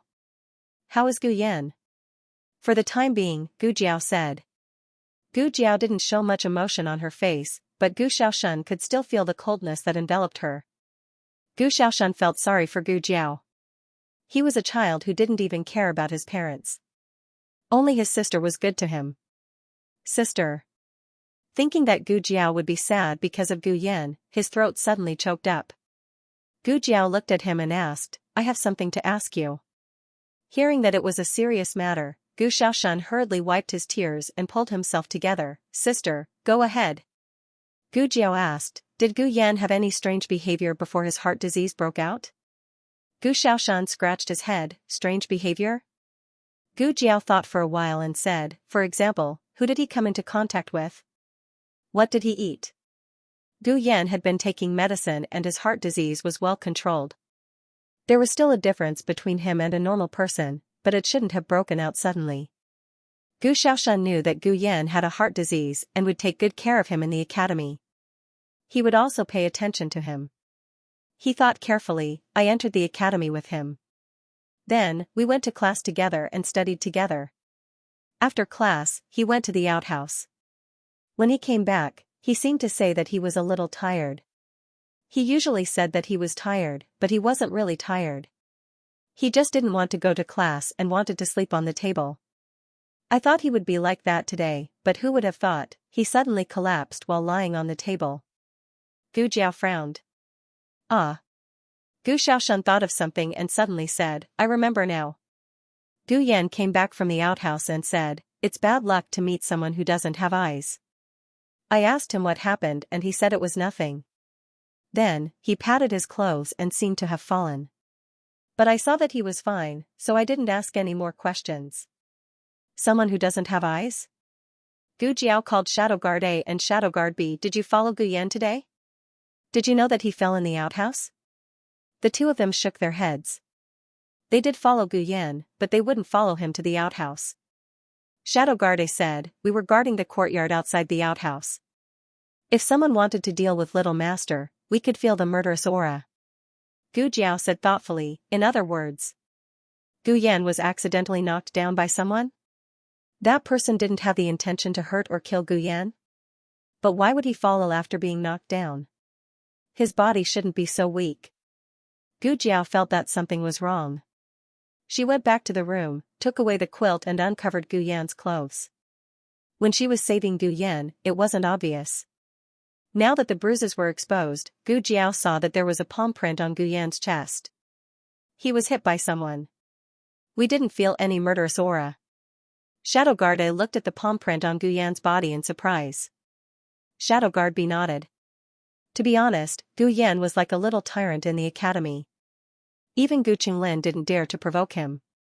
If Gu Yan shouted, the two of them would immediately appear. If Gu Yan couldn't shout, then it must be an expert. But if an expert fought, the murderous aura would be too strong. It wouldn't escape their senses. Then there was only one possibility. This person really didn't come to kill Gu Yan. He just accidentally bumped into Gu Yan. And conveniently hit Gu Yan. Sister, Mistress Nan is here. Outside the east room, Gu Xiaoshan interrupted Gu Jiao's thoughts. Today was the day that Gu Xiaoshan and Gu Yan went to Master Lu's house to learn. Usually, if they didn't go, the shadow guards would inform them. But today, no one came. Mistress Nan was worried that something might have happened to someone, so she rushed to Jade Water Alley to take a look. Master Lu also came. Master Lu, Mistress Nan. Gu Jiao went to the central room to greet the two. Mistress Nan sensed the unusual atmosphere when she entered the courtyard. She glanced at Gu Xiaoshan who was secretly wiping his tears and asked Gu Jiao, did something happen? Why did little Shun, this child, cry? Where's Yan'er? Something happened. His heart disease acted up. Is it serious? A little. Let me see. Gu Jiao led Mistress Nan and Master Lu into the east room. They knew that Gu Yan had a heart disease, but after being together for so long, Gu Yan had almost never acted up. They were already about to treat Gu Yan as a normal child. Now, Gu Yan's face was pale and his breath was weak as he laid on the bed. He looked like he could die at any moment. The two of them were heartbroken. Master Lu was shocked. How did it suddenly become like this? He was still fine yesterday. He was hit by a palm. Gu Jiao said. Who? Mistress Nan's eyes were filled with killing intent. Gu Jiao shook her head and came to the bed. I don't know. No one saw who it was. They only left a palm print. Otherwise, he wouldn't even know that he was hit. Palm print? Mistress Nan quickly walked over and untied Gu Yan's clothes. Her eyes darkened when she saw it. 9 Clouds palm? What's 9 Clouds palm? Gu Jiao asked. Mistress Nan said in a low voice, it's the unique skill of Yan country's Nangong family. The power of this palm technique is that it's fine when you're hit, but afterwards, your tendons and veins will gradually break. He controlled his strength and didn't intend to kill him. He just wanted to vent his anger and teach Yan'er a lesson. Gu Jiao frowned. Nangong, family? Could it be Nangong Li? Nangong Li's arm was broken by Chongjing. He had been hiding all this time. Could it be that he snuck into Qinghe Academy today? Nangong Li didn't know Gu Yan. He must have accidentally bumped into Gu Yan and felt that Gu Yan was blocking the way. So he hit Gu Yan in anger. He seemed to have done it unintentionally, but in reality, it was a heinous crime. Gu Yan didn't provoke him. He just accidentally bumped into, and it wasn't clear who bumped into who, but he could vent his anger on a weak scholar. Was he still human? Gu Jiao's eyes turned cold. Nan Gongli, it better not be you. Otherwise, Madame Nan was also furious. Gu Yan was just an innocent child. Which beast of the Nangong family dared to hit him? Why would the Nangong family come to Zhao country? Master Lu whispered to Madame Nan. How would I know? Madame Nan said angrily. Master Lu choked and didn't say anything. He understood that Nan Xiang wasn't targeting him. Nan Xiang was just too angry. To be honest, he was also angry. No matter who in the Nangong family did it, this kind of behavior was more hateful than revenge with a purpose. This was simply disregard for human life. It was inhumane. Madame Nan looked at the weak Gu Yan and closed her eyes worriedly. She could detoxify the poison, but she couldn't cure it. Jiao Jiao, can you cure Yan'er? She looked at Gu Jiao expectantly. In fact, she also understood that this hope was very slim. If it could be cured, Gu Jiao wouldn't have this expression. Let me think about it first. Gu Jiao went to the study room. Madame Nan didn't dare to leave. She stayed in the east room to watch over Gu Yan. When night fell, the family members came back to buy Shui Ali one after another. Soon after, everyone knew that Gu Yan's condition had worsened. Madame Yao cried her heart out. Even Gu Xiaobao, who never cried or made a fuss, pursed his lips in grievance. His large eyes were brimming with tears. Empress Dowager Zhuang rushed over from the palace. She only had one request for Gu Yan. It was good that he was alive. But now, this request seemed to have become an extravagant hope. She sat at Gu Yan's bedside and suddenly looked much older. Huang Fuxian and little Jing Kong also came to the east room. Huang Fuxian had just moved into Bai Shui Alley. He thought that he was just an outsider. But seeing Gu Yan unconscious, he felt very sad. Little Jing Kong, who was always talkative, stopped talking this time. He stood in front of the bed and looked at Gu Yan with wide eyes. When Gu Yan was bullied by Tang Ming, he also flared up fiercely. But the atmosphere at that time was not as serious as it was now. It was as if everyone felt that Gu Yan was really doomed. The old chancellor didn't dare to say anything. He silently went to the kitchen to cook. As he added firewood to the stove, he silently shed tears. Old master, what's wrong? Yu Er asked with concern. The old chancellor used his sleeve to wipe his eyes and said, the smoke is too big. Xiao Heng was the last to reach home. Lu Quan had already told him about Gu Yan's situation on the way to pick him up. He immediately put down his work and rushed back. The whole family felt sorry for Gu Yan. But he knew that the one who was suffering the most right now was Gu Jiao. She was his sister and also a doctor. She wouldn't allow herself to be unable to cure Gu Yan. Xiao Heng found Gu Jiao in the study room. Gu Jiao was holding a charcoal pencil and writing something on a piece of white paper. Jiao Jiao. Xiao Heng stepped into the room. Gu Jiao stopped writing and raised her eyes to look at him. There was a grievance in her voice that she had never revealed to others. Husband.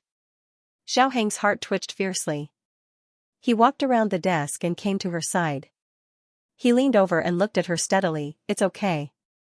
Ah Yan will be fine. Gu Jiao's expression was calm. She picked up the paper on the table and handed it to him. These are the equipment and medicine that I listed. The ones that are circled with cinnabar are the ones that I already have. I haven't gotten the rest yet. Xiao Heng took the paper and looked at it. It was full of paper, but the cinnabar circled less than 1/10 of it. She was very strong. So strong that it made people's heart ache. Xiao Heng stroked the top of her head to comfort her. With these things, can Ai Yan be saved? If you have all of them, I can operate on him. I can complete the operation alone. She emphasized. Xiao Heng looked at the strange names on the paper. What are these? Gu Jiao said firmly, these are the equipment needed for the operation. I can't take them out with my medicine box. This? Did you draw this picture? Xiao Heng looked at the picture on the back of the paper. Gu Jiao nodded. Xiao Heng pondered for a moment and suddenly said, wait a minute. Gu Jiao looked at him strangely. He turned around and went to the bookshelf. He took down a box and took out a yellow drawing from it. Take a look and see if this is it? Gu Jiao took it and looked at it. Her expression froze. Wasn't this the drawing of the operating room? Where did it come from? Gu Jiao asked. Xiaoheng said, it's from the Yan Kingdom's mathematics book in Jingkong. I don't know what it is, but it doesn't seem good to throw it away, so I took it out and put it aside. The Yan Kingdom's operating room? Or was the Yan Kingdom planning to build an operating room? The mathematics book and the drawing of the operating room basically confirmed that there was a transmigrator in the Yan Kingdom. Gu Jiao held the drawing in her hand and a glimmer of hope suddenly rose in her heart. The Yan Kingdom has what I need. Xiaoheng's eyes darkened. The Yan Kingdom was a place he should never set foot in. The latest chapter of this book is not finished yet. For more exciting content, please scan the QR code below to download the app. Novels are updated faster and more complete. Millions of novels are free to read.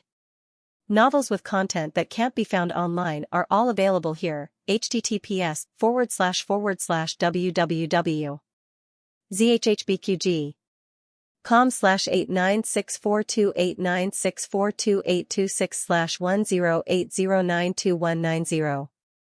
HTML Genius memorized the website's address in 1 second. www.zhhbqg.com Bikuga mobile reading website, mzhhbqg.com. The latest chapter of this book is not finished yet. For more exciting content, please scan the QR code below to download the app. The novel is more complete and updated faster. Millions of novels are free to read. There are all kinds of novels that can't be found online. Coming out of the study, Xiaoheng went to Marquis Xianping's room next door. Although Marquis Xianping didn't need a new cast, he still had to sit in a wheelchair. He already knew about Gu Yan's situation. Although he didn't know about the operating room, he knew that if even Gu Jiao was helpless, then the only hope in the world to cure Gu Yan was in the Yan Kingdom. Don't even think about it. I don't know. I don't have it. I won't give it to you even if I have it. Without waiting for Xiaoheng to explain why he came, Marquis Xianping directly refused 3 times. Xiaoheng frowned and looked at him. Do you know what I'm going to say? Marquis Xianping leaned back in his chair and looked at him lightly. He raised his eyebrows. Who was the female slave in the Yan Kingdom who gave birth to you? Did she leave any keepsakes? If so, can I give it to you? Xiaoheng felt a blow to his soul. He was indeed his biological father. His thoughts were well thought out. Why? Do you want to go to the Yan Kingdom? Marquis Xianping pretended to be indifferent. Do you know that someone in the Yan Kingdom wants to kill you? Of course Xiaoheng knew. But this was not a reason for him to retreat. He said, only the Yan Kingdom has what Jiao Jiao needs. With those things, Gu Yan can be cured. It turned out that the girl could be cured, but she lacked the necessary items. Your wife is quite capable. Marquis Xianping said with pride. That year.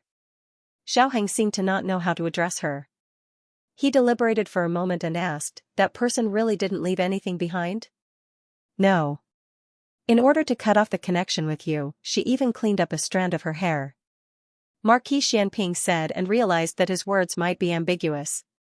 He added, it's not what you think. She was afraid of being a burden to you. It's not that she didn't want you. Xiaoheng was silent. He didn't doubt that woman's feelings for him. Otherwise, she wouldn't have rather killed Xiaoqing and left the antidote to him. He had Shirye's curiosity. What kind of woman was she? How could she kill a newborn baby? Would she be the same as the Nangong clan member who hurt Gu Yan? Would she be an evil person who didn't care about human lives? But even if she was, he had no right to criticize her. She had sacrificed all her evil to save his life. In the end, Xiaoheng failed to find a way to go to the Yan Kingdom. Gu Jiao thought of Gu Chongqing, who said that he would go to the Yan Kingdom to find a doctor for her. Gu Chongqing had been living in the underground dojo for the past few days. Every day, he refreshed his ranking. According to his reckless fighting style, he was not far from the top 3. Once they entered the top 3, they would be sent to the Yan Kingdom by the underground martial arts arena for the next stage of the competition. It was called a competition, but in fact, it was a way for the Yan kingdom to win over martial arts geniuses from other countries. Gu Jiao called Secret Guard and told him to immediately find Gu Chongqing. Who would have thought that Secret Guard would be a step too late? Secret Guard came back and reported to Gu Jiao, "The heir has already left." Gu Jiao asked, "Where did he go?" Secret Guard said, "I heard from the Marquis Fu that the heir went to Jiangnan to find a divine bird as a betrothal gift for the daughter of the Yuan family." In the Zhao country, it was a custom for men to catch wild geese as betrothal gifts for their fiancés. The better the breed of wild geese, the higher the sincerity. The divine bird wasn't a wild geese, but the legendary phoenix. Gu Jiao had seen pictures of phoenixes before. She felt that they looked like the flamingos from her previous life. No one in the Zhao country had seen this kind of bird before. It was only a legend. Gu Chongqing didn't want to get married. He left the capital with great fanfare at this time to find a bird. She was afraid that it was to cover up the fact that he had snuck into the Yan kingdom. "How long has he been gone?" Gu Jiao asked. 3 days. Secret Guard said. Gu Chongqing had already said goodbye to Gu Jiao, so strictly speaking, he didn't leave without saying goodbye. But Gu Jiao was still somewhat depressed. It had already been 3 days. She feared that she wouldn't be able to catch up. Xiaoheng was also thinking of a way to go to the Yan kingdom. Since Marquis Xianping didn't have any clues, he went to the residence of Princess Xinyang. Hearing that Xiaoheng wanted to go to the Yan kingdom, Princess Xinyang's reaction was the same as Marquis Xianping. But after all, Xiaoheng had grown up. They could only give their opinions, but couldn't make the decision for Xiaoheng. He insisted on going. As his father and mother, they could only think of a way to help him. Princess Xinyang thought of the Yan kingdom's pharmacist in the underground martial arts field. "Yujin, you go and invite the pharmacist. If he doesn't come, let Long Yi catch him." Yujin took Long Yi. However, what made people disappointed was that the Yan kingdom's pharmacist unexpectedly returned to the Yan kingdom with Gu Chongqing's group. From this, it could be inferred that the Yan kingdom's pharmacist should have personally brought Gu Chongqing, this martial arts genius, back to the Yan kingdom. The young couple took turns to hit a wall. When they returned to the central room, both of them blankly sat on the chair without saying a word. Master's wife Nan came out from the east room. Just now, Gu Jiao had prescribed some medicine for Gu Yan. Master's wife Nan fed him. Master's wife Nan looked at the two people whose complexion was not quite right. She vaguely guessed something and said, "Not too smooth?" Master's wife Nan, "Is there any other way to go to the Yan kingdom? Is it possible to sneak in?" "Sneak in?" Master's wife Nan was dumbfounded. "What is that?" "It's probably the meaning of sneaking in." Master's wife Nan shook her head without thinking. "This won't do. It's too dangerous. It's difficult for you to sneak in alone, not to mention the seriously ill Gu Yan. Don't tell me there's no other way?" Master's wife Nan opened her mouth. Master Lu came over in time to hold her hand. He frowned and shook his head at her.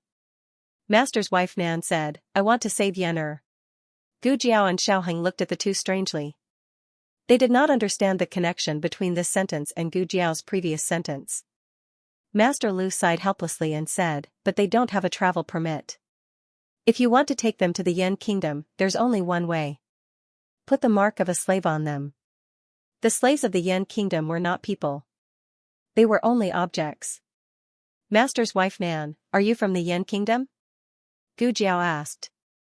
She had long known that Master's wife Nan was not simple, but she did not expect her to be so complicated. Master's wife Nan said, "I'm not from the Yan kingdom, but I can go to the Yan kingdom." Then either she was from the Shang kingdom, or she came from a powerful force outside the 6 kingdoms. Since Master's wife Nan did not point it out, Gu Jiao and Xiaoheng did not pursue the matter. To put it bluntly, who didn't have secrets? Master's wife Nan sighed. "My husband is right. Without a travel permit, people can't enter the Yan kingdom. If I take you there by force, I can only turn you into slaves." Slaves were very lowly in the Yan kingdom. Once someone in a high position took a fancy to them, they could be taken away by force at any time. So it was reasonable for Master Lu to stop her. She was impulsive just now. She only wanted Gu Yan to go to the Yan kingdom, but she forgot that if Gu Yan became a slave, he would not be qualified to enter the medical center for treatment. Jiao Jiao, I'm scared. Little Jing Kong held a small pillow and walked out of the west room in a daze. He fell asleep and was awakened by a nightmare. Gu Jiao held his little hand and brought him over. Don't be scared. Little Jing Kong yawned and lay in Gu Jiao's arms. What were you talking about just now? We were talking about the travel permit. Gu Jiao said. Xiaoheng handed over a piece of clothing. Gu Jiao took it and wrapped little Jing Kong's body. What is a travel permit? He asked vaguely. It's a kind of travel document that allows you to go to other places. We had a travel permit when we came to the capital. Have you forgotten? Oh. Little Jing Kong sat on Gu Jiao's lap and leaned his little head on Gu Jiao's arms.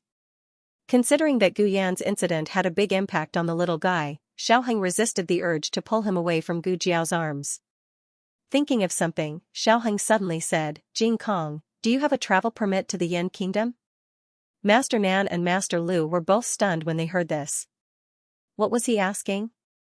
How could a child have a travel permit to the Yan Kingdom? Gu Jiao blinked. Yes, she almost forgot that this little guy was a local tycoon. He even had a house deed to the Liang Kingdom. Little Jing Kong rubbed his sleepy eyes and thought for a while. Then he shook his head. No. Xiaoheng said seriously, do you really not have it or not? Think about it again. Little Jing Kong almost fell asleep. In Gu Jiao's arms. He murmured, no. I don't have a travel permit to the Yan Kingdom. Master didn't give it to me. Xiaoheng and Gu Jiao sighed at the same time. There's only that thing. Little Jing Kong said in his sleep. Gu Jiao's eyes moved. What thing? That. Little Jing Kong was drooling.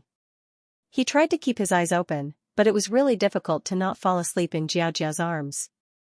Box, what did he say? Xiaoheng asked. Gu Jiao listened carefully. After a while, she said to Xiaoheng, I think he said a box.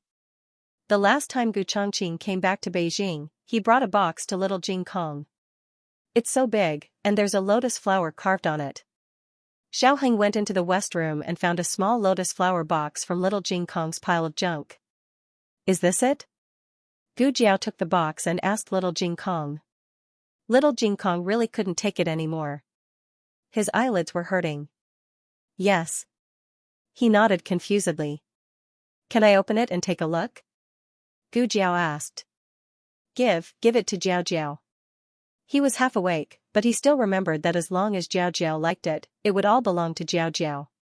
He also belonged to Jiao Jiao. Gu Jiao handed the box to Xiaoheng and motioned him to open it. After Xiaoheng opened it, everyone present was dumbfounded. Mistress Nan's delicate body trembled. She seriously suspected that she was dreaming. What kind of mountain was this little monk adopted from? Why did he have the admission papers of the Imperial Academy of the Yan Kingdom? Tianqiong Academy was one of the 4-century-old academies of the Yan Kingdom. It was known as the Imperial Academy because it had produced 3 empresses and 2 monarchs. There were 4 men in the family, so there were 4 admission papers in total. Mistress Nan was confused. Was Tianqiong Academy owned by your family? Gu Jiao was shocked many times, so she quickly calmed down. She asked the little guy in her arms, Jing Kong, why didn't you tell me earlier that you had this? Jing Kong was almost asleep. He murmured in his sleep, I don't want to go to school. No, it seemed that the gift was not from the abbot, but from little Jing Kong's master. Gu Jiao was more and more curious about the white-bearded old monk. She really wanted to visit him if she had the chance. Tianqiong Academy's admission papers were the best guide. With them, their plan to go to the Yan Kingdom could be considered to have succeeded. Gu Jiao was packing up in the east room when Xiaoheng pushed the door and entered. He was holding his admission paper with his name on it. I looked for it, but I couldn't find yours. Gu Jiao was a woman and had never been to school. Jing Kong's master must have known about this, so he didn't prepare one for her. Gu Jiao stopped packing and poured a cup of hot tea for him. Have some tea. Xiaoheng took the cup and drank 2 mouthfuls. His stomach felt warm, but I asked Madame Nan, and she said I can bring my wife with me. Gu Jiao continued folding the clothes. She suddenly said, no need. Xiaoheng was stunned. He stopped drinking tea. Aren't you going? Gu Jiao turned around and looked at him calmly. I'll go, but I don't need you to take me. Xiaoheng frowned in confusion. Then what are you going to do? Before he could finish speaking, Xiaoheng suddenly felt a wave of dizziness in his head. The cup in his hand fell, and he fell down. Gu Jiao caught the cup with one hand and held him with the other. Xiaoheng looked at her in a daze. It's too dangerous for you to go to the Yan Kingdom, so I've decided. Gu Jiao put down the cup and took the admission paper in his hand. Go by yourself. Xiaoheng gritted his teeth weakly. Gu Jiao. Xiaoheng completely fainted in Gu Jiao's arms. Gu Jiao drugged Xiaoheng fiercely. It was 3 days later when he woke up. As soon as he opened his eyes, he saw a little boy in the Imperial College's uniform squatting on the ground next to the bed and drawing circles. Xiaoheng struggled to sit up. Hearing the movement, the little boy raised his head and threw away the branch in his hand. He looked at him with hidden bitterness. You're finally awake? Xiaoheng looked at little Jing Kong and then at the door. Where's Jiao Jiao? Little Jing Kong stomped his feet and snorted. She left. It's all your fault. You didn't leave Jiao Jiao behind. I had to take care of you, so I was left behind by Jiao Jiao. Jiao Jiao didn't want to take you with her. Okay, you're just a child and you're a hindrance. Gu Jiao still has to take care of the patients. How could she have the time to take care of you? Xiaoheng's conscience kicked in and he didn't tell him the cruel truth. In addition, he felt that Gu Jiao might still want to avenge Gu Yan, so she couldn't take Jing Kong with her. It was too dangerous. Did she take Gu Yan there alone? Xiaoheng actually wanted to ask if Madame Nan went with them. Little Jing Kong didn't understand what he meant. He only said sourly according to his own understanding, Xiaoshuan's brother also went. What? She took Gu Xiaoshan but didn't take him. He was really angry. Do you want to go to Jiao Jiao? Little Jing Kong pursed his lips and asked. Xiaoheng heard this and his anger disappeared. What do you mean? Oh, you also have the admission document. But other than husband and wife, only blood relatives can go. Little Jing Kong stuck out his small chest. As long as you promise to take me with you, I have a way to make you go. Xiaoheng didn't believe him. Little Jing Kong asked, do you agree? Xiaoheng looked at him suspiciously. Okay, I agree. Little Jing Kong was not easy to fool. You have to swear. If you lie to me, I'll let Jiao Jiao find me a new brother-in-law in the Yan Kingdom. This little guy was too vicious, but the temptation of going to Gu Jiao was too great. Xiaoheng still listened to him. Little Jing Kong ran to the box and dug out his small pile of junk. Finally, he took out a small box inlaid with gold and handed it to Xiaoheng. Here. Xiaoheng opened the small box and saw that it was another admission document from the Yan Kingdom. He had been unlucky for so long. Finally, there was a time for him to turn around. Xiaoheng's eyes lit up, but his face sank when he read the last part. The words on the document were written in black and white, Kanglin Women's College. Xiaoheng, the latest chapter of this book is not finished yet. For more exciting content, please scan the QR code below to download the app.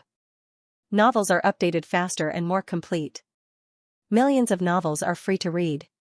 Novels with inner content that can't be found on the internet can be found here. https://www.zhbqg.com/896428964286/10809157 HTML Genius remembered the website address in 1 second. www.zhbqg.com Bikuj mobile reading website, mzhbqg.com.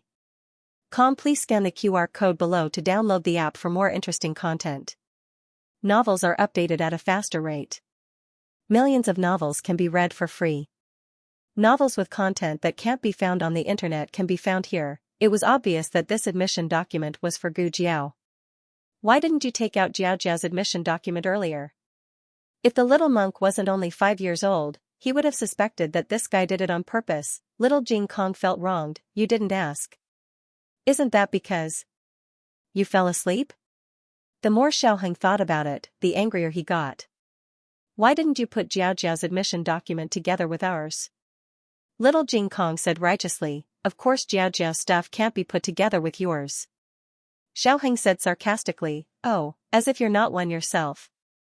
Little Jing Kong was confused. He seemed to have hurt himself." Xiaoheng looked at the beautiful handwriting on the admission document.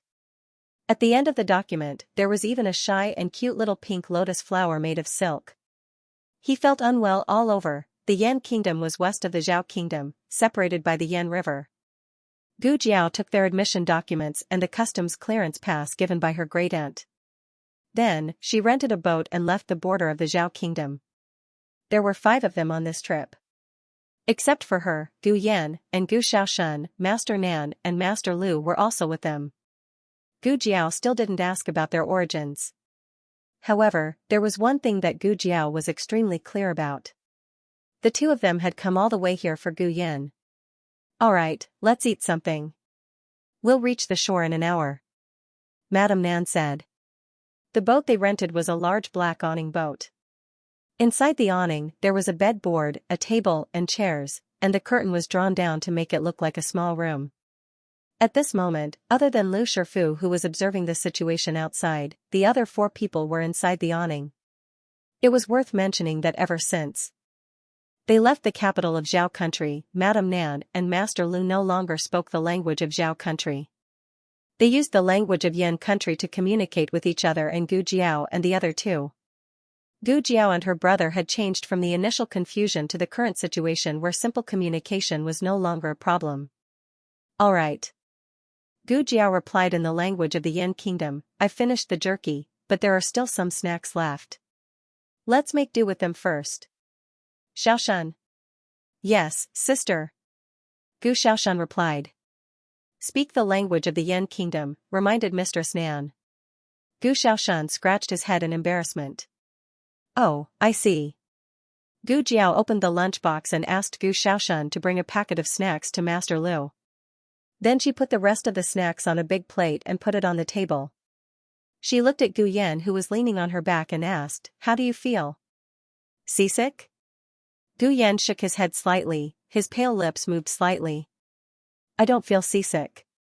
Gu Jiao raised her hand and touched his forehead. Ever since Gu Yan was rescued last time, he woke up on the second night in the carriage.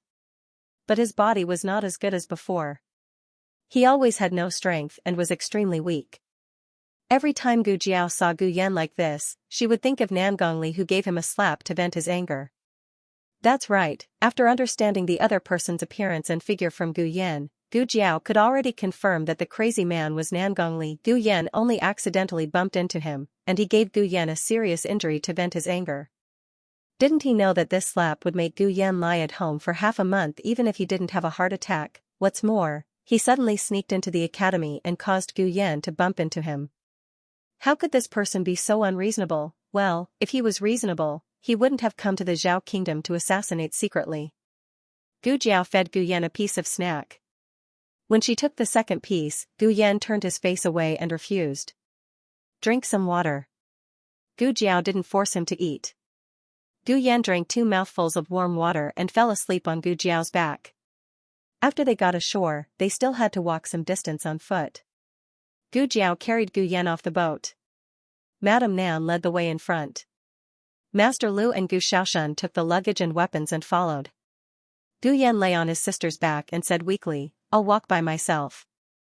Gu Jiao's steps were firm. "No, I'll carry you.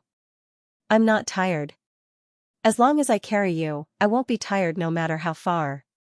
Under the scorching sun, Gu Jiao, dressed in a young man's black robe, carried Gu Yan and walked with sweat all over her back. On the way, Madame Nan wanted to help her several times, but she refused. There were many people at the border checkpoint, but Tianqiong Academy's reputation was too great. As soon as they saw the stack of dark blue admission papers, the attitude of the officials changed.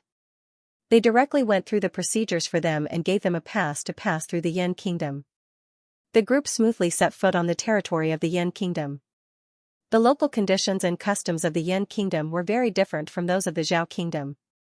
However, they were busy taking care of Gu Yan and didn't have time to enjoy the scenery along the way. After another month of tiring travel, they finally arrived at the last post station near Chengdu in the evening when the sun was setting. Chengdu, the capital of the Yan Kingdom. Gu Jiao and the group used 2 carriages. Usually, Gu Jiao, Gu Xiaoshan and Master Lu took turns to drive the carriages. After arriving at the post station, Gu Jiao jumped off the horse from the carriage. Madame Nan opened the curtain and got out of the carriage with the help of Master Lu. They had been on the road for 2 months. Right now, it was already the 5th month of the lunar calendar.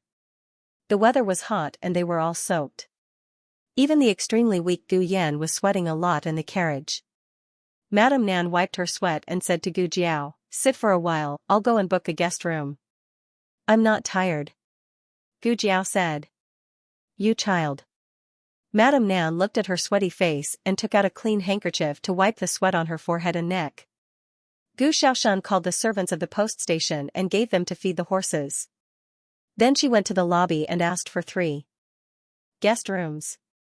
The post stations of the Yan Kingdom were generally larger than those of the Zhao Kingdom. The guest rooms were more particular. Of course, the price was also more expensive. The currency of the Yan Kingdom was mainly silver and knife coins. Knife coins were actually copper coins made into the shape of a knife and engraved with the emblem of the Yan Kingdom. A knife coin was worth about 3 copper coins. In the Zhao Kingdom, a steamed bun was worth 1 copper coin. In the Yan Kingdom, a steamed bun was worth 1 knife coin. It could be seen that the prices of goods in the Yan Kingdom were higher than in the Zhao Kingdom. There were no transnational banks in the 6 kingdoms. Fortunately, gold and silver could be circulated anywhere. After entering the Yan Kingdom, they exchanged the boxes of gold they brought with them for banknotes and deposited them in the largest bank in the Yan Kingdom.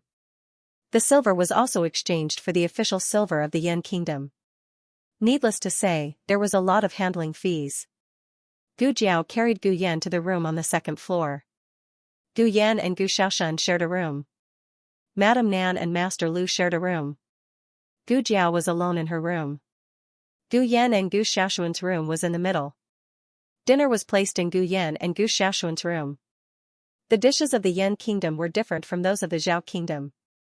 They were not spicy. Fortunately, they were not picky eaters. Gu Yan was a picky eater. But now that he was so sick, no one dared to give him spicy food. At the dinner table, Madame Nan said, "We can go to Chengdu tomorrow. You go to the academy to register first. Xiaoshuan's adoptive father and I will find a suitable residence nearby." Gu Jiao had no objection. Madame Nan said again, "Rest early tonight." After dinner, they returned to their rooms. Gu Jiao would check on Gu Yan every night. It was not time yet, so she simply went down to check on the carriages. She would not know if she did not check. But when she checked, she found that one of their carriages was overworked. The wheels and the bottom of the carriage were faintly cracked. If they continued on the road, it would break down halfway. She went to the lobby and asked the posthouse officer to buy a new carriage. The posthouse officer said, "Young Master Xiao is so lucky. We happen to have one last carriage at the posthouse."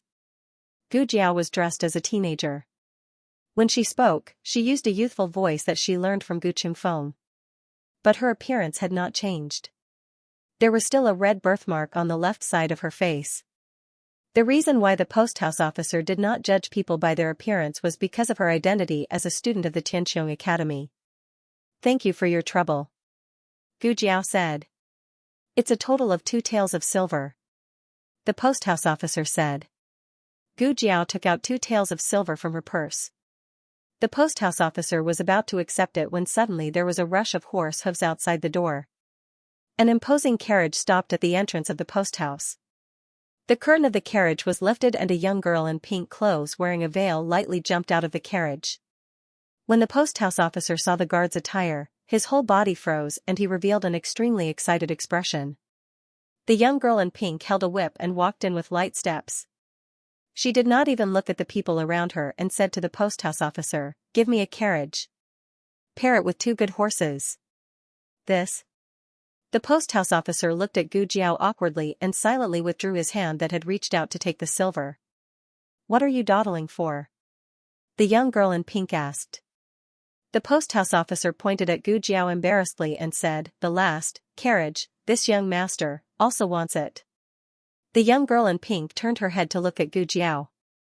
When she saw that the other party was a youth with a disfigured face, she could not help but show some contempt. Give it to me. I'll compensate you. Gu Yan's life was counting down every day. Gu Jiao did not want the silver. She wanted to enter Chengdu as soon as possible to find an operating room to treat Gu Yan. Gu Jiao said indifferently, I won't give it to you. After saying this, she placed the silver on the posthouse officer's table. The young girl in pink put her hands on her hips and snorted, don't refuse a toast only to be forced to drink a forfeit. The posthouse officer persuaded Gu Jiao in. A low voice, Xiao, young master Xiao, they are from the Su family. This must be the daughter of the Su family. You. Give it to her. Although the status of a student of Tianqiong Academy was honorable, the Su family was the ninth most influential family in the Yan kingdom. They had a pivotal position in Chengdu and were not people that could be offended casually. I said, I won't give it to you. You. The young girl in pink snorted, do you believe that I won't beat you?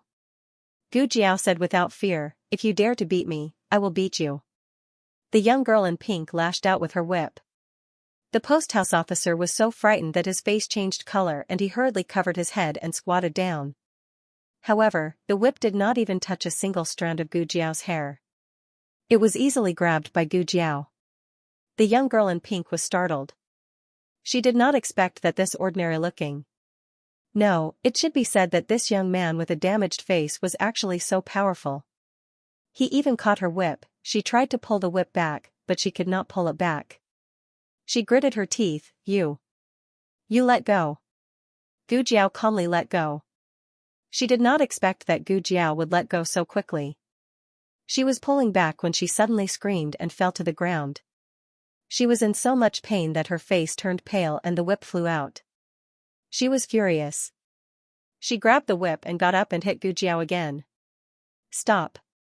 A man's low voice suddenly came from the carriage. The young girl in pink paused. Come back. The man in the carriage said. His voice was not loud, but his tone was firm. The young girl in pink glared at Gu Jiao unwillingly, just you wait, I will remember you. Don't let me see you again in the future. Otherwise, every time I see you, I will beat you. Gu Jiao ignored her threat and asked the posthouse officer to take her to the last carriage. After finishing, Gu Jiao planned to go upstairs. Suddenly, a young man dressed like a scholar waved at her from the other side of the hall. Brother. Yes. It's over here. Gu Jiao looked at him strangely, you called me? The young man nodded his head like he was pounding garlic. Seeing that Gu Jiao did not have any intention of coming over, he simply stood up and walked over to Gu Jiao. The two of them were standing at the top of the stairs. At this time, there were guests coming down. The two of them moved to the side at the same time. The young man cupped his hands to Gu Jiao and said with a bit of excitement, this one is surnamed Zhong, given name Ding, given name Heziming. If brother doesn't mind, you can call me Zhong Heziming. Zhong Ming Cauldron family, this name was very interesting. Gu Jiao said, what do you want from me? Zhong Ding said, I came after you. I saw you take out the certificate of Tianqiong Academy. You are also a student of Tianqiong Academy. Gu Jiao looked at him, you too? Me too. Zhong Ding said excitedly. Then, as if he was afraid that Gu Jiao would not believe him, he hurriedly took out his admission certificate, I am from the Zhao Kingdom. You are, Gu Jiao said calmly, the Zhao Kingdom. Zhong Ding's eyes flashed with a trace of astonishment. He wanted to say something but stopped. He smiled and asked, are you also new to the Yan Kingdom? May I know your name? Xiao Lu Lang, Gu Jiao said. Zhong Ding smiled. Lu Lang, this name is good. It's catchy.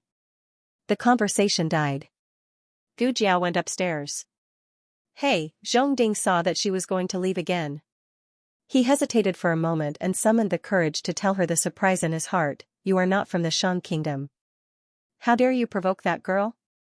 Can't you see that she is from the Su family? If the person in the carriage didn't stop you in time, you would be miserable now.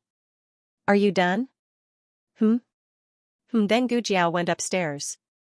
Zhong Ding, the latest chapter of this book is not finished yet. For more exciting content, please scan the QR code below to download the app. Novels are updated faster. Millions of novels are free to read. Novels with connotations that can't be found on the internet are all available here. https://www.zhbqg.com/89642896428226/1080713999. HTML genius remembered the website address in 1 second. www.zhbqg.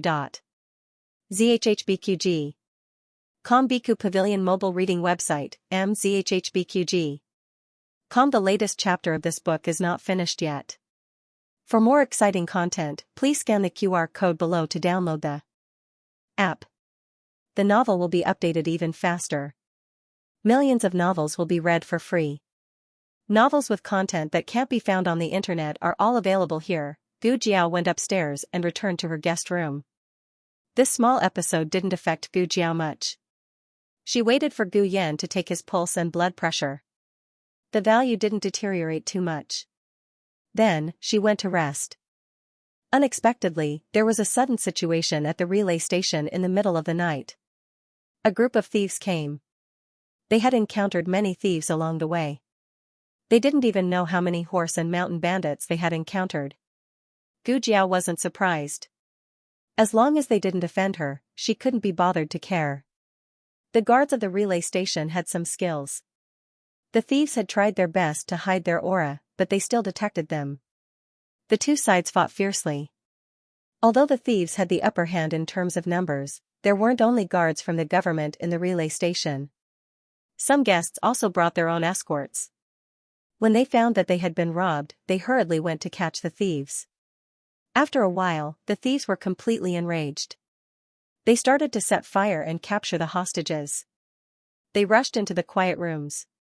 Usually, people who didn't come out after such a big commotion were either asleep or too scared to come out. Either way, they were the best candidates for hostages. A thief rushed towards Gu Yan and Gu Xiaoshuan's room with a large knife. But before he could reach the door, he was suddenly kicked out by Gu Jiao. Ah! The thief screamed and hit the pillar behind him. He fainted on the spot. Madame Nan also felt that someone was about to sneak attack Gu Yan and Gu Xiaoshuan. She opened the door and came out. Seeing that the thief had been dealt with by Gu Jiao, she wasn't surprised. Gu Jiao said to her, "Madame Nan, go back and sleep. I'll guard." Gu Jiao's strength was enough to deal with a group of thieves. Madame Nan went back to her room. The fierce battle in the courtyard continued. This group of thieves actually had accomplices lying in ambush outside the relay station. They probably heard the commotion and dozens of people rushed in aggressively. The relay station was at a disadvantage. When they saw that they had stolen the money, they started to steal horses. Gu Jiao could not let them succeed. Otherwise, what would she bring to Xingdu tomorrow? Gu Jiao held on to the railing with one hand and jumped down from the second floor. With a kick, she sent a horse thief flying. She didn't join the fight in the courtyard and just stayed at the stable. If one came, she would fight one, and if two came, she would fight two. In the end, the thieves in the courtyard were not beaten into submission by the group of people, but the thieves assigned to the stable were all beaten like shrimps. While the group of people were confronting Gu Jiao with knives, a young girl upstairs ran out of her room.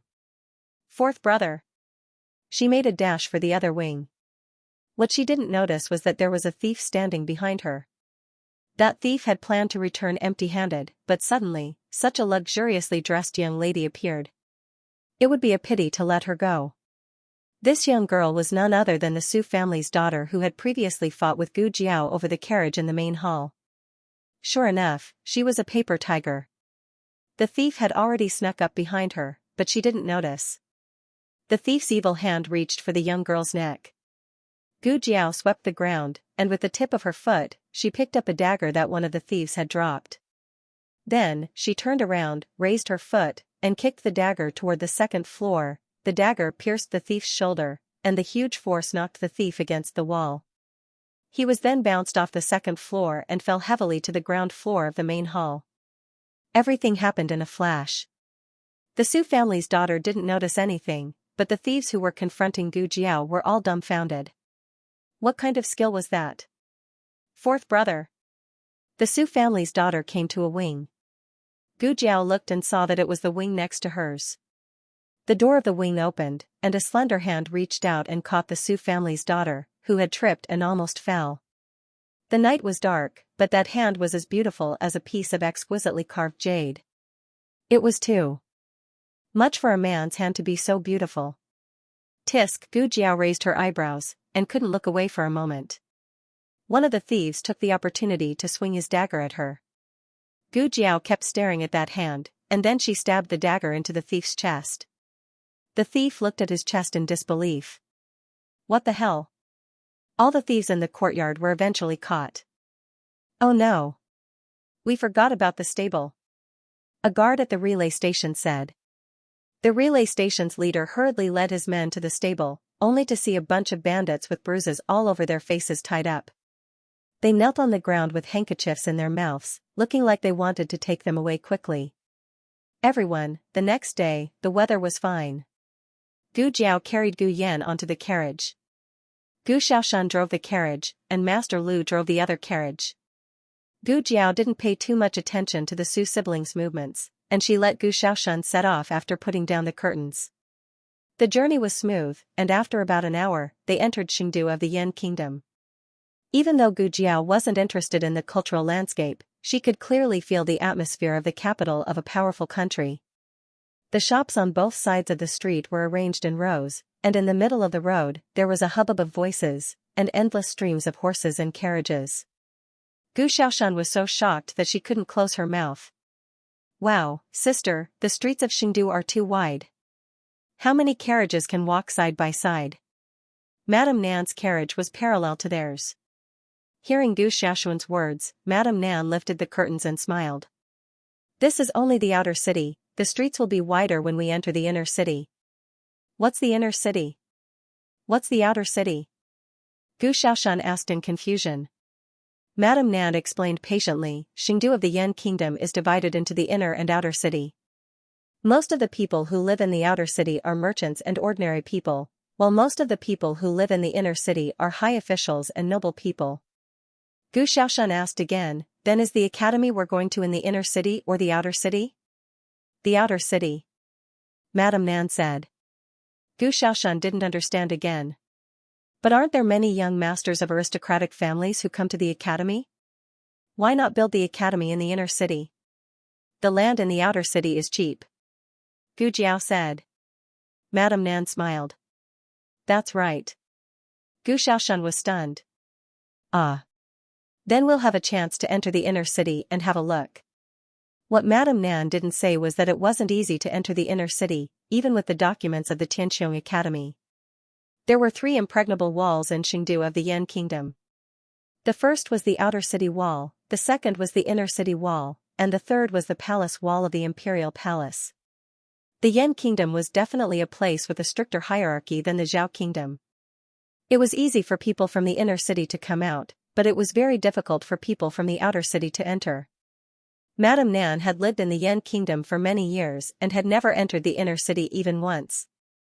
Although the Tianqiong Academy was located in the outer city, it wasn't far from the inner city. It was a prime location in the outer city. After traveling for more than half an hour, they finally arrived at the back door of the Tianqiong Academy. Madame Nan said apologetically, I haven't been here for so many years that I almost forgot the way. She wanted to lead the way to the front door, but she led the wrong way. Gu Jiao jumped off the carriage. It's okay. We'll go through the back door. Madame Nan said, we'll take Yan to find a house first. We'll come here to pick you up later. Gu Jiao nodded. Okay.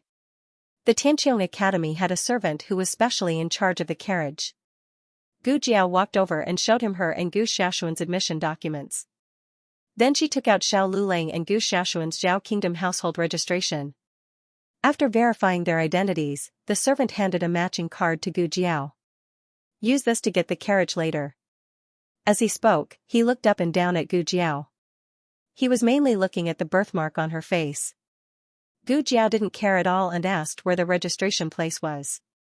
The servant said, it's in the Qingqing Tang. Go straight in and turn east at the fork. You'll see it. Gu Jiao took Gu Xiaoshan to the Qingqingtang to register. There were many people who came to register today from different countries. Therefore, the Tianqiong Academy was an international school. After waiting in line for a while, it was Gu Jiao's turn. Gu Jiao handed over her and Gu Xiaoshuan's documents and household registration. They needed to know the language of the Yan Kingdom to study in the Yan Kingdom, but the teacher who taught in the Yan Kingdom didn't need to know the language of the Zhao Kingdom. Therefore, there were 2 sets of household registration. When the teacher saw that they were from the Zhao Kingdom, he looked a little disdainful. When he looked at Gu Jiao's face, he became even more impatient. He had just received a few students from the Jin Kingdom and the Liang Kingdom and was very enthusiastic. Gu Xiaoshan thought that he was very nice. Now that he changed his attitude so quickly, she instantly curled her lips in disappointment. However, when the teacher saw the name on the household registration, his eyes paused slightly. Which one is Xiao Lulang? I am, Gu Jiao said. How old are you? 19. You look like you're only 15 or 16. Gu Jiao, who was indeed only 16, said. I have a tender face. The teacher looked deeply at Gu Jiao. His lips moved, but no one knew what he was saying. He picked up the seal and stamped the household registration and the document. Then he took the document and returned the household registration to Gu Jiao and Gu Xiaoshan. He took out another document and asked Gu Jiao and Gu Xiaoshan to sign it. This process made Gu Jiao feel like she was reporting to a university in her previous life. After filling it, it was time to pay the tuition fees. 20 taels per person per month, the teacher said casually. Gu Xiaoshan stared at him. Was he robbing her? 20 taels.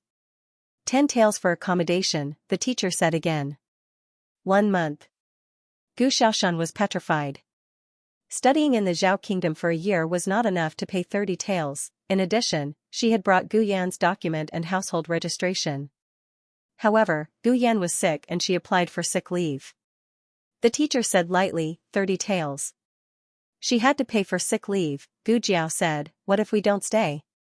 The teacher said, you still have to pay. Gu Jiao checked the rules and regulations of the academy. After making sure that the teacher was not blackmailing them, she paid the money out of her own pocket. 2 people per room. The teacher said and threw 2 wooden plates with their names on them. There was a key hanging on the wooden plates. Gu Xiaoshan thought that he and Gu Jiao would share a room. However, when he looked carefully, he found that he was in the 17th room and Gu Jiao was in the 27th room. How many rooms were there? Gu Xiaoshan was confused. Can't you arrange for us to stay in the same room? The teacher glanced at Gu Xiaoshan indifferently. No. Gu Jiao said, forget it. We don't need to stay anyway. Sister, it's so expensive. I want to stay here. Let's move back. Gu Xiaoshan had suffered before.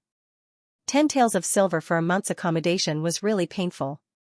He wished that he could live and wear in the dormitory. Not only were they not in the same room, but they were also not in the same courtyard. Gu Jiao was in the south courtyard and Gu Xiaoshan was in the east courtyard. Gu Xiaoshuan's heart was bleeding. He covered his chest and said, Sister, let's go and see what the dormitory is like. Gu Jiao accompanied Gu Xiaoshan to the east courtyard. The environment is not bad. It's very quiet. Gu Jiao said. Gu Xiaoshan had lived in Tianqiong Academy for a period of time in the county of Zhao country. At that time, he felt that it was much better than the houses in the village. The dormitory in Tianqiong Academy was naturally more luxurious than that of Tianqiong Academy. Not to mention that it was worth the 5 taels of silver, it was also worthy of the reputation of Yan country's Royal Academy. Number 17 is over there. Gu Jiao pointed to a room in the corridor. The 2 walked towards Gu Xiaoshuan's room. The door was open.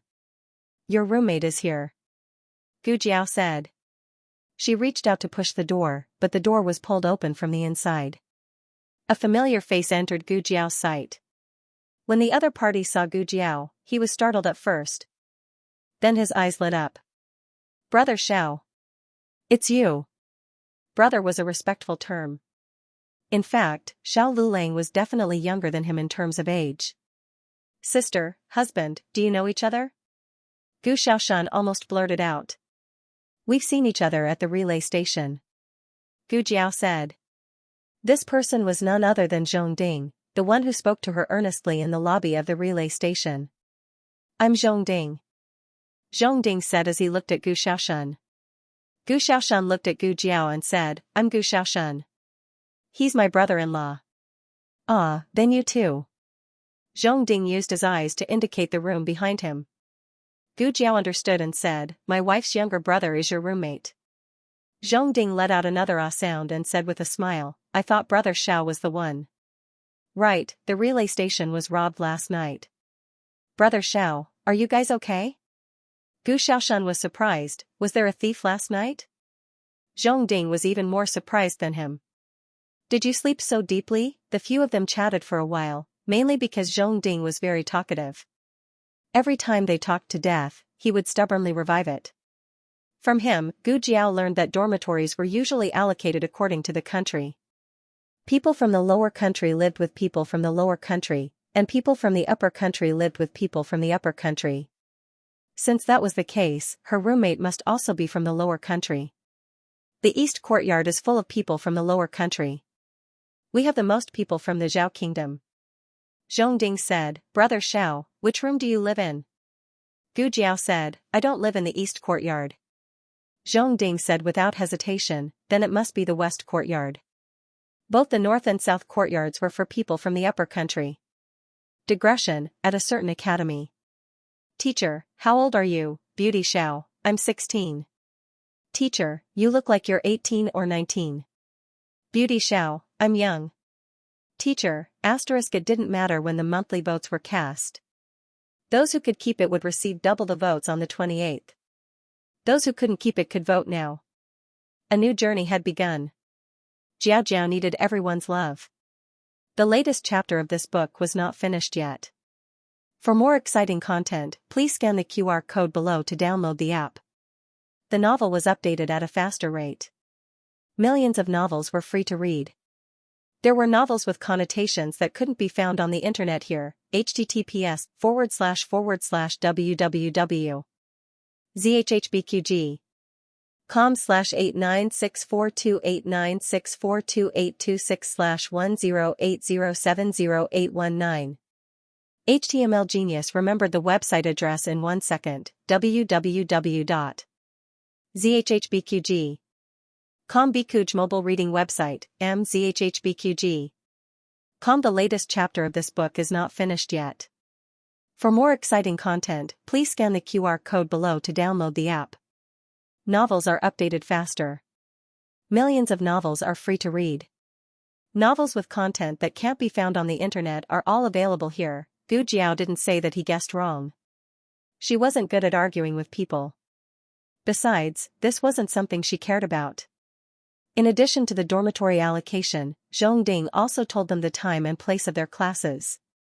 He also reminded them to remember to come to class tomorrow morning and not be late. You'll get a demerit if you're late. Tianqiong Academy has strict rules.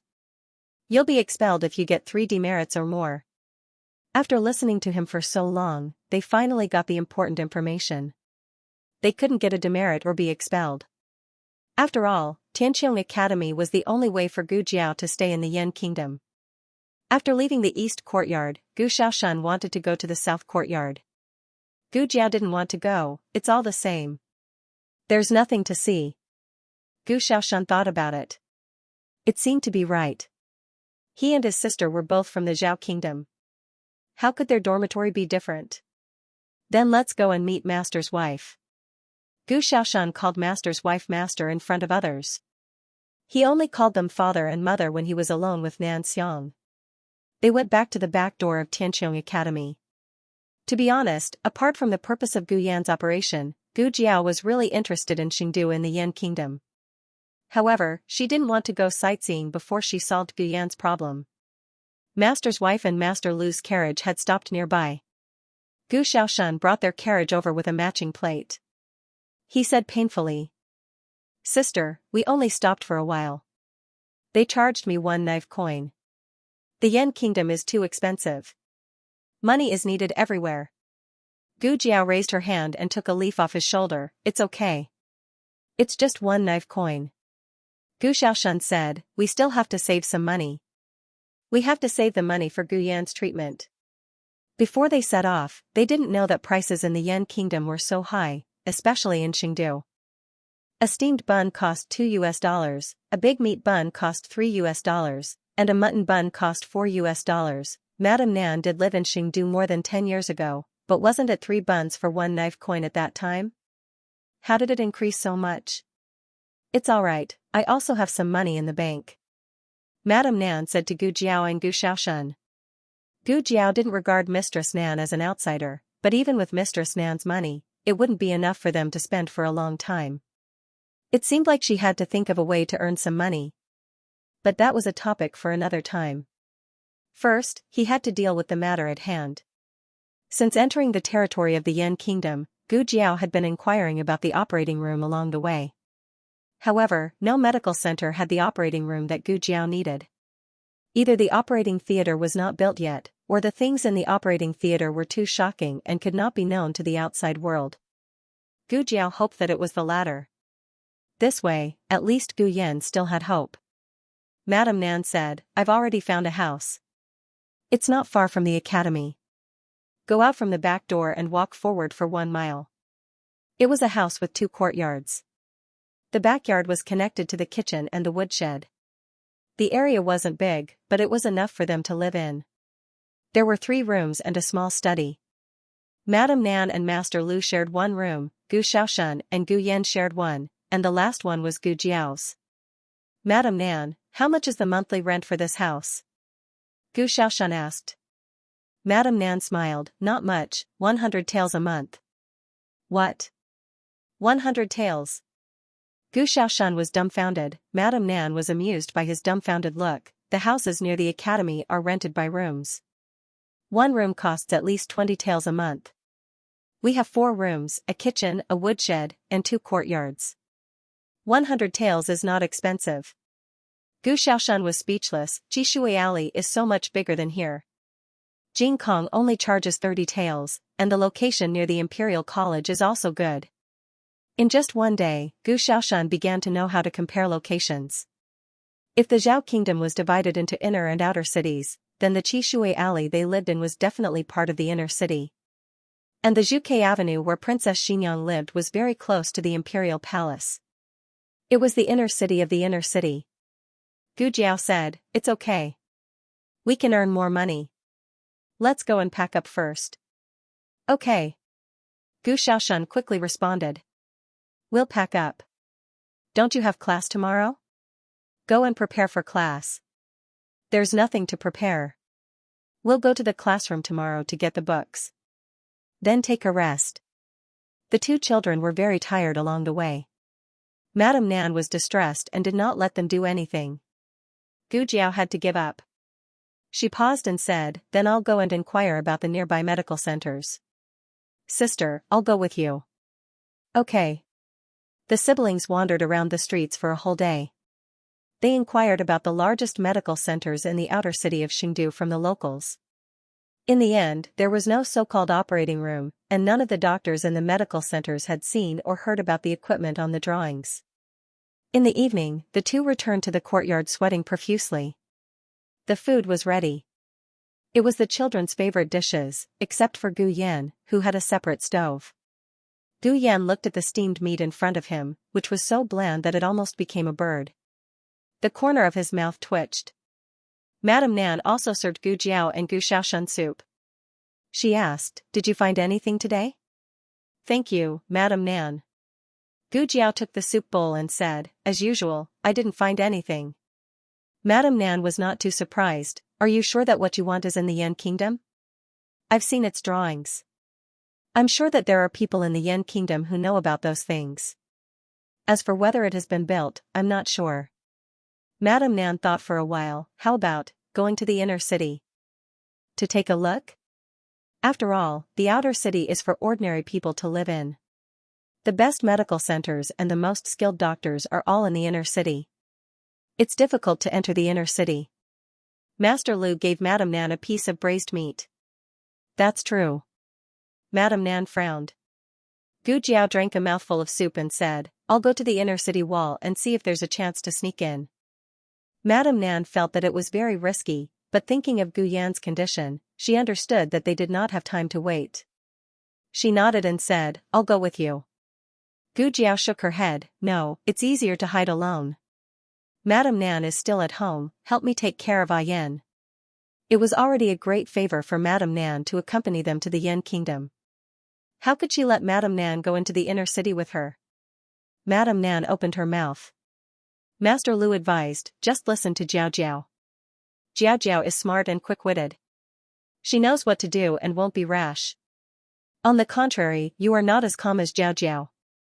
Madame Nan's face darkened, are you itching for a beating? Master Lu awkwardly cleared his throat, eat. They ate dinner early. After dinner, the sky was still bright. However, Gu Yan's physical strength was weak. Gu Jiao sent him back to his room to rest. Gu Yan lay weakly on the bed. He could do nothing but watch Gu Jiao run around desperately for him. He suddenly felt very uncomfortable. Gu Jiao took his temperature and blood pressure. She packed up the small medicine box and said, don't think too much. I'll be back soon. Gu Jiao put the night suit and mask in a small bag and tied it on her body. She went out and got into the carriage. Gu Xiaoshan sent her to the inner city wall. Gu Jiao jumped off the carriage, okay, I'll send you here. You should go back quickly. Gu Xiaoshan said, sister, be careful. Gu Jiao said, I know. After Gu Xiaoshan left, Gu Jiao observed for a long time near the inner city wall. Finally, she found a carriage that was parked on the side of the road. It was about to enter the inner city. Gu Jiao came to the back of the carriage and sneaked under the carriage when no one was looking. She grabbed the pole under the carriage with both hands and hooked her feet on the wheel. Her whole body was tightly attached to the carriage. This method was quite risky, but Gu Jiao's luck seemed to be good. When the carriage entered the inner city, it was not checked from top to bottom. Gu Jiao was looking for a less crowded street to land on. Unexpectedly, the carriage went all the way to the main street. There were pedestrians on both sides. She inexplicably fell from the bottom of the carriage and shocked half the street. Gu Jiao gritted her teeth. She waited. She continued to wait. This posture was a bit tiring. Her whole body was soaked in sweat. The carriage went through a few more streets. Finally, it was no longer a noisy main street. But before Gu Jiao could get off the carriage, it drove into a big house on the side of the road. Gu Jiao. Why did she say it was a big house? Because after going in, it jolted for a long time. Gu Jiao's brain almost scattered from the jolting before the carriage finally stopped. The person in the carriage came down and ordered several servants, move everything to the storeroom. Yes, Master Guan. The servant replied. Gu Jiao patiently waited for the servants to move everything out of the carriage. Only the driver was left unharnessing the horse. Gu Jiao endured the soreness all over her body and silently landed. She felt like her body was not hers. She could not feel her fingers and abdomen. Right now, she had to quickly leave this place. After the driver finished unharnessing, he led the horse to the water tank on the side. He was going to wash the horse. Gu Jiao took advantage of the distraction to leave the stable. She wanted to find the shortest way out, but when she looked around, she was stunned. What kind of place was this? She could not see any walls. Over there. Suddenly, a man's voice filled with killing intent rang out. Gu Jiao felt a familiar and terrifying aura. Dragon Shadow Guards, or more accurately, Yan Kingdom's Men of Sacrifice. Zhao Country's Dragon Shadow Guards were tamed by Yan Kingdom's Men of Sacrifice. But there was a significant difference between the two. Zhao Country's Dragon Shadow Guards could not speak and could not communicate. They were just tools used by the late emperor to carry out his mission. But not all Yan Kingdom's Men of Sacrifice were like that. Could it be that she had been discovered? Behind her was the stable. Yan Kingdom's Men of Sacrifice were coming from the front and right. Gu Jiao could only escape to the left. Wall, her eyes lit up. With a tap of her toes, she leaped up and leaped over the city wall with one hand. However, she did not leave the residence. Instead, she entered a small courtyard in the courtyard. This luck, was she possessed by Xiaoheng, Could it be that because she used his name, she was sharing his bad luck as well? Don't forget the things I asked you to prepare. If Madam finds out that you are slacking off, I can't protect you. Sister Xianxia, please don't worry. We will not slack off. A few servant girls were about to walk around the corridor towards Gu Jiao's direction. Gu Jiao closed her eyes. She had no choice but to push open the door and enter a room. A warm smell of incense and medicine assailed her nose. Gu Jiao was a doctor. She was sensitive to such smells. There was a patient. You guys, follow me in to take a look. Stop. What are you doing? Madam, it seems that there was an intruder in the residence. We are searching. How did you find this place? Is this a place where you can enter as you wish? Madam, please forgive us. I will go in to take a look. You guys wait outside. Yes. Not long after the conversation ended, Gu Jiao could clearly hear a woman's footsteps heading towards the room she was in. Gu Jiao slapped her forehead. Was she so unlucky? The cabinet was too slow, the bed was too narrow, the tablecloth was too short, and the beam, she did not know Qigong. She could not climb the beam. Gu Jiao came to the bed and lifted the curtain. Looking at the unconscious middle-aged man, she said, "Excuse me." She climbed onto the bed. After thinking for a while, she pulled the blanket and got in. In order not to expose herself, she could only try her best to get close to him and stick close to him. The man's figure was thin. He emitted a faint cold and medicinal fragrance. The woman entered the room. Xianxia. The woman's tone was not very happy. The servant girl called Xianxia hurried over. Madam. Where did you go? Why didn't you stay in the room? The woman questioned. Xianxia hurriedly said, I went to get the medicine. I just went. Gu Jiao listened carefully to their conversation. She quietly held her breath. The woman gently lifted the curtains. Gu Jiao could feel the woman's gaze directed towards her. The woman said unhappily, Why did you cover him with such a thick blanket? Gu Jiao, are you serious? Are you going to lift his blanket? The doctor ordered it, Xianxia said. The woman came to the bedside. She reached her hand into the blanket and touched the man's hand. Gu Jiao also touched the man's other hand with her fingertips without a trace. It was very cold. The blanket was not thick. The woman sighed and put the man's hand back into the blanket. Nothing strange happened in the courtyard, right? The woman asked. No, madam, Xianxia said. After that, the woman asked a few more questions about the man's daily life. Xianxia's answer was the same as yesterday. There was not much change in her expression. After that, the woman left. Phew, I was scared to death. Xianxia heaved a sigh of relief. She looked like a pitiful girl who was caught skipping work but managed to get away with it with her wits. The woman ordered Xianxia to guard the man well. However, this girl called Xianxia sneaked away after guarding for less than half an hour. Gu Jiao lifted the blanket and sat up. Taking a few deep breaths, she got off the bed and covered the man with the blanket. Then she turned and left. In the twilight, the man's fingertips suddenly moved. The latest chapter of this book is not finished yet. For more exciting content, please scan the QR code below to download the app. Novels are updated at a faster rate. Millions of novels are free to read. Novels with content that cannot be found online are all available here. https://www.zhbqg.com/896428964286/1080521884. HTML Genius memorized this website's address in 1 second. www.zhbqg.com Bikuga mobile reading website, mzhhbqg. The latest chapter of this book is not finished yet. For more exciting content, please scan the QR code below to download the app.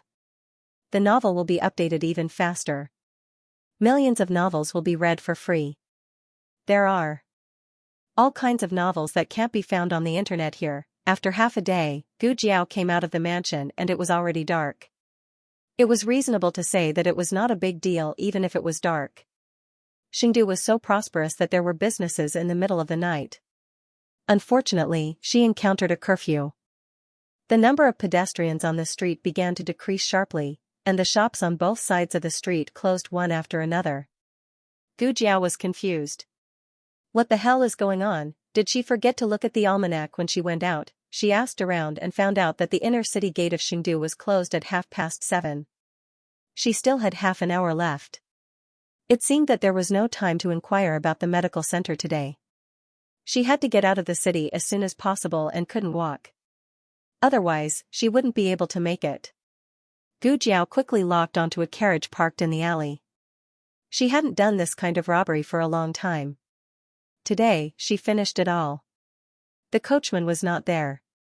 She didn't know if he was doing something else, but there was someone in the carriage. The candlelight reflected the figure of a man.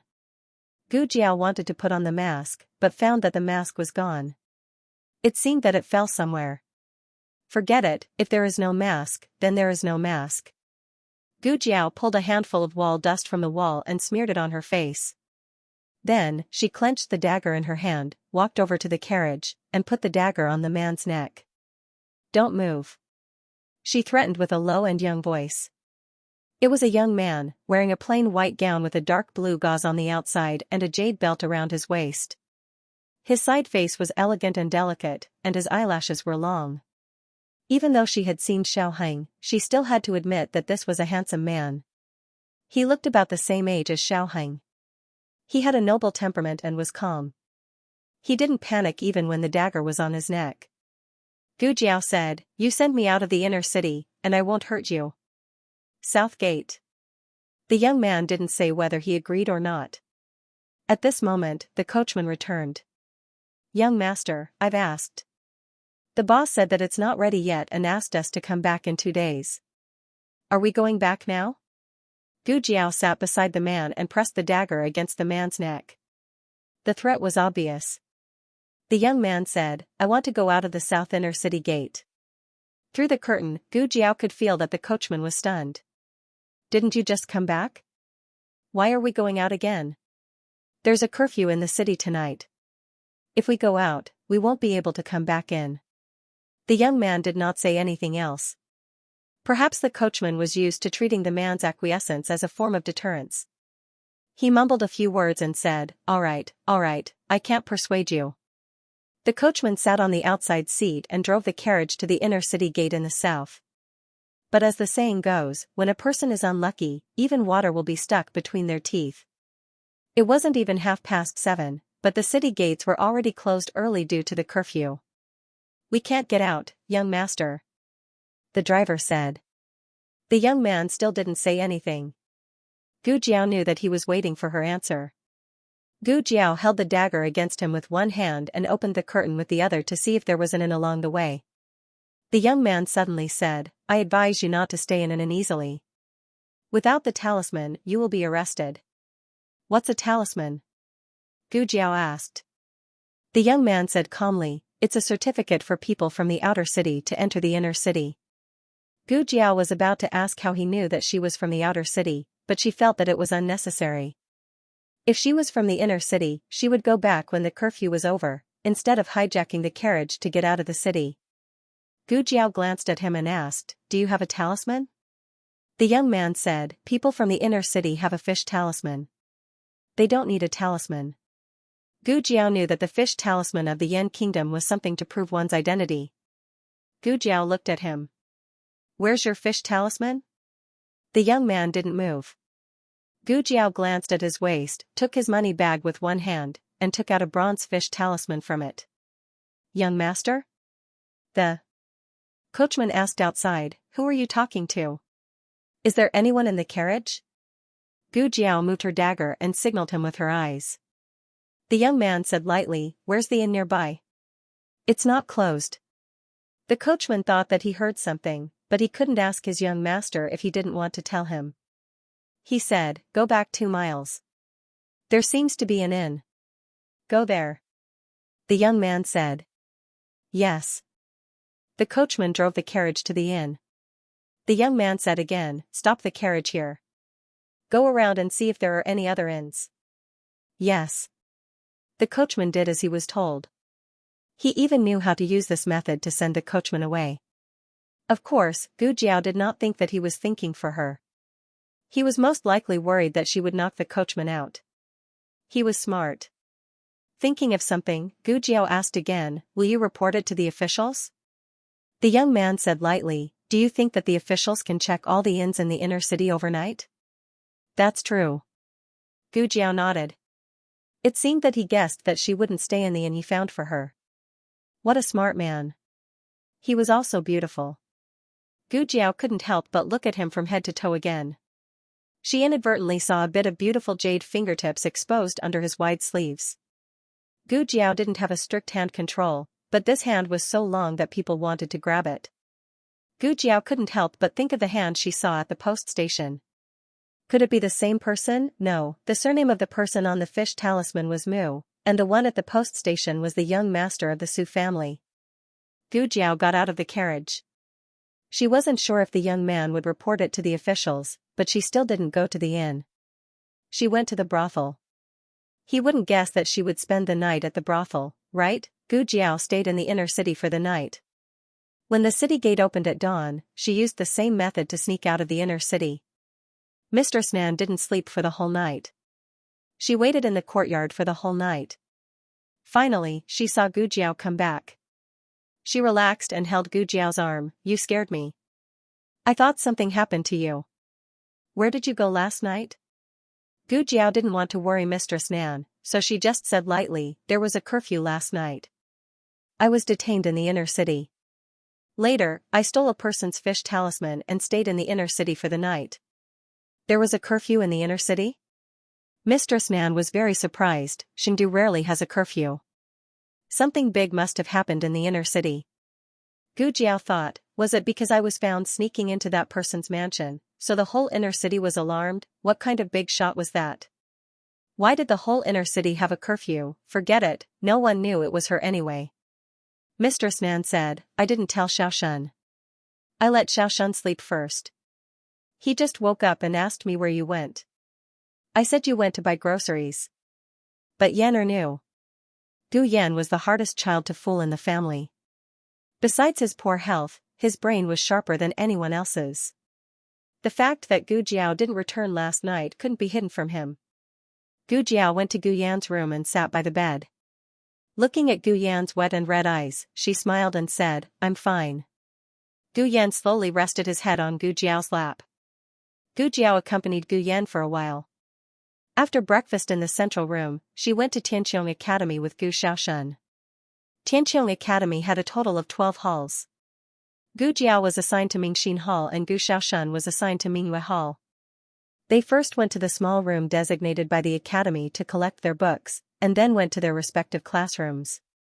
The uniforms were made according to their size and could only be received in a few days. Gu Jiao entered the classroom. The classrooms in Yan country were different from those in Zhao country. They used low tables and small stools. 2 students sat at one table. There were 4 tables in each row and a total of 8 rows. Most of the tables were full. Everyone was either reading or chatting in groups. For a while, no one noticed that a new student had entered the classroom. Zhong Ding was also in Mingxin Hall. He sat in the 3rd row near the inner wall. There was no one beside him. He waved at Gu Jiao excitedly. Gu Jiao was really afraid of his noise. She pretended not to see him and silently went to the empty table in the last row near the back door. Zhong Ding was disappointed. "You didn't see me? Brother Xiao." He stood up and yelled at Gu Jiao. Everyone in Mingxin Hall looked in Gu Jiao's direction. Gu Jiao was dressed in green. She tied her hair into a simple young man's bun with a green hairband. She had a clean temperament and a cold look in her eyes. However, there was an eye-catching birthmark on her young face. Mingxin Hall suddenly became quiet. Zhong Ding blinked, not knowing what to do. He covered his mouth with his hand and continued to talk to Gu Jiao. "Brother Xiao. Was my voice a little loud?" Gu Jiao really wanted to stun him with a stick. What do you think? However, this kind of collective stare didn't last long. A young scholar suddenly rushed in and shouted, "Young Master Qingchen is here for class." The clear heart hall, which had been silent for a long time, exploded in an instant. What? Young Master Xianxia? Are you sure? Why did young Master Xianxia suddenly come to the academy? That's right. Didn't he never come to class? Let's go. Let's go and take a look. But before everyone could rush out, the academy's bell rang. Everyone reluctantly returned to their seats. Gu Jiao wasn't interested in meeting this young Master Xianxia. She just felt that this name was a little familiar. Just as she was pondering, she suddenly felt everyone's gazes return to her in unison. Wait, look at your young Master Xianxia. Why is he looking at me? In the next second, a young man dressed in a sky blue uniform walked to the back row and sat next to Gu Jiao. Gu Jiao was speechless. Why are you sitting next to me? Can't you see that there are so many empty seats in front of you? Gu Jiao ignored him. She didn't even look at him. She just took out a book and pretended to flip through it. Soon, the teacher entered Mingxin Hall. All the students stood up and cupped their hands in salute. Teacher Jiang. Under the cover of the greetings, Gu Jiao heard young Master Xianxia ask casually, "Is my fish talisman still working?" Cough. Gu Jiao choked. Digression, 23333 Large social death. Seen the latest chapter of this book is not finished yet. For more exciting content, please scan the QR code below to download the app. Novels are updated at a faster rate. Millions of novels are free to read. Novels with connotations that can't be found on the internet are available here. https://www.zhbqg.com/89642896428226/1080514441. HTML Genius memorized this site's address, www.zhhbqg. Biku Pavilion mobile reading website, mzhhbqg. The latest chapter of this book is not finished yet. For more exciting content, please scan the QR code below to download the app. Novels are updated faster. Millions of novels can be read for free. Novels with hidden meanings that can't be found on the internet can be found here. The person who had kidnapped a person had actually kidnapped a fellow student and was even recognized by the fellow student. This was simply a large-scale scene of social suicide. Gu Jiao didn't understand how he recognized her. Although she wasn't wearing a mask, she had smeared 1/2 kilogram of wall dust on her face. How could that not cover her face? More importantly, he didn't seem to look up at her from the beginning to the end of the carriage. Sit. Teacher Jiang said. All the students sat down. Gu Jiao and her deskmate also sat down.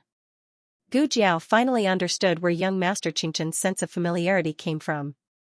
Wasn't Mu Xianxia's name written on the fish talisman last night? Where's my fish talisman? Mu Xianxia took out a book and asked. I threw it away, Gu Jiao said. This was evidence. She had thrown it away before leaving the inner city. Otherwise, if she was stopped and searched by the soldiers when she left the city, would she deny it or not? I knew it, Mu Xianxia said. Gu Jiao glanced at his waist. Unsurprisingly, she saw a new fish talisman. Gu Jiao didn't think it was the one she had thrown away. She had thrown it into the latrine of the brothel. With his status, he probably wouldn't want something picked up from the latrine. He looked straight at the teacher in the lecture and said, What? Do you still want to rob me? Gu Jiao sat up straight like a good student, as if she didn't hear what he said at all. Gu Jiao felt that he was glancing at her from the corner of his eyes. However, she had a strong belief that she wasn't embarrassed, and that it was others who were embarrassed. Therefore, she didn't bother to talk to him during the whole lecture. However, thanks to young Master Xianxia, their table became the focus of the entire Clear Heart Hall. Even Teacher Jiang looked at them with surprise, joy, and gratification from time to time. Therefore, this man probably didn't come to class often, which was why he caused such a big sensation. But couldn't a person have some basic principles? If he didn't come, then so be it. Why did he come when she came? It couldn't be that he had recognized her as a new student of Clear Heart Hall in the carriage yesterday and had come to take revenge on her today. Gu Jiao thought about it carefully and felt that this possibility was zero. Yesterday in the carriage was the first time they had met. It was reasonable for him to remember her and recognize her today, But to say that he had guessed her last night was too ridiculous. He wasn't a monster. The whole morning was Teacher Zhang's class. Gu Jiao was certain that neither she nor young Master Qingchen had heard a single word. However, both of them acted as if they were top students. After the morning class, Mu Qingchen left amidst the envious and fawning voices of his classmates. Gu Jiao also planned to pack her things and look for Gu Xiaoshun, but the moment she was about to get up, 6 young schoolmates around 20 years old surrounded her with malicious intentions. Several of them arrogantly blocked her way. One of them, who had a square face, even raised his foot and wanted to step on her desk. However, he probably remembered that this desk also belonged to Mu Qingchen, so his foot awkwardly froze in the air for a long time before resentfully falling back down. The square face said arrogantly, "My surname is Wu, and I'm from the Yan Kingdom. I heard that you're from the Zhao Kingdom." In today's world, even a lowly person from a lower country has the qualifications to sit next to young Master Qingchen? Hurry up and get out of my way. That's right. You don't deserve to sit next to young Master Qingchen. You're overestimating yourself. People kept chiming in, as if Gu Jiao had done something unforgivable. However, after thinking about it carefully, it wasn't Gu Jiao who wanted to sit next to Mu Qingchen. It was Mu Qingchen who didn't want to sit next to her. There were so many empty seats, but Mu Qingchen insisted on sitting next to her. Did Mu Qingchen see that she was alone, so he came to help her? Obviously not. He didn't shed any blood and gained a lot of hatred for her. "Zhongding," Gu Jiao said. Zhongding, who wanted to pretend to be blind, was startled. He walked over to Gu Jiao under great pressure. What are you doing?" he asked in a low voice. "Do you get a demerit for beating someone up?" Gu Jiao asked. Zhongding said in a trembling voice, "A demerit? Why do you ask?" Gu Jiao said regretfully, "That's a pity." As she spoke, she put one elbow on the desk and rested her chin on one hand. She looked at them and said, "Okay, I'll make room for you." They were all startled. She compromised just like that. She didn't even struggle, she didn't feel any sense of accomplishment from bullying others. But Gu Jiao's gaze swept across the faces of the 6 people. "There's only one seat. Who should I give it to?" A scholar with a pair of triangular eyes stepped forward. "Of course it's me." The square face said angrily, "Why is it you?" "I came first." The triangular eyes said, "I suggested it first." The square face said, "Then I saw it first." Another person said, "All of you, stop fighting." The 2 said in unison, "If you don't want to argue, then you can sit." The man said, "I'll sit." The few of them started arguing fiercely. Gu Jiao slowly put away the book, stood up calmly, and walked out of the back door. Zhongding looked at the 6 people who were about to fight, and then looked at Gu Jiao who was leaving. He was dumbfounded. How could this be? There was a path full of flowers between Gu Xiaoshun's Bright Moon Hall and Bright Heart Hall. Gu Jiao walked on the path. Suddenly, a group of guards in armor walked in her direction. They were followed by a teacher from the academy. It wasn't Teacher Jiang, and Gu Jiao didn't know who he was. In addition, there was a gorgeously dressed procuress. "Big brother officers. It's him." Gu Jiao quickly realized that the procuress was referring to her. She was no stranger to this procuress. She had been to her brothel last night. What was going on? She was in such a state. How could they recognize her? More importantly, how could they follow her all the way to the academy? "Are you sure? Are you sure it's him?" the leading officer asked. The teacher next to him said, "Yes, he's a student of our Qianxiong Academy." "Don't accuse him." The procuress waved her handkerchief and said, "I can't be wrong.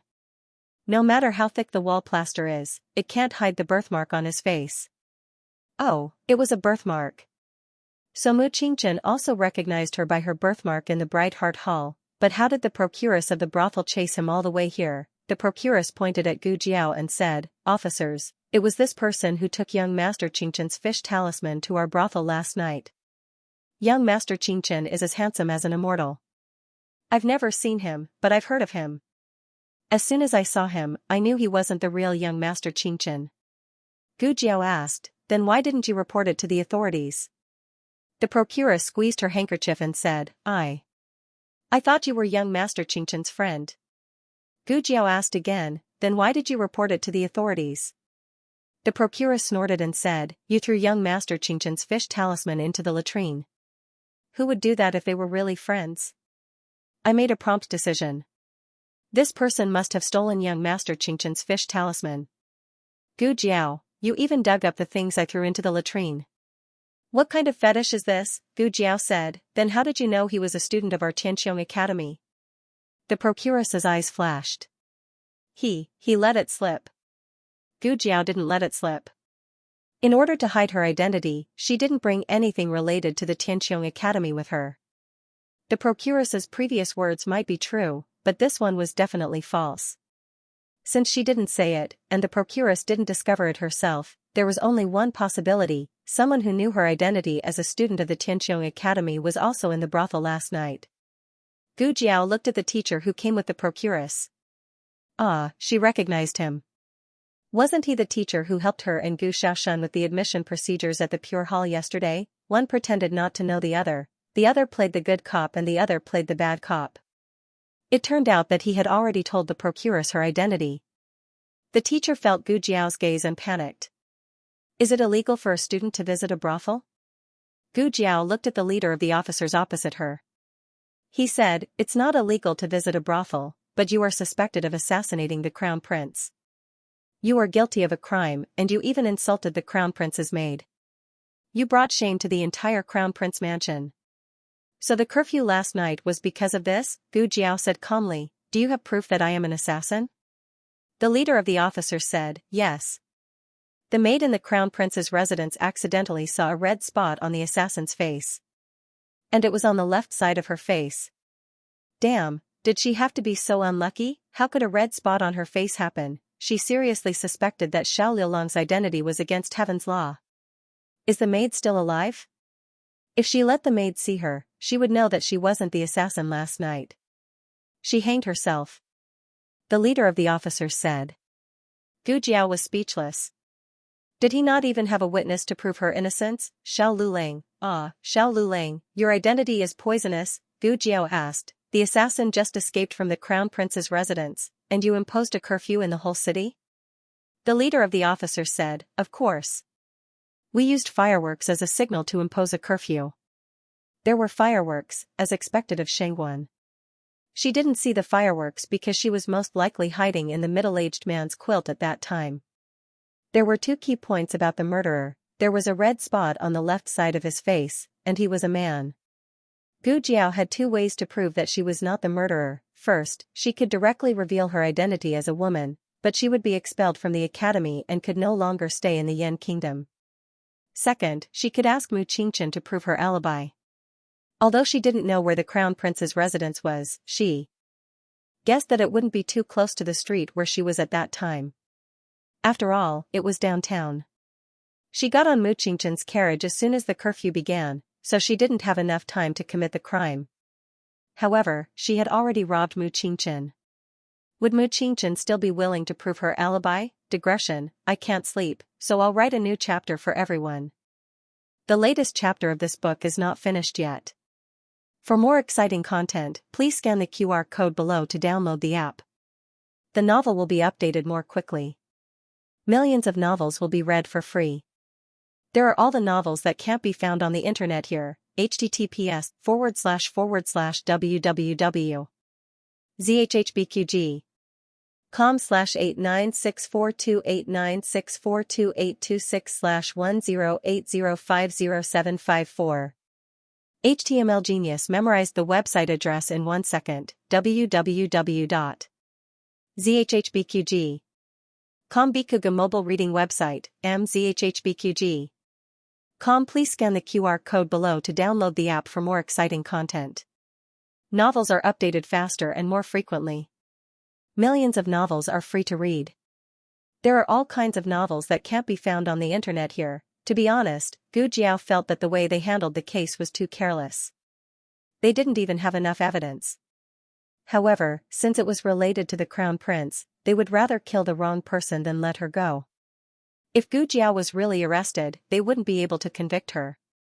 After all, she was a woman. Once she was discovered, everything would fall apart. However, she couldn't expose herself, so she couldn't be arrested by these officers. Gu Jiao said calmly, I didn't assassinate the crown prince. When the crown prince was in trouble, I was with the people of Tianqiong Academy. The leading officer asked coldly, then who were you with? Gu Jiao's eyes fell on the teacher. The teacher's surname was Hu. He didn't teach. He was only in charge of the enrollment and general affairs of the academy. Teacher Hu's heart skipped a beat when he met Gu Jiao's eyes. That's right. Gu Jiao wanted Teacher Hu to be her witness. Otherwise, she would tell others that Teacher Hu went to the brothel. Teacher Hu was not stupid. How could he not guess Gu Jiao's plan? He was so scared that his face turned pale. Although going to the brothel didn't violate the laws of the Yan Kingdom, it violated the rules of the academy. If word got out, his reputation would be ruined. This brat better not do this. Otherwise he's with me. A voice as high as the mountains and flowing water came from the corridor behind Gu Jiao. It was low and calm, with a unique youthfulness and magnetism. It was Mu Qingchen. He walked over calmly like the wind and the moon. He stopped beside Gu Jiao. When the officials saw him, their faces involuntarily became more courteous. The leading officer greeted, it's young Master Qingchen. The procuress and Teacher Hu looked at Mu Qingchen as if they had seen a ghost. They didn't understand what he meant. Gu Jiao was also a little shocked. Logically speaking, with their current relationship, it was normal for them to stab each other in the back and watch from the sidelines. Young Master Qingchen, did you say that he was with you the whole night? The officer asked curiously. Mu Qingchen said, that's right. The leading officer asked again, is there any evidence? Mu Qingchen said calmly, you are looking for a witness, right? I am the witness. If you don't believe me, you can ask my coachman. Of course, if you think I am lying, you don't have to believe me. The leading officer frowned and softened his tone, that's not what we meant. Please don't take offense, young Master Qingchen. Oh, this young Master Qingchen seemed to have a high status and reputation in Xingdu. Even the official in charge of the crown prince's case was so polite to him. The leader continued, however, there is one thing that I don't understand. Mu Qingchen said, please speak. The leading officer looked at Gu Jiao and said, he is from a lower country. Why did young Master Qingchen bring him into the inner city? Young Master Qingchen is familiar with the laws of Zhaodu. You should know that even young Master Qingchen has no right to bring people into the inner city. If even Mu Qingchen couldn't bring people into the city, then Teacher Hu certainly couldn't. She was just about to tell the officers that it was Teacher Hu brought him into the city. Fortunately, Mu Qingchen interrupted her. Otherwise, she would have been exposed on the spot. Mu Qingchen said, it was an emergency. I couldn't wait for him to get the seal for the inner city. A trace of inquiry flashed through the leading officer's eyes. Oh? What made young Master Qingchen bring a lower country person into the inner city in violation of the laws of Xingdu?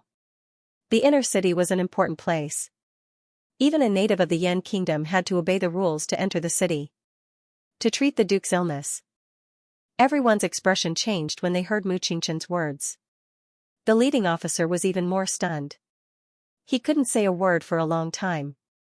Gu Jiao vaguely understood that the High Duke should be a person of high status and power. If she treated him, she could make an exception and pass. This didn't mean that any doctor was qualified to treat the Duke. He had to be introduced by an important person, such as Mu Qingchen. The leading officer looked at Gu Jiao and then at Mu Qingchen. Him? Mu Qingchen said without changing his expression, yes, he is the doctor I invited for the Duke. The leading officer had already figured out Xiao Liulong's background. He asked suspiciously, he has only been in the school for a day. How do you know that he is a doctor? Mu Qingchen put one hand behind his back and said lightly, is it difficult for me to find out about a person? The leading officer was speechless again. Of course, it was not difficult. Mu Qingchen was the head of the 3 young masters of Xingdu. He came from a prominent family and was both talented and good-looking. It was not difficult for him to investigate the background of a new student. I want all the information about this person in one day. Mu Qingchen only needed to say such a simple sentence, and countless servants and men of sacrifice would die for him. The leading officer was able to take over the crown princess's case, so he was not an ordinary person. He asked suspiciously, but why did he go to the brothel? Mu Qingchen said without changing his expression again, he left because we didn't agree on the price. Gu Jiao was speechless. How could you lie so calmly? It would be a pity if you didn't become a scriptwriter and an award-winning actor. The leading officer narrowed his eyes and asked, then what about your fish talisman? Mu Qingchen said, I gave him the fish talisman and asked him to go out of the city. Who would have thought that he would go to the brothel? Gu Jiao's mouth twitched. Thank you, because of Mu Qingchen's intervention, Gu Jiao had a perfect alibi. The officers finally left. Mr. Hu came over and looked at Gu Jiao with a complicated expression. He said to Mu Qingchen, no wonder young Master Mu wants to. Mu Qingchen glanced at him coldly. Mr. Hu shut up and said, I have something else to do. I'll leave first. After Mr. Hu left, Gu Jiao asked Mu Qingchen strangely, what did he say? Nothing. Mu Qingchen said expressionlessly. Gu Jiao looked at him deeply. Why did you help me? Mu Qingchen's eyes were cold. If I don't help you, won't you betray me? Is it better to be robbed by you or to be given the fish talisman by me? Gu Jiao raised her eyebrows and muttered, you're right. You men care about your reputation. It would be too embarrassing if young Master Qingchen was robbed by a new student from the lower kingdom. Mu Qingchen said indifferently, what are you muttering about? Gu Jiao was in a good mood. Nothing. Goodbye. She went to look for Gu Shaoshan, and Mu Qingchen was about to leave as well. However, the two of them had only taken a few steps when the group of officers returned. Furthermore, there was a man who looked like he had some status among them. This man came over on a horse. He was in his early 30s. He was not wearing armor, but his whole body exuded a murderous aura. He rode on the horse and blocked Gu Jiao and Mu Qingchen's way. Young Master Qingchen. He greeted with a cold smile. His attitude was much more arrogant than those officers. Mu Qingchen's expression did not change much. He was still young Master Ryue, who was unparalleled in elegance. Lord Xiao. Gu Jiao felt an inexplicable undercurrent. It seemed that Lord Xiao and Mu Qingchen did not get along well. The young man called Lord Xiao sneered and said, young Master Qingchen, you said that this person from the Zhao kingdom is a doctor that you invited for the Duke. It's not that I don't trust you, but this is a serious matter. Young Master Qingchen is still young. I'm worried that you'll be used by others. Mu. Qingchen's eyes turned cold. What does Lord Xiao want? The young man smiled and said, isn't he going to treat the Duke's illness? Then let him treat it. Mu Qingchen said indifferently, if he can't be cured, will Lord Xiao punish us for deceiving you? The young man smiled gently and said, young Master Qingchen, you're exaggerating. How can I be disrespectful to you? It's this person from the lower kingdom who deliberately deceived you. It's all his own idea. It has nothing to do with you. Gu Jiao thought, very well. When the gods fight, I, a little brat from the Zhao kingdom, will suffer. A quarter of an hour later, Gu Jiao sat in Mu Qingchen's carriage. In fact, Gu Jiao could refuse. It was obvious that Lord Xiao and Mu Qingchen had old grudges and wanted to use this as a pretext to make a fuss. If she didn't go, Mu Qingchen would be the only one to take the blame. However, she had always been a person who could distinguish between kindness and hatred. Mu Qingchen casually threw a prescription to Gu Jiao and said in a low voice, memorize this. When you go to the Duke's mansion later, put on an act and come out. Do you know how to take the pulse? It's okay if you don't. Remember to put 3 fingers on the outside of the wrist, near the radius. He frowned when he saw that Gu Jiao didn't say anything. You should know about the radius, right? Yes, I know. Gu Jiao nodded and continued to read the prescription in her hand. Bezoar, musk, pearl, cinnabar, realgar, coptis. Mu Qingchen whispered again, it's okay if you can't cure it. He won't kill you. He's only doing this to make sure that you're a real doctor. He's also humiliating me. You just have to pretend to be a doctor and don't expose yourself. Gu Jiao gave a vague reply. Mu Qingchen thought that Gu Jiao was seriously memorizing the prescription, so he didn't disturb her. The carriage arrived at the Duke's mansion under the escort of the young man and the officials. Master Qingchen, we're here. The young man rode the horse and said. Mu Qingchen looked at Gu Jiao and asked, have you memorized it? Yes. Gu Jiao returned the prescription to him. Mu Qingchen and Gu Jiao got down from the carriage. The young man didn't get down from the horse when he entered the academy. However, when he arrived at the Duke's mansion, he immediately got down and handed the horse to the officials beside him. He told the gatekeeper where he came from. The gatekeeper entered the mansion and reported to them. Master Qingchen, Lord Xiao, please come in. Gu Jiao entered the Duke's mansion. She became more and more confused as she walked. Why did she have a feeling that everything here was so familiar? Soon, they arrived at a secluded courtyard under the guidance of the gatekeeper. Gu Jiao blinked. Wait, wasn't this the courtyard she came to yesterday? Master Qingchen. Lord Xiao. Accompanied by a familiar female voice, a madam in a luxurious purple dress walked over with the help of a maid. Gu Jiao recognized her voice. Wasn't she the madam from yesterday? Was she revisiting the old place? Second madam. Lord Xiao made a fist salute. Master Qingchen also nodded slightly to greet her. The second madam was surprised. Why did you two come together? The young man smiled and said in a dignified manner, Master Qingchen found a doctor from the Zhao kingdom for the Duke. I specially escorted them to the Duke's mansion to treat the Duke's mansion. The second madam opened her mouth. Ah. I see. It was obvious that the second madam didn't believe that he would be so kind as to escort Mu Qingchen here. However, no one would expose the facade of the second madam. Sigh. The second madam sighed. To tell you the truth, Divine Dr. Luo's disciple came to treat the Duke just now. He just performed acupuncture and hasn't left yet. He went to decoct medicine for the Duke. The young man asked, is he the disciple of the Qin Kingdom's #1 divine doctor, Luo Feiyang? Yes. The second madam said. The young man looked at Mu Qingchen meaningfully. The Qin Kingdom is famous for its medical skills. Divine Dr. Luo is the best of all doctors. Mu Qingchen ignored his provocation and asked the second madam, has the Duke woken up? The second madam shook her head. Mu Qingchen said to Gu Jiao, go and try. Don't feel too pressured. The young man said sarcastically, yes. After all, even divine Dr. Luo's disciple can't do anything. How can an unknown doctor from the Zhao kingdom cure the Duke? Master Qingchen, I'm afraid you've been dreaming since the beginning. Gu Jiao looked at him irritably. Why are you so noisy? Are you a bird? The young man choked. You. Gu Jiao went into the room. Mu Qingchen looked at Gu Jiao's back and seemed to be surprised by her reaction. However, he didn't say anything and followed her into the room. The latest chapter of this book is not finished yet. For more exciting content, please scan the QR code below to download the app. The novel is updated at a faster rate. Millions of novels are free to read.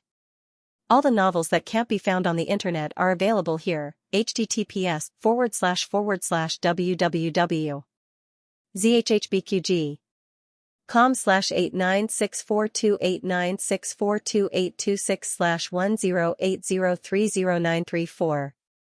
HTML Genius memorized this website's address in a second. www.zhhbqg.com Bikuj mobile reading website, mzhhbqg.com. The latest chapter of this book is not finished yet. For more exciting content, please scan the QR code below to download the app. The novel will be updated faster. Millions of novels will be read for free. There are all kinds of novels that can't be found on the internet. After Gu Jiao entered, she opened the curtain and entered the inner room with ease. She walked around the screen and came to the bed. She didn't need anyone to lead the way at all. It was as if she had been here before. But everyone knew that it was impossible. Today, the curtains were lifted. Gu Jiao saw the unconscious middle-aged man on the bed at a glance. Unlike yesterday, there were silver needles inserted into the acupuncture points on his head and arms. Just now, the second madam mentioned that the disciple of Dr. Luo of the Qin state had just performed acupuncture on the High Duke. Now, he went to decoct medicine for the High Duke.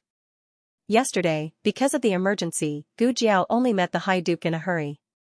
She didn't feel his pulse or look at his face carefully. Now, she saw it.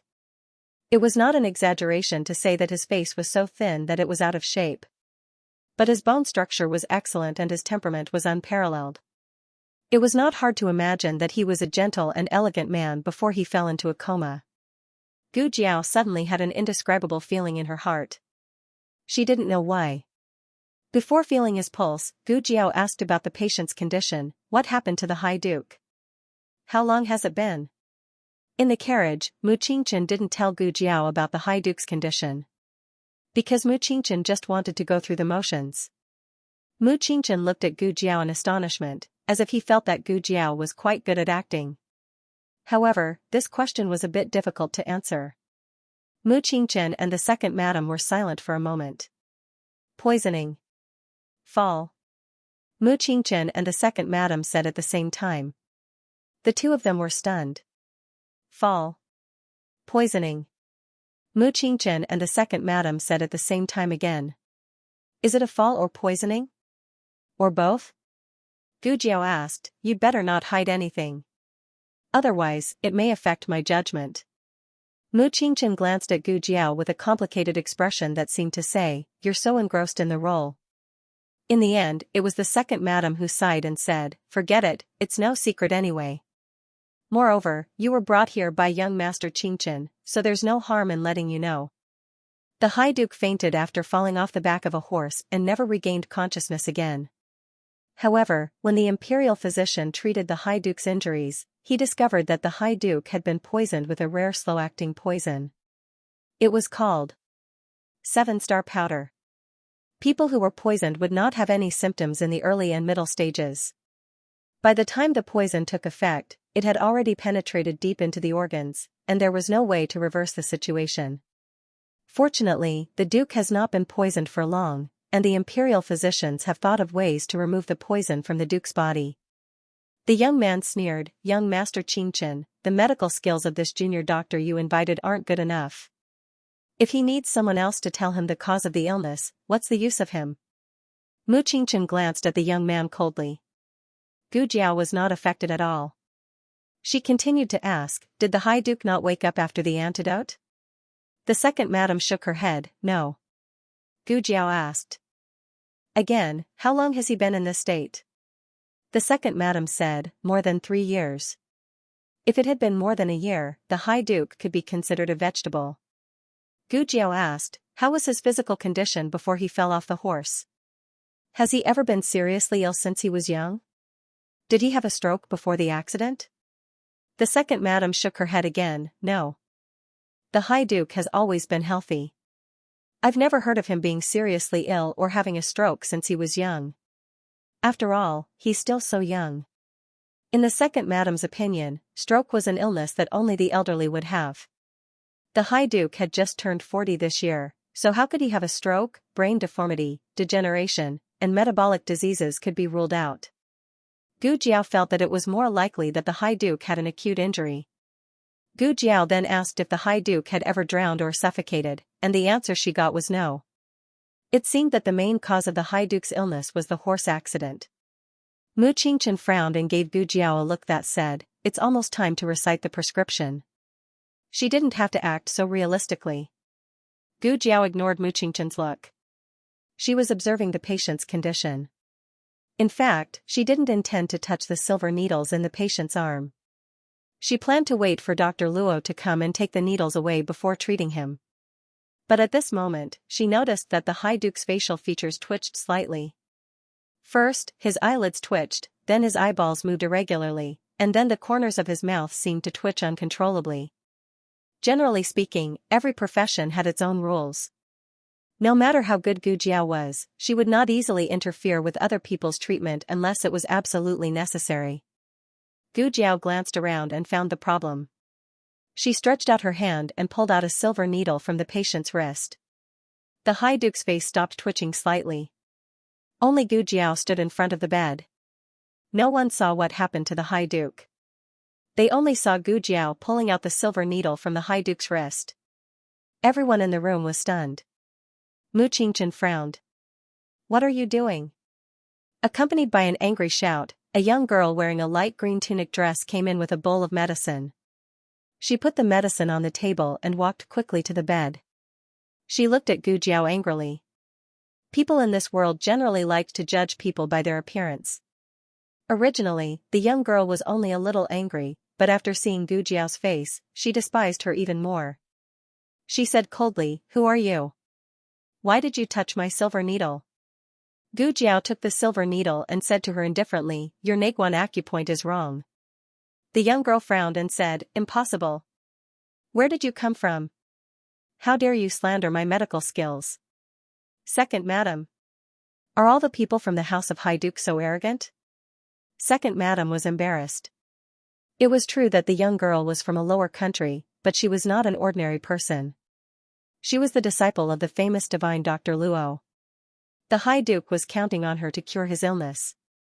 The young man smiled and said, "This is the Zhao country's physician that young Master Qingchen specially invited for the High Duke."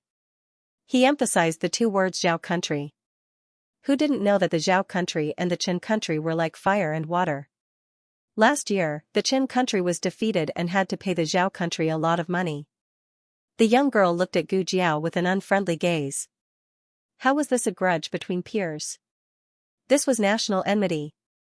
Second madam, do you also think that my needle is in the wrong place? The young girl asked. Of course, second madam didn't think so. The young girl was divine Dr. Luo's disciple. How could she make such a mistake? In fact, the young girl's needle was in the right place. It was just that the angle was slightly off. Gu Jiao didn't know what situation she was in. Was she anxious or was she careless because of pride? The young girl said arrogantly, "Second madam, since you don't believe in my medical skills, why don't you find someone else?" High Duke, I don't want to treat him. Absolutely not. Second madam hurriedly urged her to stay. Miss Mu's medical skills are brilliant and she is divine Dr. Luo's disciple. Other than Miss Mu, who else can treat the High Duke? These words were a bit exaggerated. It wasn't that the Yin country didn't have more experienced doctors, but either they couldn't find one or the doctor's method wasn't effective. They could only pin their hopes on other doctors. They originally wanted to invite divine Dr. Luo, but divine Dr. Luo injured his leg and couldn't come. Thus, they recommended his disciple, Muru Xian. So far, Muru Xian was the most skilled doctor that the High Duke family could invite. Second madam couldn't offend her.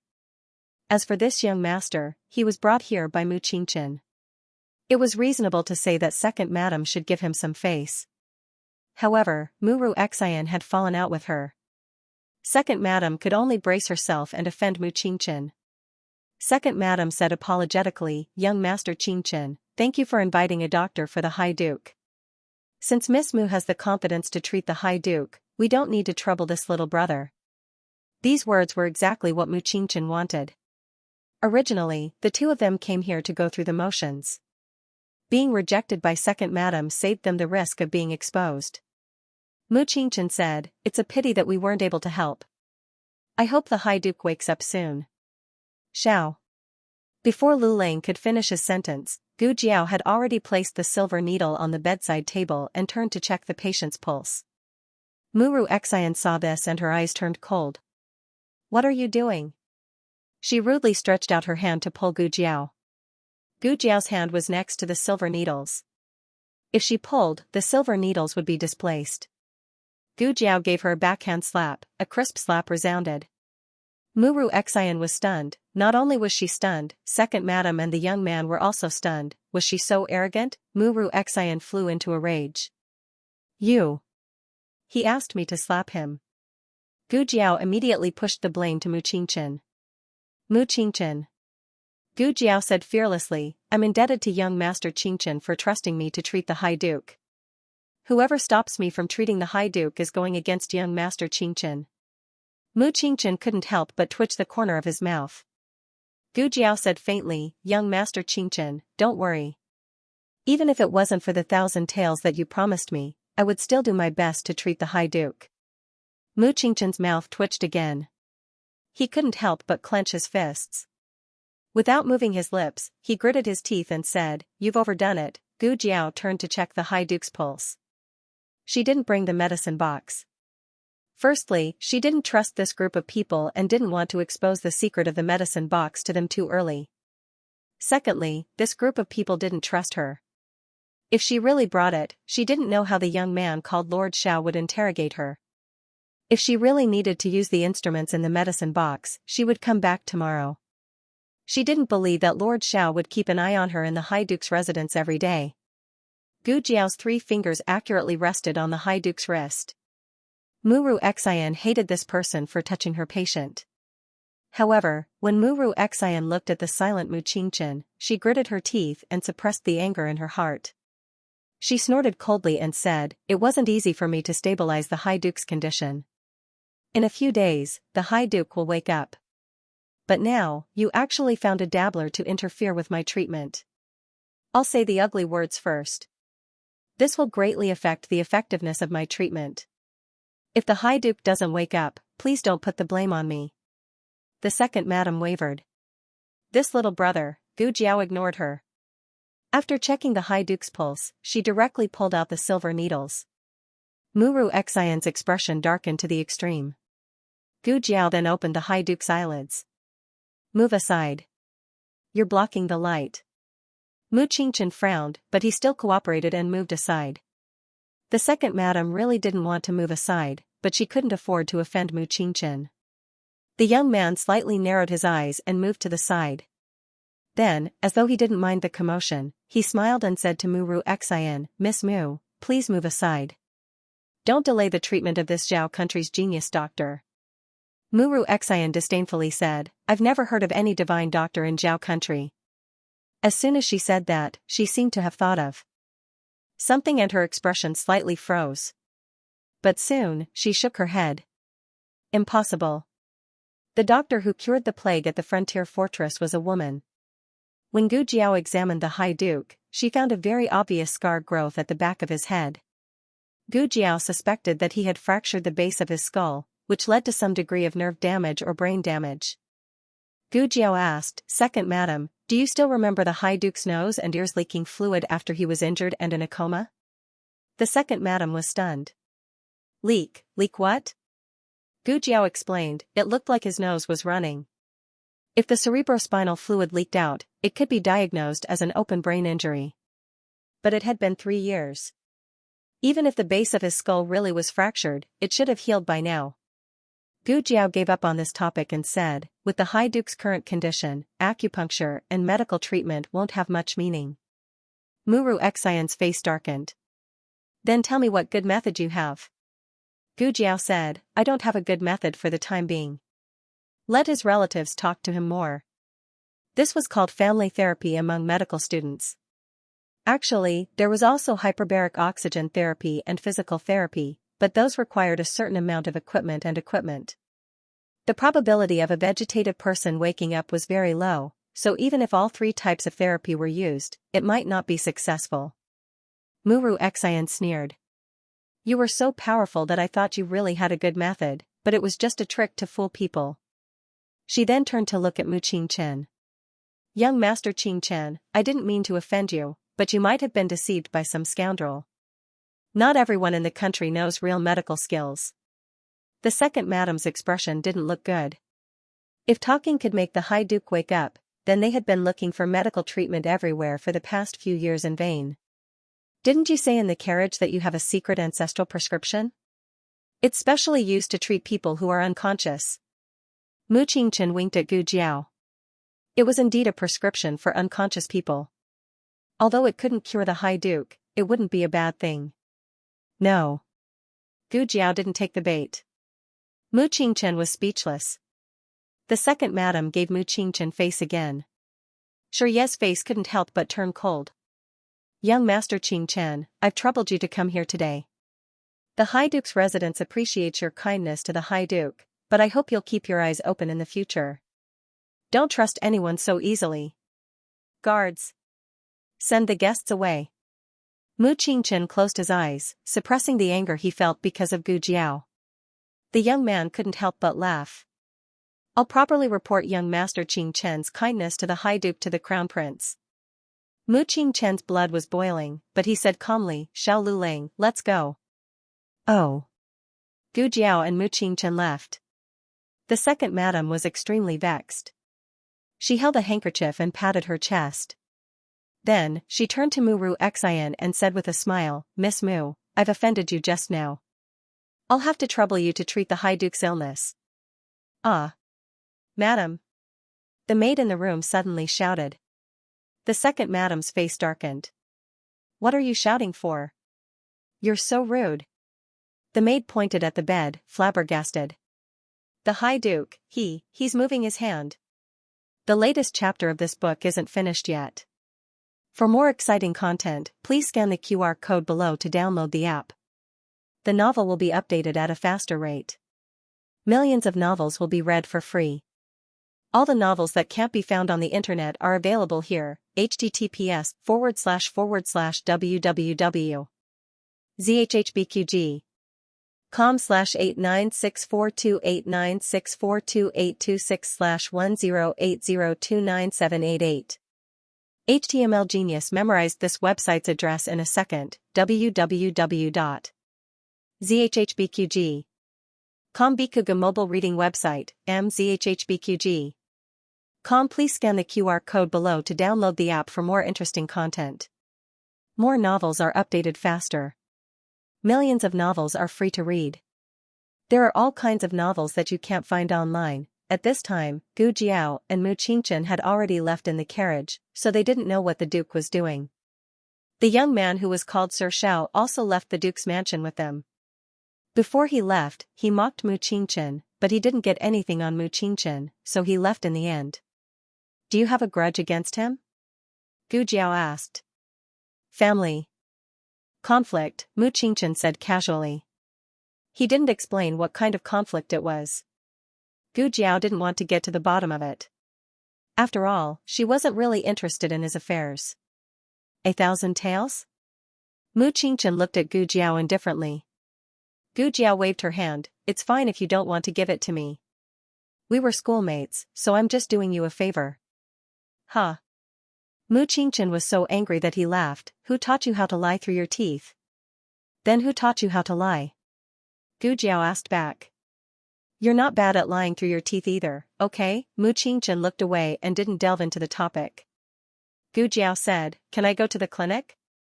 Mu Qingchen glanced at her and said, it's already over. You don't have to pretend to be a doctor anymore. Gu Jiao, would you believe me if I said I'm a real doctor? Speaking of which, you were quite good at pretending just now. If it weren't for her magical speech therapy, Mu Qingchen would have believed her. Don't do that next time. I can't protect you if you expose yourself. Gu Jiao, oh. Can I go to the clinic? I want to buy some medicine.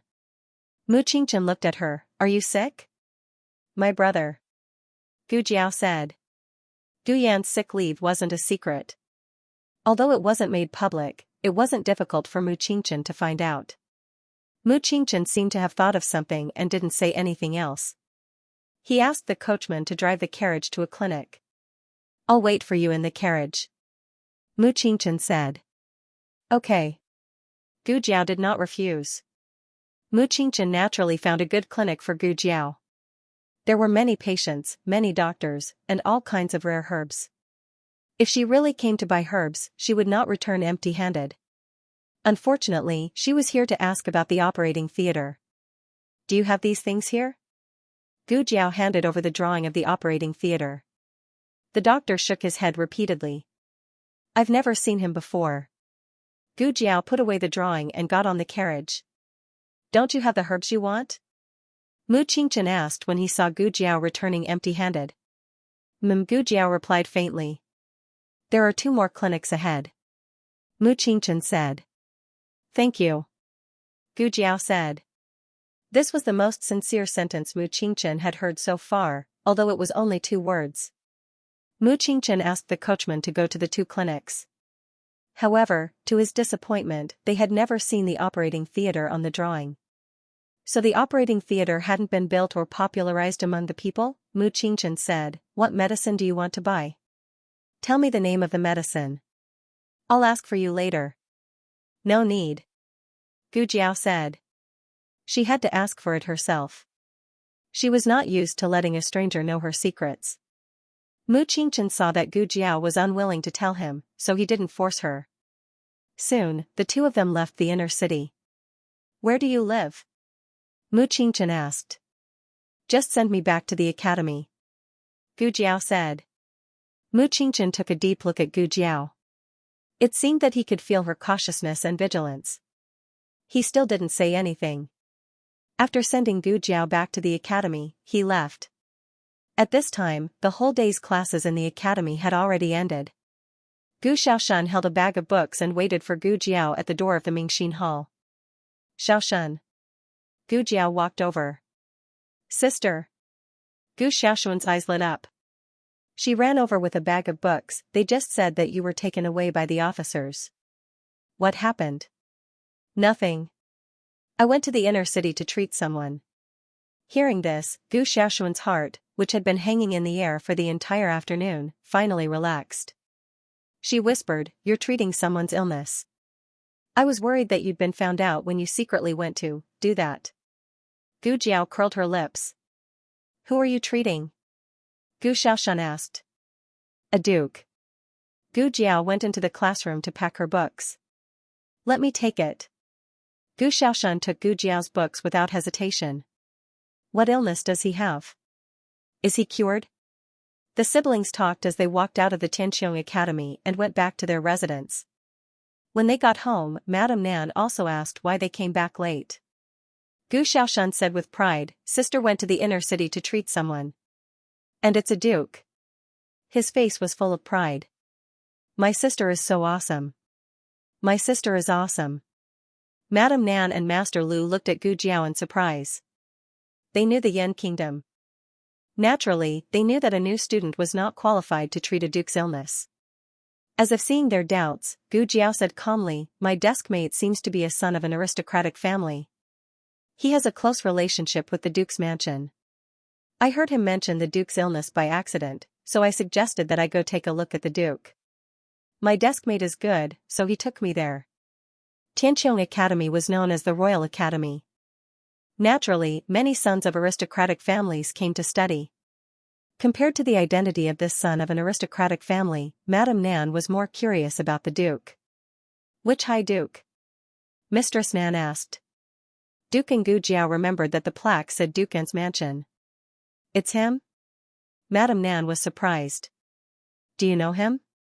Gu Jiao asked. Mistress Nan smiled. I don't know him, but I've heard about him.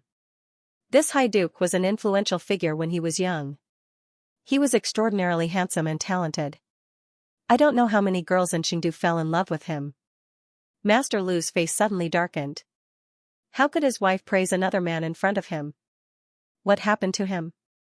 Madame Nan had been away from the Yan kingdom for too long. She didn't know the situation in Chengdu in recent years. Gu Jiao said, he was poisoned 3 years ago and fell off a horse. He became a vegetable. A vegetable? Madame Nan was confused. He's in a coma. Gu Jiao explained. Mistress Nan exclaimed, you mean the living dead? It turned out that people in a vegetative state called the living dead. Gu Jiao said, you can say that.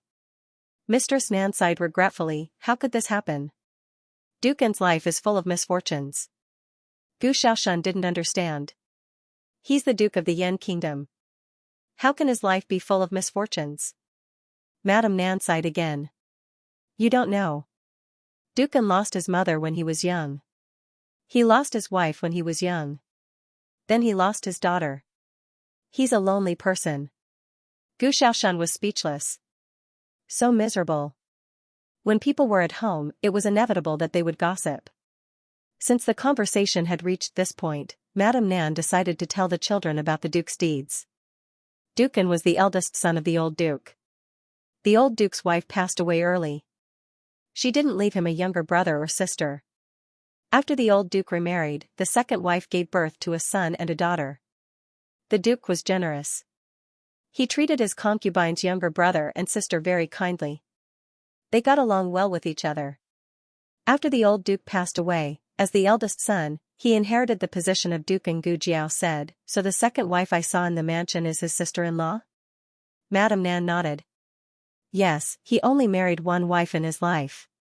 He never had a concubine. Gu Jiao touched her chin. In ancient times, there were few men who were so loyal. Then his wife, alas. Madame Nan didn't know how many times she sighed tonight. Master Lu's face darkened. What, you're sighing because of a man? I don't care about my face. Madame Nan ignored her husband.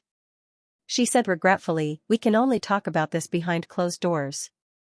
People outside don't dare to mention his wife. Why? Gu Jiao asked. Madame Nan hesitated and said, his wife is from the Xianxia family. Gu Jiao looked at the red tasseled spear hanging in her room. Xianxia family? Madame Nan said, yes, the Xianxia family was the #1 military family in the Yan kingdom. It was said that they had millions of soldiers. Their achievements overshadowed their master. The children of the Xianxia family, regardless of gender, were all brave and good at fighting. Unfortunately, the Xianxia family walked the path of rebellion. Since ancient times, rebellion didn't end well. The powerful Xianxia family was no exception. The imperial army and the Xianxia army fought to the death. The generals of the Xianxia family all died. Dukan's wife went to the battlefield to save her father and brother. Although she was pregnant, she still went to the battlefield. In the end, she also died. She couldn't save the baby in her belly. She only left a 2-year-old daughter. This incident almost implicated the house of Duke. The king of the Yan kingdom forced the duke to hand over the remnants of the Xianxia family, which was the 2-year-old daughter. The duke spent a lot of effort and even resigned from his official position to save his daughter's life. The children of the Xianxia family were not so lucky. All the men with the surname of Xianxia were killed, and the youngest was just a baby in swaddling clothes. The women were all sent to the musical house and since then became musicians. Gu Jiao said, the king of the Yan kingdom is a tyrant. Madame Nan smiled bitterly. Not everyone is determined to be a benevolent king like the king of the Zhao kingdom. Gu Jiao frowned and asked, Madame Nan just said that the duke lost his daughter. But wasn't the child protected? Madame Nan smiled and shook her head. The king hated Xian Yuanli to the core. How could he really let his grandson go? After Dukan resigned from his official position, he handed the house of Duke to the second branch to take care of. He left the capital with his daughter and found a paradise to live in seclusion. However, after a few years, the child still died. It was very sudden. It was like a sudden death. At that time, many people guessed that she was assassinated by the king. However, all the people who said so were arrested by the king. After that, no one dared to talk about it. Gu Jiao suddenly understood. I see. Madame Nan said, this was more than 10 years ago. Now, who in the Yan kingdom still remembers the Xianxia family? Maybe there are some who remember, but they don't dare to mention it. The king hated Xian Yuanli. Even Xian Yuanli's divine weapon was thrown to the people of Chen by the king as a pile of scrap metal. After dinner, Master Lu went to clean up the dishes. Madame Nan was still a little worried when she thought of what happened during the day. Jiao Jiao, there are many eyes and ears in the house of Dukan. It's better if you don't go there so as not to expose your identity. Okay. Gu Jiao agreed. Madame Nan thought of something and continued to remind her. And your deskmate, since he can have dealings with the house of Dukan, he must not be an ordinary person. Just make friends with him appropriately. Don't go too deep. Xingdu was a complicated place. Madame Nan was mainly worried that a good seedling like Gu Jiao would accidentally be noticed by others and get involved in the affairs of Xingdu. Gu Jiao understood that Madame Nan was doing it for her own good. She nodded. Don't worry, Madame Nan. I will change my seat tomorrow. I won't sit with him. She and Mu Qingchen would not have any more interactions. Early the next morning, Gu Jiao went to the classroom. She came early, so there were not many people in the classroom. She saw Zhong Ding at a glance. She hesitated between Mu Qingchen and Zhong Ding, but still walked over with her school bag. Zhong Ding was stunned. What are you doing? Gu Jiao said, I will sit with you today. Zhongding thought for a moment. Are you afraid that those people will beat you? In fact, it's better this way. We can't make friends with people like young Master Qianxia. They will be jealous. Gu Jiao did not speak. Lend me your homework. She forgot to do her homework yesterday. She only remembered it when she saw Zhongding reviewing her homework. Zhongding generously gave his homework to Gu Jiao. Mu Qianxia came to class again today. This was a new record for Mu Qianxia in the academy.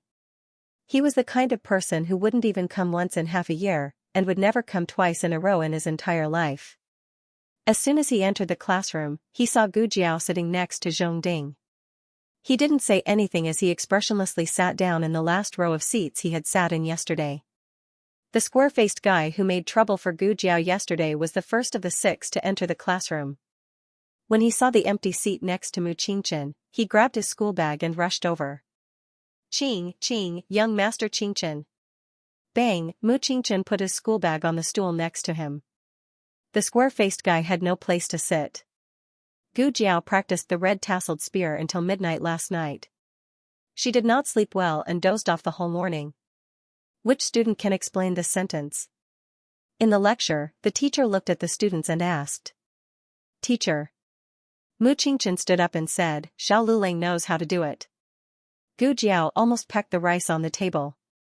The latest chapter of this book is not finished yet. For more exciting content, please scan the QR code below to download the app. The novel is more complete and updated faster. Millions of novels are free to read. There are all kinds of novels that you can't find on the internet. https://www.zhhbqg.com/89642 89642826108010563 HTML Genius memorized the website address in 1 second. www.zhhbqg.com Biku Pavilion Mobile Reading Website, mzhhbqg.com. The latest chapter of this book is not finished yet. For more exciting content, please scan the QR code below to download the app. Novels are updated faster. Millions of novels are free to read. Novels with content that can't be found on the internet are all available here. Gu Jiao was dozing off, so she didn't know what the teacher was talking about. She gave Zhongding a look, and Zhongding silently opened his book. His finger pointed at the annotations he had written without leaving a trace. Gu Jiao's mouth twitched. Brother, your annotation is in Jiao state. Gu Jiao couldn't answer the question and was punished by the teacher to copy the text 50 times. Gu Jiao gritted her teeth and sat down. Very good. The tide had turned.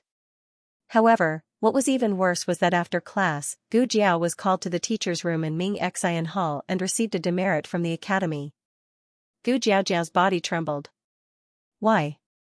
Teacher Jiang of Xianxia Hall said, all students of the academy are not allowed to go to brothels. Otherwise, a demerit will be recorded. Gu Jiao was speechless. Tianqiong Academy had its own dining hall. Gu Jiao and Gu Xiaoshan ate there at noon. The meal fee was included in the tuition fee, so they didn't have to pay extra. Sister. Gu Xiaoshan happily came to the door of Xianxia Hall. Gu Jiao suppressed her unhappiness and looked at Gu Xiaoshan. How was your class today? Gu Xiaoshan said, it was okay. Gu Jiao asked, did you doze off? Well, yes. Wasn't dozing off a standard in class? Gu Jiao paused. Did the teacher call you out? Gu Xiaoshan shook her head. No. So why was she the only one who was called out by the teacher when they both dozed off? It was all because of Mu Qianxia. She knew that he wouldn't let her go so easily. Being kidnapped by her that night was the greatest shame of his life as young Master Qianxia.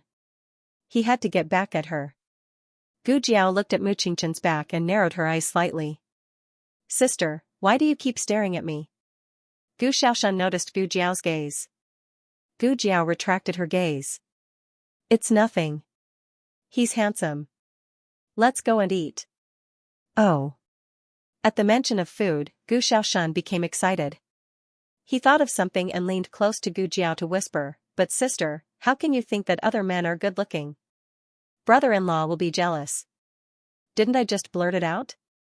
You were the one who asked the questions. Fortunately, Gu Xiaoshan was more interested in food, so she didn't care about this. We paid so much money. I wonder if the food in the dining hall is delicious. When the two of them arrived at the cafeteria, Mu Qingchen was also there. Everyone in the cafeteria was looking at him, but he was exuding an unapproachable aura, so no one dared to provoke him. Qingchen. On the second floor, a young scholar waved at Mu Qingchen. Mu Qingchen raised his eyes and looked at him, then stepped up the stairs. Lunch was steamed buns and 3 dishes of meat and vegetables. They could eat as much as they wanted. If it wasn't enough, they could get more. The first floor was crowded and noisy, while the second floor looked quieter. Gu Jiao planned to take Gu Xiaoshan to the second floor, but they were stopped by Square-Faced and his men at the top of the stairs. Square-Faced was humiliated by Mu Qingchen, but he didn't dare to be angry with Mu Qingchen. He could only vent his anger on Gu Jiao. Xiao Lulang, where are you going? He wants to go upstairs to find young Master Qingchen. Square-Eyed said with a smile. Square-Faced crossed his arms and pointed upstairs with his thumb. He said arrogantly, that's not a place for people like you. Zhongding saw Gu Jiao being blocked at the top of the stairs from afar. He put down his bowl and walked over. He pulled Gu Jiao to turn around and whispered, the food upstairs is not for ordinary students like us. Only young masters like Mu Qingchen were qualified to go upstairs. Gu Xiaoshan muttered, what kind of academy is this? There are so many rules. Gu Jiao just wanted some peace and quiet, not the food upstairs. She didn't care if she couldn't go upstairs. Xiaoshan, let's go. Gu Jiao said. Hey.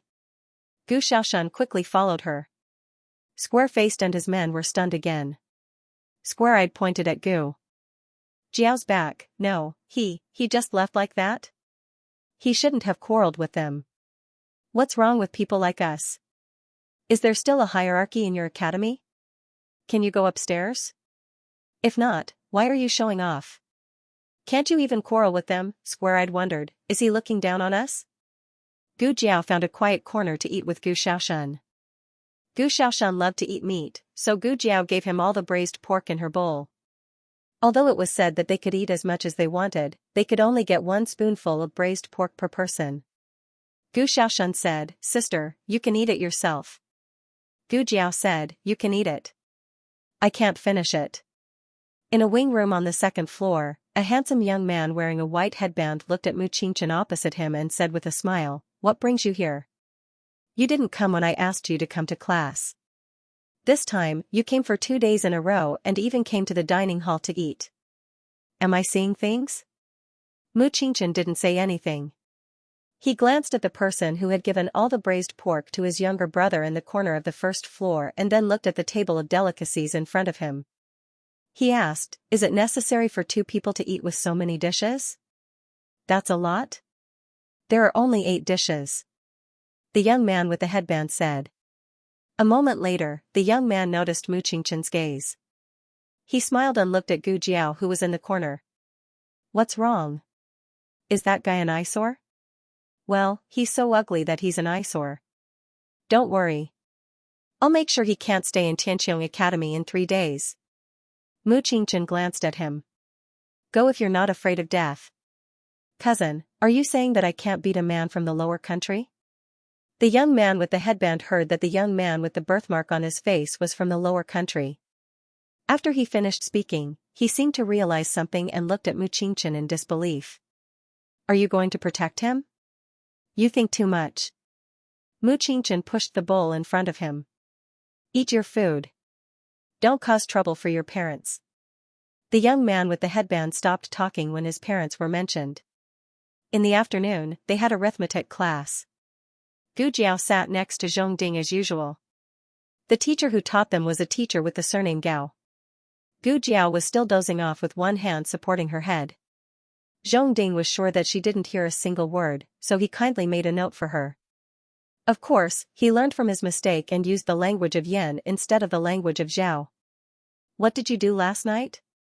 Zhongding asked Gu Jiao after class. Nothing. Gu Jiao said. Here you are. Zhongding handed the note to Gu Jiao. Don't do this next time. Teacher Gao is one of the strictest teachers in the academy. He sets tests every month. If you don't pass the tests, you'll be miserable. Got it. Gu Jiao yawned and took the note. She packed up and prepared to leave. Zhong Ding was still working on the questions. You got the third question wrong. Gu Jiao stood up and said casually. Zhong Ding was stunned. He looked at Gu Jiao and then looked around. Are you talking to me? The correct number is 19. Gu Jiao didn't even look as she grabbed her bag and left. How can it be 19? Isn't it 17? Did you look at the questions? You're just talking nonsense. Zhongding didn't believe her. How could someone who dozed off during class know how to answer the questions? After dinner, Gu Jiao decided to go into the inner city again. Madame Nan said, the inner city has a curfew. Why don't you wait for the limelight to pass? Gu Jiao said, I don't know when this limelight will pass. Yan's condition can't wait. In fact, Madame Nan felt that after asking so many medical centers, they didn't have the operating room that Gu Jiao needed. The operating room probably didn't exist at all. However, Gu Jiao's unyielding tenacity made Madame Nan unable to say it no matter what. Some people accept their fate, some people don't. Gu Jiao belonged to the category of people who not only didn't accept their fate, but also wanted to snatch it from the heavens. Be careful. Madame Nan reminded her. I will. Gu Jiao changed her clothes and let Gu Shaoshun send her to the inner city gate. This child. Master Lu sighed. Madame Nan said, it reminds me of someone. Master Lu, who? Madame Nan, Duke. You mean Dukan? Master Lu's face darkened. Why do you keep mentioning him recently? If you keep doing this, I'll get angry. Madame Nan looked at him angrily. I just feel that Jiaojia's stubbornness is the same as Dukan when he was young. Do you still remember the marriage between Dukan and Miss Xianyuan? Master Lu said angrily, I'm not from Yen, and I didn't live in Yen for so many years like you. How can I remember? Madame Nan glared at him in annoyance and amusement. Miss Xianyuan once said to Dukan, you can't lift a shoulder or pick a hand, you can't even take one move from me. My father said, if the daughter of our Xianyuan family wants to marry, she should marry the bravest and most skilled man in the world. Master Lu was puzzled. Then why did she still marry Dukan? Madame Nan smiled. Yes, she still married him. Everyone thought it was impossible, but Dukan didn't give up. Jiao is the same. Master Lu pondered for a moment. But I think, treating Yan's illness is more difficult than Dukan's marriage to the Xianyuan family's daughter.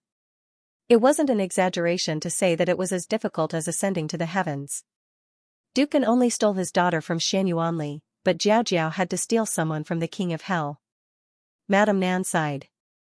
Isn't that so? Moreover, Jiao has no relatives in the Yin kingdom, it's really hard for her. After entering the inner city, the inspection was even stricter. Gu Jiao didn't choose to hang at the bottom of the carriage this time. Instead, she found a box to hide in and covered it with silk cloth. Stop. When they arrived at the gate of the inner city, the carriage was stopped by the city guards. The guards not only checked from top to bottom, they didn't even let the bottom of the carriage go. They also opened every box and confirmed that there was indeed cloth inside before letting them go. After the carriage stopped, the coachman called for people to unload the goods. Gu Jiao took the opportunity to come out of the box. She looked around and was suddenly confused. Why did she come to Dukan's residence again? Okay, you guys, move the top 2 boxes of silk cloth to second madam's courtyard. Yes. Send the rest of the silk cloth and jewelry to Miss Mu. She did a good job in treating Dukan. These were all bought by second madam as a reward. We understand. As the conversation got closer, Gu Jiao walked out from the other side. Suddenly, a black shadow swept past from the bushes not far away. It was extremely fast. If Gu Jiao wasn't coincidentally nearby, she wouldn't have noticed it at all. She frowned and instinctively felt a murderous aura. The black shadow went straight to the southeast corner. That was Dukan's courtyard. Someone wanted to kill Dukan. Mistress Nan reminded Gu Jiao not to get involved with Dukan's residence. Dukan was just a stranger and had nothing to do with Gu Jiao. Forget it, I don't care. Dukan's residence has its own guards. I don't need to do anything unnecessary. The person's movements were strange. He avoided all the patrolling guards and successfully sneaked into Dukan's courtyard. The servant girl called Lian Xiao sneaked away to play again. Dukan was the only one left in the house. The assassin in grey held a shiny dagger and came to the bed. The cold light reflected from the dagger fell on the High Duke's tightly shut eyes. It was unknown if the High Duke was alerted, but his hands began to tremble.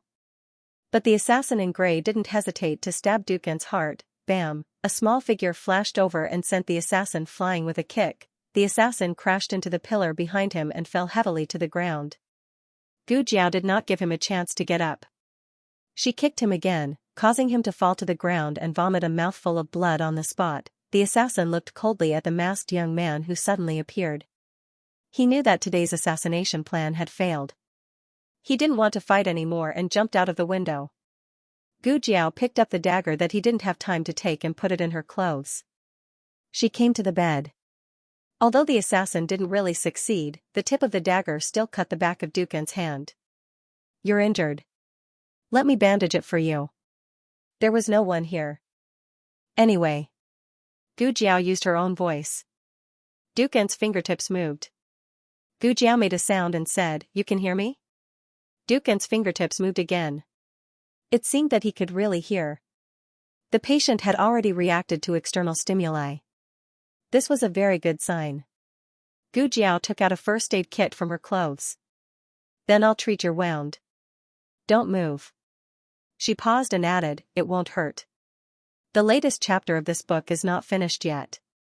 For more exciting content, please scan the QR code below to download the app. Novels are updated at a faster rate. Millions of novels are free to read.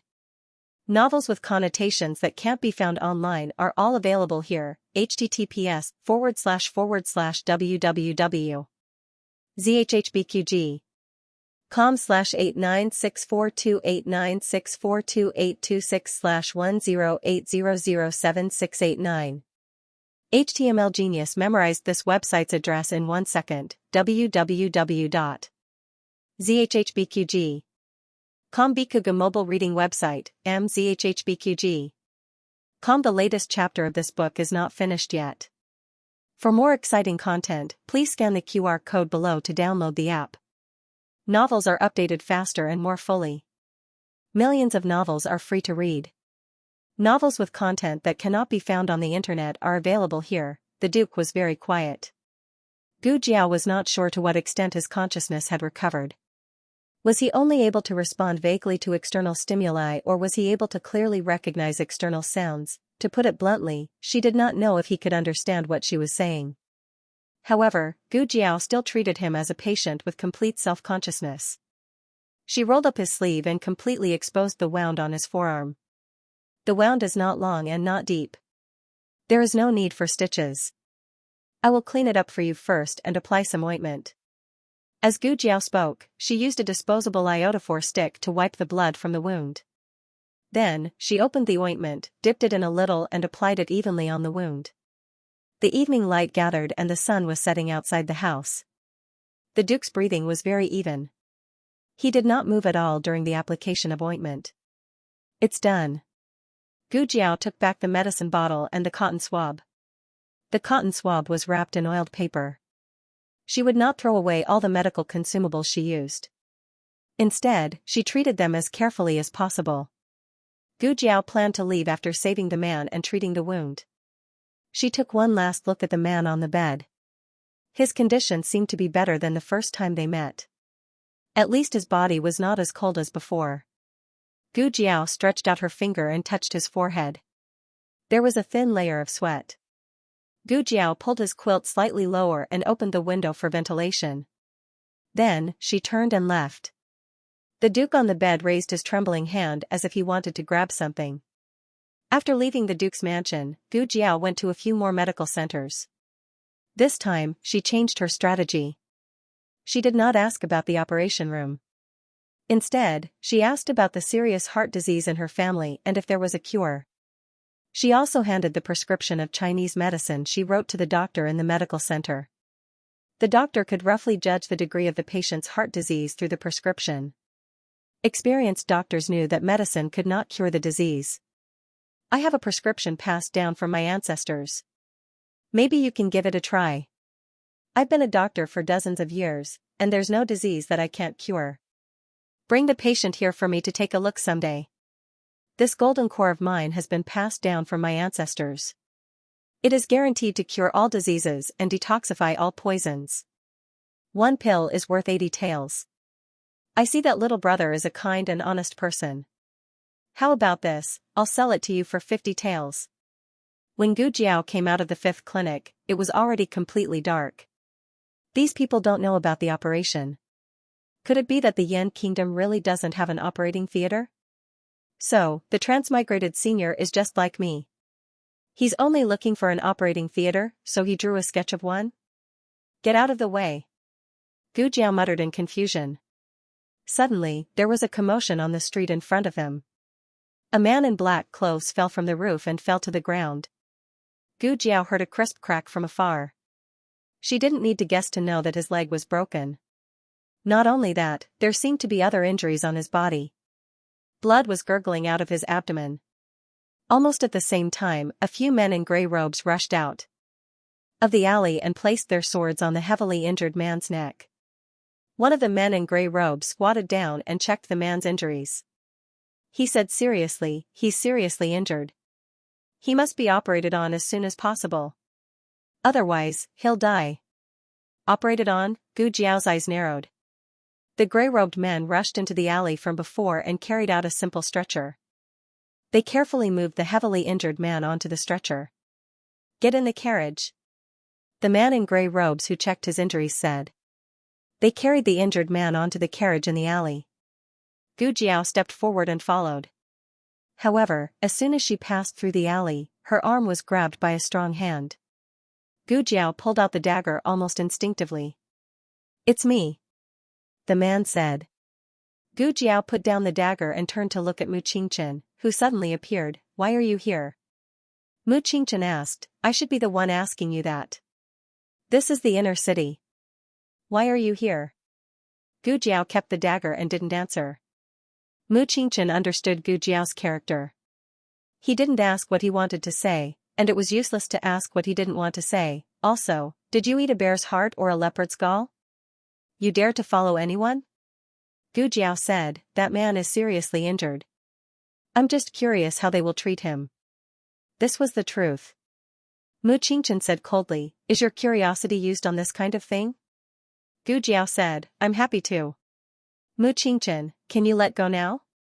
Gu Jiao looked at his hand that was holding her arm. Mu Qingchen put down his hand and glanced at Gu Jiao. He turned and walked forward. I'm going out of the city. Oh. Gu Jiao raised her eyebrows and followed Mu Qingchen into his carriage. Out of the city. Mu Qingchen said. The coachman was confused. Didn't they just come back? Why did they have to go out again? The coachman turned the carriage around and went out of the city slowly. Did you catch the assassin in the crown prince's residence? Gu Jiao asked. Yes, but the assassin committed suicide to avoid punishment.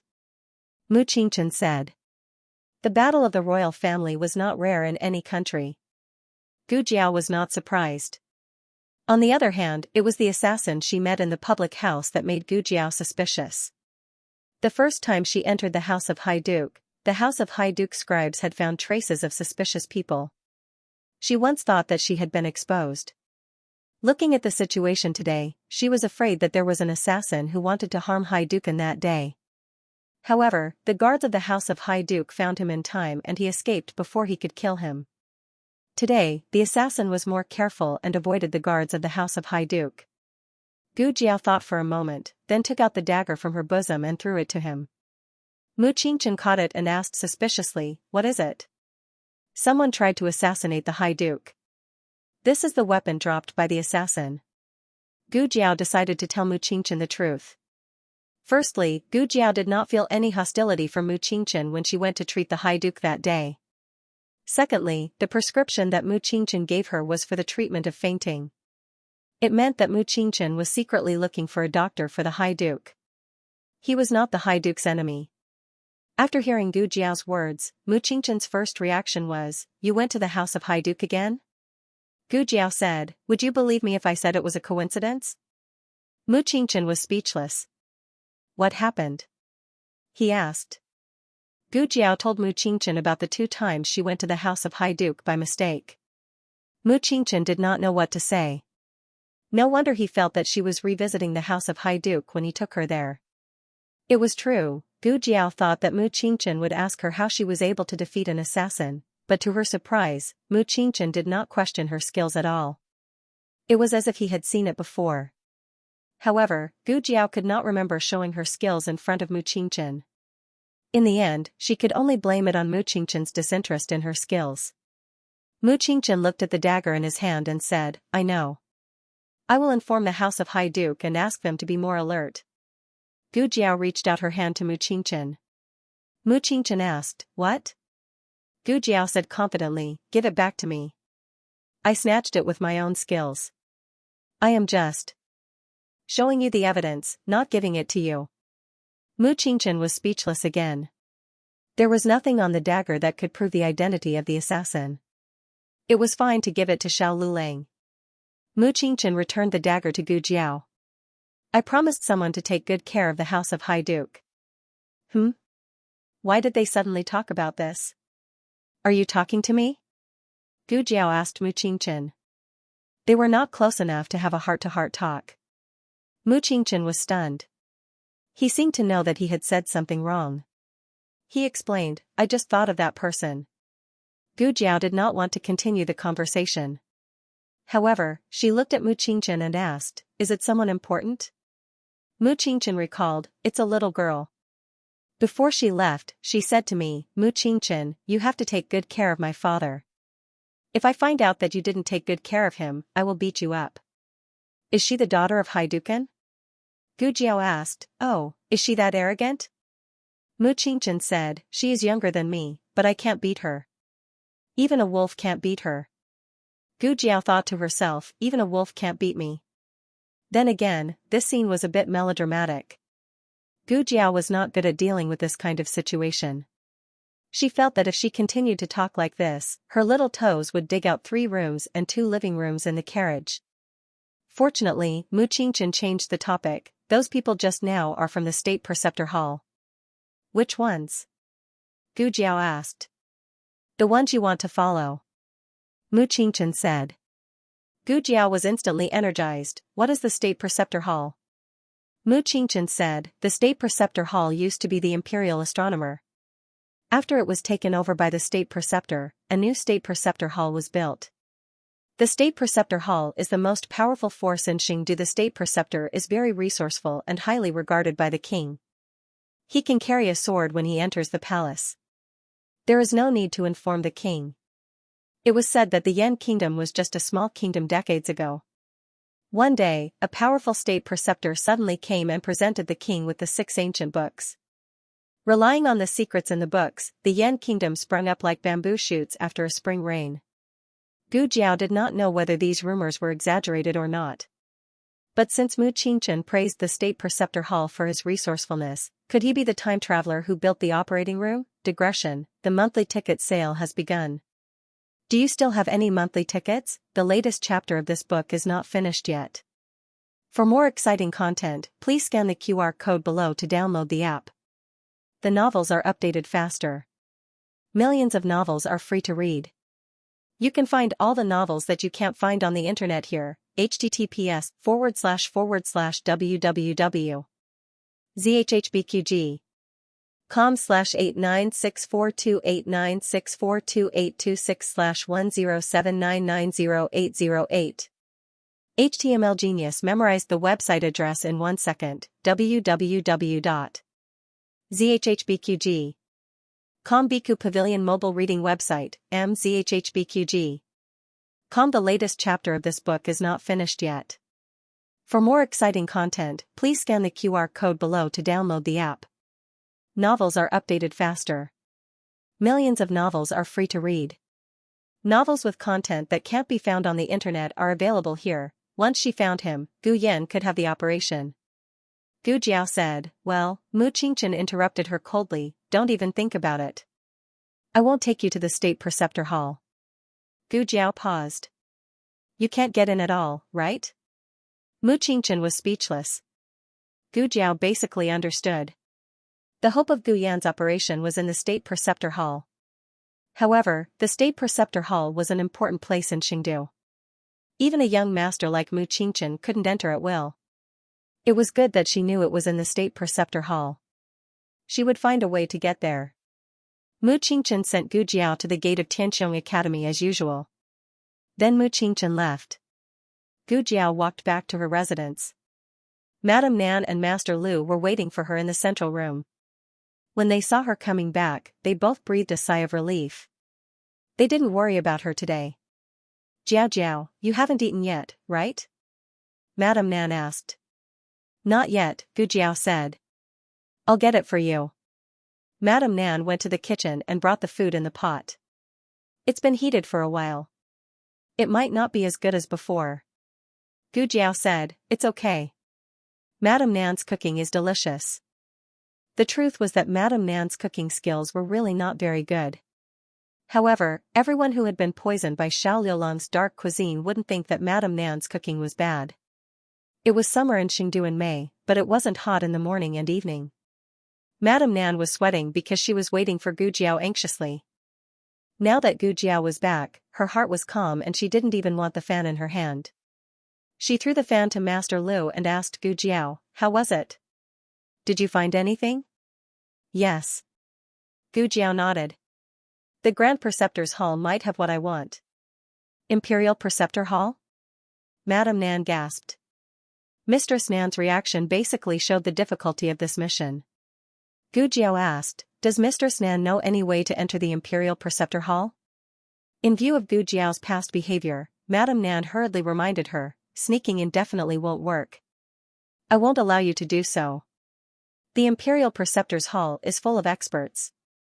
Do you know how the men of sacrifice of the Yan Kingdom came to be? Gu Jiao asked, is it related to the Imperial Master Hall? Martial Aunt Nan nodded and said, that's right, it was the Imperial tutor who taught him. Didn't the late Emperor of Zhao country also buy a group of men of sacrifice from Yan country? Those aren't the best suicide warriors. The best ones are in the Imperial Preceptor Hall. If Gu Jiao had recovered her full strength, she might be able to give it a try. But now, it was better to be smart. Gu Jiao asked, then how can I get in? This. Madame Nan stood up and paced around the room, either you pretend to be a disciple of the Imperial Preceptor Hall and sneak in, or, let the people of the Imperial Preceptor Hall willingly take you in. But neither of these two methods is feasible. The first method was easy to be discovered. The second method was almost impossible. Madame Nan sighed, you go and rest first. I'll think about it tonight. I'll tell you when I think of something. Gu Jiao said, I'll have to trouble you. Madame Nan said warmly, don't treat me like an outsider. It's also my wish to help Yen recover quickly. In the dead of night, after the children had all gone to bed, Madame Nan changed into a night suit, opened the door and walked out. In the house of Duke Xing, the glazed candles were shining in the corridor. After Mu Qingchen returned to the inner city, he immediately went to the house of Duke and found Second Master Jing. He told him that when he passed by the house of Duke, he accidentally found a few suspicious people wandering outside. He hoped that Second Master Jing could strengthen the security of the house of Duke, especially Duken's courtyard. Second Master Jing of the house of Duke didn't doubt Mu Qingchen's words. Although Mu Qingchen's family was against the house of Duken, Mu Qingchen himself had been taken care of by Duken when he was young. He didn't have any bad intentions toward Duken, don't worry. I'll personally guard Big Brother's courtyard tonight. Although Second Master Jing and Duken didn't have the same mother, they were very close since childhood. In his heart, Duken was like a father. No matter what, he wouldn't let anyone harm his big brother. After Mu Qingchen left, Second Master Jing selected the most powerful men of sacrifice in the house of Duken to surround Big Brother's courtyard. He himself took a blanket and lay on the ground in front of Big Brother's bed. In his half-awake state, he faintly heard a vague voice from Big Brother's bed. After he woke up, he suddenly opened his eyes and said, "Big brother. Are you calling me?" He jumped up like a carp and came to the front of the bed. He lifted the curtain and used the weak candlelight to look at Big Brother's thin face. Duken's eyes were still closed and he was unconscious.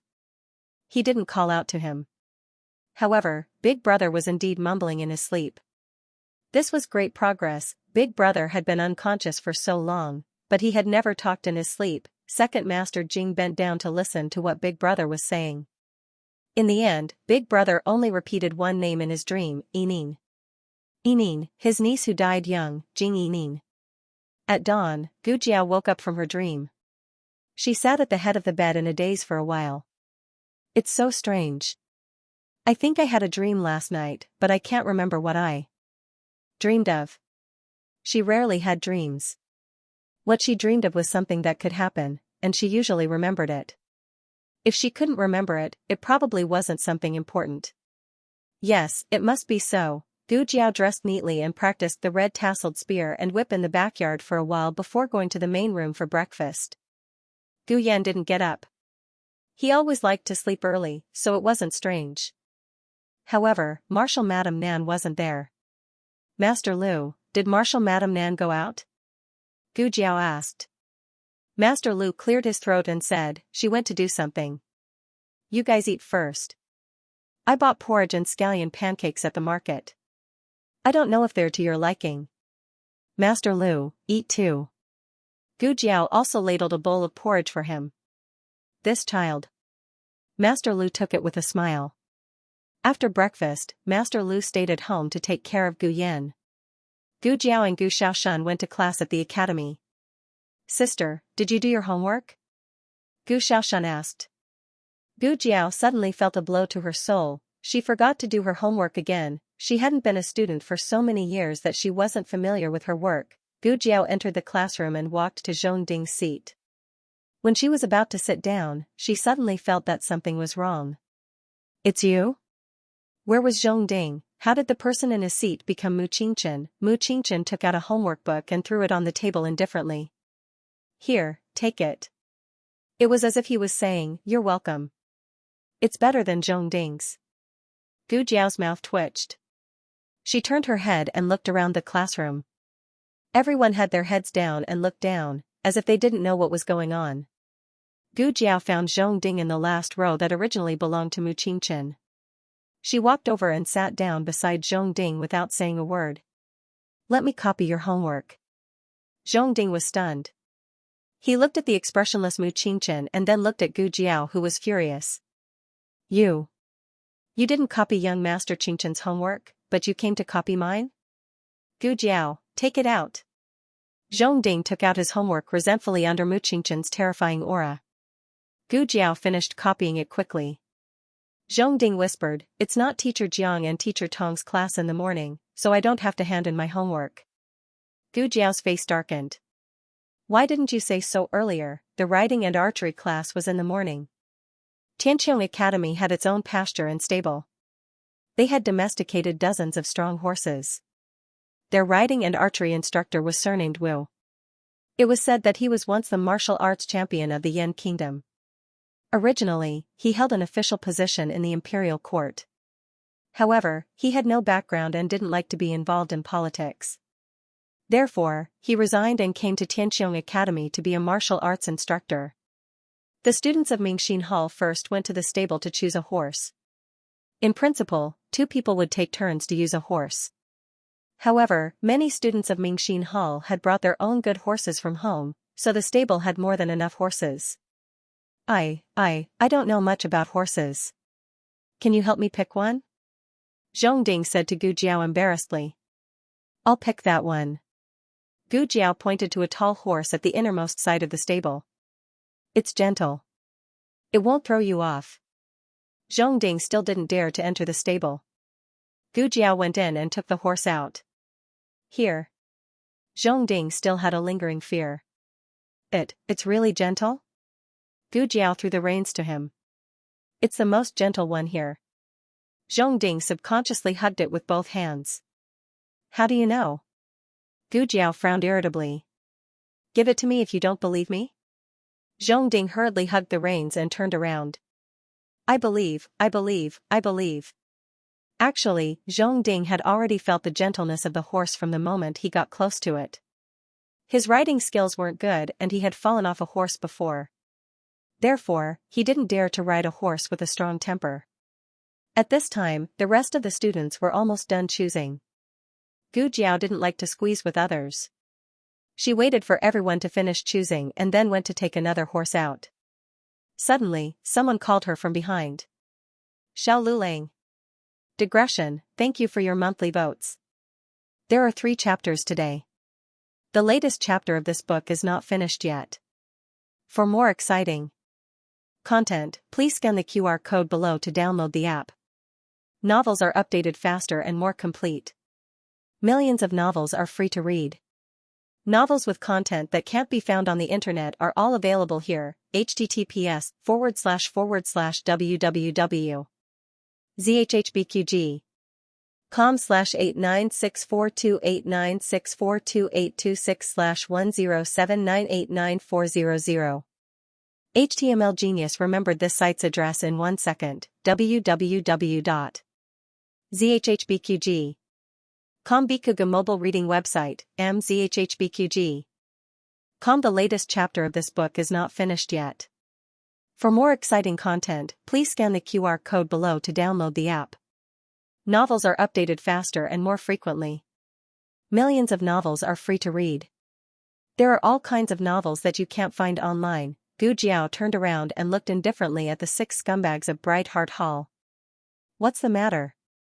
The square-faced man walked over to her with a smile and said kindly, you just came to the academy, so you don't know. The horses in this stable are all leftovers. The horses in the stable next door are the best. Do you want to try them? No, Gu Jiao said. The square-faced man was startled, then smiled sarcastically. You're not afraid, are you? Gu Jiao ignored him. No, why didn't this person play by the rules? However, it was unknown if the heavens were helping them, but the teacher from Gu Xiaoshuan's class changed classes at the last minute and also came to the martial teacher's riding and shooting class. As a result, there were not enough horses in the stable. When the last horse was taken away, Gu Jiao and the other students of Bright Moon Hall could only go to the stable next door to choose a horse. The square-faced man winked at his companions. The few of them understood and secretly pulled open a guardrail, using a hook to hook the reins out.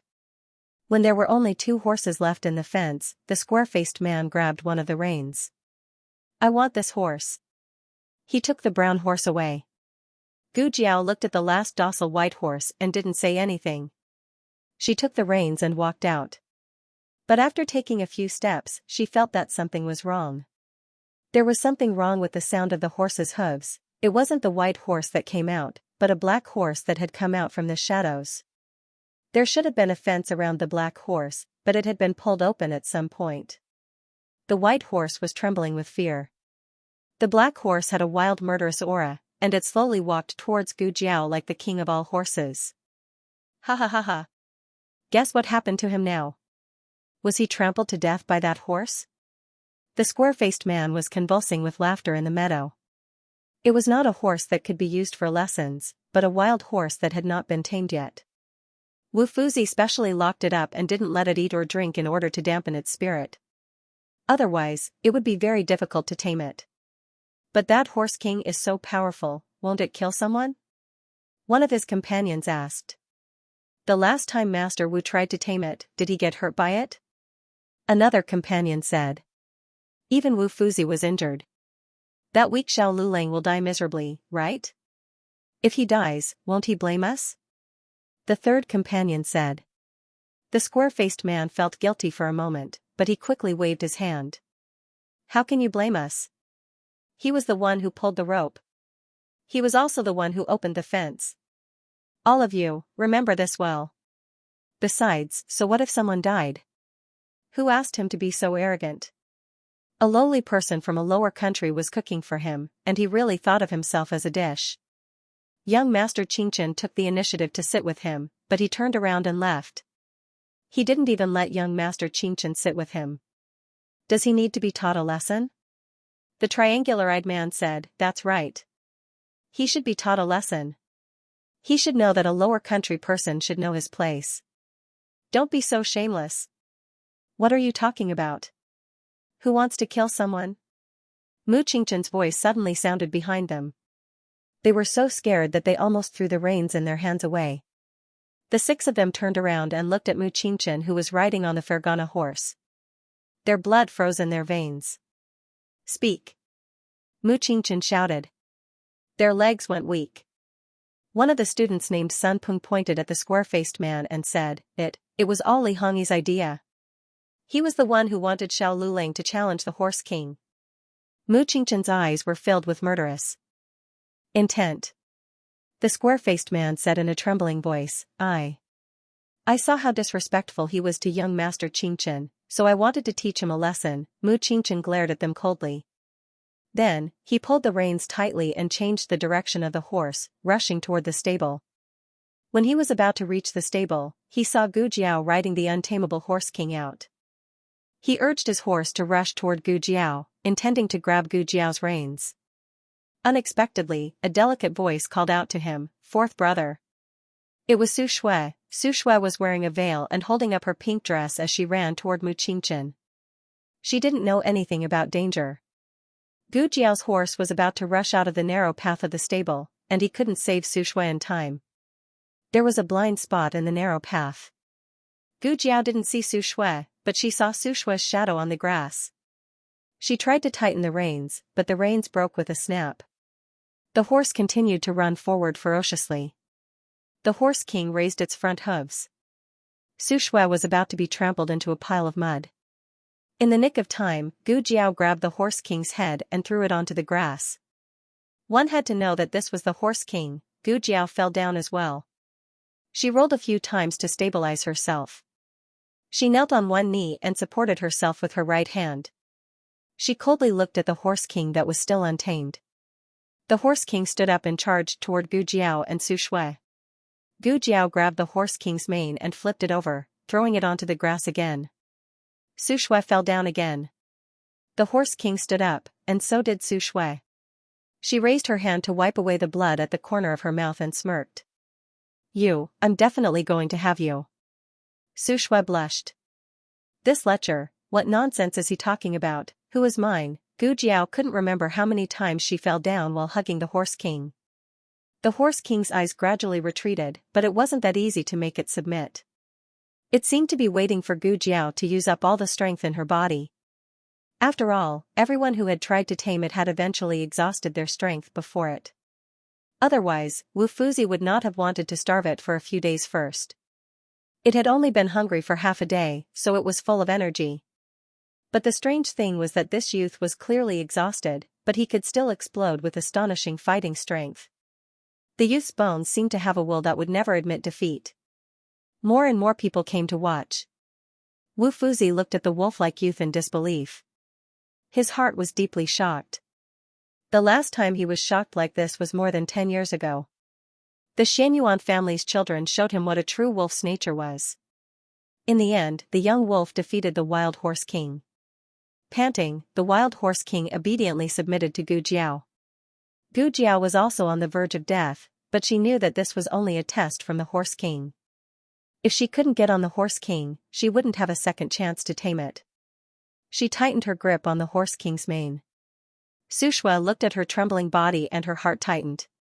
She turned to Mu Qingchen. Fourth brother, Mu Qingchen signaled for her to calm down. Everyone held their breath. They wanted to know if Gu Jiao, who was covered in wounds, could still ride the Horse King. Gu Jiao licked the blood from the corner of her mouth and smiled wickedly. With a nimble flip, she got on the Horse King. The Horse King let out a long neigh, showing its complete submission. The youth had tamed the Horse King, and the entire field was in an uproar. Amidst the jubilant cheers, everyone could feel the blood in their body surging. Even Wu Fuzi was so excited that his eyes were shining. The Xianxia family's men were all gone. But Wu Fuzi wanted to say that he saw a new wolf.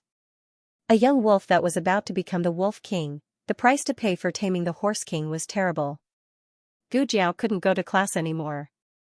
Wu Fuzi had Gu Jiao return to her dormitory first. Can someone send him off? I'll send him off. Mu Qingchen said. Mu Qingchen brought the limping Gu Jiao back to the southern courtyard. Su Shui followed behind them. What are you doing here? Mu Qingchen asked at the entrance of the southern courtyard.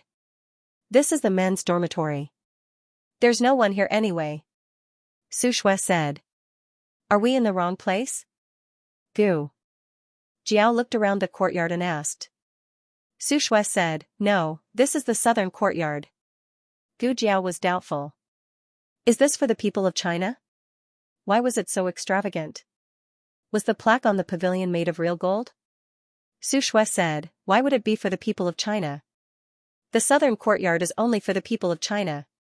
Gu Jiao asked curiously, then why am I here? Oh, I forgot you're from China. Su Shui said. Su Shui was an arrogant and rude person, but she wasn't someone who didn't know what was good for her. In her bones, she did look down on the people below her, but Xiao Liulong's performance today was beyond her expectations. Not only did he save her, but he also tamed the horse king that even the martial scholar couldn't tame. This young man used his strength to win her respect. She decided to allow him to be on equal footing with her from now on. She said, actually, there's a person from China living in my dormitory. She's also a new student.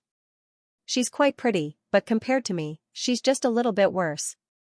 Alright, she was much prettier than her. She had never seen such a beautiful person in her entire life. On the first day, she had already surpassed the beauty of the academy's first courtyard, Gu Qingqing. On the third day, she entered the beauty rankings of the 6 nations. The more Su Shui thought about it, the more jealous she became. She began to nitpick. But she's a little tall. It's hard for a woman to find a husband if she's too tall. Also, she's a little mute and has a little black child who's a burden. In a certain dormitory of the Tsunglan Women's Academy, an adult and a child sneezed at the same time. Gu Jiao didn't like to chat, but Su Shui and Zhong Ding were easy to talk to. Su Shui continued to talk to Gu Jiao. I forgot to introduce myself. I'm Su Shui. Since you saved me today, I won't hold it against you for what happened at the relay station last time. Mu Qingchen said indifferently, last time, you were the one who hit him first, but you fell because your skills weren't as good as his, right? Who's the one holding it against whom? Su Shui choked. Gu Jiao looked at Mu Qingchen and then at Su Shui. You call him fourth brother. What kind of siblings are you? Su Shui said, biological siblings. Gu Jiao was confused. Then why is your surname Su and his surname Mu? I took my mother's surname, Mu Qingchen said lightly.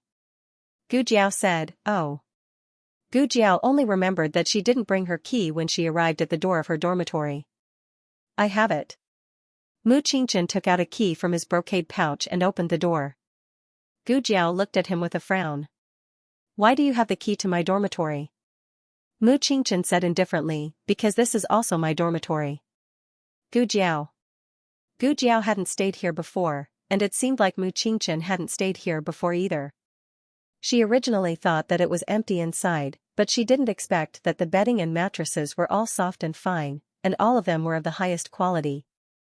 Gu Jiao raised her eyebrows. You've already made 2 beds. Young Master Qingchen, you take good care of your roommate. Now that things had developed to this point, it would not make sense if Gu Jiao still could not guess. Mu Qingchen must have seen how she saved Su Shui with her silver needles that night, so he opened a series of back doors for her. Fortunately, he was just repaying her kindness. She almost thought that he was interested in her. Gu Jiao took out a bottle of medicine from her pouch. Su Shui said, let me apply the medicine for you. He's a man. Mu Qingchen frowned. Su Shui scratched her hair and lowered her eyes. Oh. Mu Qingchen said to Su Shui, you go out first. I'll apply the medicine for him.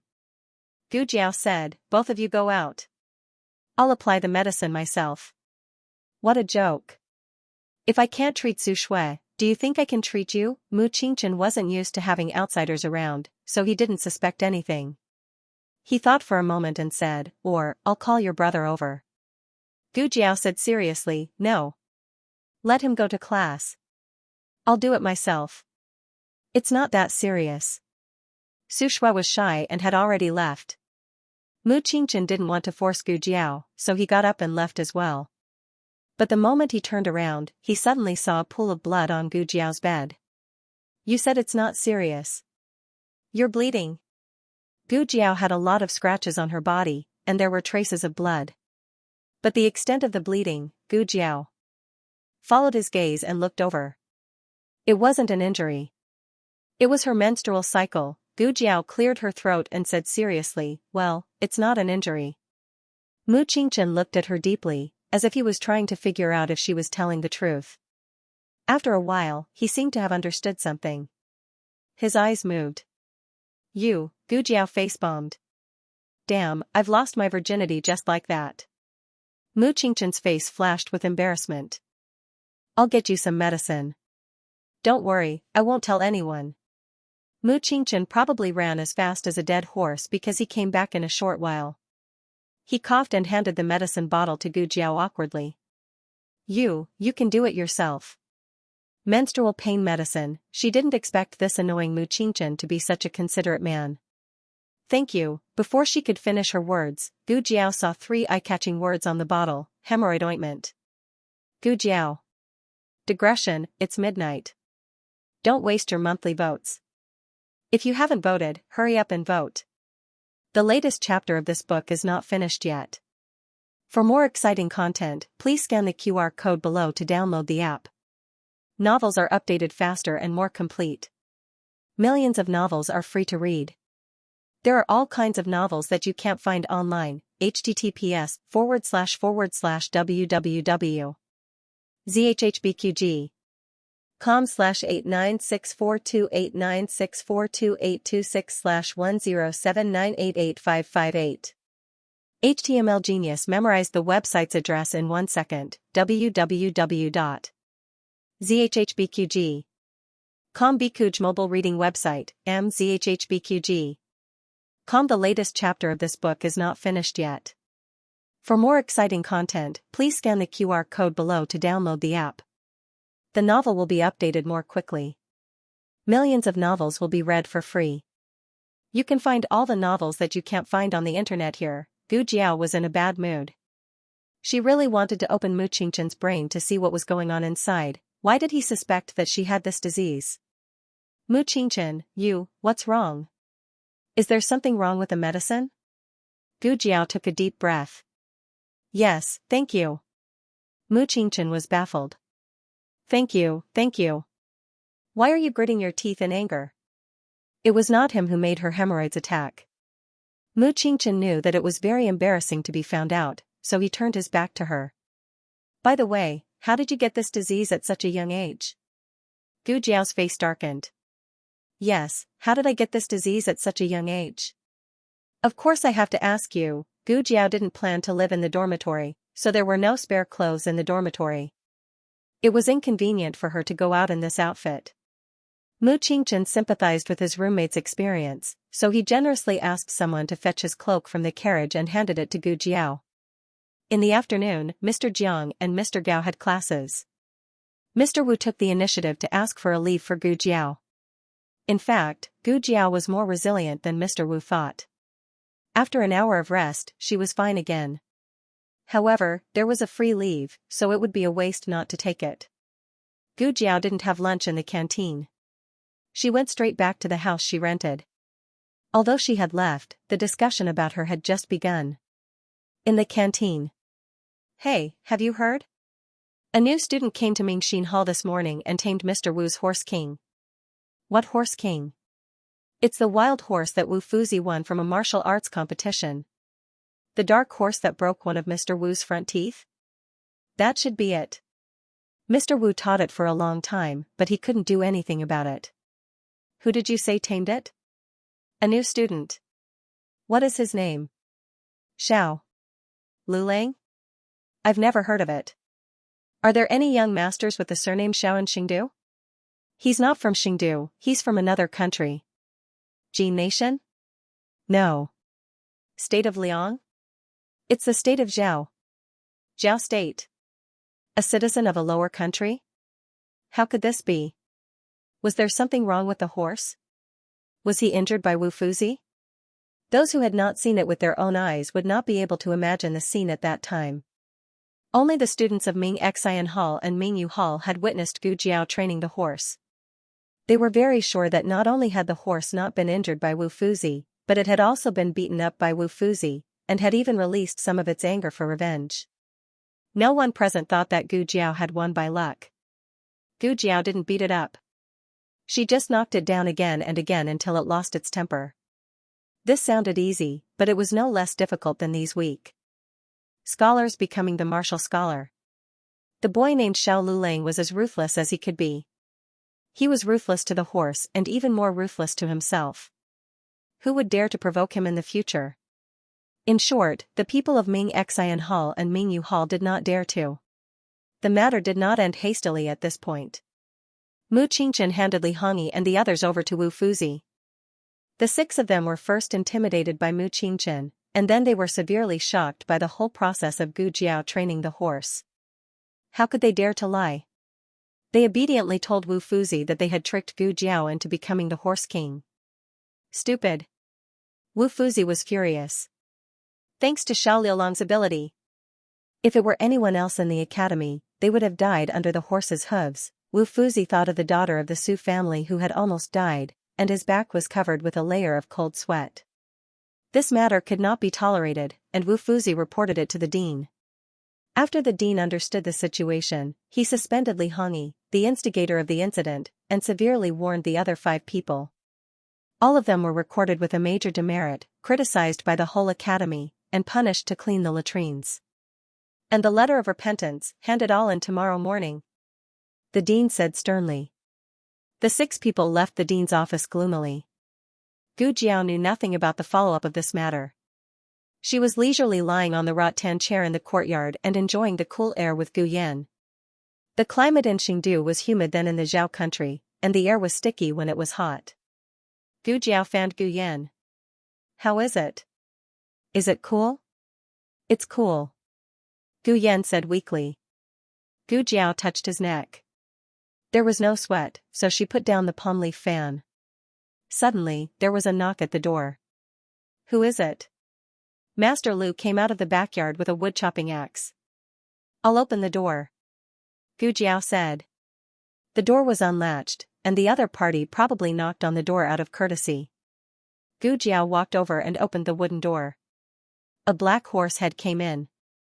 Then, Gu Jiao saw Wu Fuzi standing beside the horse with a bloody nose and a swollen face.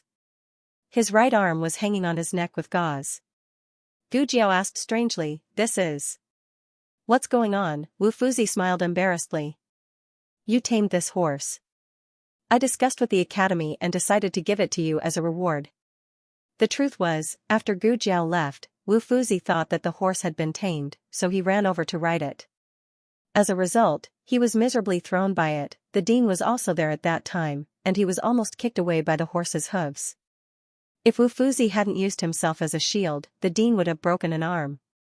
The dean said that he never wanted to see this horse again. Wu Fuzi didn't dare to see it again. Gu Jiao paused and said, "But my family is poor. I'm afraid we can't afford to raise this horse."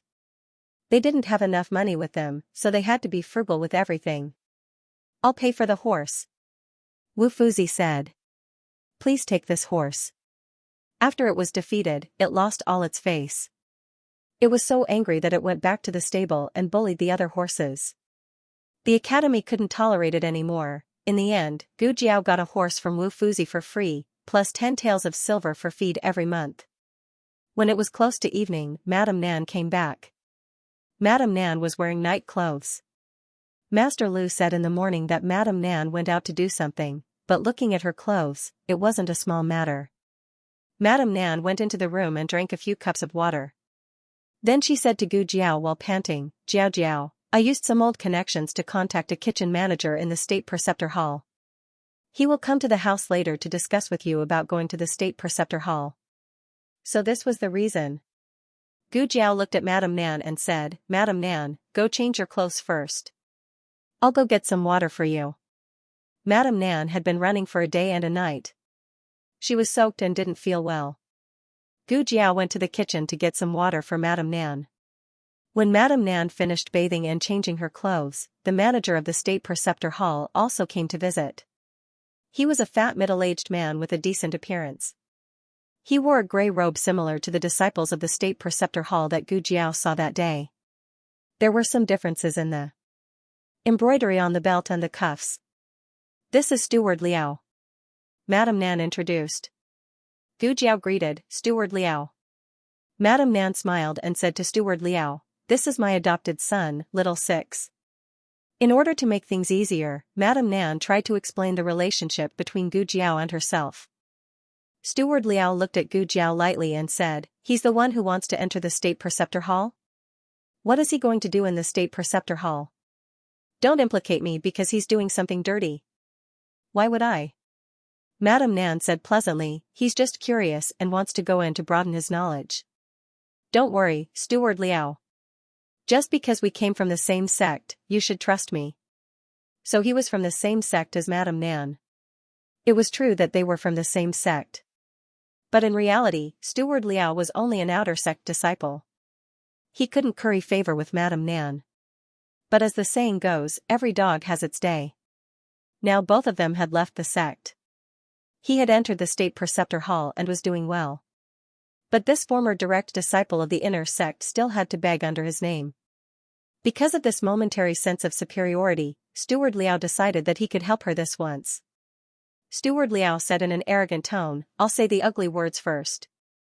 I'll only bring you in for a walk. You can't steal inside or do anything that's detrimental to the state preceptor hall." Madame Nan smiled and said, "Look at what you're saying. With an expert like Steward Liao watching, what can my adopted son do?" Who didn't like flattery? Steward Liao laughed unscrupulously. Madame Nan took out 2 gold bars from the house and handed them to him. Steward Liao raised his eyebrows and put the gold bars into his sleeves without any hesitation. If he only took the gold bars, it would be fine. But he inadvertently glanced and saw the horse king eating grass in the backyard. He pointed with his hand and said, "That horse, I want it." Madame Nan didn't go to the backyard just now. But now that she looked carefully, she realized that there was an extra black horse in the house. It bullied the horses in the stable and people in the field. But it was very obedient here. Gu Yan could even brush its hair. Gu Jiao didn't tie it up. Perhaps because it sensed that someone wanted it, it stopped eating the grass and walked through the central room with wild and elegant steps towards Steward Liao. Steward Liao looked at the pair of bright eyes and was delighted. "This horse has intelligence." The horse king did have intelligence. And it was extremely intelligent. It walked in front of Steward Liao and slowly turned around. Steward Liao admired its strong body greedily. This was a first-class horse king. That's it. That's it." Before he could finish speaking, the horse king kicked Steward Liao away mercilessly with its hoof. "Gu Jiao, Madame Nan." Gu Jiao looked at Steward Liao, who fell outside the door with his tongue out and eyes rolled back. She asked confusedly, "Madame Nan, do you think I can still go to the state preceptor palace?" Madame Nan was even more confused than her. "You can go in your dreams." The horse king didn't know that it had caused a disaster and was still jumping around in the yard. It seemed to be quite proud of itself. Gu Jiao turned around and looked at it with a dark face. "Can't you pretend to leave with him and then sneak back?" It had to be a scheming horse. Gu Jiao crossed her arms and glared at it fiercely. As she glared, she started to feel that something was wrong. The horse king's eyes started to show a hint of grievance. Then, it looked like it was about to cry. Gu Jiao's delicate body shook and her face was full of rejection. "You can't do this, you're a horse king, not a little princess." "Horse king, sob sob sob." Gu Jiao, Steward Liao was embarrassed after being kicked by the horse king. His whole body was in pain. No matter how Madame Nan tried to talk to him, he refused to help her. Madame Nan was helpless and could only watch as Steward Liao left. "Gold bar." Gu Jiao called out to him. "What?" Steward Liao frowned and looked at this kid. Gu Jiao said, "You didn't bring it to the state preceptor palace. Return the gold bar." Steward Liao, "Very well, you can forget about entering the state preceptor palace in this lifetime."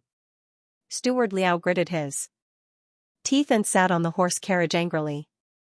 He was furious when he thought about what happened today. The coachman asked, "Steward Liao, are we going back to the state preceptor palace?" Steward Liao said angrily, if we're not going back to the state preceptor palace, where do you think we're going?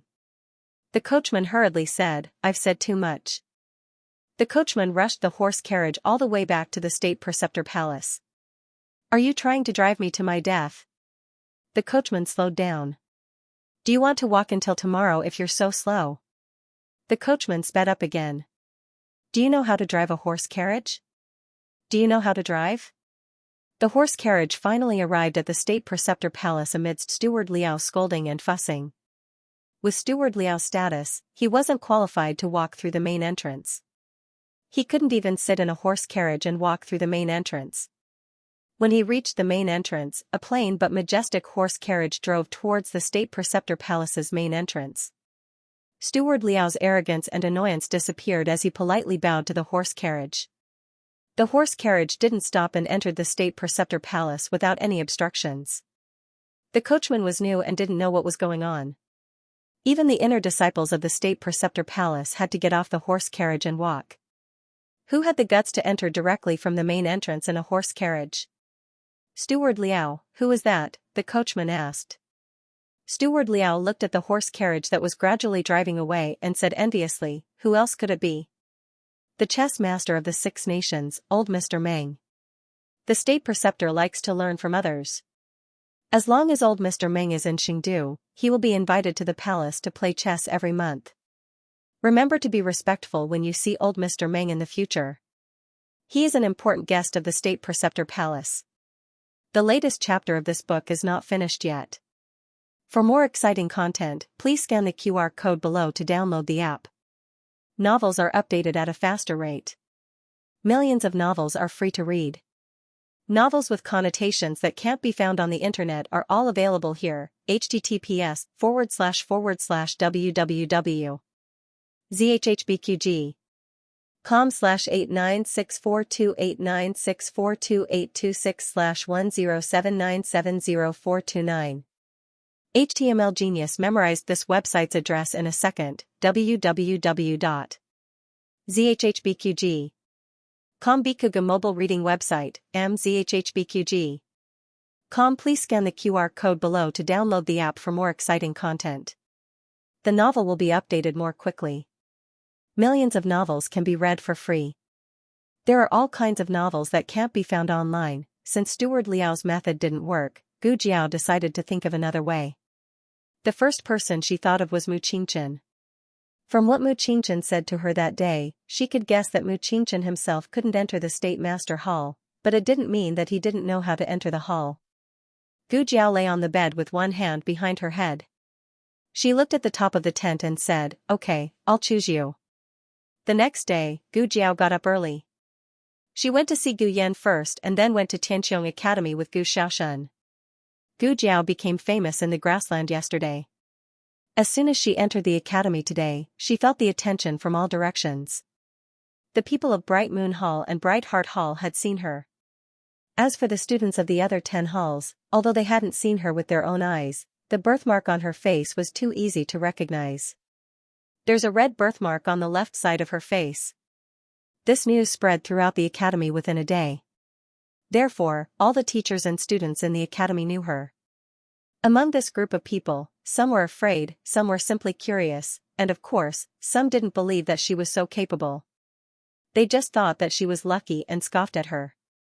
Gu Jiao didn't care about any of them. She went to their respective classrooms with Gu Xiaoshen. The seats in the classrooms were basically fixed, but if they changed privately, the teacher wouldn't say anything. Mu Qingchen hadn't come yet. Gu Jiao didn't know where he would sit. Zhong Ding waved at her from his original seat and patted the stool next to him, indicating that he had left a seat for her. Gu Jiao didn't sit with Zhong Ding. Instead, she chose a seat in the last row and sat down. The seat next to her was empty. Mu Qingchen should sit there. Gu Jiao put away her bag, took out her writing brush, ink, paper, and inkstone, and pointed at her classmate in the front row. His classmate turned his head and looked at Gu Jiao nervously. Brother Xiao, what's the matter? Gu Jiao said, let me copy your homework. His classmates. Her classmate handed her homework to Gu Jiao. Yesterday afternoon, Gu Jiao asked for leave. She didn't know what Teacher Gao and Teacher Jiang taught, but she still did her homework. She was a good student who abided by the rules. Gu Jiao finished copying the homework and returned it to her classmate in the front row. Thanks. No need to thank me. His classmate stammered. Gu Jiao glanced at her. Why are you so nervous? I'm not going to eat you. Oh, I'm not nervous. Don't be nervous. Her classmate put away the homework that Gu Jiao had returned. She dipped the brush in ink and put it directly into the homework. Gu Jiao, originally, there were more people in the class who ignored and looked down on her, but after seeing her tame the horse king, everyone began to fear her. Zhongding was fine. Perhaps it was because he and Gu Jiao knew each other early and lived in the same dormitory as Gu Jiao's wife's brother. Although Gu Xiaoshan didn't live in the same dormitory, they were closer than ordinary classmates.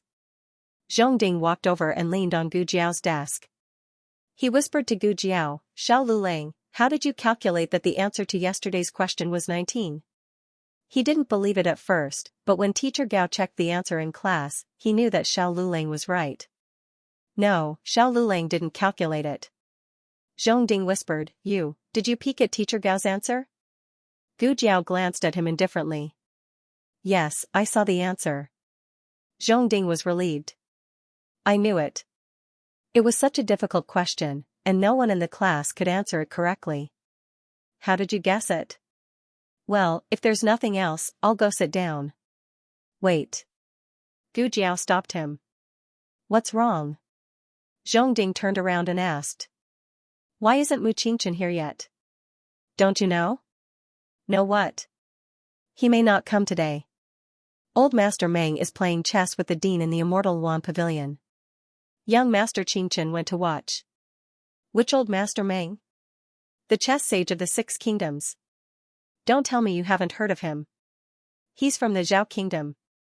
Because he's good at chess, the king of the Yan Kingdom made an exception and invited him to live in Xingduo, this old Master Meng. Gu Jiao had heard of him before. Old Master Meng rarely goes out of the inner city.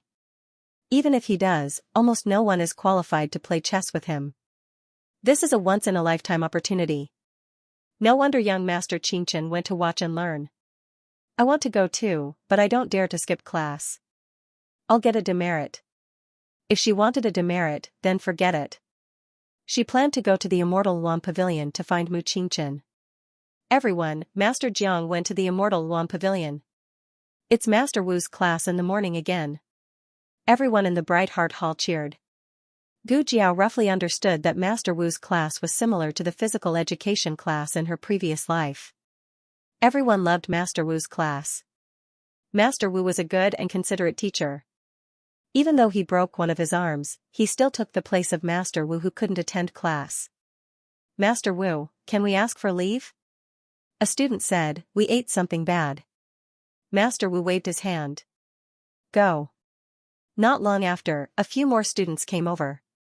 Master Wu, we also have a stomachache. Master Wu nodded. Yes, it's approved. Wu Fuzi was a rare understanding person. He had a stomachache because he wanted to watch the chess sages of the Six Nations play chess. Zhongding pulled on Gu Jiao's sleeve. Brother Xiao, they're all going. Let's go too. Will we get a demerit? Gu Jiao asked. Zhongding hurriedly said, no. Since Master Wu agreed to take leave, we won't get a demerit. Gu Jiao raised her eyebrows. That's feasible. Zhongding and Gu Jiao walked over. Before Zhongding could speak, Master Wu said, you also ate something bad? Got it. Go. Zhongding chuckled and went to the Immortal Yuan Pavilion with Gu Jiao through the academy's back door. The Immortal Yuan Pavilion wasn't far. After exiting the back door, they turned left and walked east for a mile. After crossing a street and passing through an alley, they could see the Immortal Yuan Pavilion's signboard. Only the Tianqiong Academy knew about the chess game between old Mr. Meng and the dean. Therefore, those who came to watch were all teachers and students of the academy. Most of the teachers went upstairs while the students crowded downstairs. Suddenly, an arrogant shout came from the alley. Don't you have eyes? Why did you bump into me? Sorry. Yes. Can't you speak properly? You're a stutterer. Ha, he really is a stutterer. Zhongding stopped and said to Gu Jiao, it's Zhou Tong and the others. Those are the students of the Wuyue Academy. Gu Jiao didn't know the students of the Wuyue Academy, but she knew the one called Zhou Tong. He was her classmate in the front row. He had just lent her his homework this morning. The one who was pointed at by the students of the Wuyue Academy and scolded as a little stutterer was him. Of course, Zhou Tong didn't stutter. He only stuttered when he was nervous. Zhongding said anxiously, the Wuyue Academy used to be a martial arts club. They focus on the martial arts examination. All their students are troublemakers. They are arrogant and despotic. Our academy is afraid of them. The leading student of the Wuyue Academy grabbed Zhou Tong's hair with one hand and lifted him up. He pointed at his shoes and said, lick it clean. Don't go overboard. Zhou Tong's companion said. A student of the Wuyue Academy lifted his leg and kicked his companion who was speaking. With a painful cry, the Wuyue Academy student was kicked away by a figure who had appeared out of nowhere. The 4 students of the Tianqiong Academy were shocked. Xiao Lulang. Gu Jiao looked coldly at the Wuyue Academy student who grabbed Zhou Tong. Let him go. Don't make me say it again. The other party looked at Gu Jiao from head to toe. His gaze landed on Gu Jiao's left cheek. Where did this ugly boy come from? Do you think I'll let him go just because you asked me to?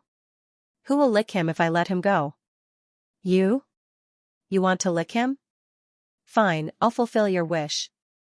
Gu Jiao said coldly. She lifted her hand and chopped down, hitting the nerve on the other party's arm. The other party's arm went numb and Zhou Tong fell down. Gu Jiao pulled Zhou Tong behind her and lifted her leg to kick the other party's chest. The remaining Wuyue Academy students saw this and attacked Gu Jiao fiercely.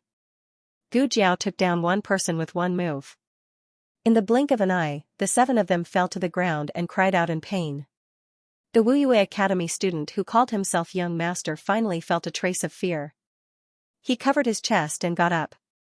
He glared at Gu Jiao fiercely and stepped back unconsciously. Who are you? You bastard. Gu Jiao grabbed his hair and kneed his abdomen. He was in so much pain that he bent over like a prawn in a steamer. His shoes fell to the ground. Gu Jiao threw him to the side of the shoes. If you want to lick it yourself. Then, she said to Zhou Tong and the others behind her, what are you waiting for? Hurry up and follow me. Zhou Tong looked at the Wuyue Academy students who were beaten up in disbelief. His eyes fell on Gu Jiao's cold back and nodded. Ah. Good. She's coming. He said to his companions, hurry up. Follow me. They stepped over the bodies of the Wuyue Academy students and quickly followed Gu Jiao. Zhongding also followed. The way they looked at Gu Jiao was different from before. They looked at her with admiration and a little intimacy. Zhou Tong kept stealing glances at Gu Jiao. What's the matter? Gu Jiao was impatient. She glanced at him and Zhou Tong's heart almost jumped out of his throat. But when he thought of what happened in the alley, Zhou Tong felt that he should not be so scared. Thank you. Also, I'm sorry. Gu Jiao said, why do you always apologize to people? Zhou Tong said embarrassedly, I was forced to apologize to them. Actually, I didn't step on them. They deliberately stretched out their feet to trip me. The Wuyue Academy students like to bully us. He realized that his words were a little off topic and quickly went back to the topic. I apologize to you because I misunderstood you. He thought that he was the same as the Wuyue Academy students, violent and domineering. But reality proved that he was not. His martial arts were not used to bully people. You don't like to fight, right? You fought with the Horse King yesterday to save Miss Su. You beat them up today to protect us? Brother Xiao, you are a warm-hearted person. Gu Jiao, who was suddenly given a good person card, was speechless. Do you have some misunderstanding about what a good person is? They were delayed in the alley for a while. When Gu Jiao and the others arrived at the Xianluan pavilion, the game was already over. Old Master Meng had also left in the carriage. Zhongding thought of the missed opportunity to meet old Master Meng and could not help but burst into tears. I'm so miserable that I couldn't see old Master Meng. This is the closest I've ever been to old Master Meng. I won't have a second chance in my life. Woo-woo. Gu Jiao did not care about old Master Meng. She came to find Mu Qingchen. Unexpectedly, Mu Qingchen also returned to the inner city. Gu Jiao suddenly thought of something. We will be given a demerit for skipping classes. Why won't Mu Qingchen? Did this guy have a special ability to skip classes? Zhongding said enviously, although he doesn't come to class, he always gets first place in every exam. How can they give him a demerit? 3 demerits and he will be expelled from the academy. He is such a good seedling. Do you want to expel him or not? So the dean specially allowed him to study at home. Gu Jiao asked, don't the other students have any objections? Zhongding sighed. If they have any objections, they can ask Mu Qingchen to take the exam. So far, no one has beaten him. Gu Jiao touched her chin. Is he so good? Zhongding wiped his tears and said, but I heard that he is not going back to study this time. Something happened in his family, so he has to leave Xingdu temporarily. Gu Jiao was shocked. So, I won't see him for a long time? Then how could she enter the state preceptor hall? It was a dark and windy night. In a corner of a women's academy in the inner city, in a low-key but luxurious courtyard, a little black baby, who almost blended into the night, sneaked out with a small bag in his arms. The bad brother-in-law went to take a bath. He wanted to take the opportunity to slip away. He wanted to find Jiao Jiao. The little black baby went through the dog hole, climbed the tree, climbed over the wall, jumped down the tree, and climbed down in one go. Finally, he got out of the academy. He came to the vast sky. He stood on the quiet street. Jiao Jiao, your favorite little man is here. Squeak. Little black baby fell face first onto the ground. Whoosh, a carriage galloped over. If the coachman had not seen the bag, he would have run over it. He quickly pulled the reins and stopped the horse. What's wrong? The person in the carriage asked. Master, there's a child. The coachman looked for a long time before he realized that there was a child under the bag. The child was too dark. Go and see. The person in the carriage said. Yes. The coachman jumped off the carriage and walked toward the child. He wondered if the child was unconscious or dead. Just as he squatted down to check the child's breath, the child suddenly raised his head. Mother! The coachman was so scared that he ran 10 meters away. The person in the carriage heard the commotion and raised his hand to lift the curtain. What's wrong? Xiaohei got up from the ground, picked up the small bundle and hugged it in his arms. He looked at old Master Meng in the car cutely. Grandpa, can you take me to Jiao Jiao? Digression, well, at the end of the month, I still have to remind you to vote. The latest chapter of this book is not finished yet. For more exciting content, please scan the QR code below to download the app. Novels are updated faster and more complete. Millions of novels are free to read. Novels with connotations that can't be found online are all available here. https://www.zhhbqg com/896428964286/1079699482. HTML Genius memorized this website's address in 1 second. www.zhhbqg.com Bikuj mobile reading website, mzhhbqg. The latest chapter of this book is not finished yet. For more exciting content, please scan the QR code below to download the app. Novels are updated faster. Millions of novels are free to read. Novels with content that can't be found on the internet are all available here. Old Master Meng looked at the dark little boy. He looked less than 5 years old. His eyes were big and bright, as if they were filled with all the simplicity and beauty in the world. Old Master Meng was not a compassionate person. Of course, he was not a cold-blooded person who would ignore a helpless child. Under normal circumstances, it was best for him to report such things to the authorities. Old Master Meng thought for a while and asked, "Did you come out alone? Where's your family?" Xiaohei rolled his eyes. "I can't say bad brother-in-law. Otherwise, what if Grandpa sends me back to bad brother-in-law?"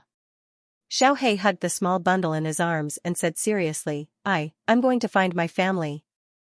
Where is your family? Old Master Meng asked. At Tianqiong Academy. Xiaohei said. He knew Jiao Jiao went to bad brother-in-law's academy. Bad brother-in-law thought he didn't know what the academy was called. Humph, he was the one who put away the document.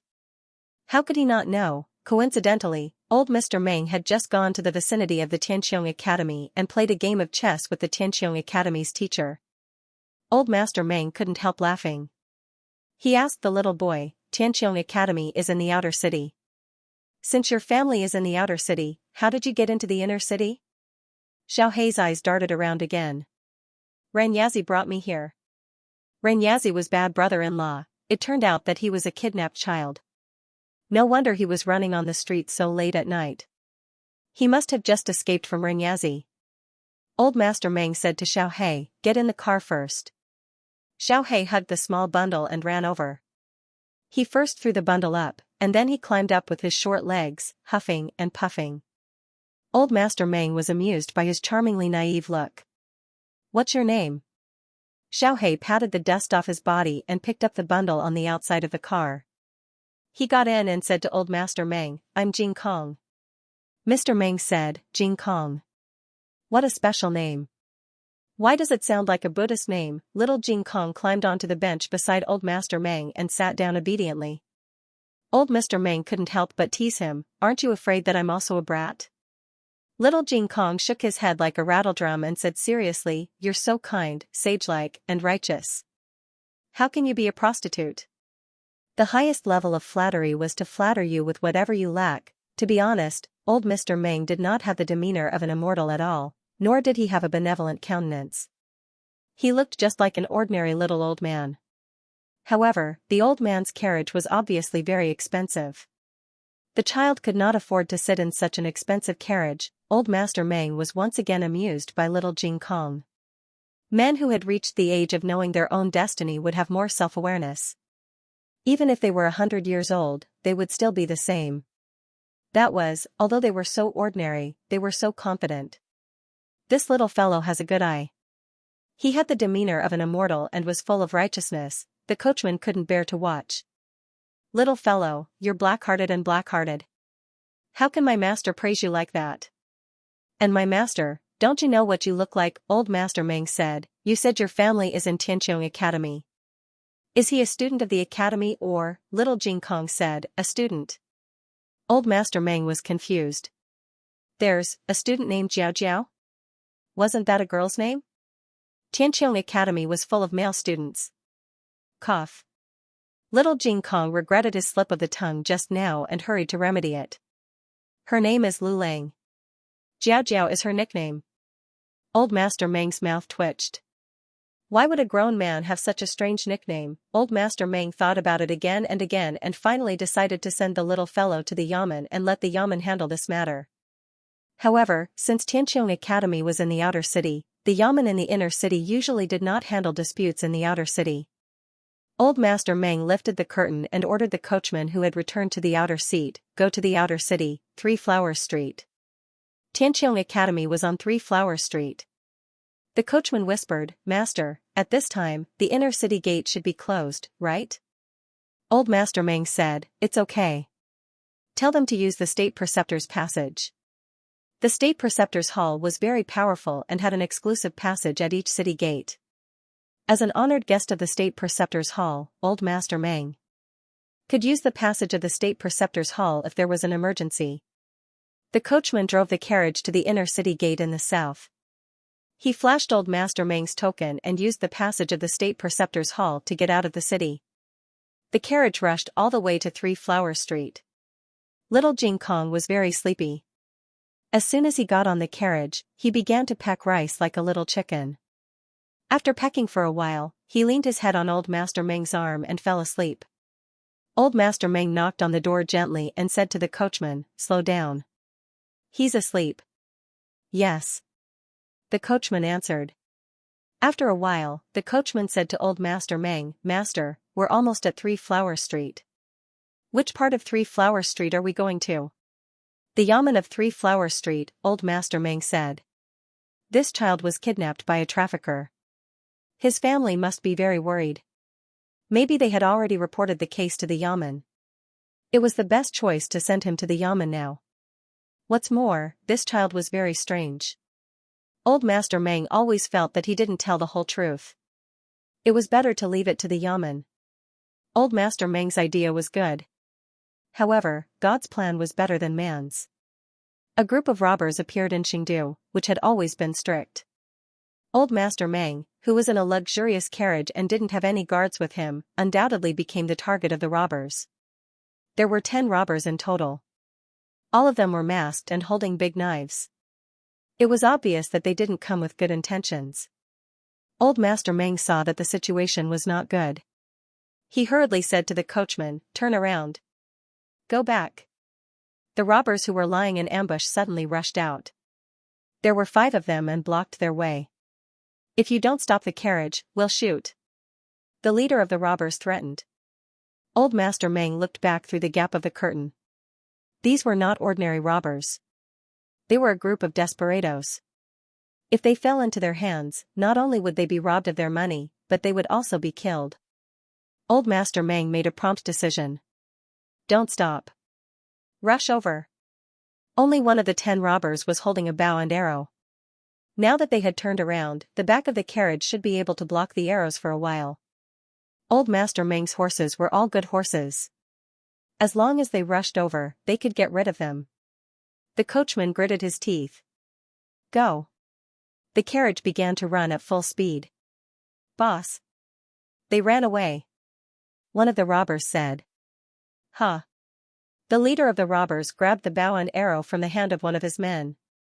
He aimed at the carriage and shot. What he shot was not the back of the carriage, but the wheels. With 2 loud cracking sounds, the wheels on the right side of the carriage broke, and the carriage flipped over without warning. Old Master Meng hurriedly protected the child in his arms. The carriage turned over and the 3 of them fell out of the carriage. Old Master Meng said to the coachman, "Go quickly. Go and report to the yamen." "Master." "Go." "Yes." The coachman took a horse and went to the side of the forest. The leader of the robbers sent one of his men to chase after the coachman. The rest of the robbers rode forward and surrounded Old Master Meng. Old Master Meng fell in a very embarrassing way, but there was no fear in his eyes. He looked at the robbers coldly. "Don't you want money? I'll give it to you." That's straightforward. The leader of the robbers carried a big knife on his shoulder and looked at him carelessly. "I don't want to kill anyone today. Consider yourself lucky. Give me the money." Old Master Meng took off his money bag and threw it to him. The leader of the robbers opened it and looked at it. He immediately said with disdain, "So little." "Boss," the robber next to him pointed at little Jing Kong in Old Master Meng's arms. "There's a child." The leader of the robbers quickly looked at little Jing Kong. Old Master Meng covered little Jing Kong with his sleeves. The robber said, "It's a boy. Do you remember that person? Didn't he always want a son? Let's sell this boy to him." The leader of the robbers frowned and said, "It's so black. Can we sell it?" The robber laughed and said, "It'll be white after we wash it." "That's fine. It's better than nothing." The leader of the robbers pointed at Old Master Meng with a long knife and said, "Bring him here." Old Master Meng protected little Jing Kong and said, "If you want money, I have it at home. Follow me to get it." The leader of the robbers sneered and said, "Do I look so easy to fool? Follow you to get it? Wait for the authorities to find us? You." He pointed at the robber next to him. "Bring the child here." "Yes." The robber got off the horse and went to Old Master Meng's arms to grab little Jing Kong. Old Master Meng blocked him with his hand. The leader of the robbers said, "Don't break his arm. He can't be sold." "Yes. Boss." The robber pulled out the long knife at his waist and chopped at Old Master Meng's hand fiercely. Since he couldn't take the young one, he would chop the old one. Anyway, the old one couldn't be sold for money. Just as the long saber was about to fall, an austere eagle's cry suddenly came from the sky. Before anyone could react to where the eagle's cry came from, they saw a black shadow swooping down from the night sky. Like a black lightning bolt, it whizzed towards the man holding the saber. In the next second, the handle of his knife fell. He covered his eyes and fell to the ground. My eyes, the gerfalcon pecked out one of his eyes. Seeing this, the leader of the robbers pulled his bow and arrow and aimed at the gerfalcon. At this moment, little Jing Kong woke up. He opened his eyes and saw that someone was going to shoot little Nine. He jumped up and said, "Don't shoot little Nine. Otherwise, I won't be polite to you." Who would listen to a child's words? The leader of the robbers pulled his bow fully. Little Jing Kong took out the black fire pearl stolen from his bad brother-in-law and threw it out. With a bang, the air was filled with the strong smell of sulfur. Eh? Little Jing Kong looked at the leader of the robbers, who was unharmed. "You threw it in the wrong direction." Old Master Meng, who was turned into charcoal by the explosion, spat out a mouthful of black smoke expressionlessly. "Oh, my bad, my bad." Little Jing Kong scratched his little head and took out another black fire pearl. Then, he blew little Nine up. Little Nine's feathers turned into mush. "Jia!" Little Jing Kong took out the third black fire pearl and blew himself up. Little Jing Kong, who was spitting out black smoke, was speechless. Ha ha ha ha ha. The robbers had never seen such a stupid kid. They were all convulsing with laughter. With a thud, one of the robbers fell from the horse and fell to the ground. Thud, another robber fell down with a smile. Thud. Thud, thud. Finally, the robbers realized that something was wrong. One of the robbers quickly covered his nose with his arm. "Oh no. There's sleeping gas." The black fire pearl that Gu Jiao customized for Xiaoheng wasn't very powerful. It wouldn't kill anyone, but it was mixed with sleeping gas, which could quickly make the robbers lose their ability to move. This sleeping gas was indiscriminate, and it was also effective on the robbers. Xiaoheng had the antidote in his hands. Unfortunately, little Jing Kong didn't know that he only stole the black fire pearl. All the robbers were knocked out. Old Master Meng was also knocked out. This sleeping gas was only effective on humans. Little Nine didn't fall. Little Jing Kong didn't fall either. Little Jing Kong scratched his head. Why did they all fall? He skipped to Old Master Meng and squatted down. "Grandpa, Grandpa." Even the robbers couldn't resist its effects. Old Master Meng wouldn't have any reaction. Little Jing Kong sighed. "Forget it. I'll go find Xiao myself." Old Master Meng was a good person. He wouldn't leave him alone. Xiao's medical skills were excellent. He would take Old Master Meng to find Xiao. He grabbed Old Master Meng's collar as if he was holding a sack and walked forward silently. "Little Nine, let's go." If Gu Jiao were here, she would be very surprised. Little Jing Kong was much stronger than before. He didn't need to exert any effort to drag Old Master Meng. Little Jing Kong didn't know the exact location of Tianqiong Academy. He could only walk forward aimlessly. He walked through the quiet streets and dark alleys. The light in his heart guided him to walk forward bit by bit with determination. He didn't know how long he had walked. He was tired, hungry, and sleepy. He grabbed Old Master Meng and yawned. Xiao, where are you?" He really couldn't walk anymore. His calves and legs were no longer his. His hands were sore. He wanted to Xiao. Suddenly, a familiar voice came from behind. "Jing Kong?" The latest chapter of this book is not finished yet. For more exciting content, please scan the QR code below to download the app. The novel is more complete and updated faster. Millions of novels are free to read. All the novels with content that can't be found on the internet are available here. https://www.zhhbqg.com/8964289642826/1079495969. HTML Genius memorized the website address in 1 second. www.zhhbqg.com Bikuj mobile reading website, mzhhbqg.com. End of chapter 633. Don't forget to subscribe, like, and share the video to support the channel.